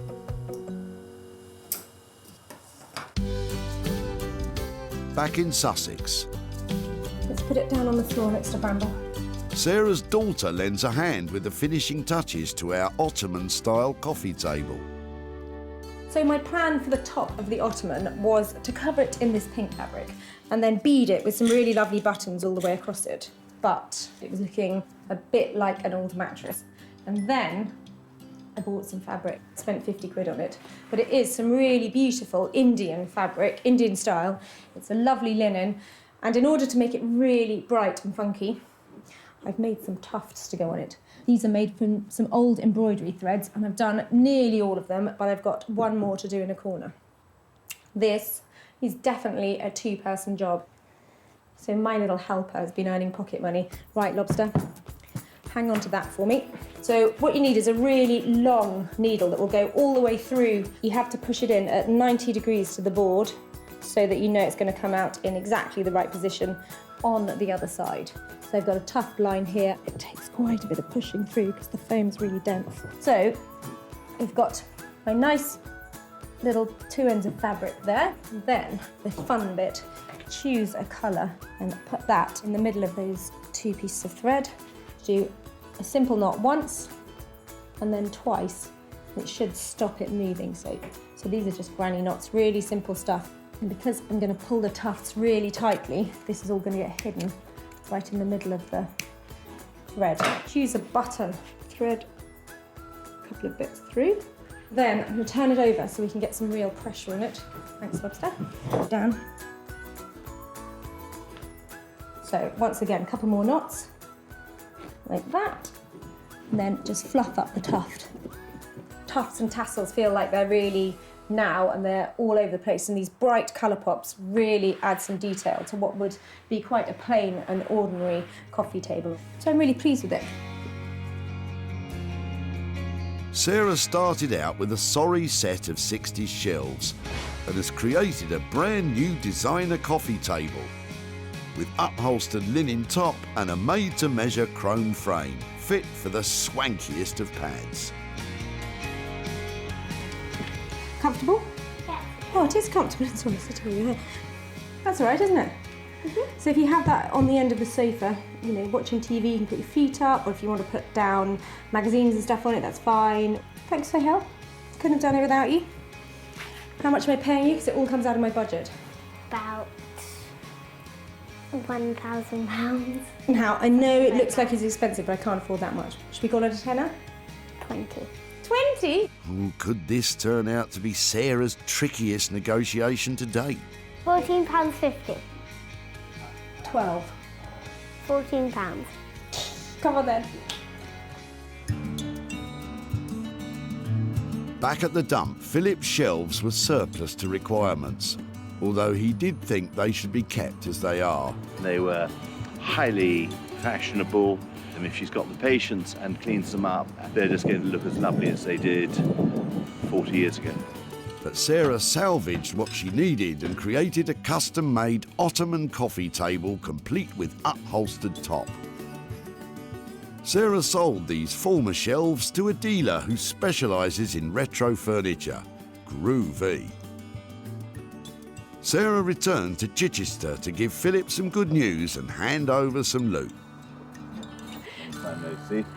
How are you, Philip? Hi, good, thank you. Lovely to see you again. First thing I'd like to talk to you about is the frames that you dropped off. They were something really approachable that I could work on. So I cut them up and turn them on their side and turn them into an ottoman. So here is that said ottoman. Oh, good grief. Is that a good grief or a... No, that's fantastic. I'm not sure you're supposed to be laughing at this point. No, but... I'm not. I'm just impressed that you work so hard. Well, that's very nice of you to say, but it was quite a simple thing. And So how long did it take? Probably about 3 hours. This is not as impressive. Really, a week. That's so much better. Well, yeah, so that's how it ended up. And I'm very pleased to say that somebody else really loved it and paid £200 for it. So I've got £100 profit here to give to you. Well, thank you very much indeed. That's, considering I was about to throw it away, that is a lovely surprise. I don't know off the top of your head if you know what you might do with £100, but it's all yours I to might do. spend it. On what? Go on. Anything in particular? I haven't got a clue at the moment, but it'll be something towards the birthday present that actually I didn't get that day. I will let you know in time. Lovely. I will let you know by the end of my next birthday, should I make it. Well, I'll see you at the tip, no doubt. It was lovely to see you again, Philip, and thank you so much for letting me take your shelves away and make them into something. It's so nice to take your money. Thank you very much. Pleasure. Bye-bye. Bye. Sarah's imaginative transformation of what was once a shelving unit has cost £100 to complete. Managing a sale of £200 has left Philip with £100 for a belated birthday gift. It's very clever and ingenious. No, I'm very pleasantly surprised, and I can't believe she did it so quickly.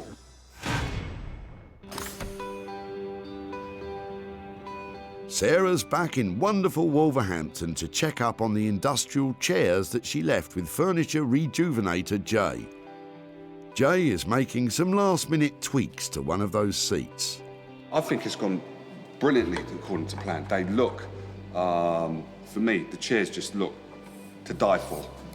I think she should love them the same way I love them, but you never know, she might not like it. When I left here, Jay had just been given 7 chairs that could best be described as, say, utility chic, but actually were just depressing grey. I'm hoping that with his bags of ideas and all of that style that he has, he's managed to drag them up into something really stylish, and with £80 budget each, he better have nailed it. Jay took on 7 sad stackable chairs and has transformed them into 7 signature seats, with rust-free frames in black and rich-coloured velvet seat covers, including this standout, eye-catching wild card.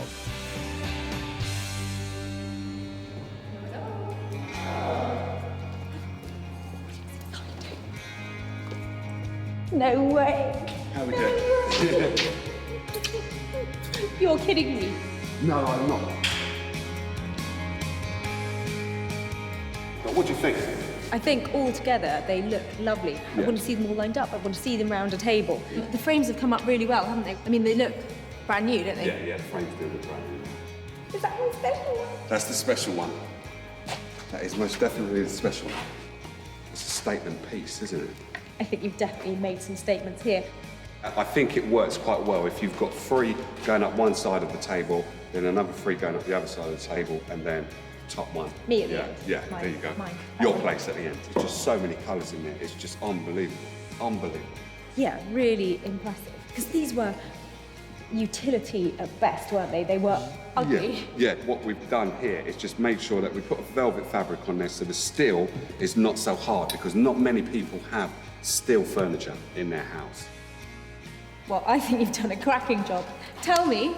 I left you with a load of budget for these. Am I under or am I over? With the rubbing down, you're slightly over. I think, if I remember rightly, we said £80 per chair, if I remember rightly. It came in at 85 per chair. I think I'm in profit. I mean, even if I sold them for 700 quid, Yeah. I'm 100 quid up for the tennis club. So I think it's nice to be able to give you back some real money for the hard work you put into sorting out all those frames and the lovely upholstery. And my elbow is absolutely killing me. Because the rubbing down is just unreal. You boys, you don't know what hard work is. That's true. That's true. Right, I'm taking these away. Jay has managed to make those chairs look absolutely fantastic. It's the attention to detail that matters with these things, and he's absolutely nailed it. I'm very chuffed with that, actually. It's always daunting when Sarah comes in, because I've worked by myself in the workshop, and it's kind of like, well, will they like it? Would the real world like it? Because then you get exposed to the real world via Sarah, and then she comes and she likes it, and then obviously she has to sell it in the end. So, yeah, it's kind of cool. Back at the dump. There we go. These industrial utilitarian chairs had been discarded by the local tennis club, and David had offered to dispose of them. I'm glad somebody's going to use them. I don't know, maybe put new backs on them, new seats on them, polish them up or something. Yeah, I'd be interested to see what happens. Yeah. And after the J-Blades treatment, they look good enough for centre court. Unfortunately, despite it being Advantage Sarah, these 7 beauties have failed to score a new home. Sarah has returned to Whitley to serve up the results and show David what has become of the old chairs. Hi there. Hi, David. Nice to see you again. Nice to see you, yes. How are you? Very well, very well. Yeah, not so good the weather, but... No, it's typical English summer, is it? Yeah. I've got a few pictures and things to show you about your chairs. Yep, I'd love to see. They were completely... Look at that. They look amazing. They really do. Completely different. So would they look out of place in the tennis club now? They look too good, I think. It does get like that. At this point, I'd love to be saying I've sold them for loads of money and handing over watches of cash for the tennis club. Right. But they haven't sold yet. Okay. So I just thought I'd come along and update you on how they are. Yeah, and yeah. I think they have a good chance of selling. And when they do, I'll come back to you with a profit. All right. Thank you very Lovely. much indeed. Really nice to see you again. Okay, and thank good you to very see much you. for letting Well me have done. your chair. Thank you. Okay. Thank you. Okay. All Bye-bye. right, bye-bye. With Jay serving up an ace updating the 7 old chairs, his cost totaled £595. Although hopeful a sale can be achieved, currently they remain unsold, which means there is no profit at the moment to return to David and the tennis club. I didn't think you'd get anything for them or be able to do anything with them, so I'm very pleased you have been able to, and he's done a grand job on them anyhow.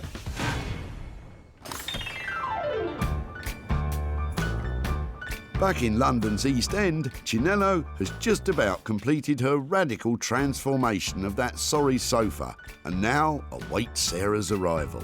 I don't know if I'm nervous what I think she'll think of it. I think she'll like it, but obviously you never know. So I just really want to see the look on her face.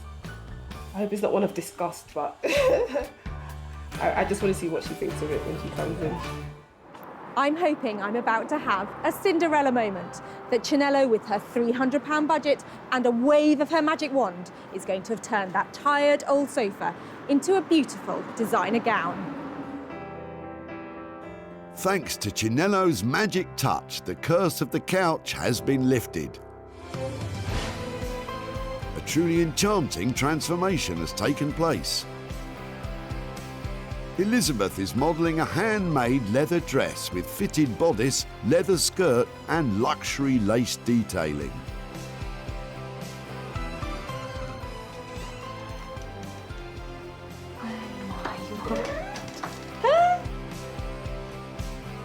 Hi there.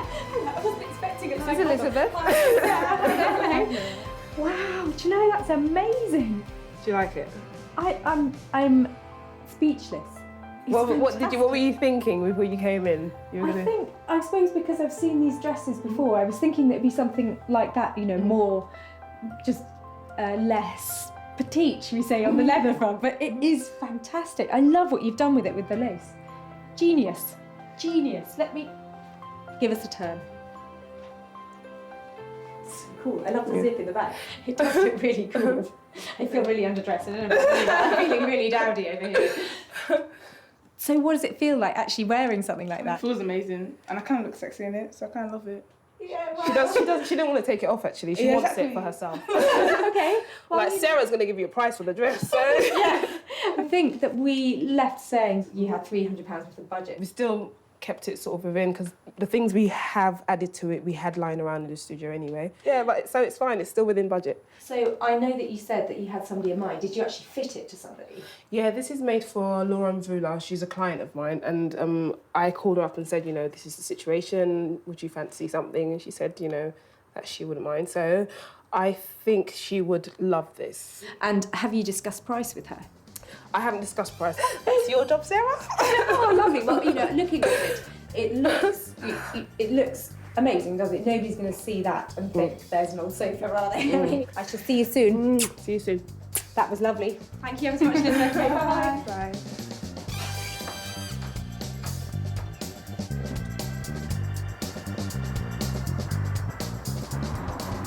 Now that is the kind of surprise that I really like.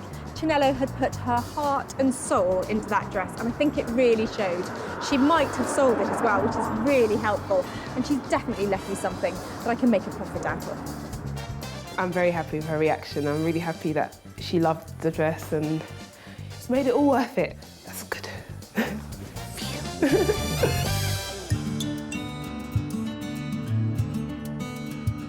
Matthew and daughter Lucy brought their old leather two-seater sofa to the dump, but Lucy had hoped someone would rescue it and give it a new home.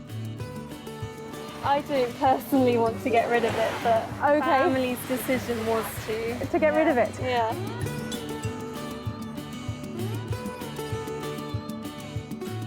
Chinello reclaimed the leather and worked a mini miracle. Chinello designed a dress with singer Laura Mvula in mind, and so Sarah has a ready-made sale. Sarah's back in Guildford to reveal to Matthew and daughter Lucy what became of their two-seater leather sofa, but how much profit was there at the end of the day. Hi, Matthew. Hi. Hi, Sarah. Hi there. Hi, How are Sarah. you? Nice to see you again. Hi, Lucy. Nice How to are see you? you. I'm good. Really nice to catch up again. I just thought I'd come and give you a quick update about what we did with your favourite sofa. I remember from when you were dropping it off that I think you were reluctant for it to be thrown. Right, yeah. I have a friend called Chinello who is a fantastic seamstress, and she does have a client who's called Laura Mvula, who is a singer. I don't know if you've ever heard of her. Yeah. She's had things like... Have you heard of her? Yeah, I think. Yeah. Great. I haven't. No, I hadn't either. She has commissioned something from Chinello to be made out of your sofa. Oh my word. I've got a picture of it to show you. And it's quite dramatic. Oh my word. It's amazing. What do you think? Well, Amazing. it's staggering. I can't believe that that sofa has become that. Because it was commissioned, it meant that it was actually sold. So there's some profit left. And I wondered, I don't know how you feel about this, but I wondered, I've got £200 here for you, and I wondered if it'd be all right to give it to Lucy to think about what she might spend it on. Is that? Yeah, that's all yours, and it was a lovely thing to work with. Think of us when you're using it. I hope it does something helpful and useful. Oh, that's amazing. Thank you so much. It was a pleasure.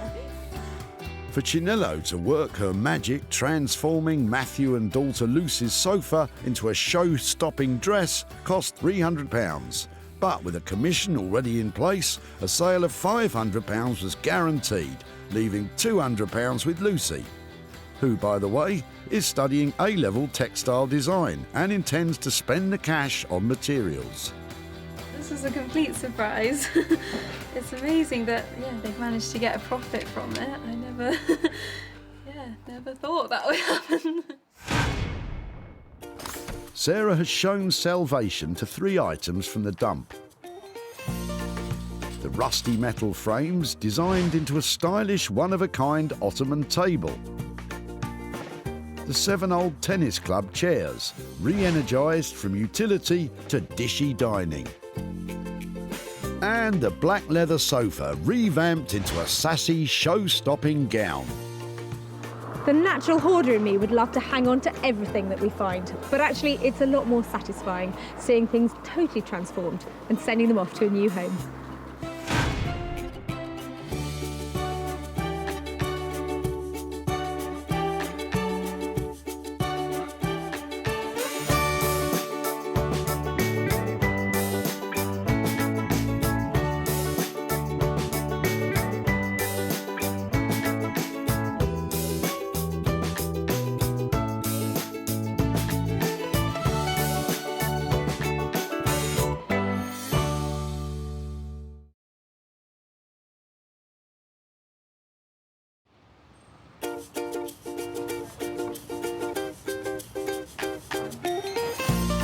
How do you make money for nothing? The answer could be hiding in the 20 million tonnes of household waste we throw out every year. Sorry, Spotty, before you throw that away, is there any chance I can have a quick chat to you about it? Sure. That's why entrepreneur Sarah Moore wants to get her hands on things before they hit the skip. I am a passionate buyer, maker and user of old stuff, and I've turned that passion into a money-making business. I turn old stuff into new stuff and sell it for a profit. Sarah's ready to sift through as many boots and bin bags as she needs to. Look at that absolute box of joy. These are just fantastic. In her search for tip treasure. We've got to be able to make something out of that, haven't we? And with some of the country's elite designers and makers. I've got a little something for you. Yeah, I thought you might. Oh, this is a hard one. She can transform her finds into desirable. Oh, my word. Beautiful. Valuable. Cha-ching.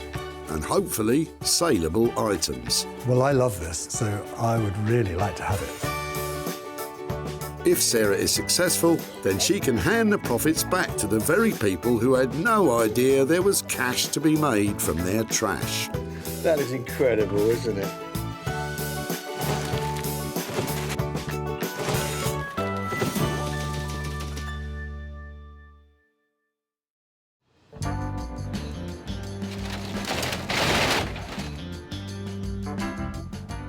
Sarah's at the Bredbury Recycling Centre in Stockport, just outside Manchester, where they can have over 200 cars a day through the gates. I am loving this place. It's so busy. There's cars coming in all the time, and in the back of them, I know there is great stuff that I can make into something fabulous. So I'm off now to have a proper old rummage. Remember that Sarah has special permission to rummage about today, so don't you go pestering people at your local recycle centre, or you'll be the one getting thrown out. I love rifling through the rubbish. Sarah's on the lookout for 3 items with the potential to turn into hard cash for their owners. We're looking for stuff that we can recycle, so I'm thinking there's not much in there, but I think you should take the bunny home. Some things, though, are just destined for the dump. But coming in at the far end, Mike and Judith might be able to give Sarah a step up in her search. There's a ladder just coming up here, so I'd really like to take a look at that. I don't know if we're actually throwing it away, but must be able to do something good with that. Hiya. Hiya. Sorry to disturb you, I know you're busy. I was just wondering, are you getting rid of all of this today? Or? Yes, we are. Really? Yes. Yep. Where's it come from? What's happening? What are you doing? Well, we're clearing a house of wife's late auntie. Oh, really? Yes. Yeah, it's There's a lot of hard work, really. A life leaves behind a lot of stuff, doesn't it? It does, it does. I'm just quite interested in the ladder. If it'd be okay to have a look at it and get it out and see how it works and all that kind of thing. No problem with that. Lovely, thank you. So was this only ever for domestic use? Was it just in the house, or was it? I think it was just domestic use, yes. I love the fact that it's got all the markings on it. Yeah. It's so funny, isn't it? Because you wouldn't think that a ladder would tell the story, would you? You wouldn't really. I love it. There is another set of ladders. Pair of step ladders is always better than one. If you have some, bring them down. Okay. Thank you ever so much. Sarah knows a moneymaker when she sees it, and with 2 sets, she can double her potential profit. But what does Mike think she'll do with them? Well, I'm not sure really. She might be able to strip them down and revarnish them or repaint them, but it need a bit of patience. I'm really excited about this ladder, and the really good thing, they said they might be coming back with another one, and that is a whole new ball game. 2 of these, who knows what I can make out of it. I think it's a great idea. I mean, as a society, we chuck away far too much stuff, and if it can be used, that's great. Well said, Mike. So that's the first item found, but what to do with the ladders? Well, Sarah knows a man who might have a few ideas. Rupert Blanchard is one of the most imaginative bespoke furniture makers in the country, ever on the lookout for undervalued materials to rework into contemporary designs. I work mostly with reclaimed, salvaged and abandoned materials. Basically other people's waste. I find some kind of beauty in it and spend a lot of time and give rubbish a lot of attention to try and bring it back into use. Something that someone's really given up on. I like giving things a second, a third, a fourth chance. Bringing something back into use is incredibly satisfying. Rupert's been making furniture for over 10 years, and in that time has developed a thing for drawers. Oh, look at that drawer. Look at that. What a beautiful drawer. He's the man to make old wood useful again, but making use out of those ladders might be a big challenge.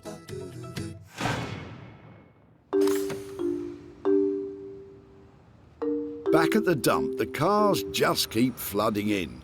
There's too much going on. I can't keep on track of it all.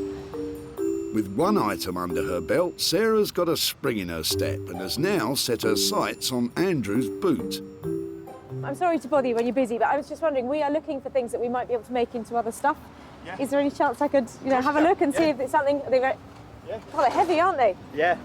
Wow, so what, they're the suspension, or? Yeah, that's what keeps the car on the road, basically. They're really cool. Any chance I could take them away and see if I can make something? Yeah. Andrew's springs may have come off his flash Jag, but it doesn't mean they're worth much now. It'll take a bit of creativity for them to turn a profit. We've got to be able to make something out of that, haven't we? Well, what does Andrew think can be done with them? Well, she had thought she'd have a coffee table or something like that, and maybe even a stool. I was worried about their appearance at first, but I know that you can get things powder coated, which means sprayed in beautiful colours, or you can get them dipped in materials like chrome or copper. And then they'd make fantastic lamp bases. And a lamp on an occasional table, people are going to pay £100, £150 for one. And I've got 3. She's an absolute baby. So, thanks to Andrew's baby donating her old suspension springs, Sarah's onto a moneymaker. And she already has someone in mind who might be up to the challenge.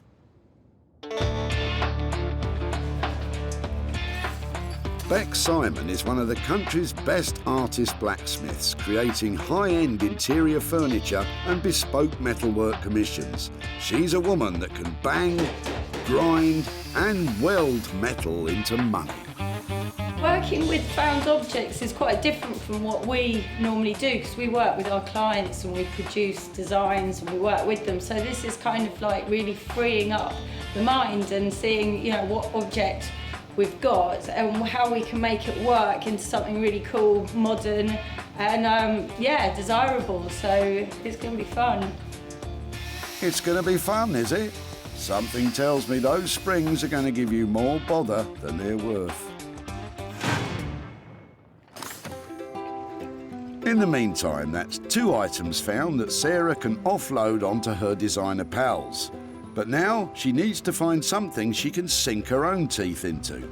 But with the day getting on, she seems to be grasping at straws. Well, sticks. See, that might be your next The catapult. candelabra or you know, something on your dining table. You won't believe you could get a full tree in a car. And it looks like word spread round the dump that Sarah's making money out of their rubbish. Anyone send it to me, not him. All right now. You'll be lucky. But what's this? Eagle-eyed Sarah might have just spotted her own personal project, because Eric could be throwing out just what she's been looking for. I'm really sorry to bother you. I can see you're busy. Yes. I'm just looking at your Monopoly sets. But can I have a quick look? They're my daughter's originally. Oh my word, you've got hundreds of bits there. Yeah, hundreds of them, yeah. We're looking for things that we might be able to make into other stuff, and things like this would be lovely to get hold of and see if we could do something with. Would you mind? No, I wouldn't mind at all. And let me No, have I'd rather somebody else have them. And you've got another one there as well. May I have a quick look at that? Yes, that's the very old one. See, that's when she had it, when she was 8. Wow, that's amazing. May I open it? When she was 8 years old. Oh, that's so sweet. Yeah. That's amazing. Thank you so much You're for welcome. letting me take them. That's brilliant. Sarah can see potential profit in her own personal project. But what does Eric think she can do with it? Your guess is as good as mine. But I'm glad if you can recycle them. I prefer to recycle anything. There's 2 sets of the, I want to call them charms because I think they look like little jewels to me. So altogether, I think as a collection, they make some fantastic jewellery. Lots of potential here and something that I'd really like to play with myself and see what I can make. So lovely, I'm really pleased with that little lot there. All the toys from Disneyland from 1986 and things like that. I've come to a point where I like to let things go. I really like the board because what we're doing here is pretty much a game of chance, so that pretty much sums up the day, doesn't it? I'm hoping there's no luxury tax. And definitely don't want to go to jail. Right, stop playing about now. Down to business. How much do you think you can make from it? I'm aiming for 100 quid from my Monopoly box. I think I can do it. 100 quid profit to return to Eric. It's like landing on chance and getting a bank dividend in your favour. And with that, the list is complete. 3 potential money makers. But wait a minute. Oh, hello. Again. It's Judith and Mike keeping up their promise of a second set of ladders. Great, you know, a pair makes it really exciting. It more than doubles the potential of what we might be able to do with it. So now the list is complete. Rupert will reimagine Mike and Judith's ladders, Bex will bend Andrew's springs into shape, and Sarah will take a chance on Eric's Monopoly sets. We have had a fantastic day here. I've got some amazing pieces and just the right people lined up to make them into something fantastic and to make some money along the way.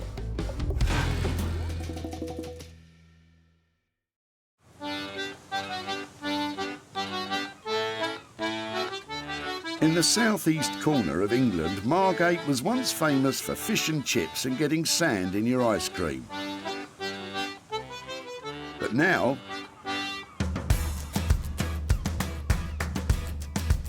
Margate's had a reclamation regeneration.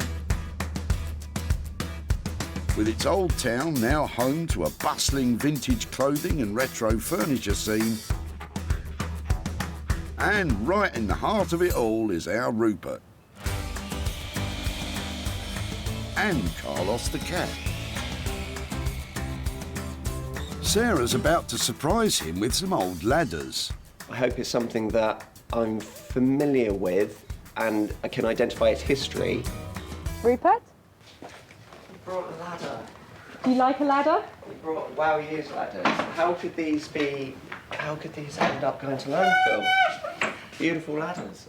I thought that they were just lovely. I loved the fact that the stuff they were covered in was the story of the house that they come out of. They were part of that home. This is the bedroom, that's the dining room, that's the hallway. Is there anything particular you want me to play with, or am I allowed to just go wild with these two? So I'm seeing maybe a couple of pieces. Do you think that's the direction to go? Well, I think they started out life as 2 separate pieces, and although I'd love to join them together some way, my initial feeling is to make 2 pieces, but 2 identical pieces to make a matching pair. Perhaps one of the ideas is to make a metamorphic chair, which is a kind of chair that they used to use in little studies and libraries and places where they didn't have room for both a ladder and a chair. But somehow I'd like to bring another element into it. So chairs that flip around, they turn into ladders, they flip around again, they turn into a coffee table. Maybe there's some way that the two matching elements can lock together and become something new. Rupert's transformer chair is more commonly known as library steps. First built in the early 19th century as a space saver, they could be used as little stairs to reach topmost bookshelves in libraries, whilst doubling as domestic furniture. But the question is, how much is it going to cost to construct? There's got to be somewhere around a couple of £100 per item to design and produce the final piece. But we kind of have to see if you're what we can do once we've deconstructed it. We learn more, and you have a better idea about what the final outcome will be. At that price, I've got real potential of making some money for those people and surprising them with some worthy, proper chunk of cash, and that would be just the best outcome. We'll give it a good go. Right. Wow, I love Rupert's ideas for the ladders. A pair of things, always more saleable than one, and a metamorphic furniture, these things are going to be fab. So chair, ladder, and possibly table, can't go wrong. I want to do what's right for this piece of rubbish. You and me both. So, it's £200 each for 2 items. Or is it £400 for one big item that fits together? Either way, at that price, Sarah's confident of a tidy return. Sarah's next stop is away from the hustle and bustle of seaside salvage and into the heart of the English countryside. Tucked away in amongst the quaint villages is the place where metal goes to die.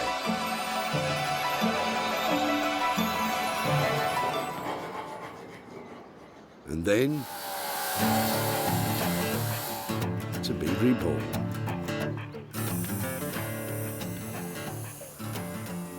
Sarah's ready to surprise Bex with the suspension springs from Andrew's Jag to see if she can, something to do with lighting. I'm really looking forward to seeing what Sarah's going to bring today. Probably something really strange. So yeah, I'm looking forward to having a look. I don't know what it's going to be and that, but I guess that's part of the challenge. So yeah, looking forward to seeing what it is. So I'm just eating an apple. There we go. Oh wow, springs. Well, at least you know what they are. We use these, there was one there, we use them for making tools with, so love them. I was worried you couldn't heat them up. And we can sit them in the fire. It's harder to work than normal mild steel because it's high carbon, but no, we'll be able to do things. What do you have in mind?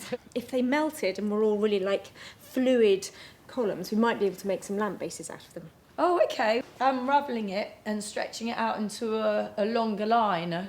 What about something like that? What? So we can make a floor lamp out of it? Yeah, completely. Like the mid-century ones that you get, it's like a marble base and then it comes up. That would sound great. And maybe if I could scavenge a lampshade, almost like an angle poise lampshade, to go on the end. Yeah. That might work. Perfect. Sounds good. In order for me to make a profit, is there any way you can get it done for, say, 250? It's quite a gamble with this because the steel is slightly tricky to work. So what I can say is we could do £250 worth of work and see, try to do at least one and see where we get with that. And obviously, if it's quite smooth running, no burns, then we can attempt to do another one. Great, I'll leave you to get on with it. If you can make one, I'd be really pleased. More than one, that would be excellent. Okay, perfect. Leave it with me. See you later. Bye. Finish my apple now. Sarah's putting Bex under an awful lot of pressure. Wish me luck. If Bex can get it done for 250 or under, Sarah's on track to make a chunk of money. But there's also the light fittings to budget in, and they could start eating into the profit. So, with 2 items safely in the capable hands of Rupert and Bex, it's time for Sarah to get to work. And she's taking her item back to her cottage/workshop in the Sussex countryside, She's been running off and trying to go and see the new lambs in the field. where she's got guard dog Bramble watching over the money-making Monopoly sets. At ease, Bramble. This is my Monopoly moment. I've just looked at it. Look, it's an American one. I didn't notice that when I saw it the other day.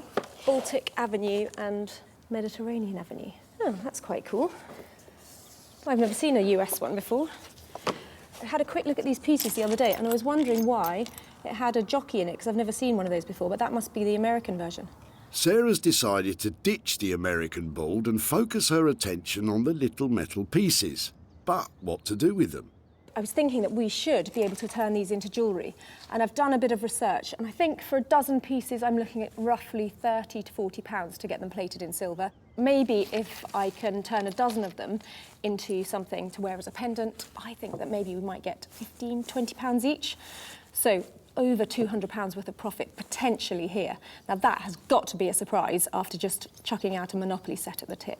It was actually the niece of Charles Darrow, the accredited inventor of Monopoly, who came up with the idea of using charms from a girl's charm bracelet as the Monopoly pieces, way back in the 1930s. So really, Sarah's repurposing them back to their original purpose, kind of. Having objects silver-plated can be done by mail order, and so is quick and easy and relatively cheap to do. But before they're shipped off to be silver-plated, Sarah's drilling holes in them so that chains can be threaded through to make necklaces or bracelets. Don't look what I'm doing with the dog. Ouch! The poor dog's getting the rough end of the stick. Don't look, Bramble! So these are my 14 fabulous pieces. So I'm really pleased with these, and I think they'll make lovely charms. And I'm going to get them all silver-plated, including the jockey, to make a little memento for Eric, just in case we don't make any money out of this at all. With just £30 to £40 of silver plating to budget in, if Sarah sells them all, she could be laughing all the way to the bank. Back in Margate, Rupert has started drawing up blueprints for his transforming, multi-purpose, metamorphic library steps. And if you think that sounds difficult, remember he's only got those ladders to work with. Rupert starts this mathematical mind melter by taking the ladders apart. It's falling apart very easily. He unscrews the hinges to see the raw materials he has to work with. So now it's not a ladder anymore. It's going on to its new life as a multifunctional piece of furniture.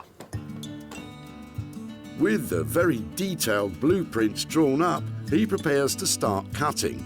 But one miscalculation and the whole thing could be ruined. It's taken quite a while to work out the exact perfect angle I need to cut.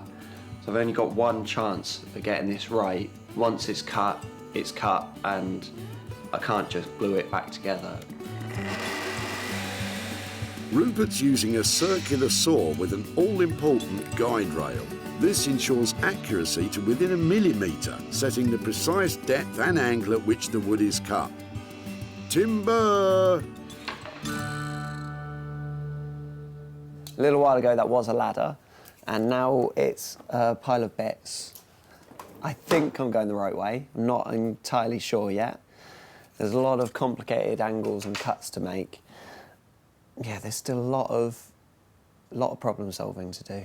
Well, you'd better get a move on. There's 2 of them to do, remember? Somehow, this needs to now flip together. This is a tricky bit.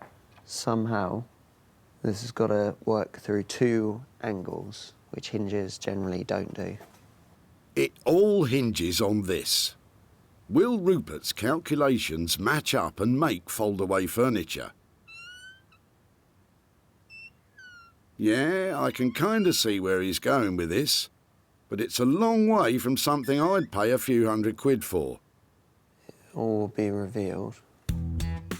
Well, I, for one, cannot wait.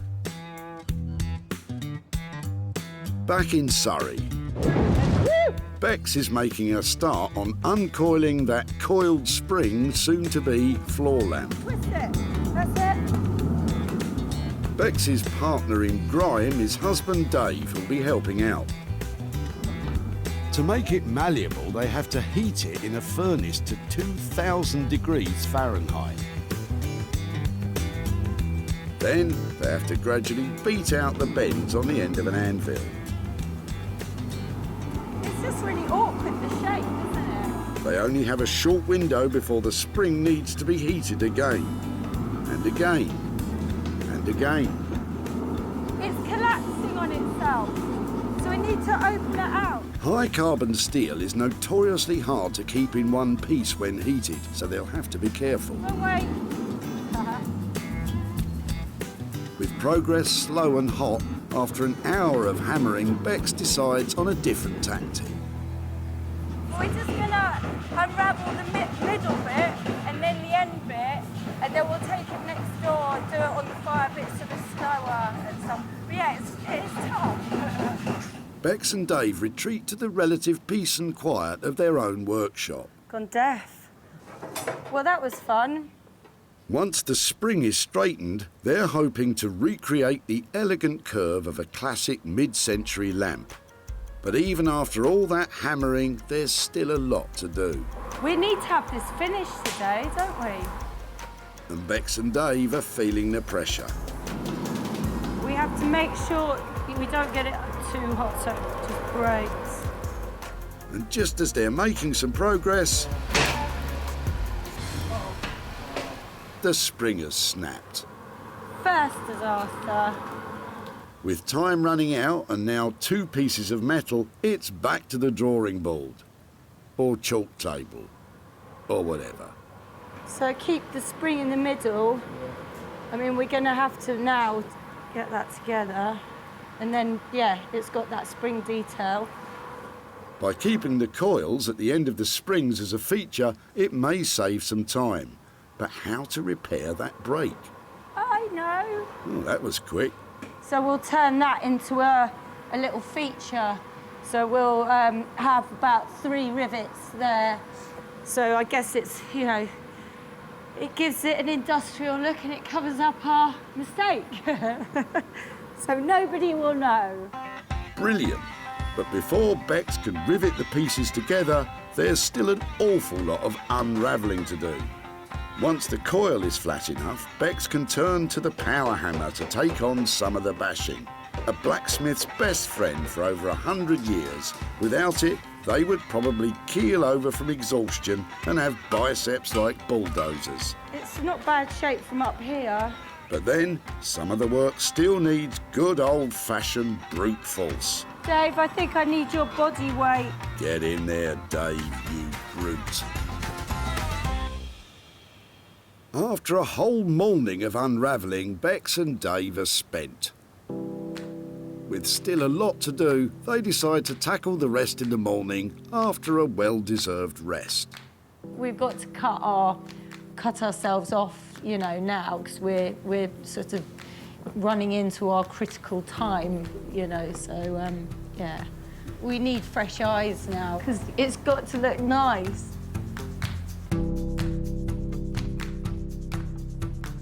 Back at the barn, Sarah's been eagerly awaiting the return of her Monopoly pieces. Bramble? I've got posts, look, this one's for you. Come on. Sarah didn't use the Monopoly balls, but sent the pieces off in the post to a specialist silver plating firm, who hopefully have made them sparkle. I've got my Monopoly bits. I'm really excited about these. I've asked for them to be really well dipped in silver, so they should look shiny.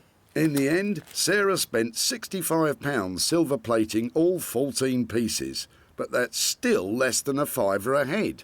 Oh, wow. Or hat, I suppose. Look at them, look. Luckily, they look $1 million. Now that's cute. Look at the Scotty dog. And they are so shiny. They've been dipped and finished really well. Is that it? Last boot. I think they look great. Question is, how much can I sell them for?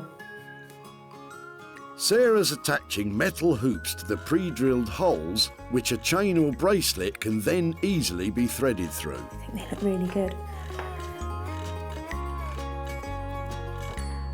So I'm hoping that people buy at least one to hang as a necklace, but you could get loads and put them on a bracelet.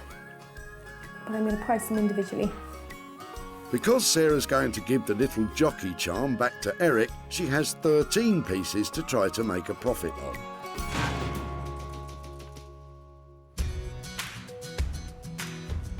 Back at the dump, Eric was ready to say goodbye to his daughter's childhood board games. Can I have a quick look? I've come to a point where I like to let things go. But Sarah saw a potential in its little counters Oh my word, you've got hundreds of bits there. and formed a plan to make some money from them. Your guess is as good as mine. But I'm glad if you can recycle them. I prefer to recycle anything. With a metal makeover, the pieces are ready to be sold. But with 13 of them to shift, Sarah's taken them online.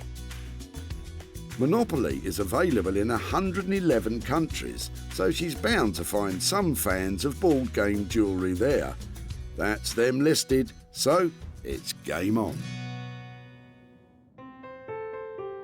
Sarah's back in Stockport to hand over the profits to Eric. That is, if she managed to shift enough of them to cover the silver plating costs. Hi there, Eric. Hi, it's Sarah from the tip. Hello, Sarah. How are you? How are you? Yeah, very well, very well. All right. Thank you so much for meeting up again today. And Yeah. you remember we took your Monopoly set from the tip. Did you think about what we might do with it? I thought you were going to make a charm out of it. So that's exactly what happened. And I've got some pictures here to show you. There they are in the end. Wow. Absolutely amazed. That is fantastic. I just can't get over that. So we sold them at a profit, and I've got that for you today. No, you can give it to charity. Well, do you know something? I'm going to give it to you and see which charity. If you want to give it to charity, then Because it will go to cancer. Because I'm immune remission. Oh, and, really? We pay every month. We give every month to cancer. Oh, well, that's fantastic. I'm really pleased that your Monopoly pieces have helped towards that cause. And as a little memento, I don't know if you remember this fellow, but I bought him for you. He wasn't easy to make into a charm, so I thought something for you to remember your Monopoly set by. He's silver-plated, the little horseman from the American. I treasure it. I can't get over that. With all 13 sold at 10 quid each, once you take off £65 worth of silver plating, Eric's walking away £65 richer. It was lovely to catch up with you Thank again you and very hear your much. story Thank you and very much. keep up the fundraising. That's Oh, fantastic. we do. Look at, we're very lucky.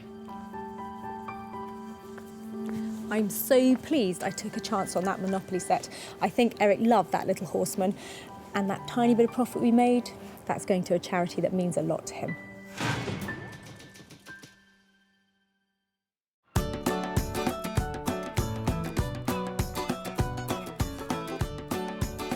So, Sarah's back in Margate to see how Rupert's got on with his metamorphic furniture.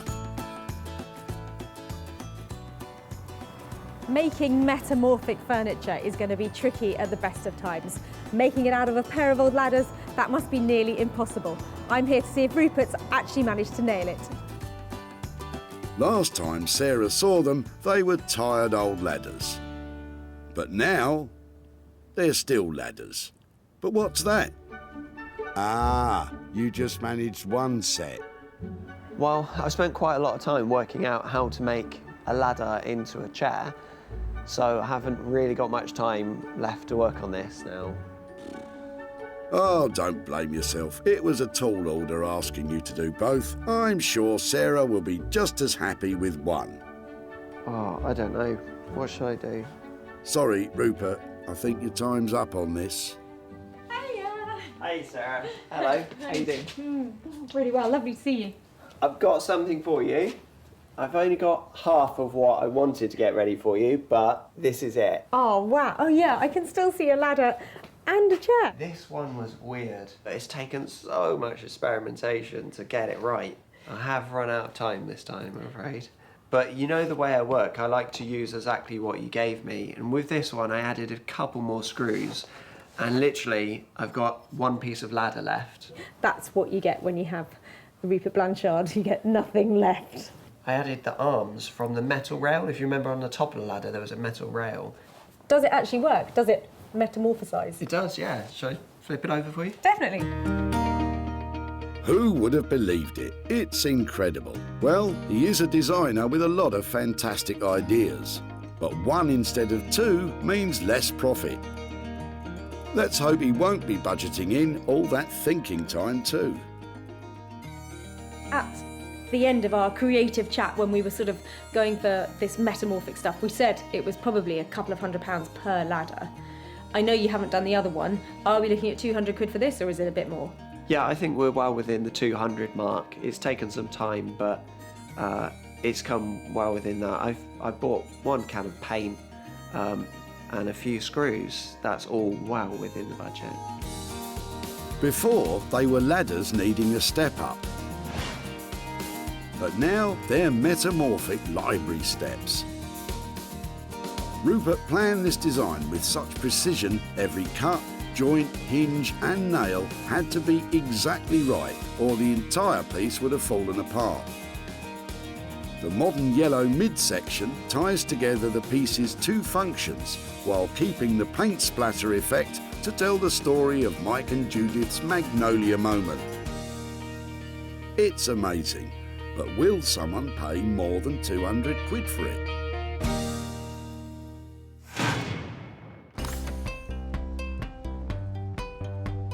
Back at the dump, There's a ladder just coming up here, so I'd really like to take a look at that. Sarah pounced on Mike and Judith's paint-splattered ladders. Some terracotta in it, yeah. Yeah, terracotta. And when a second set turned up, she knew they had the potential to turn them into something special. She might be able to strip them down and revarnish them, but it need a bit of patience. And although Rupert only managed 1 set of library steps, they were brilliant. Sarah invited one of London's top retro design furniture dealers in to see if it would be something that would sell in his shop. And it won't fly out the door, but someone's going to love it. He bought it. Sarah is back in Stockport to hand over the profit to Mike and Judith. Hi there. Hi. Lovely to see you again. Yes, you too. How are you? Yes, sure, we're fine. Nice to see you. And you, Yes. lovely day, isn't it? It is. I've got a bit of an update about the ladders that you dropped off. So I've got some pictures and things to show you. In the end, we actually ended up only using 1 because they were quite tricky to work with. We have a fantastic maker called Rupert Blanchard, and he was really enthusiastic about them, had a few different ideas, but in the end, he transformed them into... It's a chair. But it's not only a chair, it's actually a metamorphic chair. So it changes from substantial sitting piece back into a step ladder again. Oh, that's fantastic. Yeah. That's really clever. And we've actually sold it as well. We managed to make £100 profit on Wow. it. And that £100 is for really? you. Well, that's Thank you very fantastic. much, That's yeah. unbelievable. Any ideas what you might do with £100? Well, it was my late aunt's ladder, and she had lots of charities that were very close to her heart, so it might go to one of those, or we could treat the family to a drink and a... And a curry. Well, thank you ever so much for letting me come back and show you Yes. what happened, and I hope you enjoy spending your money. Thank That was lovely. We'll do it right. Okay. Take care, okay, Thanks bye-bye. very much. Spending on costs and materials transforming Mike and Judith's ladder came in at £200. The metamorphic chair sold for £300, meaning Mike and Judith are stepping out with £100 profit.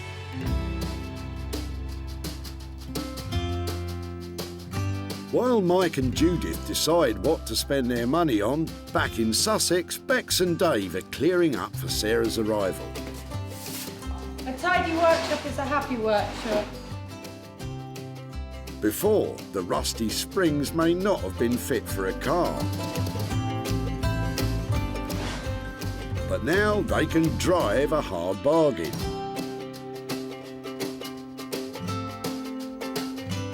The elegant curve of the overhanging lamp is balanced at the base with polished concrete weighed precisely to keep the structure stable. Bex has added details mirroring the spring's original shape to hold the cable flex onto the frame, and the metal is finished with jade oil to reduce tarnishing. All in all, it's as far away from its original use as you could imagine. I hear Sarah's on her way, so I'm very keen to find out what she thinks of it, so fingers crossed. Well, because we've worked our guts out on this one, we'll probably go, yeah. Yeah. Hello. Hello. Hiya. Hi. How you doing? Where is it then? Oh my word. It's fantastic. I love it. Can I touch it? Yeah. Well, you touch it. I'm too scared. You do. Come on, it won't break. Again, give it a wobble. It's not lost its spring at all. How about you? No, well, I'm really pleased with it now. I love the fact it's still got that reference to where it came from. Yeah, exactly. And up here, that is really sweet. Yeah. Amazing. And this bit. Do you think you'll be able to sell it? Do you think it's a nice, a nice product? Definitely, Yeah. definitely. Yeah. How did we do on budget? Because I think I only left you with 200 quid, but that was before we talked about you finishing it like this. We had to spend £50 extra on the concrete, and then what was the light fittings altogether? Was that about 40? Because it was like an extra £90 on top of that. If that's, 300 quid's worth of cost, I think you've done a great job. Because that scale of lighting and that kind of finish has got to be worth a lot more than that, hasn't it? I get the impression that Bex and Dave will be glad to see the back of this one. Now, all Sarah has to do is find someone to pay more than $290 for it, and she's in the money. That was good. Yeah. Well. She seemed to like it. Yeah, no, definitely. Well, I'm really glad. No tears. Onwards and upwards, eh? Back at the dump, Sarah sprung into action when she got a look inside Andrew's boot. Have they just come off this then? Yeah. Really? Yeah, that's what keeps the car on the road, basically. Andrew and his car had a special relationship. She's an absolute baby. But he was happy for Sarah to take its old springs and try something. Well, she had thought she'd have a coffee table or something like that, and there's something to bounce about on, I suppose, but... That something became a bespoke standing lamp. Sarah knew that Martin would also be keen on this, and so dropped it off at his London shop. Sarah's back in Stockport to give Andrew the good news. Martin loved the lamp. But how much did he love it? Hiya. Hi. Hiya. Andrew, it's Sarah. Hiya. Hi, Sarah. How are you doing? Not too bad. Come outside and talk to me about your fantastic Jaguar. I could talk about that all day long, unfortunately. Is it your pride and joy? It is. It's absolutely fantastic. So when you came to the tip with your springs and we took them from you, did you then think about anything we might make with them? Not really. I'd assume you could make a small table or something like that. I have a great designer that I've worked with before called Bex Simon. We had a quick chat about the design and what we might be able to make out of them, and we actually came up with the idea of making a large lamp, a really high-end interior design piece. I think it's amazing. I must admit, I'm gobsmacked. I really am. It's brilliant. We gave them £290 to convert that from your spring, and we've actually sold it. Right. So we sold it for £450. Wow. Which means I have £160 to give to you. Thank you. Wow. That's not bad for now, is it? So have you got any ideas about what you might spend 160 quid on? I'm going to take the family out for a meal. Lovely. That's so nice. £290 was spent on work and materials, transforming the springs to a standing lamp. It sold for £450, meaning Andrew is cruising off with the £160 profit. Every item saved from the tip has turned a profit. From the paint-spattered ladders, now a terrific transforming chair, to the old car suspension springs reworked as a stunning contemporary lamp. And silver plating the Monopoly pieces was a chance worth taking. It is such a good feeling. There's all that rummaging and then the designing and the selling, but the icing on the cake is the look on people's faces when you hand them over money for nothing.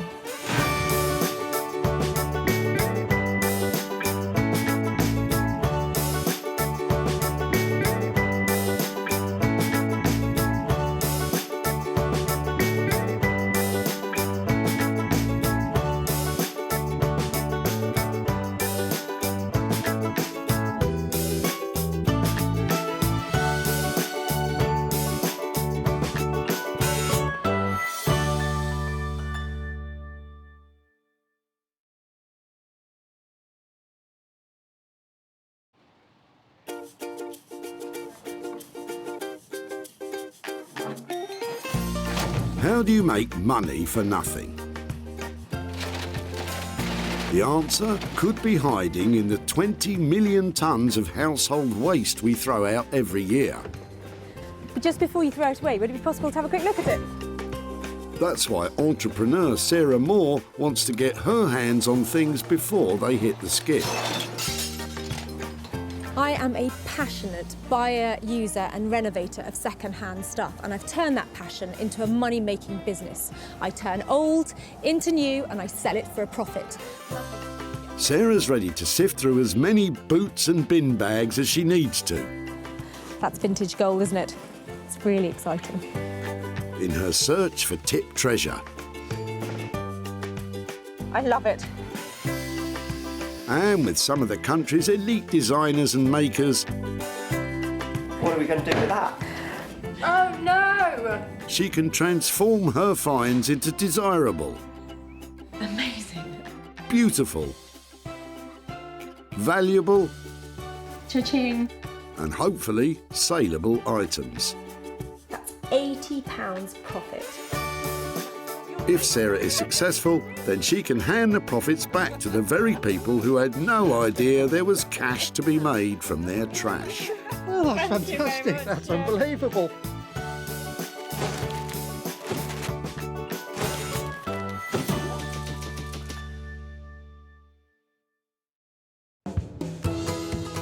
Stockport near Manchester, where at the Bredbury Recycling Centre around 2,000 cars a week roll up with all sorts of random junk for the skip. I've got no idea what I'm going to find here today. It might be a chair in despair or a toy with no joy, but whatever it is, I hope I find something amazing and make some money for nothing.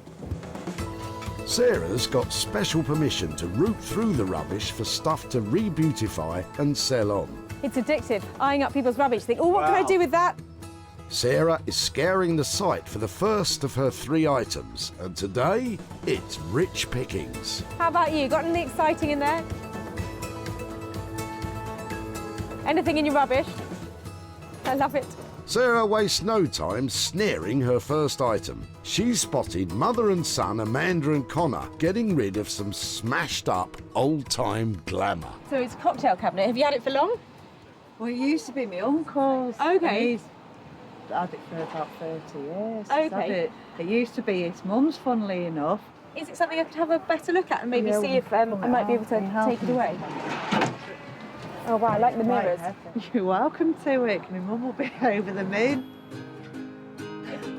Is it heavy? Do you think you could help me carry it? Yeah, sure. Top tip, when it comes to junk jumping, Brilliant. Thank you so much. enlist a strapping young lad to help with the heavy lifting. Nice and easy does it. This little beauty could soon be worth a bob or two. Lovely. Sarah thinks she can see a profit here, but what does Amanda think she'll do? No, I haven't got a clue, but it'd be nice to see something good come off it. I love this cocktail cabinet, but I think it needs a real makeover. There's lots of detail in it that needs replacing, and I want to rip out all of this old, tired-looking stuff. I want it to be funky, I want it to be fun, and I want it to be really expensive. First item's nabbed. And Sarah has someone in mind to lift this cabinet's spirits and make some money for Amanda.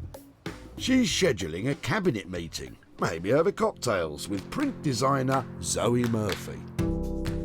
Margate-based designer Zoe has taken the reconditioned furniture scene by storm.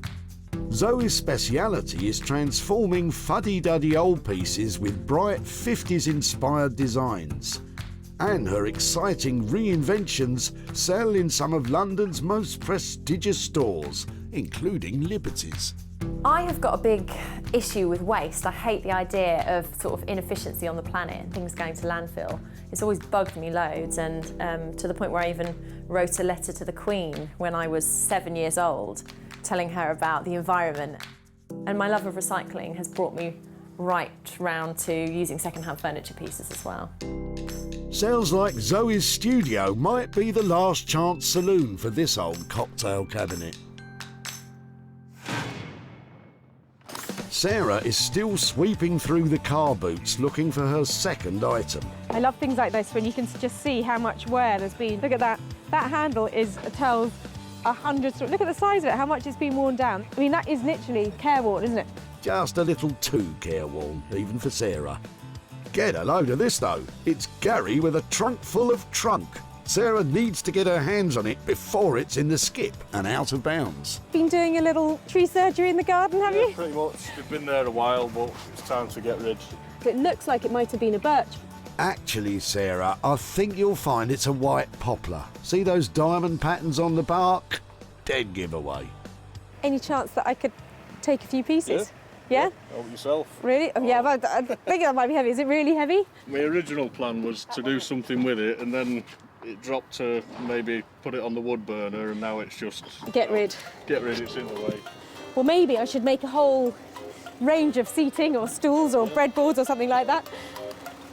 I'm going to wheel a few away, okay? Yeah. Thank you ever so much. Sarah's on a roll now, and full of ideas. What do you reckon, 6, 7 big serving bowls? Something like that? And what does Gary think Sarah might do with them?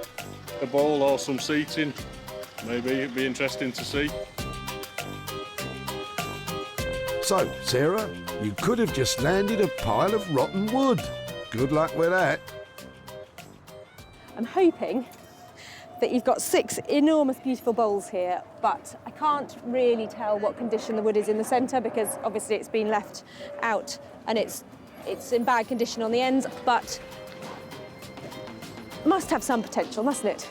Well, if there's money to be made, yes, it must. Sarah's second find is a rather sorry-looking lot, but she knows exactly who to turn to for help. Top-notch craftsfolk Max Bainbridge and Abigail Booth. Hidden away in an East London garden shed, creative couple Abigail and Max run a successful business, making handmade homeware from reclaimed natural materials. From beautiful wooden utensils to luxury soft furnishings, the fine arts graduates really know their craft. We're so flooded with manufactured throwaway consumer items. It's like actually we decided we wanted to make things that lasted. There's a kind of physicality to it which I love, from being out in woodlands and forests sourcing stuff or chainsawing it. There's a real physicality that you have to enjoy. We love it. Yeah. But can they make anything out of Gary's sodden poplar stumps? Maybe they should carve a magic wand first. So that's 2 items in the bag. Now Sarah needs to find a third item to work on herself. After all, she shouldn't be hiding her own talents under a bushel. You've got to love what comes in here. Somebody's just throwing away like a mini plastic car. It's just great. You think that's mini? Take a look at Paul's little beauties. Where are these from? These yours or are these? They're all dismantled and broken toys. Pop it down the floor, they look heavy. Yeah. I do know some of them were kind of collector's items, but they're pretty well shot, to be honest. My father died a couple of years ago, so we had to clear out from his house. So did you actually play with these? Are these... A long time ago. Is this something that maybe I could take away and just see if I can do something with? Yeah, fine. That's fab. I shall cherish those and look after them for you. All right, no Thanks worries. ever so much. All right, no problem at all. I absolutely love this stuff. I love it. The condition is really bad, but these are just iconic 1970s fabulous things. Die-cast model cars became a huge craze in the 1950s and are massively collectible now. Rare cars in pristine condition can make hundreds of pounds. Though making a profit on this play-worn pile will mean that Sarah will have to step things up a gear. It's like Diamante and the lights. Absolutely love it. I've still got some of it at home, which is kind of sentimental, really. Batman, Thunderbirds, Joe 90 stuff. What does Paul think Sarah might do with this bounty of bashed-up toys? No idea whatsoever. No idea whatsoever. You and me both, Paul. Sarah's a champion boot raider. She's got hold of 3 potential treasures for free. The glass cabinet will be reimagined by Zoe, the wood blocks carved up by Max and Abigail, And those old toy cars will be transformed into something special by Sarah. I've loved the things I've saved today. The question is, can I actually make any money out of them? Sarah's next stop is the glorious seaside town of Margate, which has been enjoying something of an artistic revival lately. Happily riding the crest of Margate's creative wave is print designer Zoe, who's helping turn the town all trendy. Little does she know what Sarah's got in store for her today. I do trust Sarah's judgment. I like how in the past she's really let me do whatever I want though, so yeah, I do trust her just. That smidgen of trust might be thrown out the window when Zoe claps eyes on that clapped-out cabinet. I've brought you another little beauty. Careful, you two. Brilliant, thank you. Oh, wow. First impressions? Yeah, I like it. Very, very feminine. Nice, solid print on the glass. Zoe's making all the right noises, but Sarah knows this is a challenge. I think it'd be difficult to see it selling and being a very commercial object unless it has a real makeover. The one thing I do have a lot of lying around that I do like to show off sometimes if I can is my high-heeled shoes. And I can really see a cabinet like this being great if repurposed as a kind of shoe cabinet. Because this is a narrow piece as well, it'll put it in a bedroom maybe, or a hallway if you wanted it there. I can imagine probably some big bold prints coming in across here. It will instantly make it more fun. So if it's potentially going to be really glamorous shoes, maybe we've got a lot of glitter going on, maybe we've got some sparkle, perhaps some gold detail and bright attractive colours that are all about, you know, a glamorous occasion or a big fun night out. A glittering, sparkly high heels cabinet. I'm totally sold. But how much will the work cost? It will probably cost me a couple of days' work and all of the materials, about £500 to do it for you. That just sounds fantastic, and you're right, it's those people who love their shoes that will love this, and that will make it sell. A glamorous showcase cabinet for shoes. What a novel idea. But can Sarah find a well-heeled buyer for such a niche piece?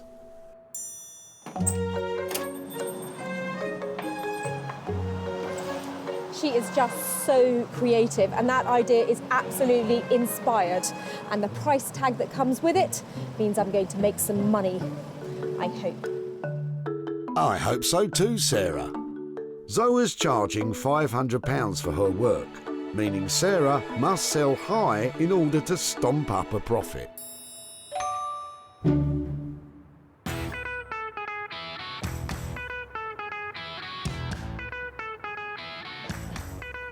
Vibrant Walthamstow in London's E17 is awash with artist studios and galleries.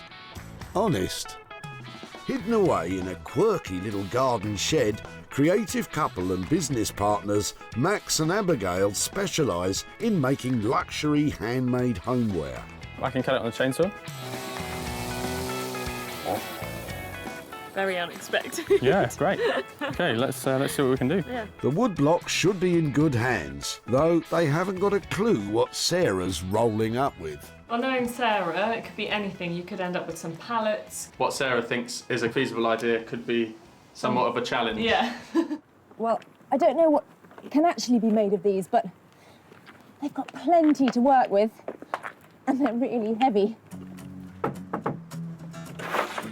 Hiya. Hello. How are you? Yeah, Hello. how are you? Yeah, really well. I've got a lot of something for you. Wow. Do you want to come and see what Let me have a I've... look. Yeah, come on down. Wow. Yeah. They're great. They're fantastic. Yeah, Yeah? absolutely. Brilliant. The things I do in the name of recycling.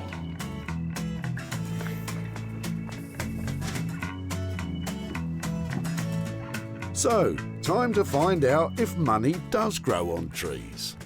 I've had a few ideas, like things that I think would be great for me to be able to sell. And one of them was sort of this lovely suite of bowls. But I'm all ears to hear what sort of stuff you can make out of this.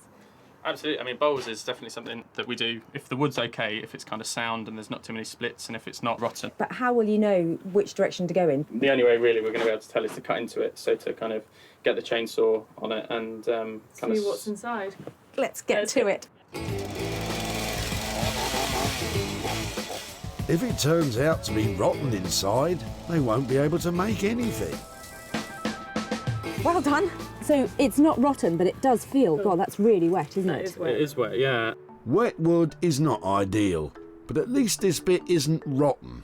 So given this state, it's difficult to imagine what you can actually make out of it. Have you got any examples or anything that... Yeah, let's, shall we take it in the workshop, and I've got some stuff inside that you can have a look at. So these are a couple of maple bowls that are from recycled stuff from a timber yard, but all of these are from red oak and English oak from Epping Forest. These are absolutely beautiful. The shape on that is really lovely. I agree, but you're not out of the woods yet, Sarah. Looking at how wet these are, the risk when turning bowls really is that the moisture may mean that they crack. And we can certainly try. We've got enough. We've got we've got enough, Sarah. Cracked bowls ain't gonna sell, so we need a plan B. If we didn't get bowls out of it, what utensils do you make? Because I know you make amazing spoons things. A lot of spoons, coffee scoops. So this is a wild cherry coffee scoop that we're working on. You can see that these have got kind of patterning. So again, it all depends on what it's like when you start to work. So there's definitely potential here, maybe for bowls, or at the very least some utensils. But how much will their craftsmanship cost? I think if you leave us with 250 quid and let us crack on, we can see what we can get. See what we can get. On that basis, I will happily hand over 250 quid. That's great. Really, really lovely. Good. Excellent. Well, let me leave these with you. Brilliant. And you can get back to your chainsaw. Thank you very much. That's fantastic. Okay, bye. So Max and Abigail seem really optimistic that they can make something out of that wood. I'm just hoping I just haven't commissioned a £250 teaspoon when they find out it really is just rotten to the core. Glass half empty, Sarah. It might not be rotten. Stay positive like these guys. It's going to be a challenge, but I think that's that's part of the fun. Max and Abigail are charging £250 for their time and expertise. Given the condition of the wood, carving out a profit on this lot will not be easy.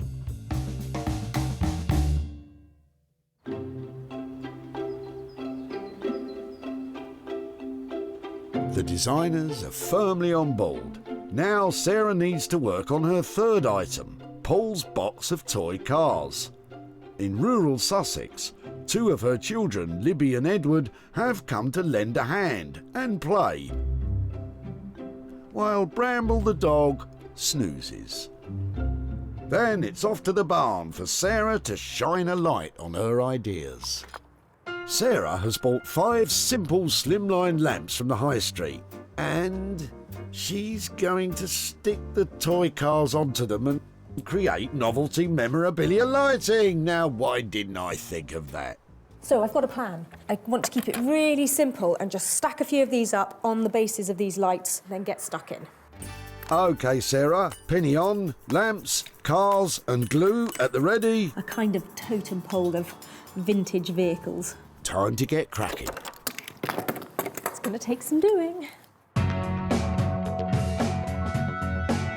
So I love Lady Penelope's car and I want to give it a little bit more space. I'm just popping these tyres on. And then I think this one. The Green Hornet, obviously. Aston Martin.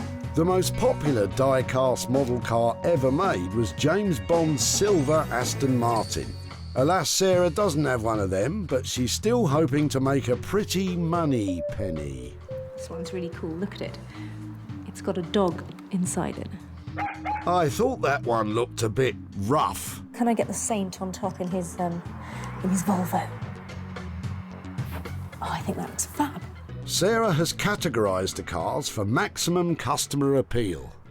This really cool rescue stack. Everything's got its little hazard lights, and there's a really sweet little snow plough there on the top. Can I get that on next? And maybe pop that one into there.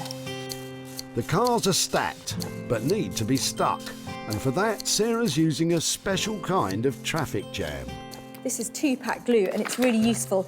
It dries in about 5 minutes, something like that. Got a little bit of working time and it's really thick and sticky, which is useful. Yeah, I also find it very useful when glue is sticky. So plenty of glue because there's lots of uneven surfaces on here and I just want to make sure there's enough contact between the car and the wheels and the glue. Sarah will glue the car stacks together before attaching them to the lamp bases. That way there's less risk of messy glue marks all over the new lights. I'm going to put a big blob of it on the roof of the Green Hornet's car. And remember, glue can be dangerous, so use with caution or else. Right, what's next? So I'm just checking it from all angles because I'd like it to be as neat as possible when it's done. Because even though they're really scratched and old and shabby, it needs to have a certain cleanness to it, a kind of designer styling. Oops. Sarah spent £180 on materials for the lamps. But with the spotlight firmly on the profit margin, the finished products will really need to shine.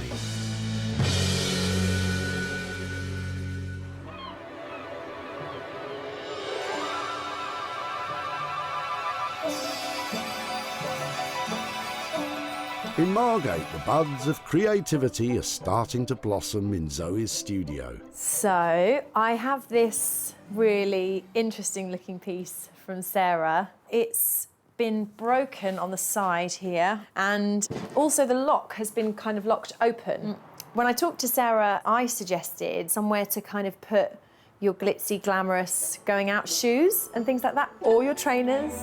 Ah, I can see it now. My old trainers beautifully displayed for the world to smell. I mean, see. This cabinet needs serious TLC. I'm not too intimidated by the challenge. I'm looking forward to it. Some of the glass is broken, so Zoe's going to carefully remove it all to avoid further breakage, or worse still, the need for a plaster. Because the overall condition of the wood is poor with flaking varnish, Zoe has decided to send it off to be professionally polished. Meaning Zoe can take some time to nestle in her loft space where she does all her creative thinking. It's always very important for me to sit down somewhere peaceful, surrounded by all my inspiration and a lot of reference books and colours and materials and art making supplies, and then have a really good think about what I'm trying to evoke with the piece of furniture. And it's here that Zoe's artistic muse really takes flight, away from that glitzy idea and landing firmly in, wait for it,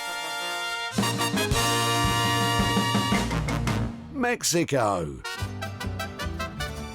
I've decided to do a floral sort of stitched looking design inspired by Mexico. After putting a couple more layers of detail into this one, this should be ready to go later on to be printed onto the piece of furniture. The cabinet's back from the polishers with a new coat of colour, giving it a more sophisticated sheen, I think. All of these different colours are each going to be printed one at a time on top of one another using the silk screens. When I first started planning the piece, I was thinking quite feminine, glitzy and glamorous, but I'm actually liking this kind of like Mexican meets English patio garden that's kind of happening. First, Zoe creates a rough surface for the paint to bind to. Then, carefully layers up the patterns using the silk screen she has made, one colour at a time. First one done. The floral stitch patterns she's using are influenced by fabrics she saw for herself on a Margate, Mexico exchange. We've all been on one. Yes, yes, that looks good. Ah, that is lovely. Zoe's made a strong start with her Mexico to Margate floral design. But building up intricate patterns with silk screens takes precision and concentration, so for now, we'll leave Zoe to it. So it's all rosy in Margate.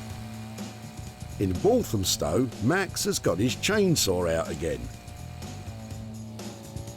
Some of the logs are in better condition than others. Once sawn through, it's time for a confab. If I spin that over, cut that into slabs to see what we can get, because we can small kind of chopping boards or some cooking spoons or eating spoons. Yeah, I think that's probably the best. Max cuts the poplar with the grain to maximise its strength. After the trauma of being sliced and diced, Max and Abigail indulged the new-look wood with what can only be described as spa treatment, starting with a relaxing lounge in the sunshine. We're just kind of laying it out in the sun just to kind of dry the surface off a little bit, so that when make it more workable. Yeah, so when we feed it through the planer, it's not kind of completely saturated.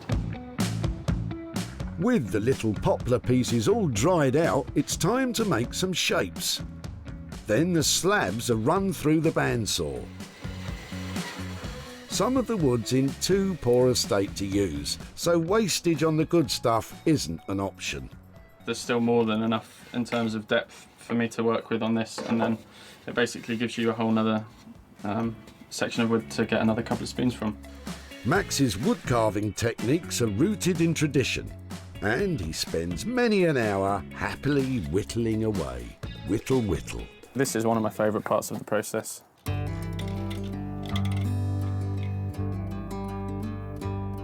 I mean, the colours are amazing. You wouldn't guess as you get in that you get the kind of greys and the greens running all the way through. Like Michelangelo's David emerging from the marble, kitchen utensils are starting to take shape. But it hasn't been easy. Even though Sarah brought us a lot of wood, it's actually been quite difficult to kind of process that down and get solid stuff out of it. But I think we've done quite well. Max and Abigail now take time with the precious few utensils they have made and treat them to some gentle exfoliation. When you're dealing with stuff that's all made by hand, there's not really a way of speeding that process up. It's kind of... There aren't shortcuts, basically, are there? No. That's what you learn quite quickly. It's great that stuff that they would otherwise just either have to take to the tip or would be burned, we can actually kind of take it off their hands and turn it into something that, you know, that then has another life other than just sort of landfill. Cool. Finally, a loving wax and buff. So it's a beeswax salve that we make ourselves, which is just pure beeswax and mineral oil.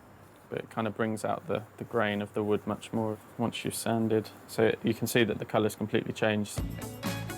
The poplar pieces have had quite the makeover under Max and Abigail's care. They've lost weight, basked in the sun and enjoyed a thorough pampering. But I don't see any bowls.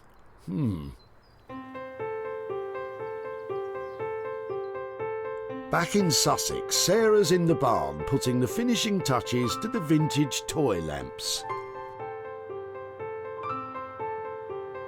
And just use that last bit. There's Popeye. Just going to pop him on there. I think that's successful. So you can have a lot of fun using up your old toys to make some pretty lighting like this. I'm really pleased with the way these have turned out. Before, these well-loved toy cars seemed way past their play-by date.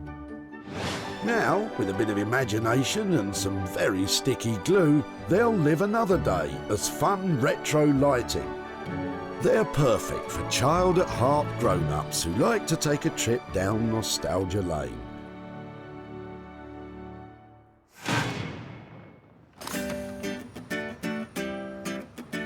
At the dump, Paul's collection of cars had long run out of gas. I do know some of them were kind of collector's items, but they're pretty well shot, to be honest. Sarah created 5 bespoke lights with nostalgic charm. And they've all been sold to Rowdy Roddy Vintage Store Boutique and online shop in Glasgow. Now Sarah's back in Stockport to show Paul her car creations and hand over a profit, I hope. Hiya. How are you? All right? Nice to see you again, Paul. How are you doing? Yeah, not too bad, thanks.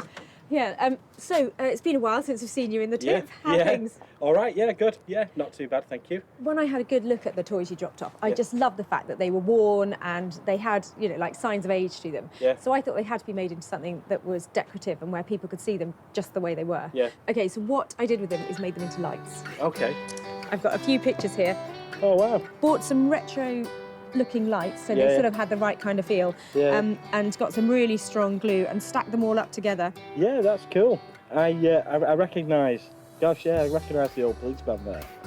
We have actually sold them. Oh, right, okay. A collection of 5 has been sold all together to a shop. Right. And I've made some profit for you. Oh, right, brilliant. So I've got £145 here. Oh, wow, brilliant. To give to you for your old dinky toys and your old toys. Wow, brilliant. Thank you very much. That's super. Brilliant. Super. Excellent. Well, they were a lot of fun to work with. So thank you very much for letting me have them. Oh, right. Yeah, no, it's fine. Thank you. Pleasure. Well, lovely. Thank you ever so much for that. Okay, cheers. take care. Thank you. Bye-bye. Bye.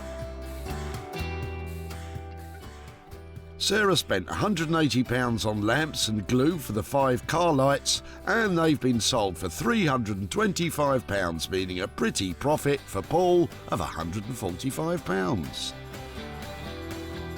Didn't expect anything at all. You know, it's a bit of all junk to me. It was nice surprise, definitely. I think we'll go out for something to eat. We maybe, you know, take the family out for some tea and treat the little one or something. So yeah.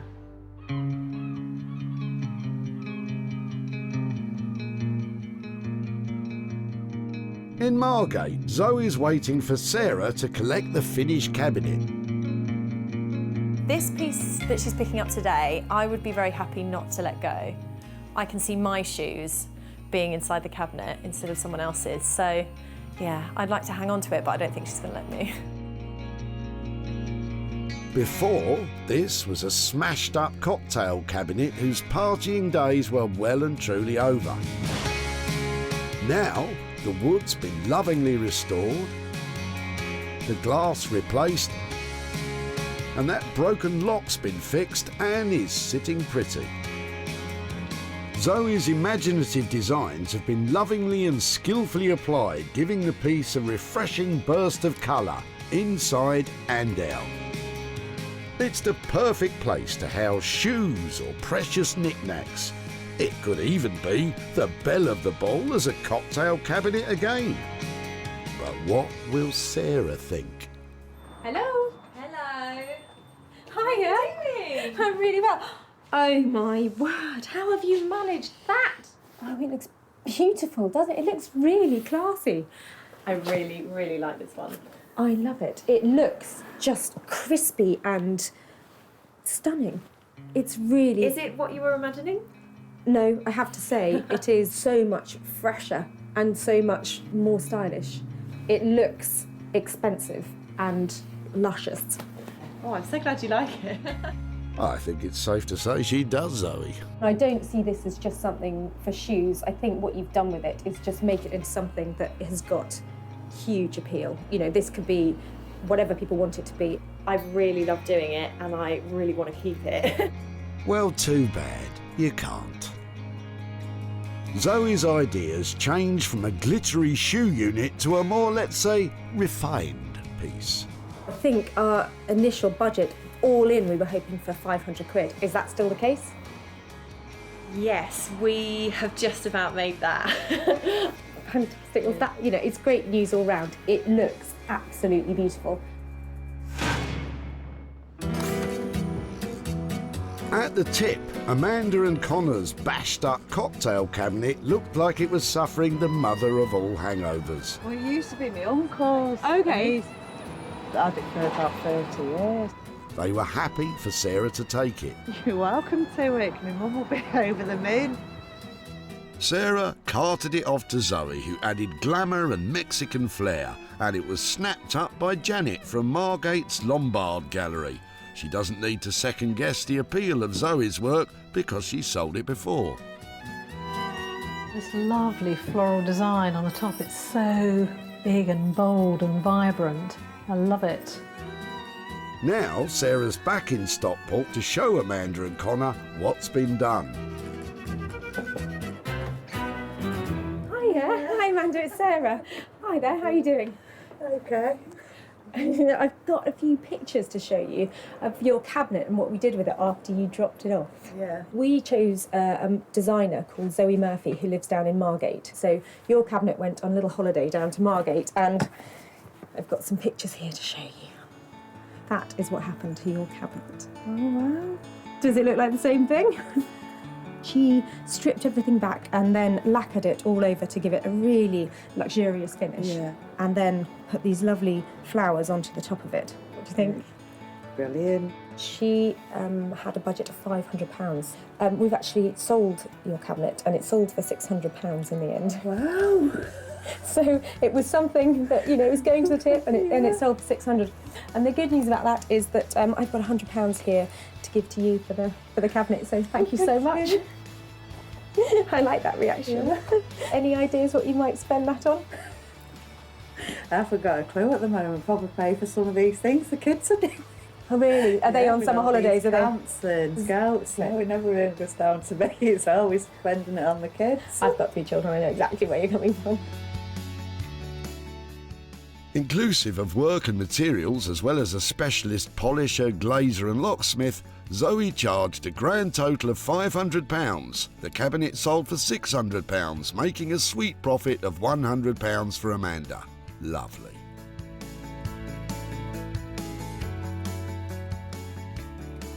It's like it's been given a new lease of life.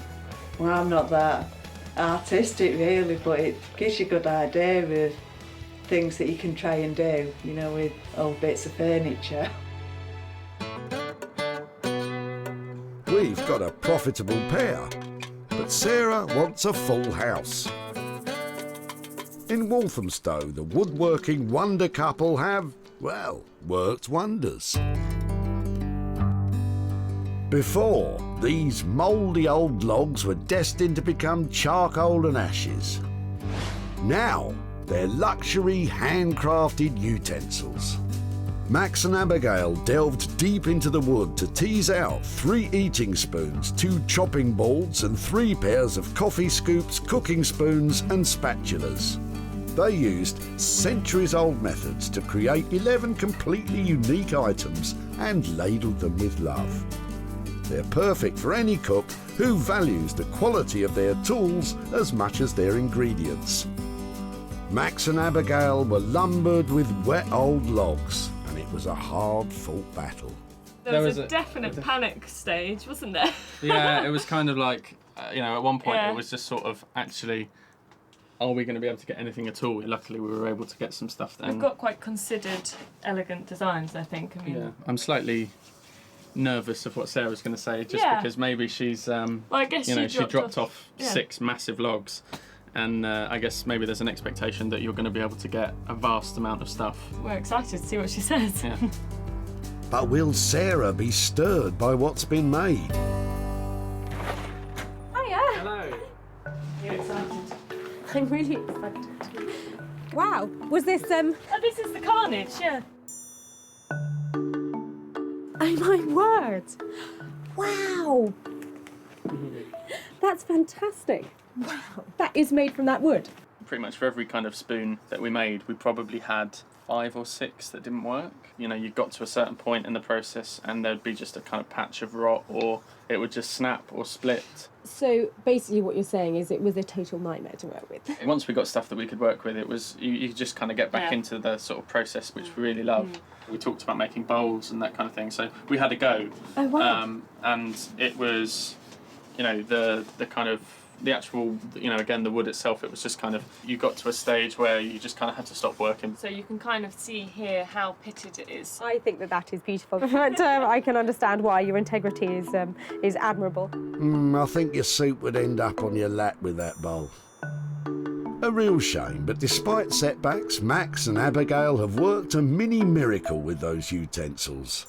It's really difficult to imagine that this came out of the wood, and also to just how light it is. It's quite a kind of lightweight wood and it's quite a delicate design, but they're more than kind of capable of standing up to being used. Yeah, absolutely. So, it's all good in the hood, but how did they get on with that £250 budget? we used every penny of that £250 in terms of processing and just kind of like man hours and labour and stuff. So do you think it's touch and go whether we actually make a profit?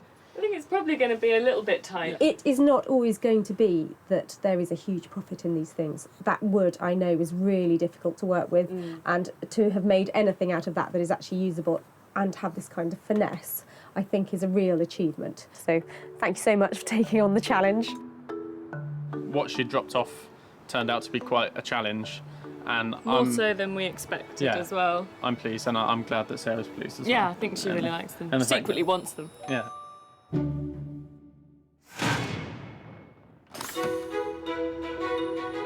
At the dump, Gary's wood blocks were about to be chucked. My original plan was to do something with it, and then it dropped to maybe put it on the wood burner, and now it's just... Get rid.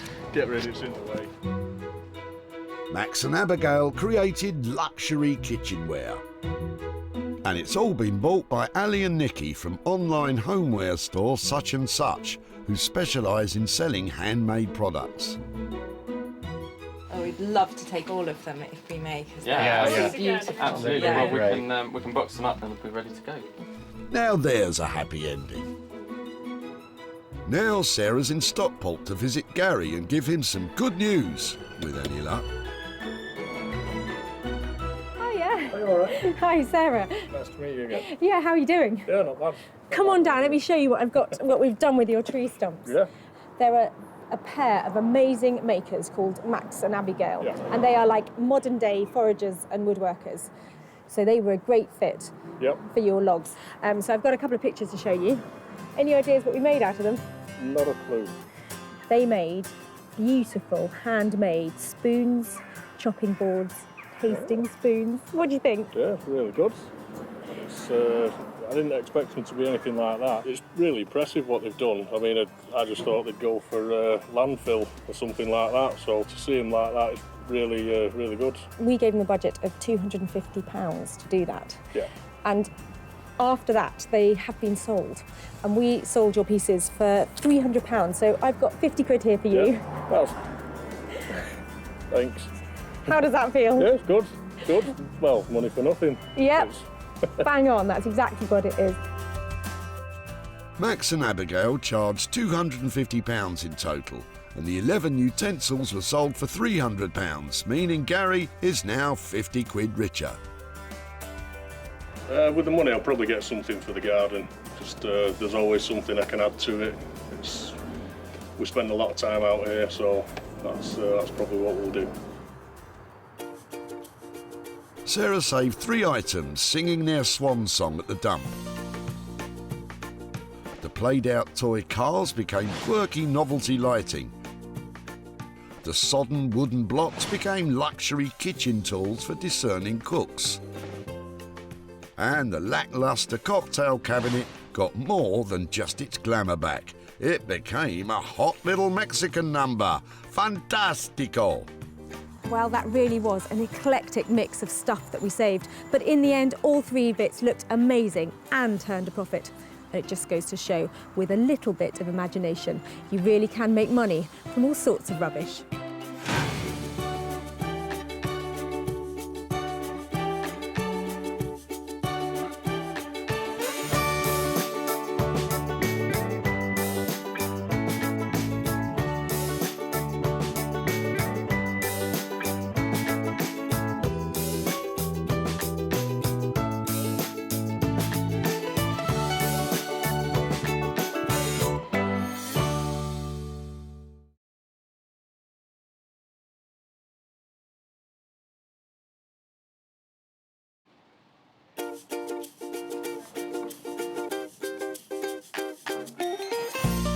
How do you make money for nothing?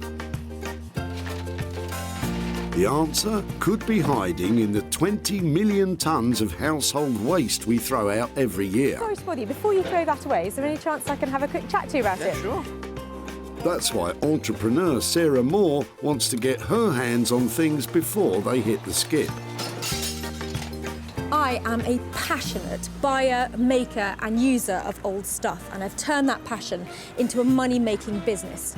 I turn old stuff into new stuff and sell it for a profit.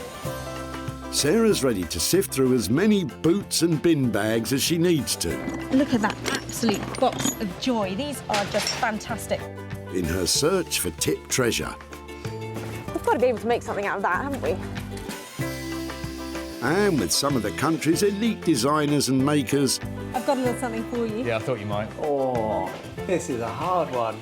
she can transform her finds into desirable, Oh my word. beautiful, valuable, Cha-ching.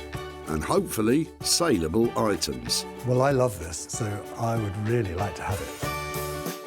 If Sarah is successful, then she can hand the profits back to the very people who had no idea there was cash to be made from their trash. That is incredible, isn't it?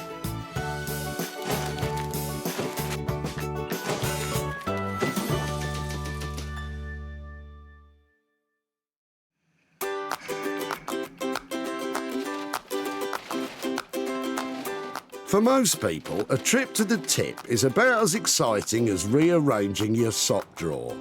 But most people aren't Sarah Moore. It's loads of fun here. There's stuff coming through the gates all the time, and I'm hoping in the trunk of one of these cars is some real tip treasure. Sarah's been given special permission from the Bredbury Recycling Centre near Manchester to search for 3 items before they get skipped. We're looking for things that we might be able to reuse Recycle. and recycle. But she's not after just any old rubbish. Just wondering what that was. Old vacuum attachment of some shape or form. So, Oh my word, look at it. Sarah needs to find things with the potential to turn a profit. And it doesn't take her long to spot her first item poking out of Justine's rather glamorous-looking convertible. Hiya. Hi there. What are you throwing out today? It's a cast iron soil pipe, having a new bathroom fitted. Oh, really? I just love the fact that it's got this really old paint on it. And I don't I know... did speak to my decorator about that, and he said that to rub all that down and repaint it when he paints the outside of the house is not cost effective, because it would be about a day's labour just to rub the whole pipe down. Really? And it had to be changed anyway because of the new bathroom. I know it sounds really strange that somebody might want to take away a soil pipe, but we're looking for old stuff, you know, particularly stuff that has a bit of integrity and like we can remake into stuff. Right. I'm not sure if anybody will take on a soil pipe, but would you mind if we kept it just Not to see? at all. Really? Do me a favour by taking it. You might want to wear some gloves for this one, Sarah. A soil or sewage pipe is usually attached to the side of a building to remove waste from the upstairs toilets. And there's just one more section to it. Keep them coming, Justine. After all, you can never have too much old soil pipe. It looks like it hasn't been used for a while. Has it not been used? Oh, it's been used. Really? I don't want to think about that, do I? Yeah. Thank you so much. If we just pop it here, that would be great. By the looks of things, this pipe has seen quite a bit of action. But exactly how old is it? It's a very old terraced house, a 1926. Okay. It was built, but it's the original cast iron pipe. Yeah, well, do you know something? It's going to a better place. Oh, that's good. Thank you so much. Very welcome. Bye. Bye. Sarah seems happy, but what's Justine thinking? I'm just glad to get rid of it. I don't know what she'll do with it. Justine does have some concerns, though. I'd have put my makeup on if I'd have known I was being on the television. Not to worry, Justine. While you pop off to the powder room, Sarah can take a closer look at her first item. It's a really old cast, probably Victorian downpipe. It's really battered and I'm not quite sure why I've saved it, but I do know somebody who might have some good ideas to turn this old thing into something valuable.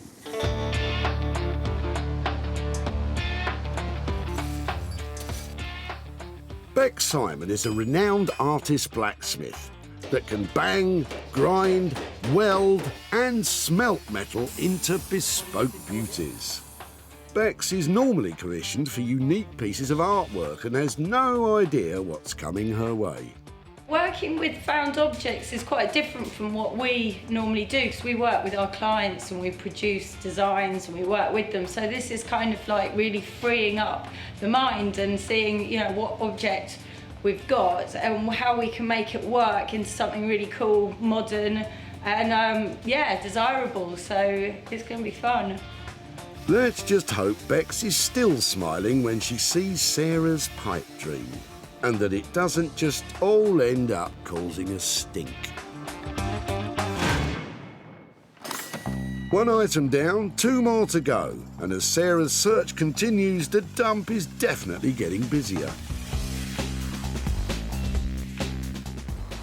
Oh, that's classy, isn't it? I love it. That is a special little pony, isn't it? I don't think so, Sarah. There's only one ride left for that old nag. Every time somebody pulls up, who knows what's going to be in the back of that van? Could be it. You might be right, Sarah, but Richard and Tom look pretty keen to dump that old blanket box, so you'd better be quick. Hiya. I'm really sorry to bother you. I'm up here today trying to find stuff that we might be able to make into other things. Would it be all right just to have a look at what you're dropping off and maybe chat to you? So whose is it? What's it doing here? How did it get here? Well, it's a bedding box. It was my mum's. She's moving house. We've tried to offer it to a charity shop, but they didn't want it either. So really? Yeah, it's a last resort tip. I think it's really quite cool, actually. Would you mind if I took it away and tried to make something out of it? Yeah, absolutely. Yeah? By all means. Thank you ever so much for your help. I really like that. That's made my day. So thank you so much. I'll get in touch. Thank you. Thank you. I love it. And I think we're going to make something really valuable out of it too. What about Richard and Tom? Do they think there could be any money in it? Give it a bit of sanding, make it really stand out, make it... Yeah, I mean, it's still in good nick, isn't it? So it seemed a shame to get rid of it, but like I say, we had no other option, so... Good luck to her. Good luck, definitely. Yeah. Look forward to seeing what the final product looks like. I really like this old blanket box and I think it's got heaps of potential. I'm thinking cocktail cabinet, I'd like legs on it, I'd like fantastic doors, and I'd like a price tag to match because I think that this little beauty is going to turn a real profit. And that means I can surprise those lovely lads who dropped it off with a whole load of cash. So Richard and Tom could be in for a real windfall, especially as Sarah has got just the man to tackle the blanket box.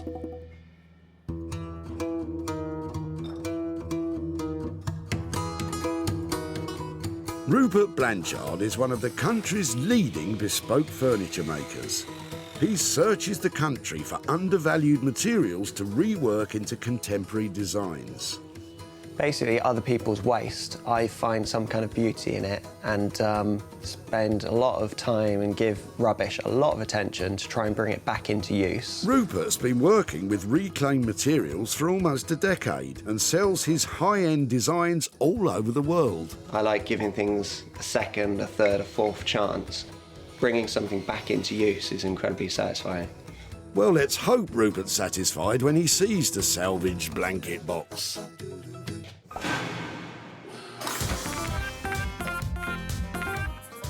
Sarah has already found 2 items at the tip. Now she needs to search for her third and final item, which she will work on herself. But time is running out, and the crushers have already swallowed most of the day's offerings.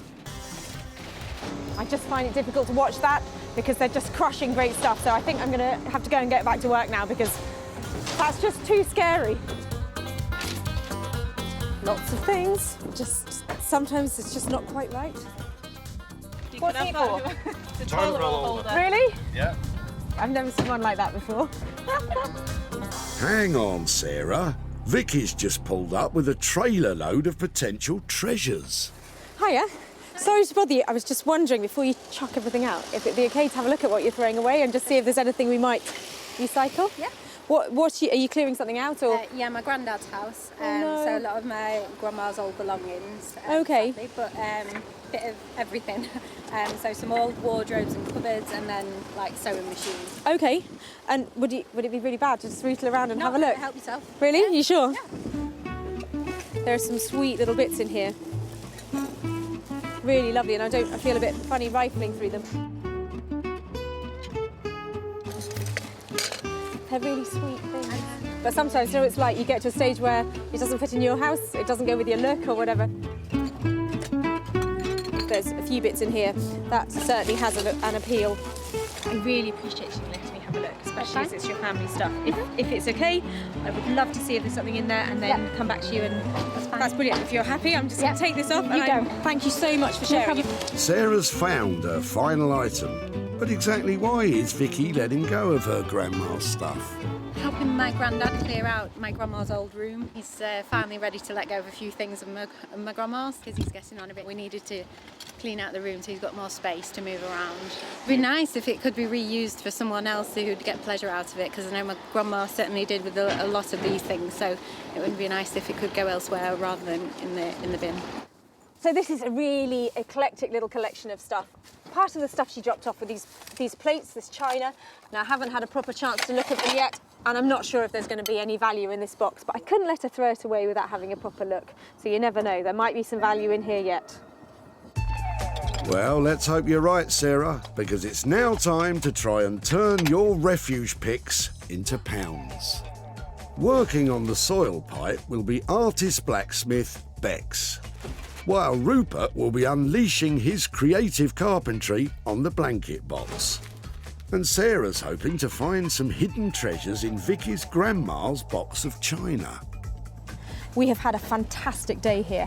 I've got some amazing pieces and just the right people lined up to make them into something fantastic and to make some money along the way.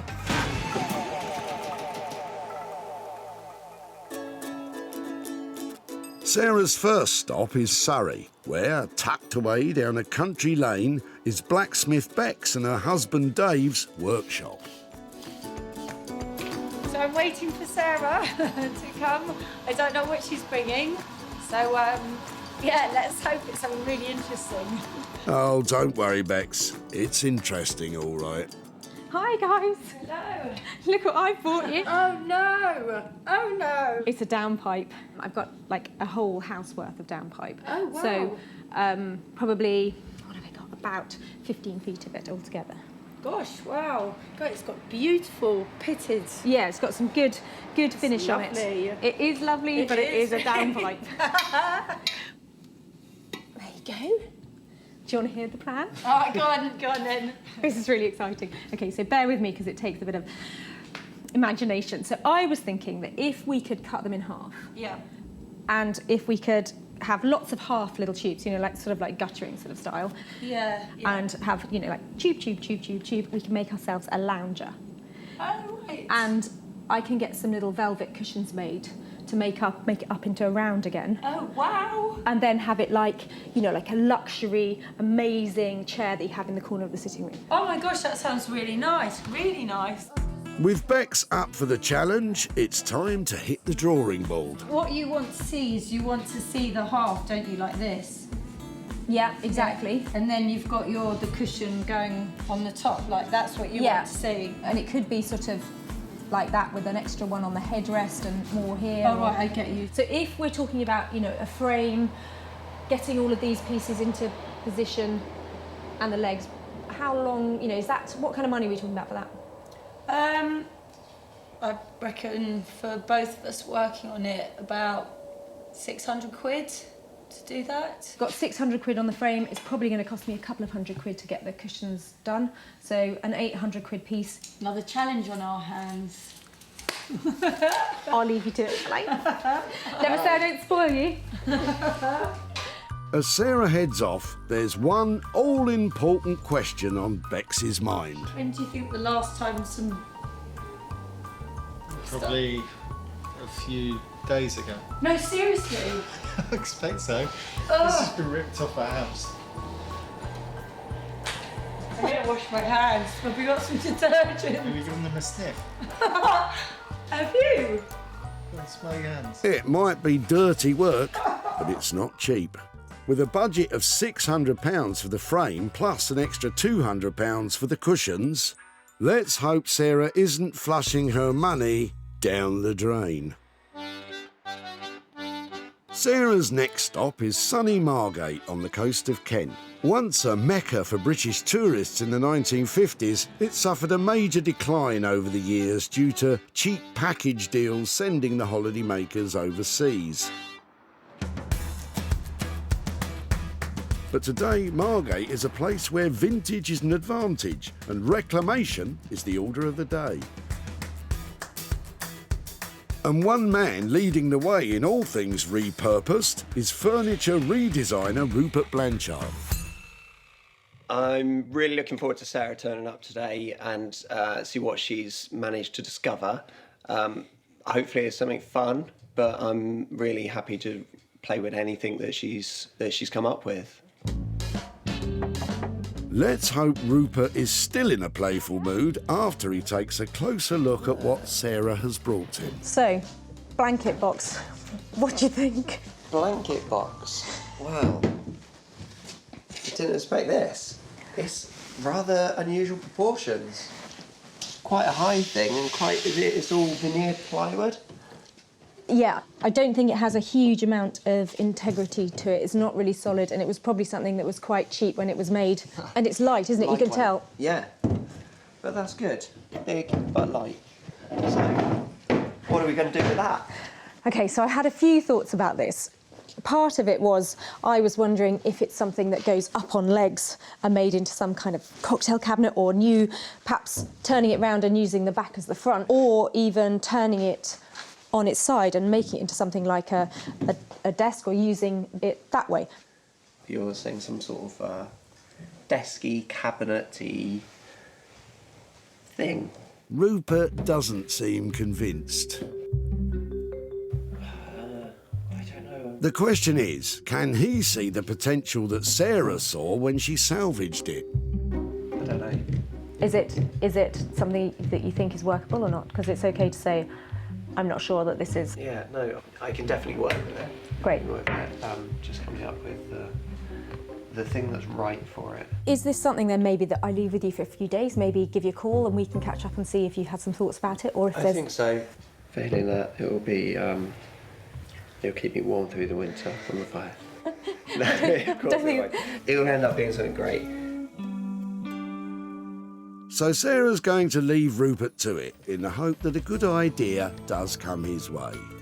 Can't say it's my favourite of all the pieces I've ever worked with, but that's my challenge really, to make it my favourite piece. Every piece I work on I try to, if I'm not happy to have this in my own home, I don't want to work on it. Let's hope Rupert has a moment of inspiration soon. Because without a plan, Sarah has no idea what the budget might be. But at this stage, she's just hoping the blanket box doesn't go up in smoke.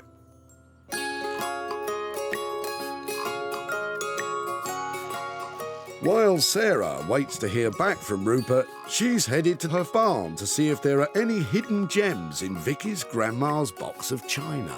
Now, I absolutely love a little box like this because just don't know what's in it. I had a very quick look in the dump and this caught my eye, this sweet little jug, and I just couldn't stand the thought of somebody chucking that away because, honestly, that's 1940, something like that. It's just too sweet to get chucked and broken. So I don't know what else is in here. I'm looking at the plates and things and thinking there's probably not a lot of value, but I just thought it's worth checking just in case. At least it's vintage. Giftware, Stoke-on-Trent. I think there's sentimental value rather than actual cash value. Sweet little cottage garden, maybe in a vintage shop, you might get a couple of pounds for a plate like that. But condition's not brilliant. Foreign wear, made in Japan. Oh dear, saucer that went with that. There's a few breakages in here. So there'll be something from Woolworths or something like that. So no value there, I don't think. Great, oh well, we know how much that was. Look, a little nest of bowls for dipping or something. 99p from Superdeal. Probably not worth 99p now. Now that's more exciting. Look, that's Clarice Cliff, and her stuff is really collectible. Especially the early stuff, and I'd say looking at that shape, which has got those real Art Deco lines to it, that that's an early piece. You might be right, Sarah, which means this bowl could be from the 1920s, when Clarice Cliff first became a famous ceramics artist. It's got a couple of nibbles around the rim, but I still think the shape of that's got real appeal. That's a find. As far as I'm concerned, in that box, this is a find. And really worth saving from going in the tip. Right, what else?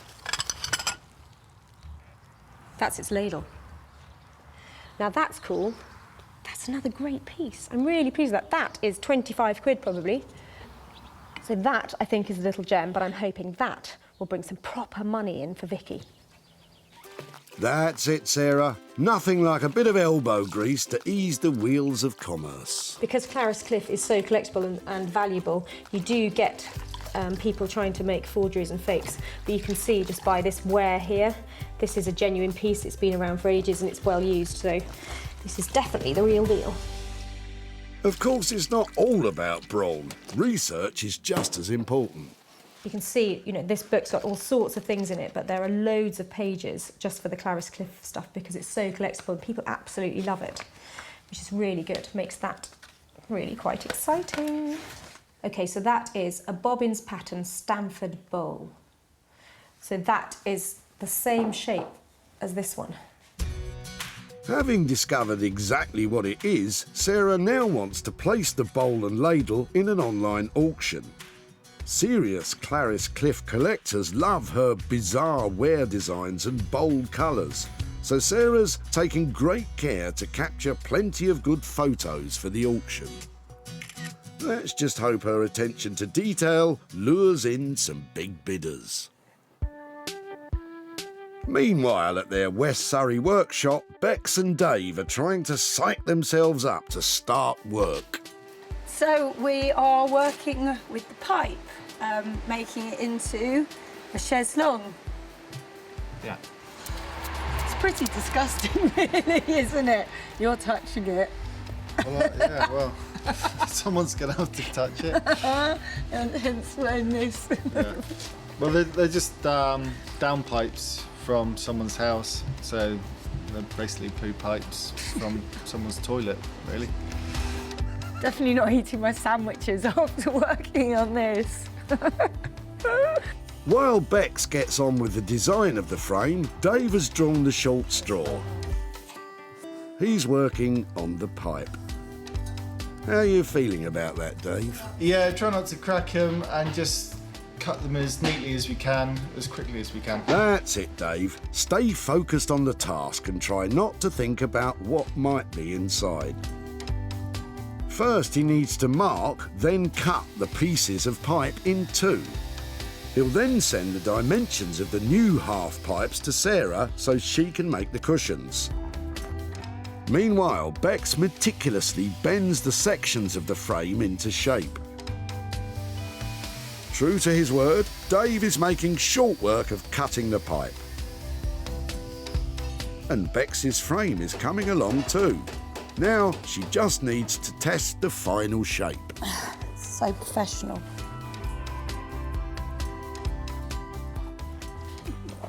So where's my head come to on that? Oh. There. Am I in? Right. Well, yeah, you're at the top. And this, do we need to cut that down? No. Is that a good... Yeah? Yeah. It's Okay. fine as it is. It's not very comfortable. This is no laughing matter, and neither is the state of the insides of the pipes. Ugh. Luckily, Dave's on hand again to clean them up once and for all. Now, as soon as the pipes are dry, they can be sealed with varnish and attached to Bex's frame.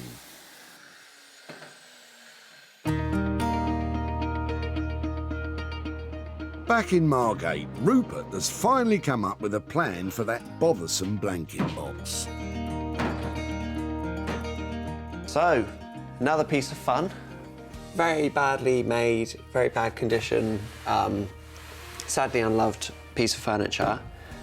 We came up with the idea to make this large sideboard literally by blowing this one apart, almost like a Christmas cracker that you pull apart in the middle, and either end of the Christmas cracker remains our chest, and in the middle is a brand new section. And hopefully we're going to make a big, impressive piece of furniture today. First, Rupert has to decide where and how he wants to cut the box in half. So I want to cut through 2 angles in this piece, not straight in the middle and pull apart. I really want to give it a slight dynamic edge. So I'm going to completely freestyle this. It's going to be quite random. I'm going to match up the line on top. So my next score line will be straight across the lid. And again, I'm not doing a straight line, I'm going at an angle. It's going to be a very angular piece. It's time for Rupert to make his first nervous cut on the lid. So this is the scary bit. This is the bit where it might collapse.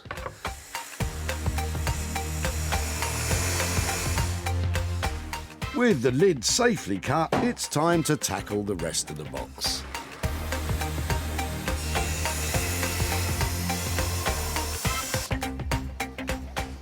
It always seems a little bit sad when I've cut straight through a piece of furniture. Old vintage furniture, for me, it takes on some kind of human quality. I'd never intentionally put a healthy piece down, but I'm doing it for the right reasons. This is going to be a brand new piece and it's going to be cherished somewhere. Last cut. One more chance for it to fall apart. This one's going to be the worst.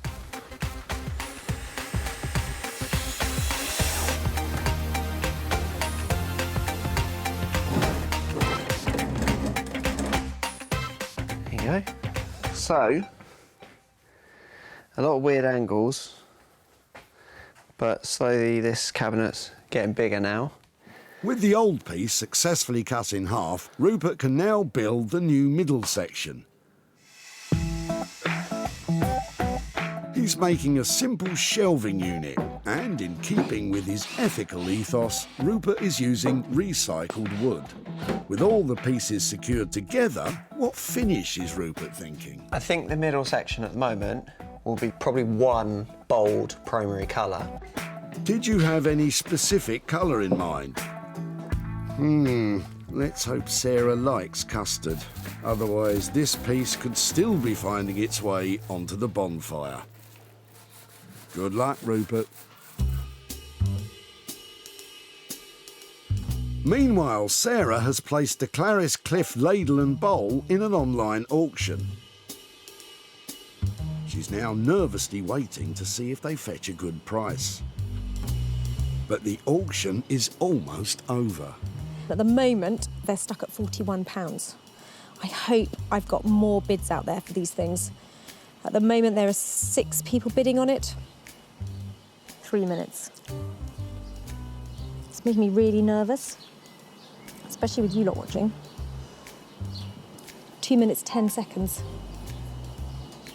I just want a little bit more for it. 1 minute, 25 seconds to go, and it's still only at 41 quid. That's really disappointing. I definitely think it's worth more than that. Probably all doing their gardening or something.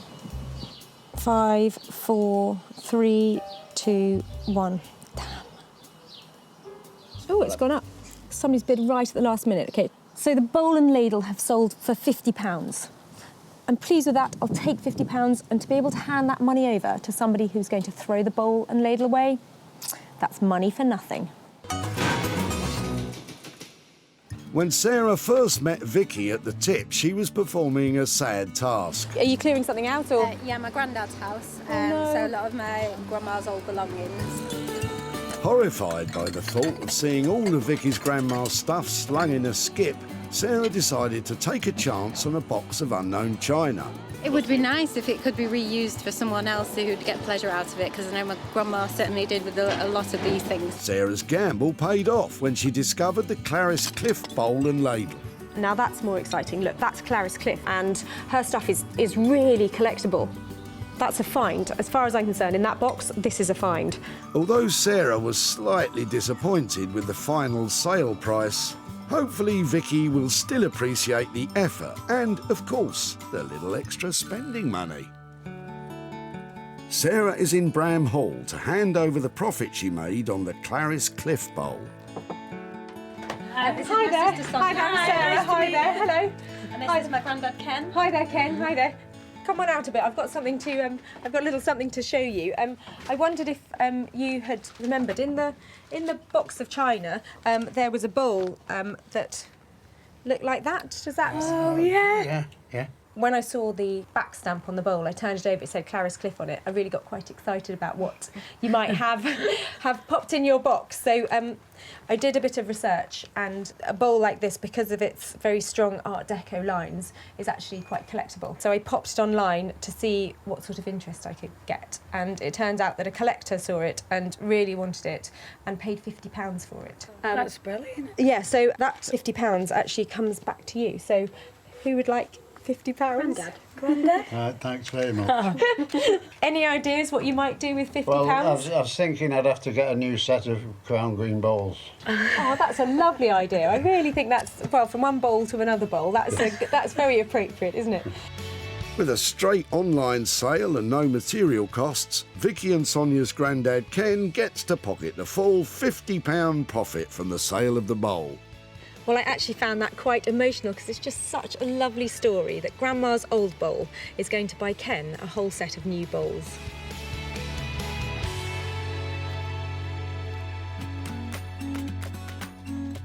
In Surrey, the final rivet is going into the frame of the new lounge chair. Now, Bex and Dave can do their finishing touches. Dave is stripping back the outside of the pipe to reveal the different layers of paint, while Bex is welding the final fix to the frame.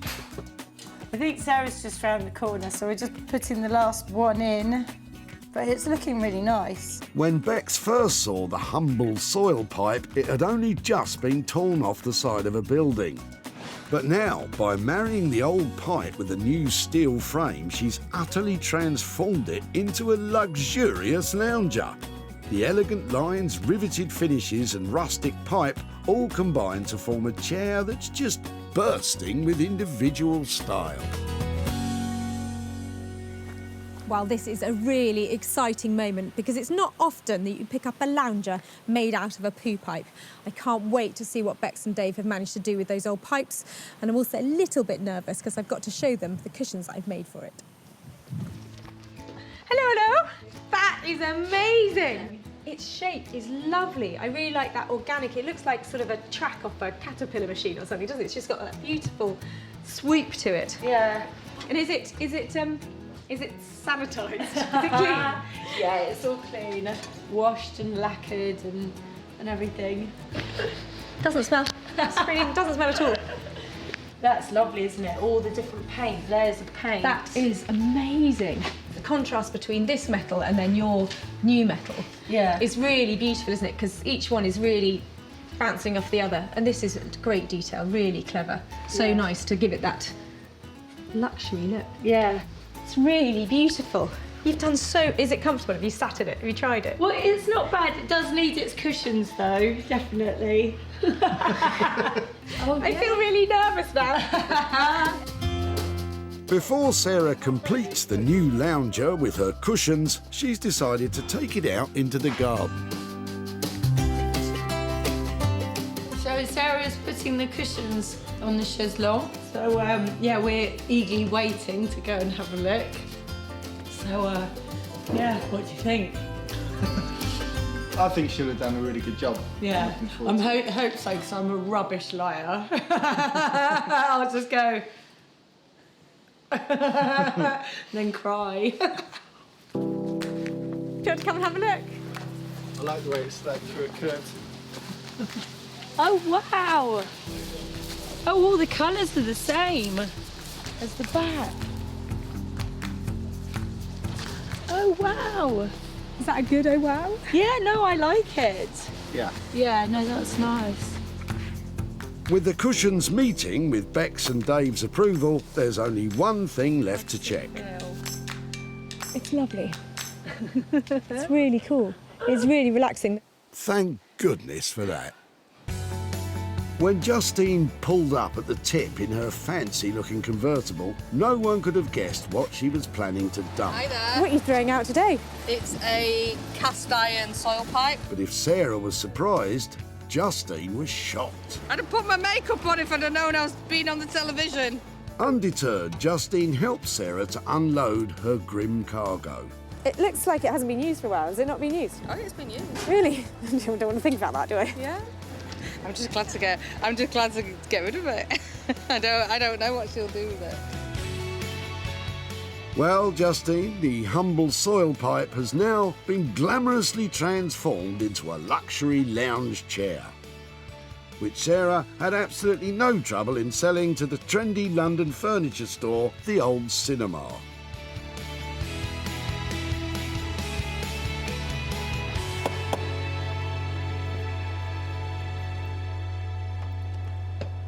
Hi, Sarah. Hi, Justine. Lovely to see you again. And you. Much nicer surroundings than last time. Yeah, the tip. Now, since we have had your pipe, have you thought about what we might be able to do with it? To be honest, I didn't really think that you would be able to do anything with it. After a bit of debating about what we should do, we turned it into... Are you ready for this? Go on. Because this is I've no idea. a really good transformation. Oh, wow! Your downpipe is now a lounger. Gosh. It is now a high-end interiors piece of furniture. Oh, I could have had that in my house then. Yeah, you could. You could. I'm absolutely stunned. We had to spend £800, but I'm really pleased to say that it did sell for a profit. Right. We sold it for £1,200, so Oh that my means gosh. I've got 400 quid's worth of cash to give to you for your poo pipe. Oh my gosh. Thank you very much. It's an absolute pleasure. Wow, didn't expect anything. Work and materials on the downpipe lounger cost £800. It sold for a whopping £1,200, meaning Justine gets the £400 profit. With the money, I will put it towards taking my mum on holiday in September for her 80th birthday. So spending a lot of time and money renovating an old downpipe could have been money down the drain, but I'm really pleased to say it was money for Justine.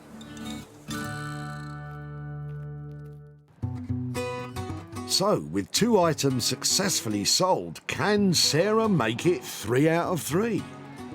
It's time for her to see the final item in Margate. I'm a little bit worried. I left Rupert with a really old-fashioned looking blanket box and a quite tall order to turn it into something amazing. So fingers crossed, he's managed to pull it out of the bag. When Sarah last saw it, the blanket box was old and flimsy and just moments away from being turned into firewood. But now, Rupert has blown the dull old box apart and joined it all back together again with a vibrant and contemporary middle section. The end result is a bold and substantial 21st century sideboard. But will Sarah like it? How are you doing? Another item ready for you? I think it's genuinely, absolutely smashing. How on earth have you done that? It's a bit nuts, this one. I haven't done much that's unrecognisable to the original piece.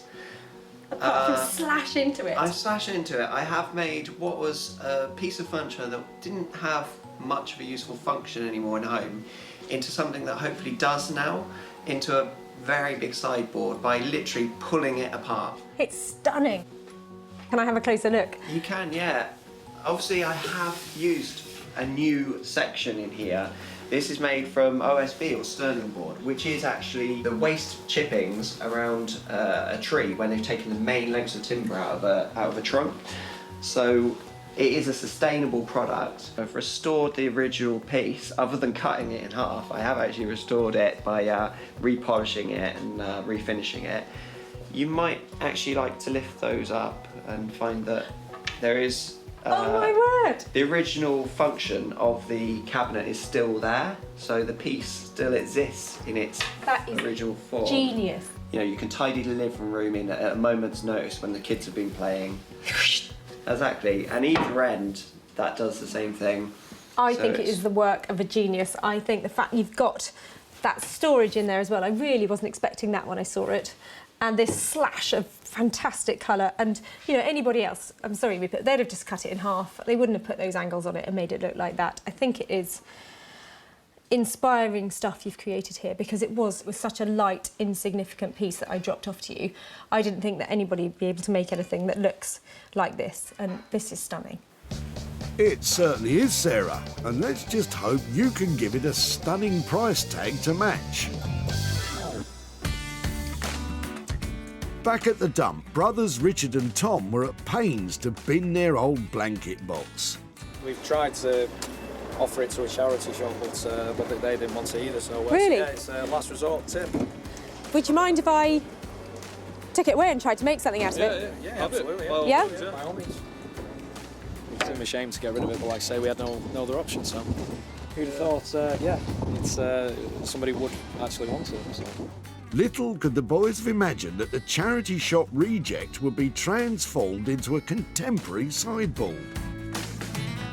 This is great. And when Sarah showed it to Martin, one of the country's leading retro furniture dealers, he snapped it up on the spot. This isn't just recycling something, it's taking something and making it better and fun and artistic, and it's really creative stuff. So now it's time for Sarah to reveal to Richard the fate of his old blanket box. And she might just have another surprise for them in her back pocket. Hiya. Oh, hi. Nice to see you Yes, again. nice to see you. How are you? Yeah, really well, really well. You remember your blanket box? Yes. It turned out to be one of the things that was really good to use to do something else with, so I thought I'd come back and show you what we did What with are it. the chances? What do you reckon? I was not expecting that. It's definitely original and, yeah, quite unique as well, isn't it? So. And we've actually managed to sell it. Wow. It made £100 profit, and Really? that is for you. No for way. Your blanket Okay. box. Unbelievable. Any Yeah. ideas what you might do with £100? It's just a shame my brother isn't here because obviously the pair of us took it, didn't we, to the tips. His 21st coming up, so possibly. Yeah, treat him, you know, on his birthday maybe. I think that would be a great use of the money for him. It's nice to receive something for nothing really, so it's yeah, it's lovely. I hope you get to benefit from it as well. Yeah, I'm sure I will. Okay, take care. Really nice All right. to see you again. And you, okay, and you. bye-bye. Thank you. Transforming the blanket box into a stylish sideboard cost £400. It sold for £500, meaning the £100 profit is Richard's to be as generous to his brother as he likes. Today, all three saved items have made a profit, from the Clarice Cliff Bowl being snapped up by a keen collector, to the old soil pipe repurposed to a lounger with poise, all the way to a blanket box transformed into a terrific sideboard. That's brilliant. That's 3 things saved from being lost forever, and 3 people walking away with money for nothing.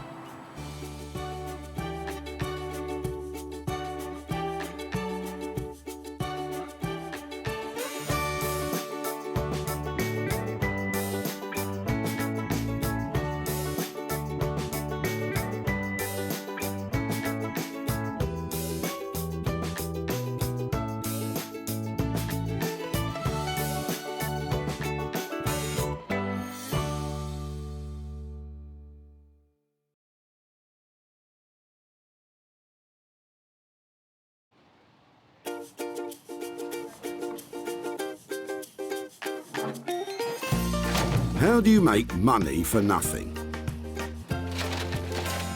The answer could be hiding in the 20 million tonnes of household waste we throw out every year. Before you throw that away, is there any chance I can have a quick chat to you about it? Sure. That's why entrepreneur Sarah Moore wants to get her hands on things before they hit the skip. I am a passionate buyer, user and renovator of second-hand stuff, and I've turned that passion into a money-making business. I turn old into new and I sell it for a profit. Sarah's ready to sift through as many boots and bin bags as she needs to. That is the most fabulous thing I've Yeah. seen here. This is so exciting. In her search for tip treasure. I love rifling through the rubbish. And with some of the country's elite designers and makers, Hello, hello. what have you got today? I want to do what's right for this piece of rubbish. She can transform her finds into desirable, Look at that. beautiful, Speechless. valuable, You're joking. and hopefully saleable items. You always talk my kind of money, Jay. I love doing deals with you. If Sarah is successful, then she can hand the profits back to the very people who had no idea there was cash to be made from their trash. Wow!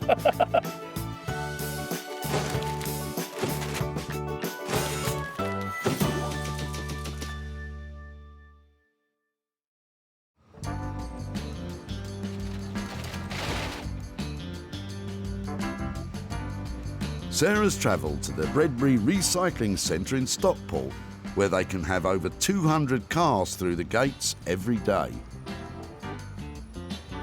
So can you hear them? Can you hear them all calling out to me? They're saying, Sarah, save me, don't put me in the skip, make me into something beautiful. And that's just what I want to do. And in the process, I'm hoping to make lots of money too. Sarah talked very nicely to the kind people who run the dump and has secured special permission to ambush people today. Oh look, there's a nice big car coming in. Maybe they've got lots of things in their boot. Sarah's on the lookout for 3 items she can breathe new life into and sell for a profit. No need for one of those in your life then? No. No breaking and entering? Well, I've got other tools for that. Stop bothering the nice cat burglar, Sarah, and get on with your search. Well, it's not long before Sarah has her eye on Chris's leather sofa, but only if it's the genuine article. Is it, this is a really question, is it leather? Yeah, I think Really? so. Yeah, well, I can remember. Have you had it long? What's the... It's about 10 years of age, that. Probably 12 now, not about 12 years of age. I used to have 2 Dalmatians, so parts of it's marked. Okay, that doesn't matter. For the dogs wise. We've got a new one, and so this one's just literally been dumped in the cabin there. Yeah. If I can get this leather off here, I can make handbags, maybe bodices. The fact that it's worn actually adds to its appeal. Well, hopefully we'll give it another life. I don't really know what that will be yet, but it's lovely material, particularly this bit, probably the most worn bit. It's so soft. Yeah, it's more bums have been on that one. I beg your pardon? More bums. What a cheek. But will Sarah be able to salvage enough leather that's not too bum-battered? Considering that, you know, the city's about 10, 12 years of age, and it's been well worn by several people's bottoms and several dogs. So yeah, I think she'll struggle to do anything with it, really. I couldn't be more pleased with this footstool and chair. It's covered in the most fantastic leather and like meters of it. So I've got a marvellous maker lined up who's going to transform this into something that you just won't believe. And at the end of the day, I think we're going to make some money out of it as well. Having comfortably bagged her first item, Sarah now has to turn sat on into saleable. And she has just the person in mind to do it. Chinello Bally has been turning heads since reaching the final of the Great British Sewing Bee. Her hand-cut couture pieces have caught the attention of the fashion world, and now she has a long list of celebrity clients. I've always loved fashion. I think it comes from background actually, because my mum is very, very stylish. The women in my family are very stylish. I've always been surrounded by very unique items of clothing.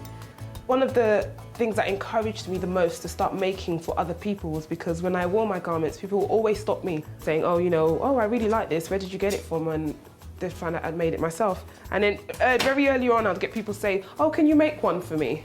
And I really do look for the beauty in anything. Chinello may look for the beauty in everything, but she may struggle to find it in the load of old leather Sarah's dropping off.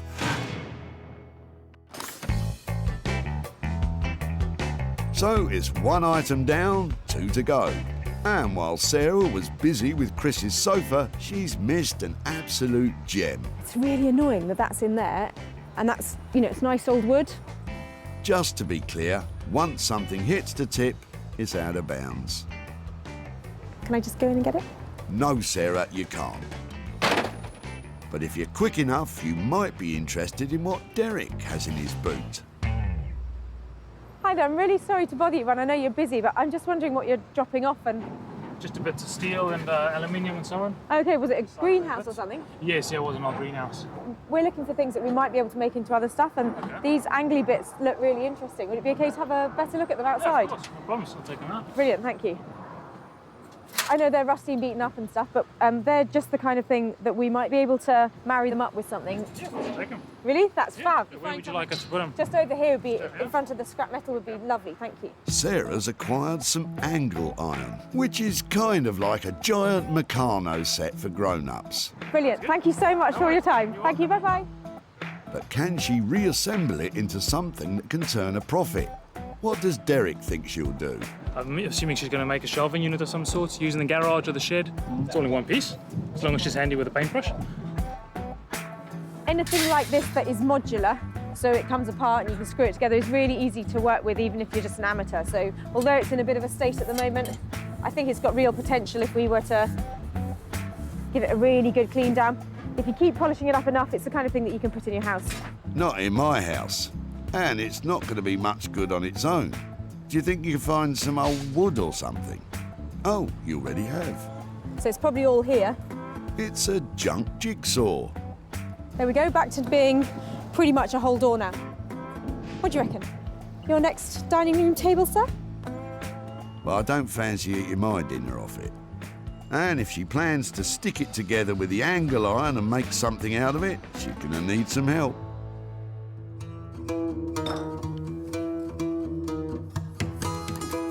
Rupert Blanchard is one of the most imaginative bespoke furniture makers, searching the country for undervalued materials to rework into contemporary designs. I work mostly with reclaimed, salvaged and abandoned materials. Basically other people's waste. I find some kind of beauty in it and spend a lot of time and give rubbish a lot of attention to try and bring it back into use. I like giving things a second, a third, a fourth chance. Rupert's been making furniture for over 10 years, and in that time has developed a thing for drawers. Oh, look at that drawer. Look at that. What a beautiful drawer. Rupert's no stranger to unused materials, but that door might be past saving.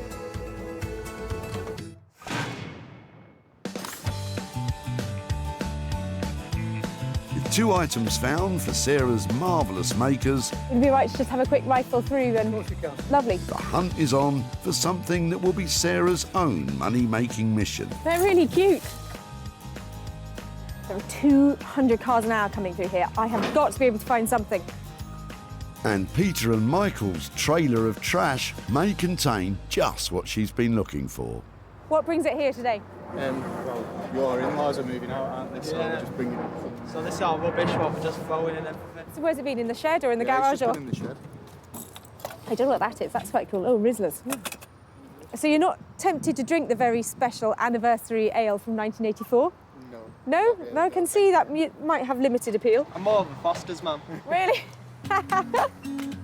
Great. So far, fags and booze. Get a move on, Sarah. Ooh, look. So is it just me, or does that? There's something cool about that, isn't there? It's just you, Sarah. Maybe. I wonder if you could use those in lighting or something, because they're just the fact there's so many different colours in there. I feel really bad about putting those into the tip. I'm not quite sure why, but they've got a certain appeal. Yes, to golfers. Oh, wow. Wait, what's this? Peter's got another bit of treasure for you, Sarah. But how could it possibly beat those golf tees? Do you know what it is? I ain't got a clue. I think that it's, see how it's got an angle like that on it? It's a writing slope.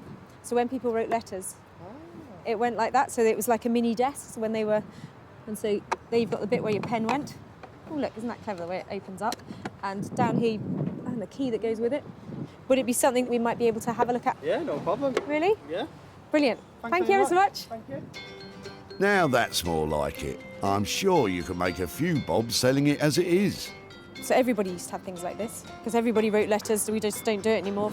Here, it's very faint lines. This would have been beautiful gold inlay, you know, onto the velvet, so that would have been pretty.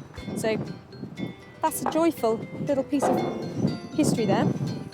This type of writing slope, or lap desk, first appeared in the 18th century and became a stylish accessory for the travelling gentleman.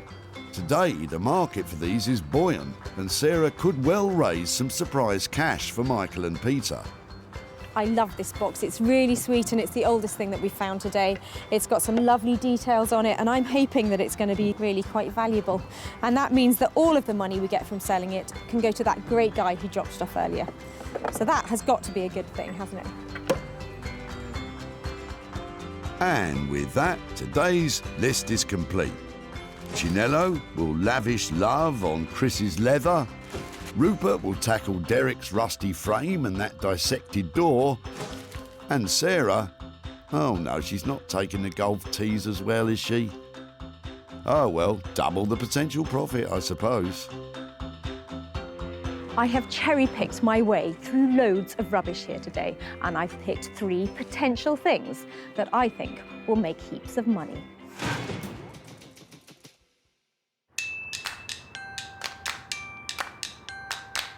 Canning Town, East London. Amongst its old industrial past and its current regeneration lies the home of high fashion. Well, you wouldn't think it from the outside. Designer Chinello Bally will have Sarah at her door any minute with the beaten-down chair. I have a feeling she's not going to be happy when she sees what it's made out of. I love beautiful fabric. Anything that's beautiful, anything that's glamorous looking, I love. If I was going to say anything's out of my comfort zone, it would probably be leather. It's because you wouldn't usually think of leather and think elegant. Oh dear. Good luck, Chinello.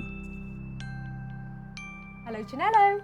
What have you got for me? Okay, these are the cushions off a chair, and I've got a footstool that goes with it. Oh, wow. She's in. I'm going to need to sit down here. So I'm hoping that between this and this, we've actually got heaps of this fabric. There's loads of it, definitely. I actually wondered if it was nicer. I actually really like the inside, Yeah. but I think as well we can use both, because look, that looks lovely against each other.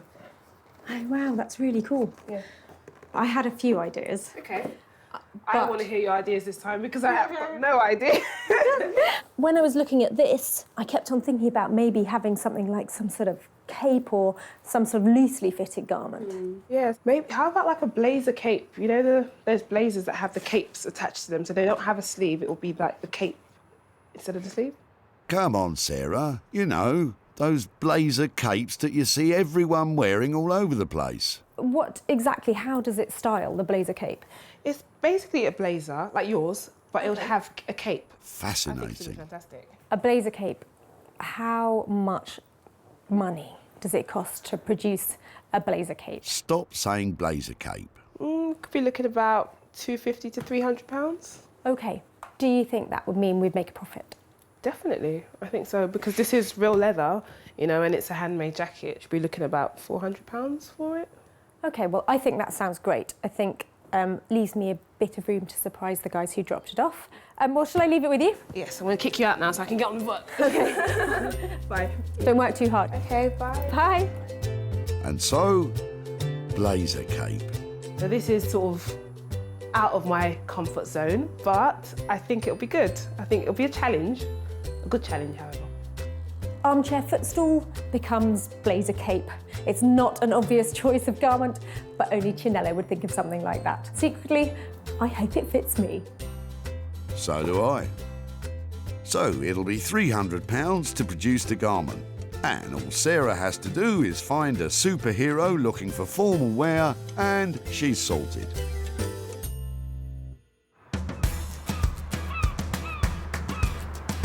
Sunny Margate on the southeast coast.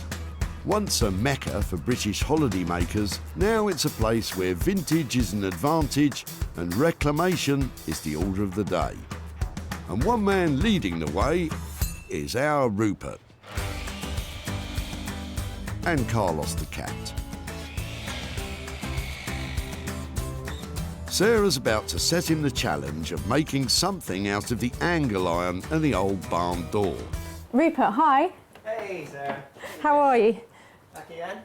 I've got a few things. Okay, don't look. Can you rustle off somewhere and I'll bring it in and then you can see it because I don't want you to get put off. Sarah thinks if she can make it look presentable, then Rupert might just see its potential. It's all coming together. It's going to be fun. Sarah's brought some weird things to me before, so this time, who knows what it could be. Looks good, doesn't it? Really inspiring.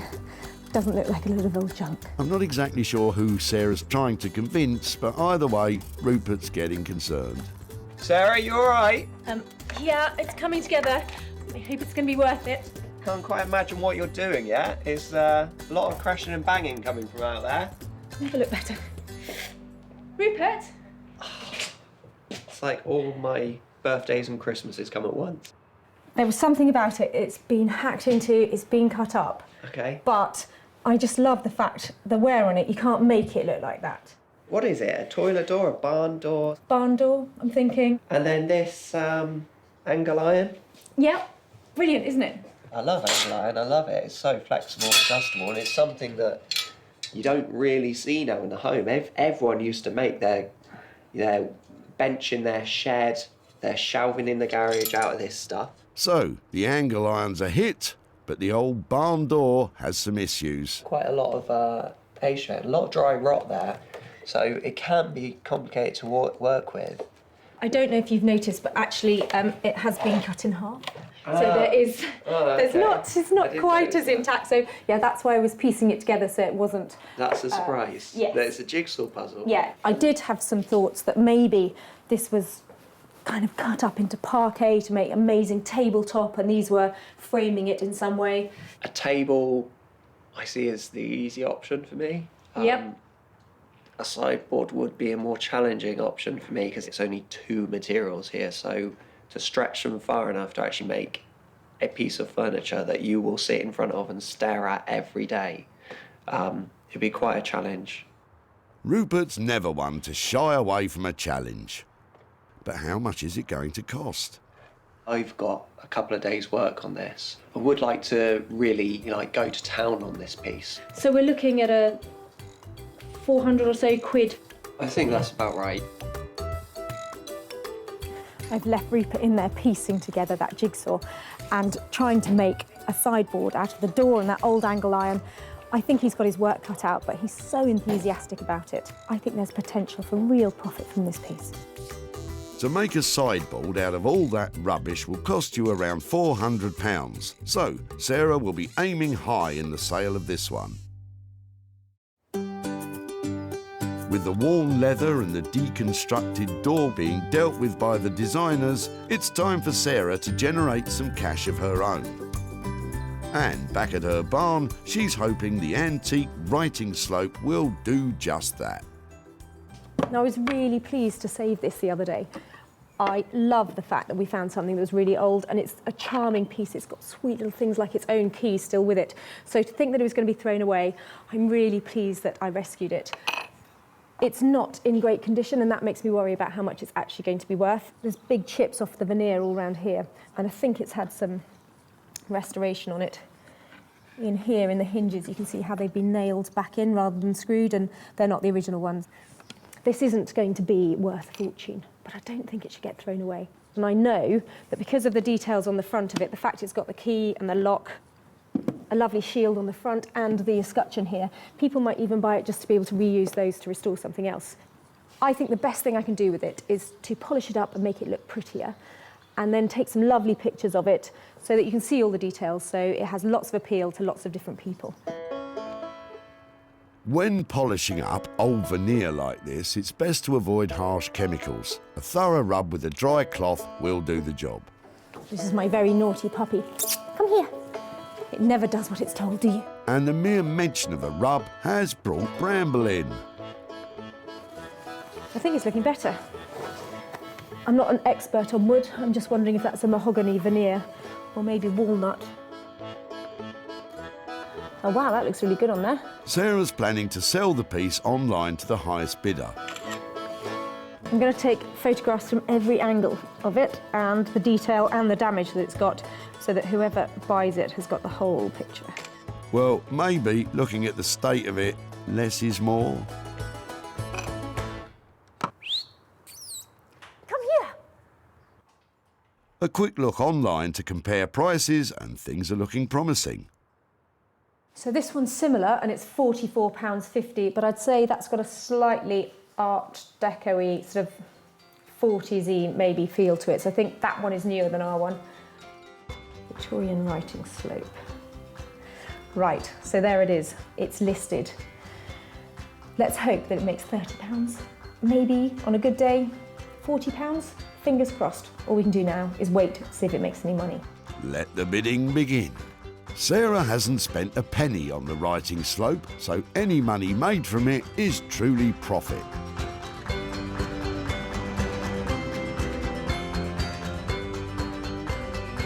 Back in East London, it's blazer cape time. And you know, I'm coming round to the idea. It's a blazer and it's a cape. Come on, I want one. So, Chinello, where do we begin?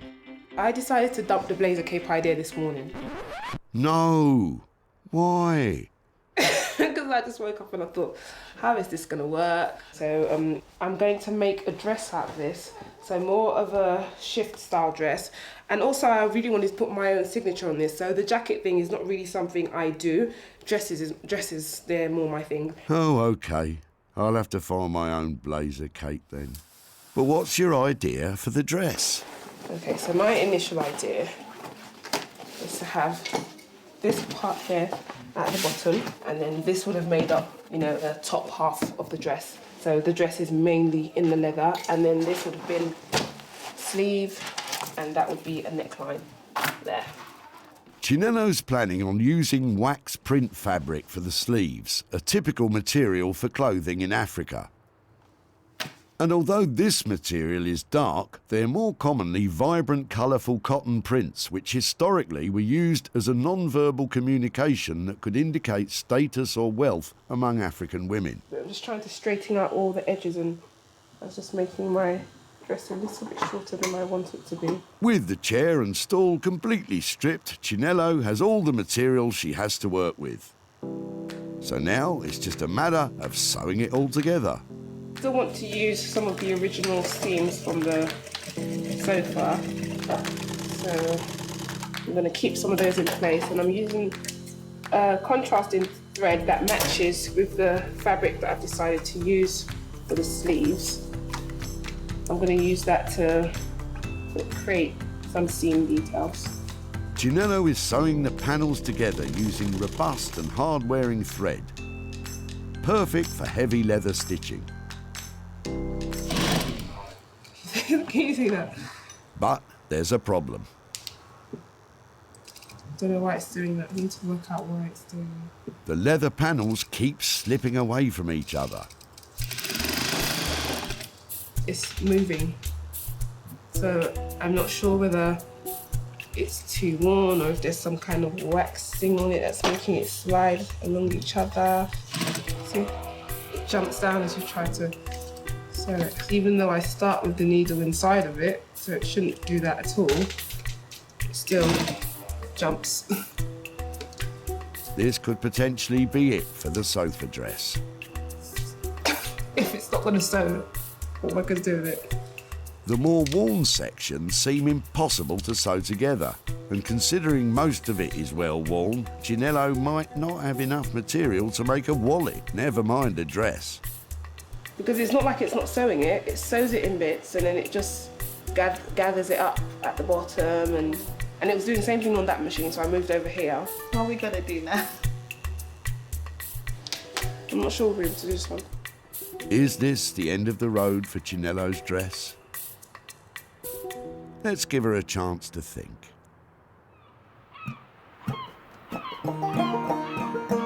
Meanwhile, over in sunny Margate, let's hope that Rupert's having more luck with the angle iron and the old barn door. I know that I'm going to make a sideboard out of all of these pieces. And yeah, I don't want this to be a sort of typical shabby chic piece. I want this to be really quite polished. It's just going to be a bit of a labour of love to make it a high quality finish. Rupert's planning on leaving the chip paint effect on the wood as a feature, which doesn't sound like a quality finish to me. But what do I know?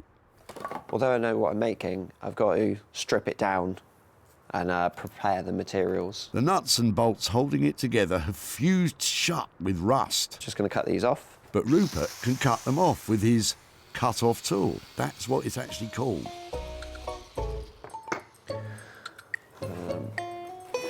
Just use a hammer because these will still be quite hot. Once the door is taken apart, A few more screws. You can get an idea of how much usable wood he has to work with. But it's all looking a bit crumbly.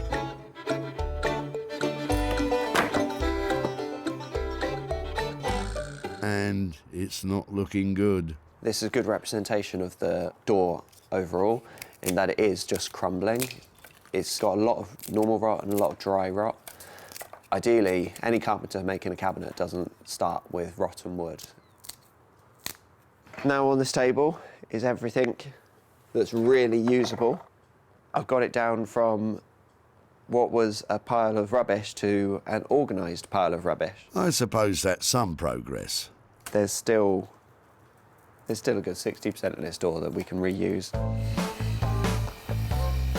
With just enough wood to construct a sideboard, Rupert gets to work sawing the usable pieces into planks to match his very intricate blueprint on the floor.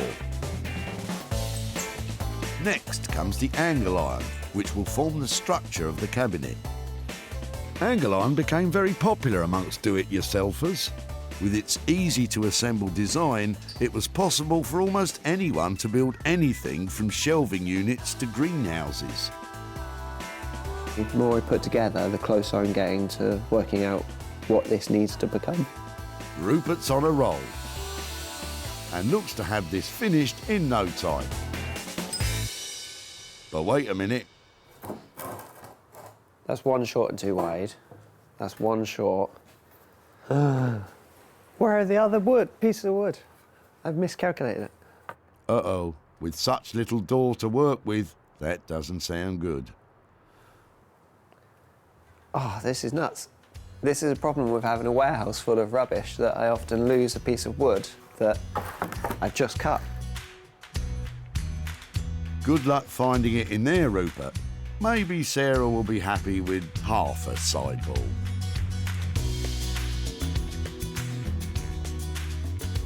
Back in Sussex, Sarah's online auction of the writing slope is nearing an end. Exciting. She was hoping for around £40, and with a few seconds to go, it's sold. Well, the writing slope has sold, but it hasn't made great money. It's made 15 quid, which is better than nothing because it was literally about to go into a skip. So if that has only made £15, I want to make a bit more money than that to give back to Pete. I think I'm going to have to take up the golf tee challenge. Oh no, I'd forgotten about them. What should we do with them then? Don't ask me.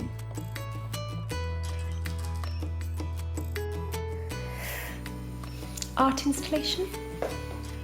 Looking at all the golf tees floating around in there, maybe I could make like a golf tee loo seat so you sit down on it and it's a bit naff. I'm certainly getting a whiff of something. But I think I've got it now. It's going to be a tribal style necklace. Cool, hey? Anything you say. If I wrap this really cool red wire around, and then it might make the golf tees look a bit more attractive, a bit more tribal. Well, I suppose it's not bad for a last-ditch attempt to make money. I'm going to make a few of them and hope that I make some money that way.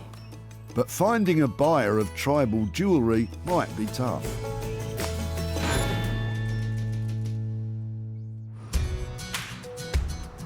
Back at the dump, Sarah was rustling through Peter and Michael's box of old bits. So this is our rubbish, what we're just throwing in everything. Ooh, look. First came the golf tees. There's something cool about that, isn't there? And then an antique writing slope. Oh, look, isn't that clever the way it opens up? The writing slope underperformed online. It hasn't made great money. It's made 15 quid. So Sarah got to work on the tees and eventually produced some multicoloured tribal-esque necklaces.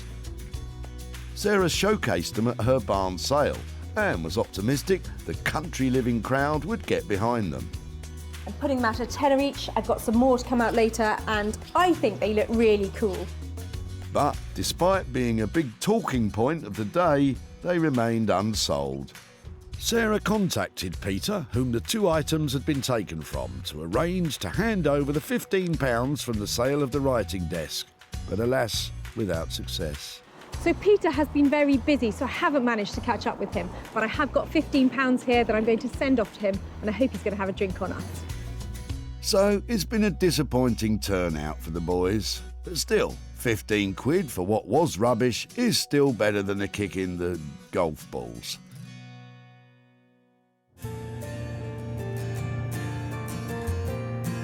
Back in southeast London, when we last saw Chinello, her head was in her hands and the leather was in a heap on the floor. Her sewing machine had met its match, and now Sarah's on her way to see something, I hope. So this is the kind of transformation that really stretches my imagination. I've dropped off a chair and a footstool, and I'm coming to pick up a dress. Well, you're in luck. With the help of a specialist leather sewing foot, don't ask, Chinello has taken the bum-battered sofa and transformed it into an amazing bodice. I'm still a bit disappointed about the blazer cape though. Chinello used a wax print fabric to create the skirt and sleeves. And the beaded detail lines the plunging neckline. Wow, I hope Sarah doesn't want to try it on. Hello. Hello. Ah, that must be it. How are you? I'm fine. How are you? Really well. What were you expecting? I wasn't expecting beading or detail like this. And I was thinking suede because of the back of it. Yeah, I was going to, but all of the back pieces were so different and there was nothing uniform at all. I thought, I don't think that's a problem. It looks amazing, doesn't it? I love the way you've got the darts in here. Yeah, I thought let's carry on with the, you know, the whole leather feel of things, you know, because usually it's, you know, so many panels put together and they just do all the outside stitching sort of decoratively. So I've done that as well. It's got your signature sassiness about it, hasn't it? Because this is quite revealing, isn't it? And this isn't long, is it? Would you like to try it on? No, I can't try it on. Seriously? Okay. Yeah, if you'd like to. Go on then, I'm happy to give it a go. Yeah? Yeah. Okay, let's Look take away. them on. Sarah, there are kids watching. I think I'll keep this on. Thank goodness. Are you stuck, Sarah? Help her out, Chinello. It actually does look nice on you. Someone please stop her. There you go. Brilliant. That is amazing. Thank you so much. I'll keep in touch and tell you where it goes. All right, thank you. Mwah. Let's know how she goes. I thought that was so cool that Sarah tried the dress on, but I think what she really needs is some high heels and a night out. Yeah.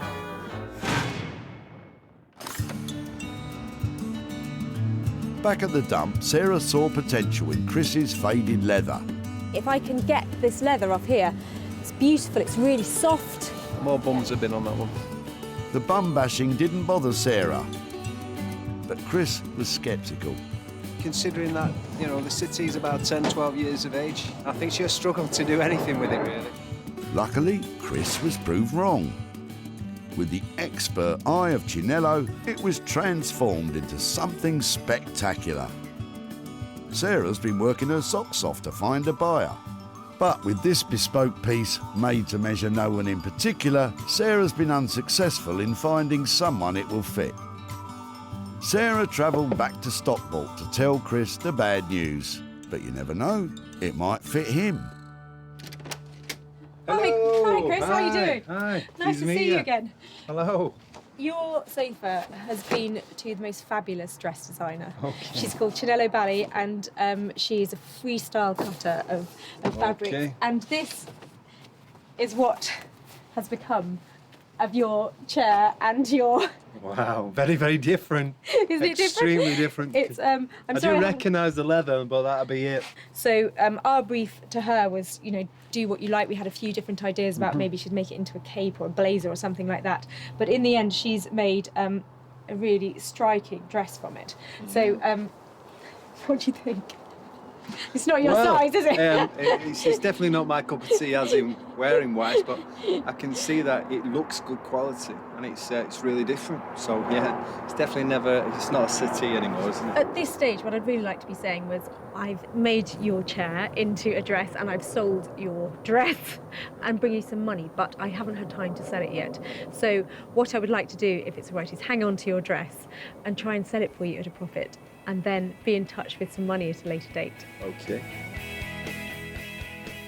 Chinello's work cost £250 to create the dress, but as yet it has unfortunately failed to sell, which means Chris will have to wait a little bit longer before he receives any profit.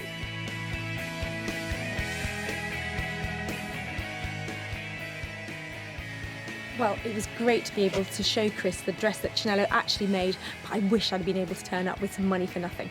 But hopefully I'll be in touch soon and have something to share with him. I didn't know what she was going to make, but her dress would have been definitely the last on the list, let's just say. So yeah, definitely wasn't the case that I was thinking she's going to make a dress out of it at all.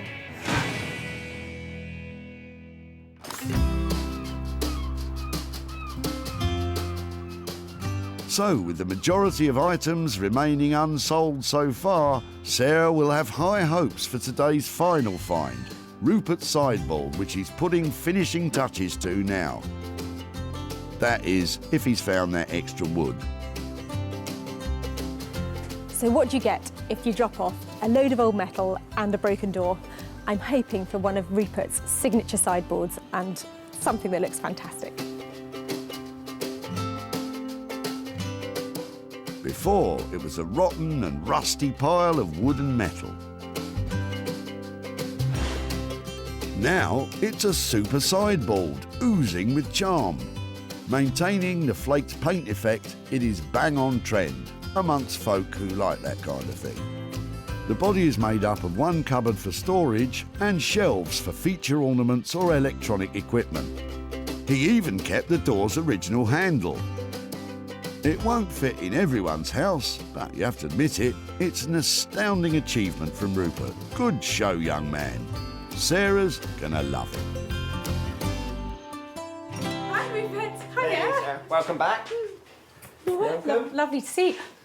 Is that it? That is it. Wow. What have you been up to? Here it is. It's definitely a fun one. It's been quite a bit of work to turn a pile of rotten painted wood and a bit of old scrap metal into something usable, into a new sideboard and cabinet for your home. I did say I was going to retain some of the paintwork. I've retained nearly all of the paintwork, I'm afraid. That was my favourite bit. I absolutely loved all of that distress and that kind of thing. I think it is charming. It's not too big. It's beautiful. I absolutely love it. I tried not to make it too specific to one room. Hopefully it's a multi-use sort of piece of furniture. Can I have a look inside that cupboard? Yeah, please do. Oh, it's green! Fantastic! So, I couldn't tell. Did you like it or not, Sarah? I think it's a hit. And coming in on budget at £400 means there's room for a bit of money to be made. I'm just so pleased you like it. I'll go and get the van then. Yeah, thank you. I have to get over £500 for this little beauty.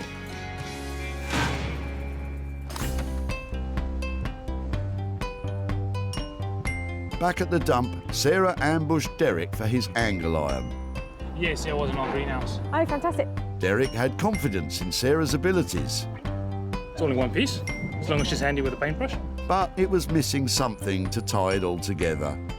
And then she found it 2 minutes later. Your next dining room table, sir? She wasn't far off. Thanks to Rupert, it was transformed into a bespoke sideboard. Sarah's invited one of the country's leading retro furniture dealers to see if he was interested. And it turned out he's a big fan of Rupert's. Well, I love this, and I love his work. With a fish on the hook, Sarah tried to reel him in with some big figures. Probably, in order to see profit, I need to sell this for £550. It's tight. That figure was a bit too big. But with a bit of negotiation, I would really like to have it. They came to an agreement. Sarah's back in Stockport to show Derek what was made of his old greenhouse and hand over the cash. Hi there, hi Derek, how are you doing? Okay. Not bad yourself? Yeah, very Good to see you well. again. Yes, and you, and you. Any ideas what we might have done with your frames? I can't think of anything except the same it was before, a shelving unit of some sort, or maybe an art display unit. Yeah, well, actually, they were turned into a sideboard, and I've got some pictures to show you. Okay. Hopefully, you can see where your frames are in the. Oh wow! It was You got made. rid of all the rust and everything as well. Looks brilliant. Do you think? Yeah, it looks really good. Wow. They I never were- thought it would amount to anything except scrap metal. So you approve of what we did with it? Yes, no, it looks really good. You managed to find a good home for it? Yeah, a good home, and actually managed to sell it at a profit. Oh, wow. So I'm here tonight to give you £100 profit from your frames. Oh, wow, okay. To spend on whatever Wow, you'd like. Thanks very much. Okay, perfect. Oh, I wasn't expecting that. Any ideas what you might do with £100? Well, I wasn't expecting this. I didn't think any money back of it, so I thought I'll donate it to charity. Oh, Got really? a local animal shelter charity around the corner that's always in need of something, so... That sounds like a great idea, and somebody has gone on to have a lovely piece of furniture made out of the materials you dropped off. So Brilliant. I think it sounds like it was all good. Gets a bit of good use out of it. Yeah. Great. Lovely. Well, really nice to catch up with No, you. thanks and very much. absolute pleasure. And Yeah. lovely use of money. That's great. Oh, brilliant. Thanks very Okay, much. take care. Okay, Thank you very cheers, much. bye. Bye-bye. So Rupert charged £400 to transform the pile of old metal and pieces of door into a sideboard, but the sale of £500 made a profit for Derek of £100. I wasn't expecting anything in the slightest. I thought it was half of what you maybe made, or if anything at all. But no, it's come out looking really good. I love the fact that Derek has chosen an animal charity to give the money to. We've got a little fan down here. I'm going to go home and tell Bramble that there's £100 going to a really good cause. Sarah salvaged 3 unwanted items from the Bredbury Recycling Centre. Chris's old leather sofa turned into a beautiful bodice dress. Derek's ancient angle iron transformed into a super sideboard. And the writing slope and golf tees have been given a new lease of life. So 2 out of 3 items sold for a profit, and a lot of fun had along the way. Next time, we could be making something from an item you no longer love. See you at the tip.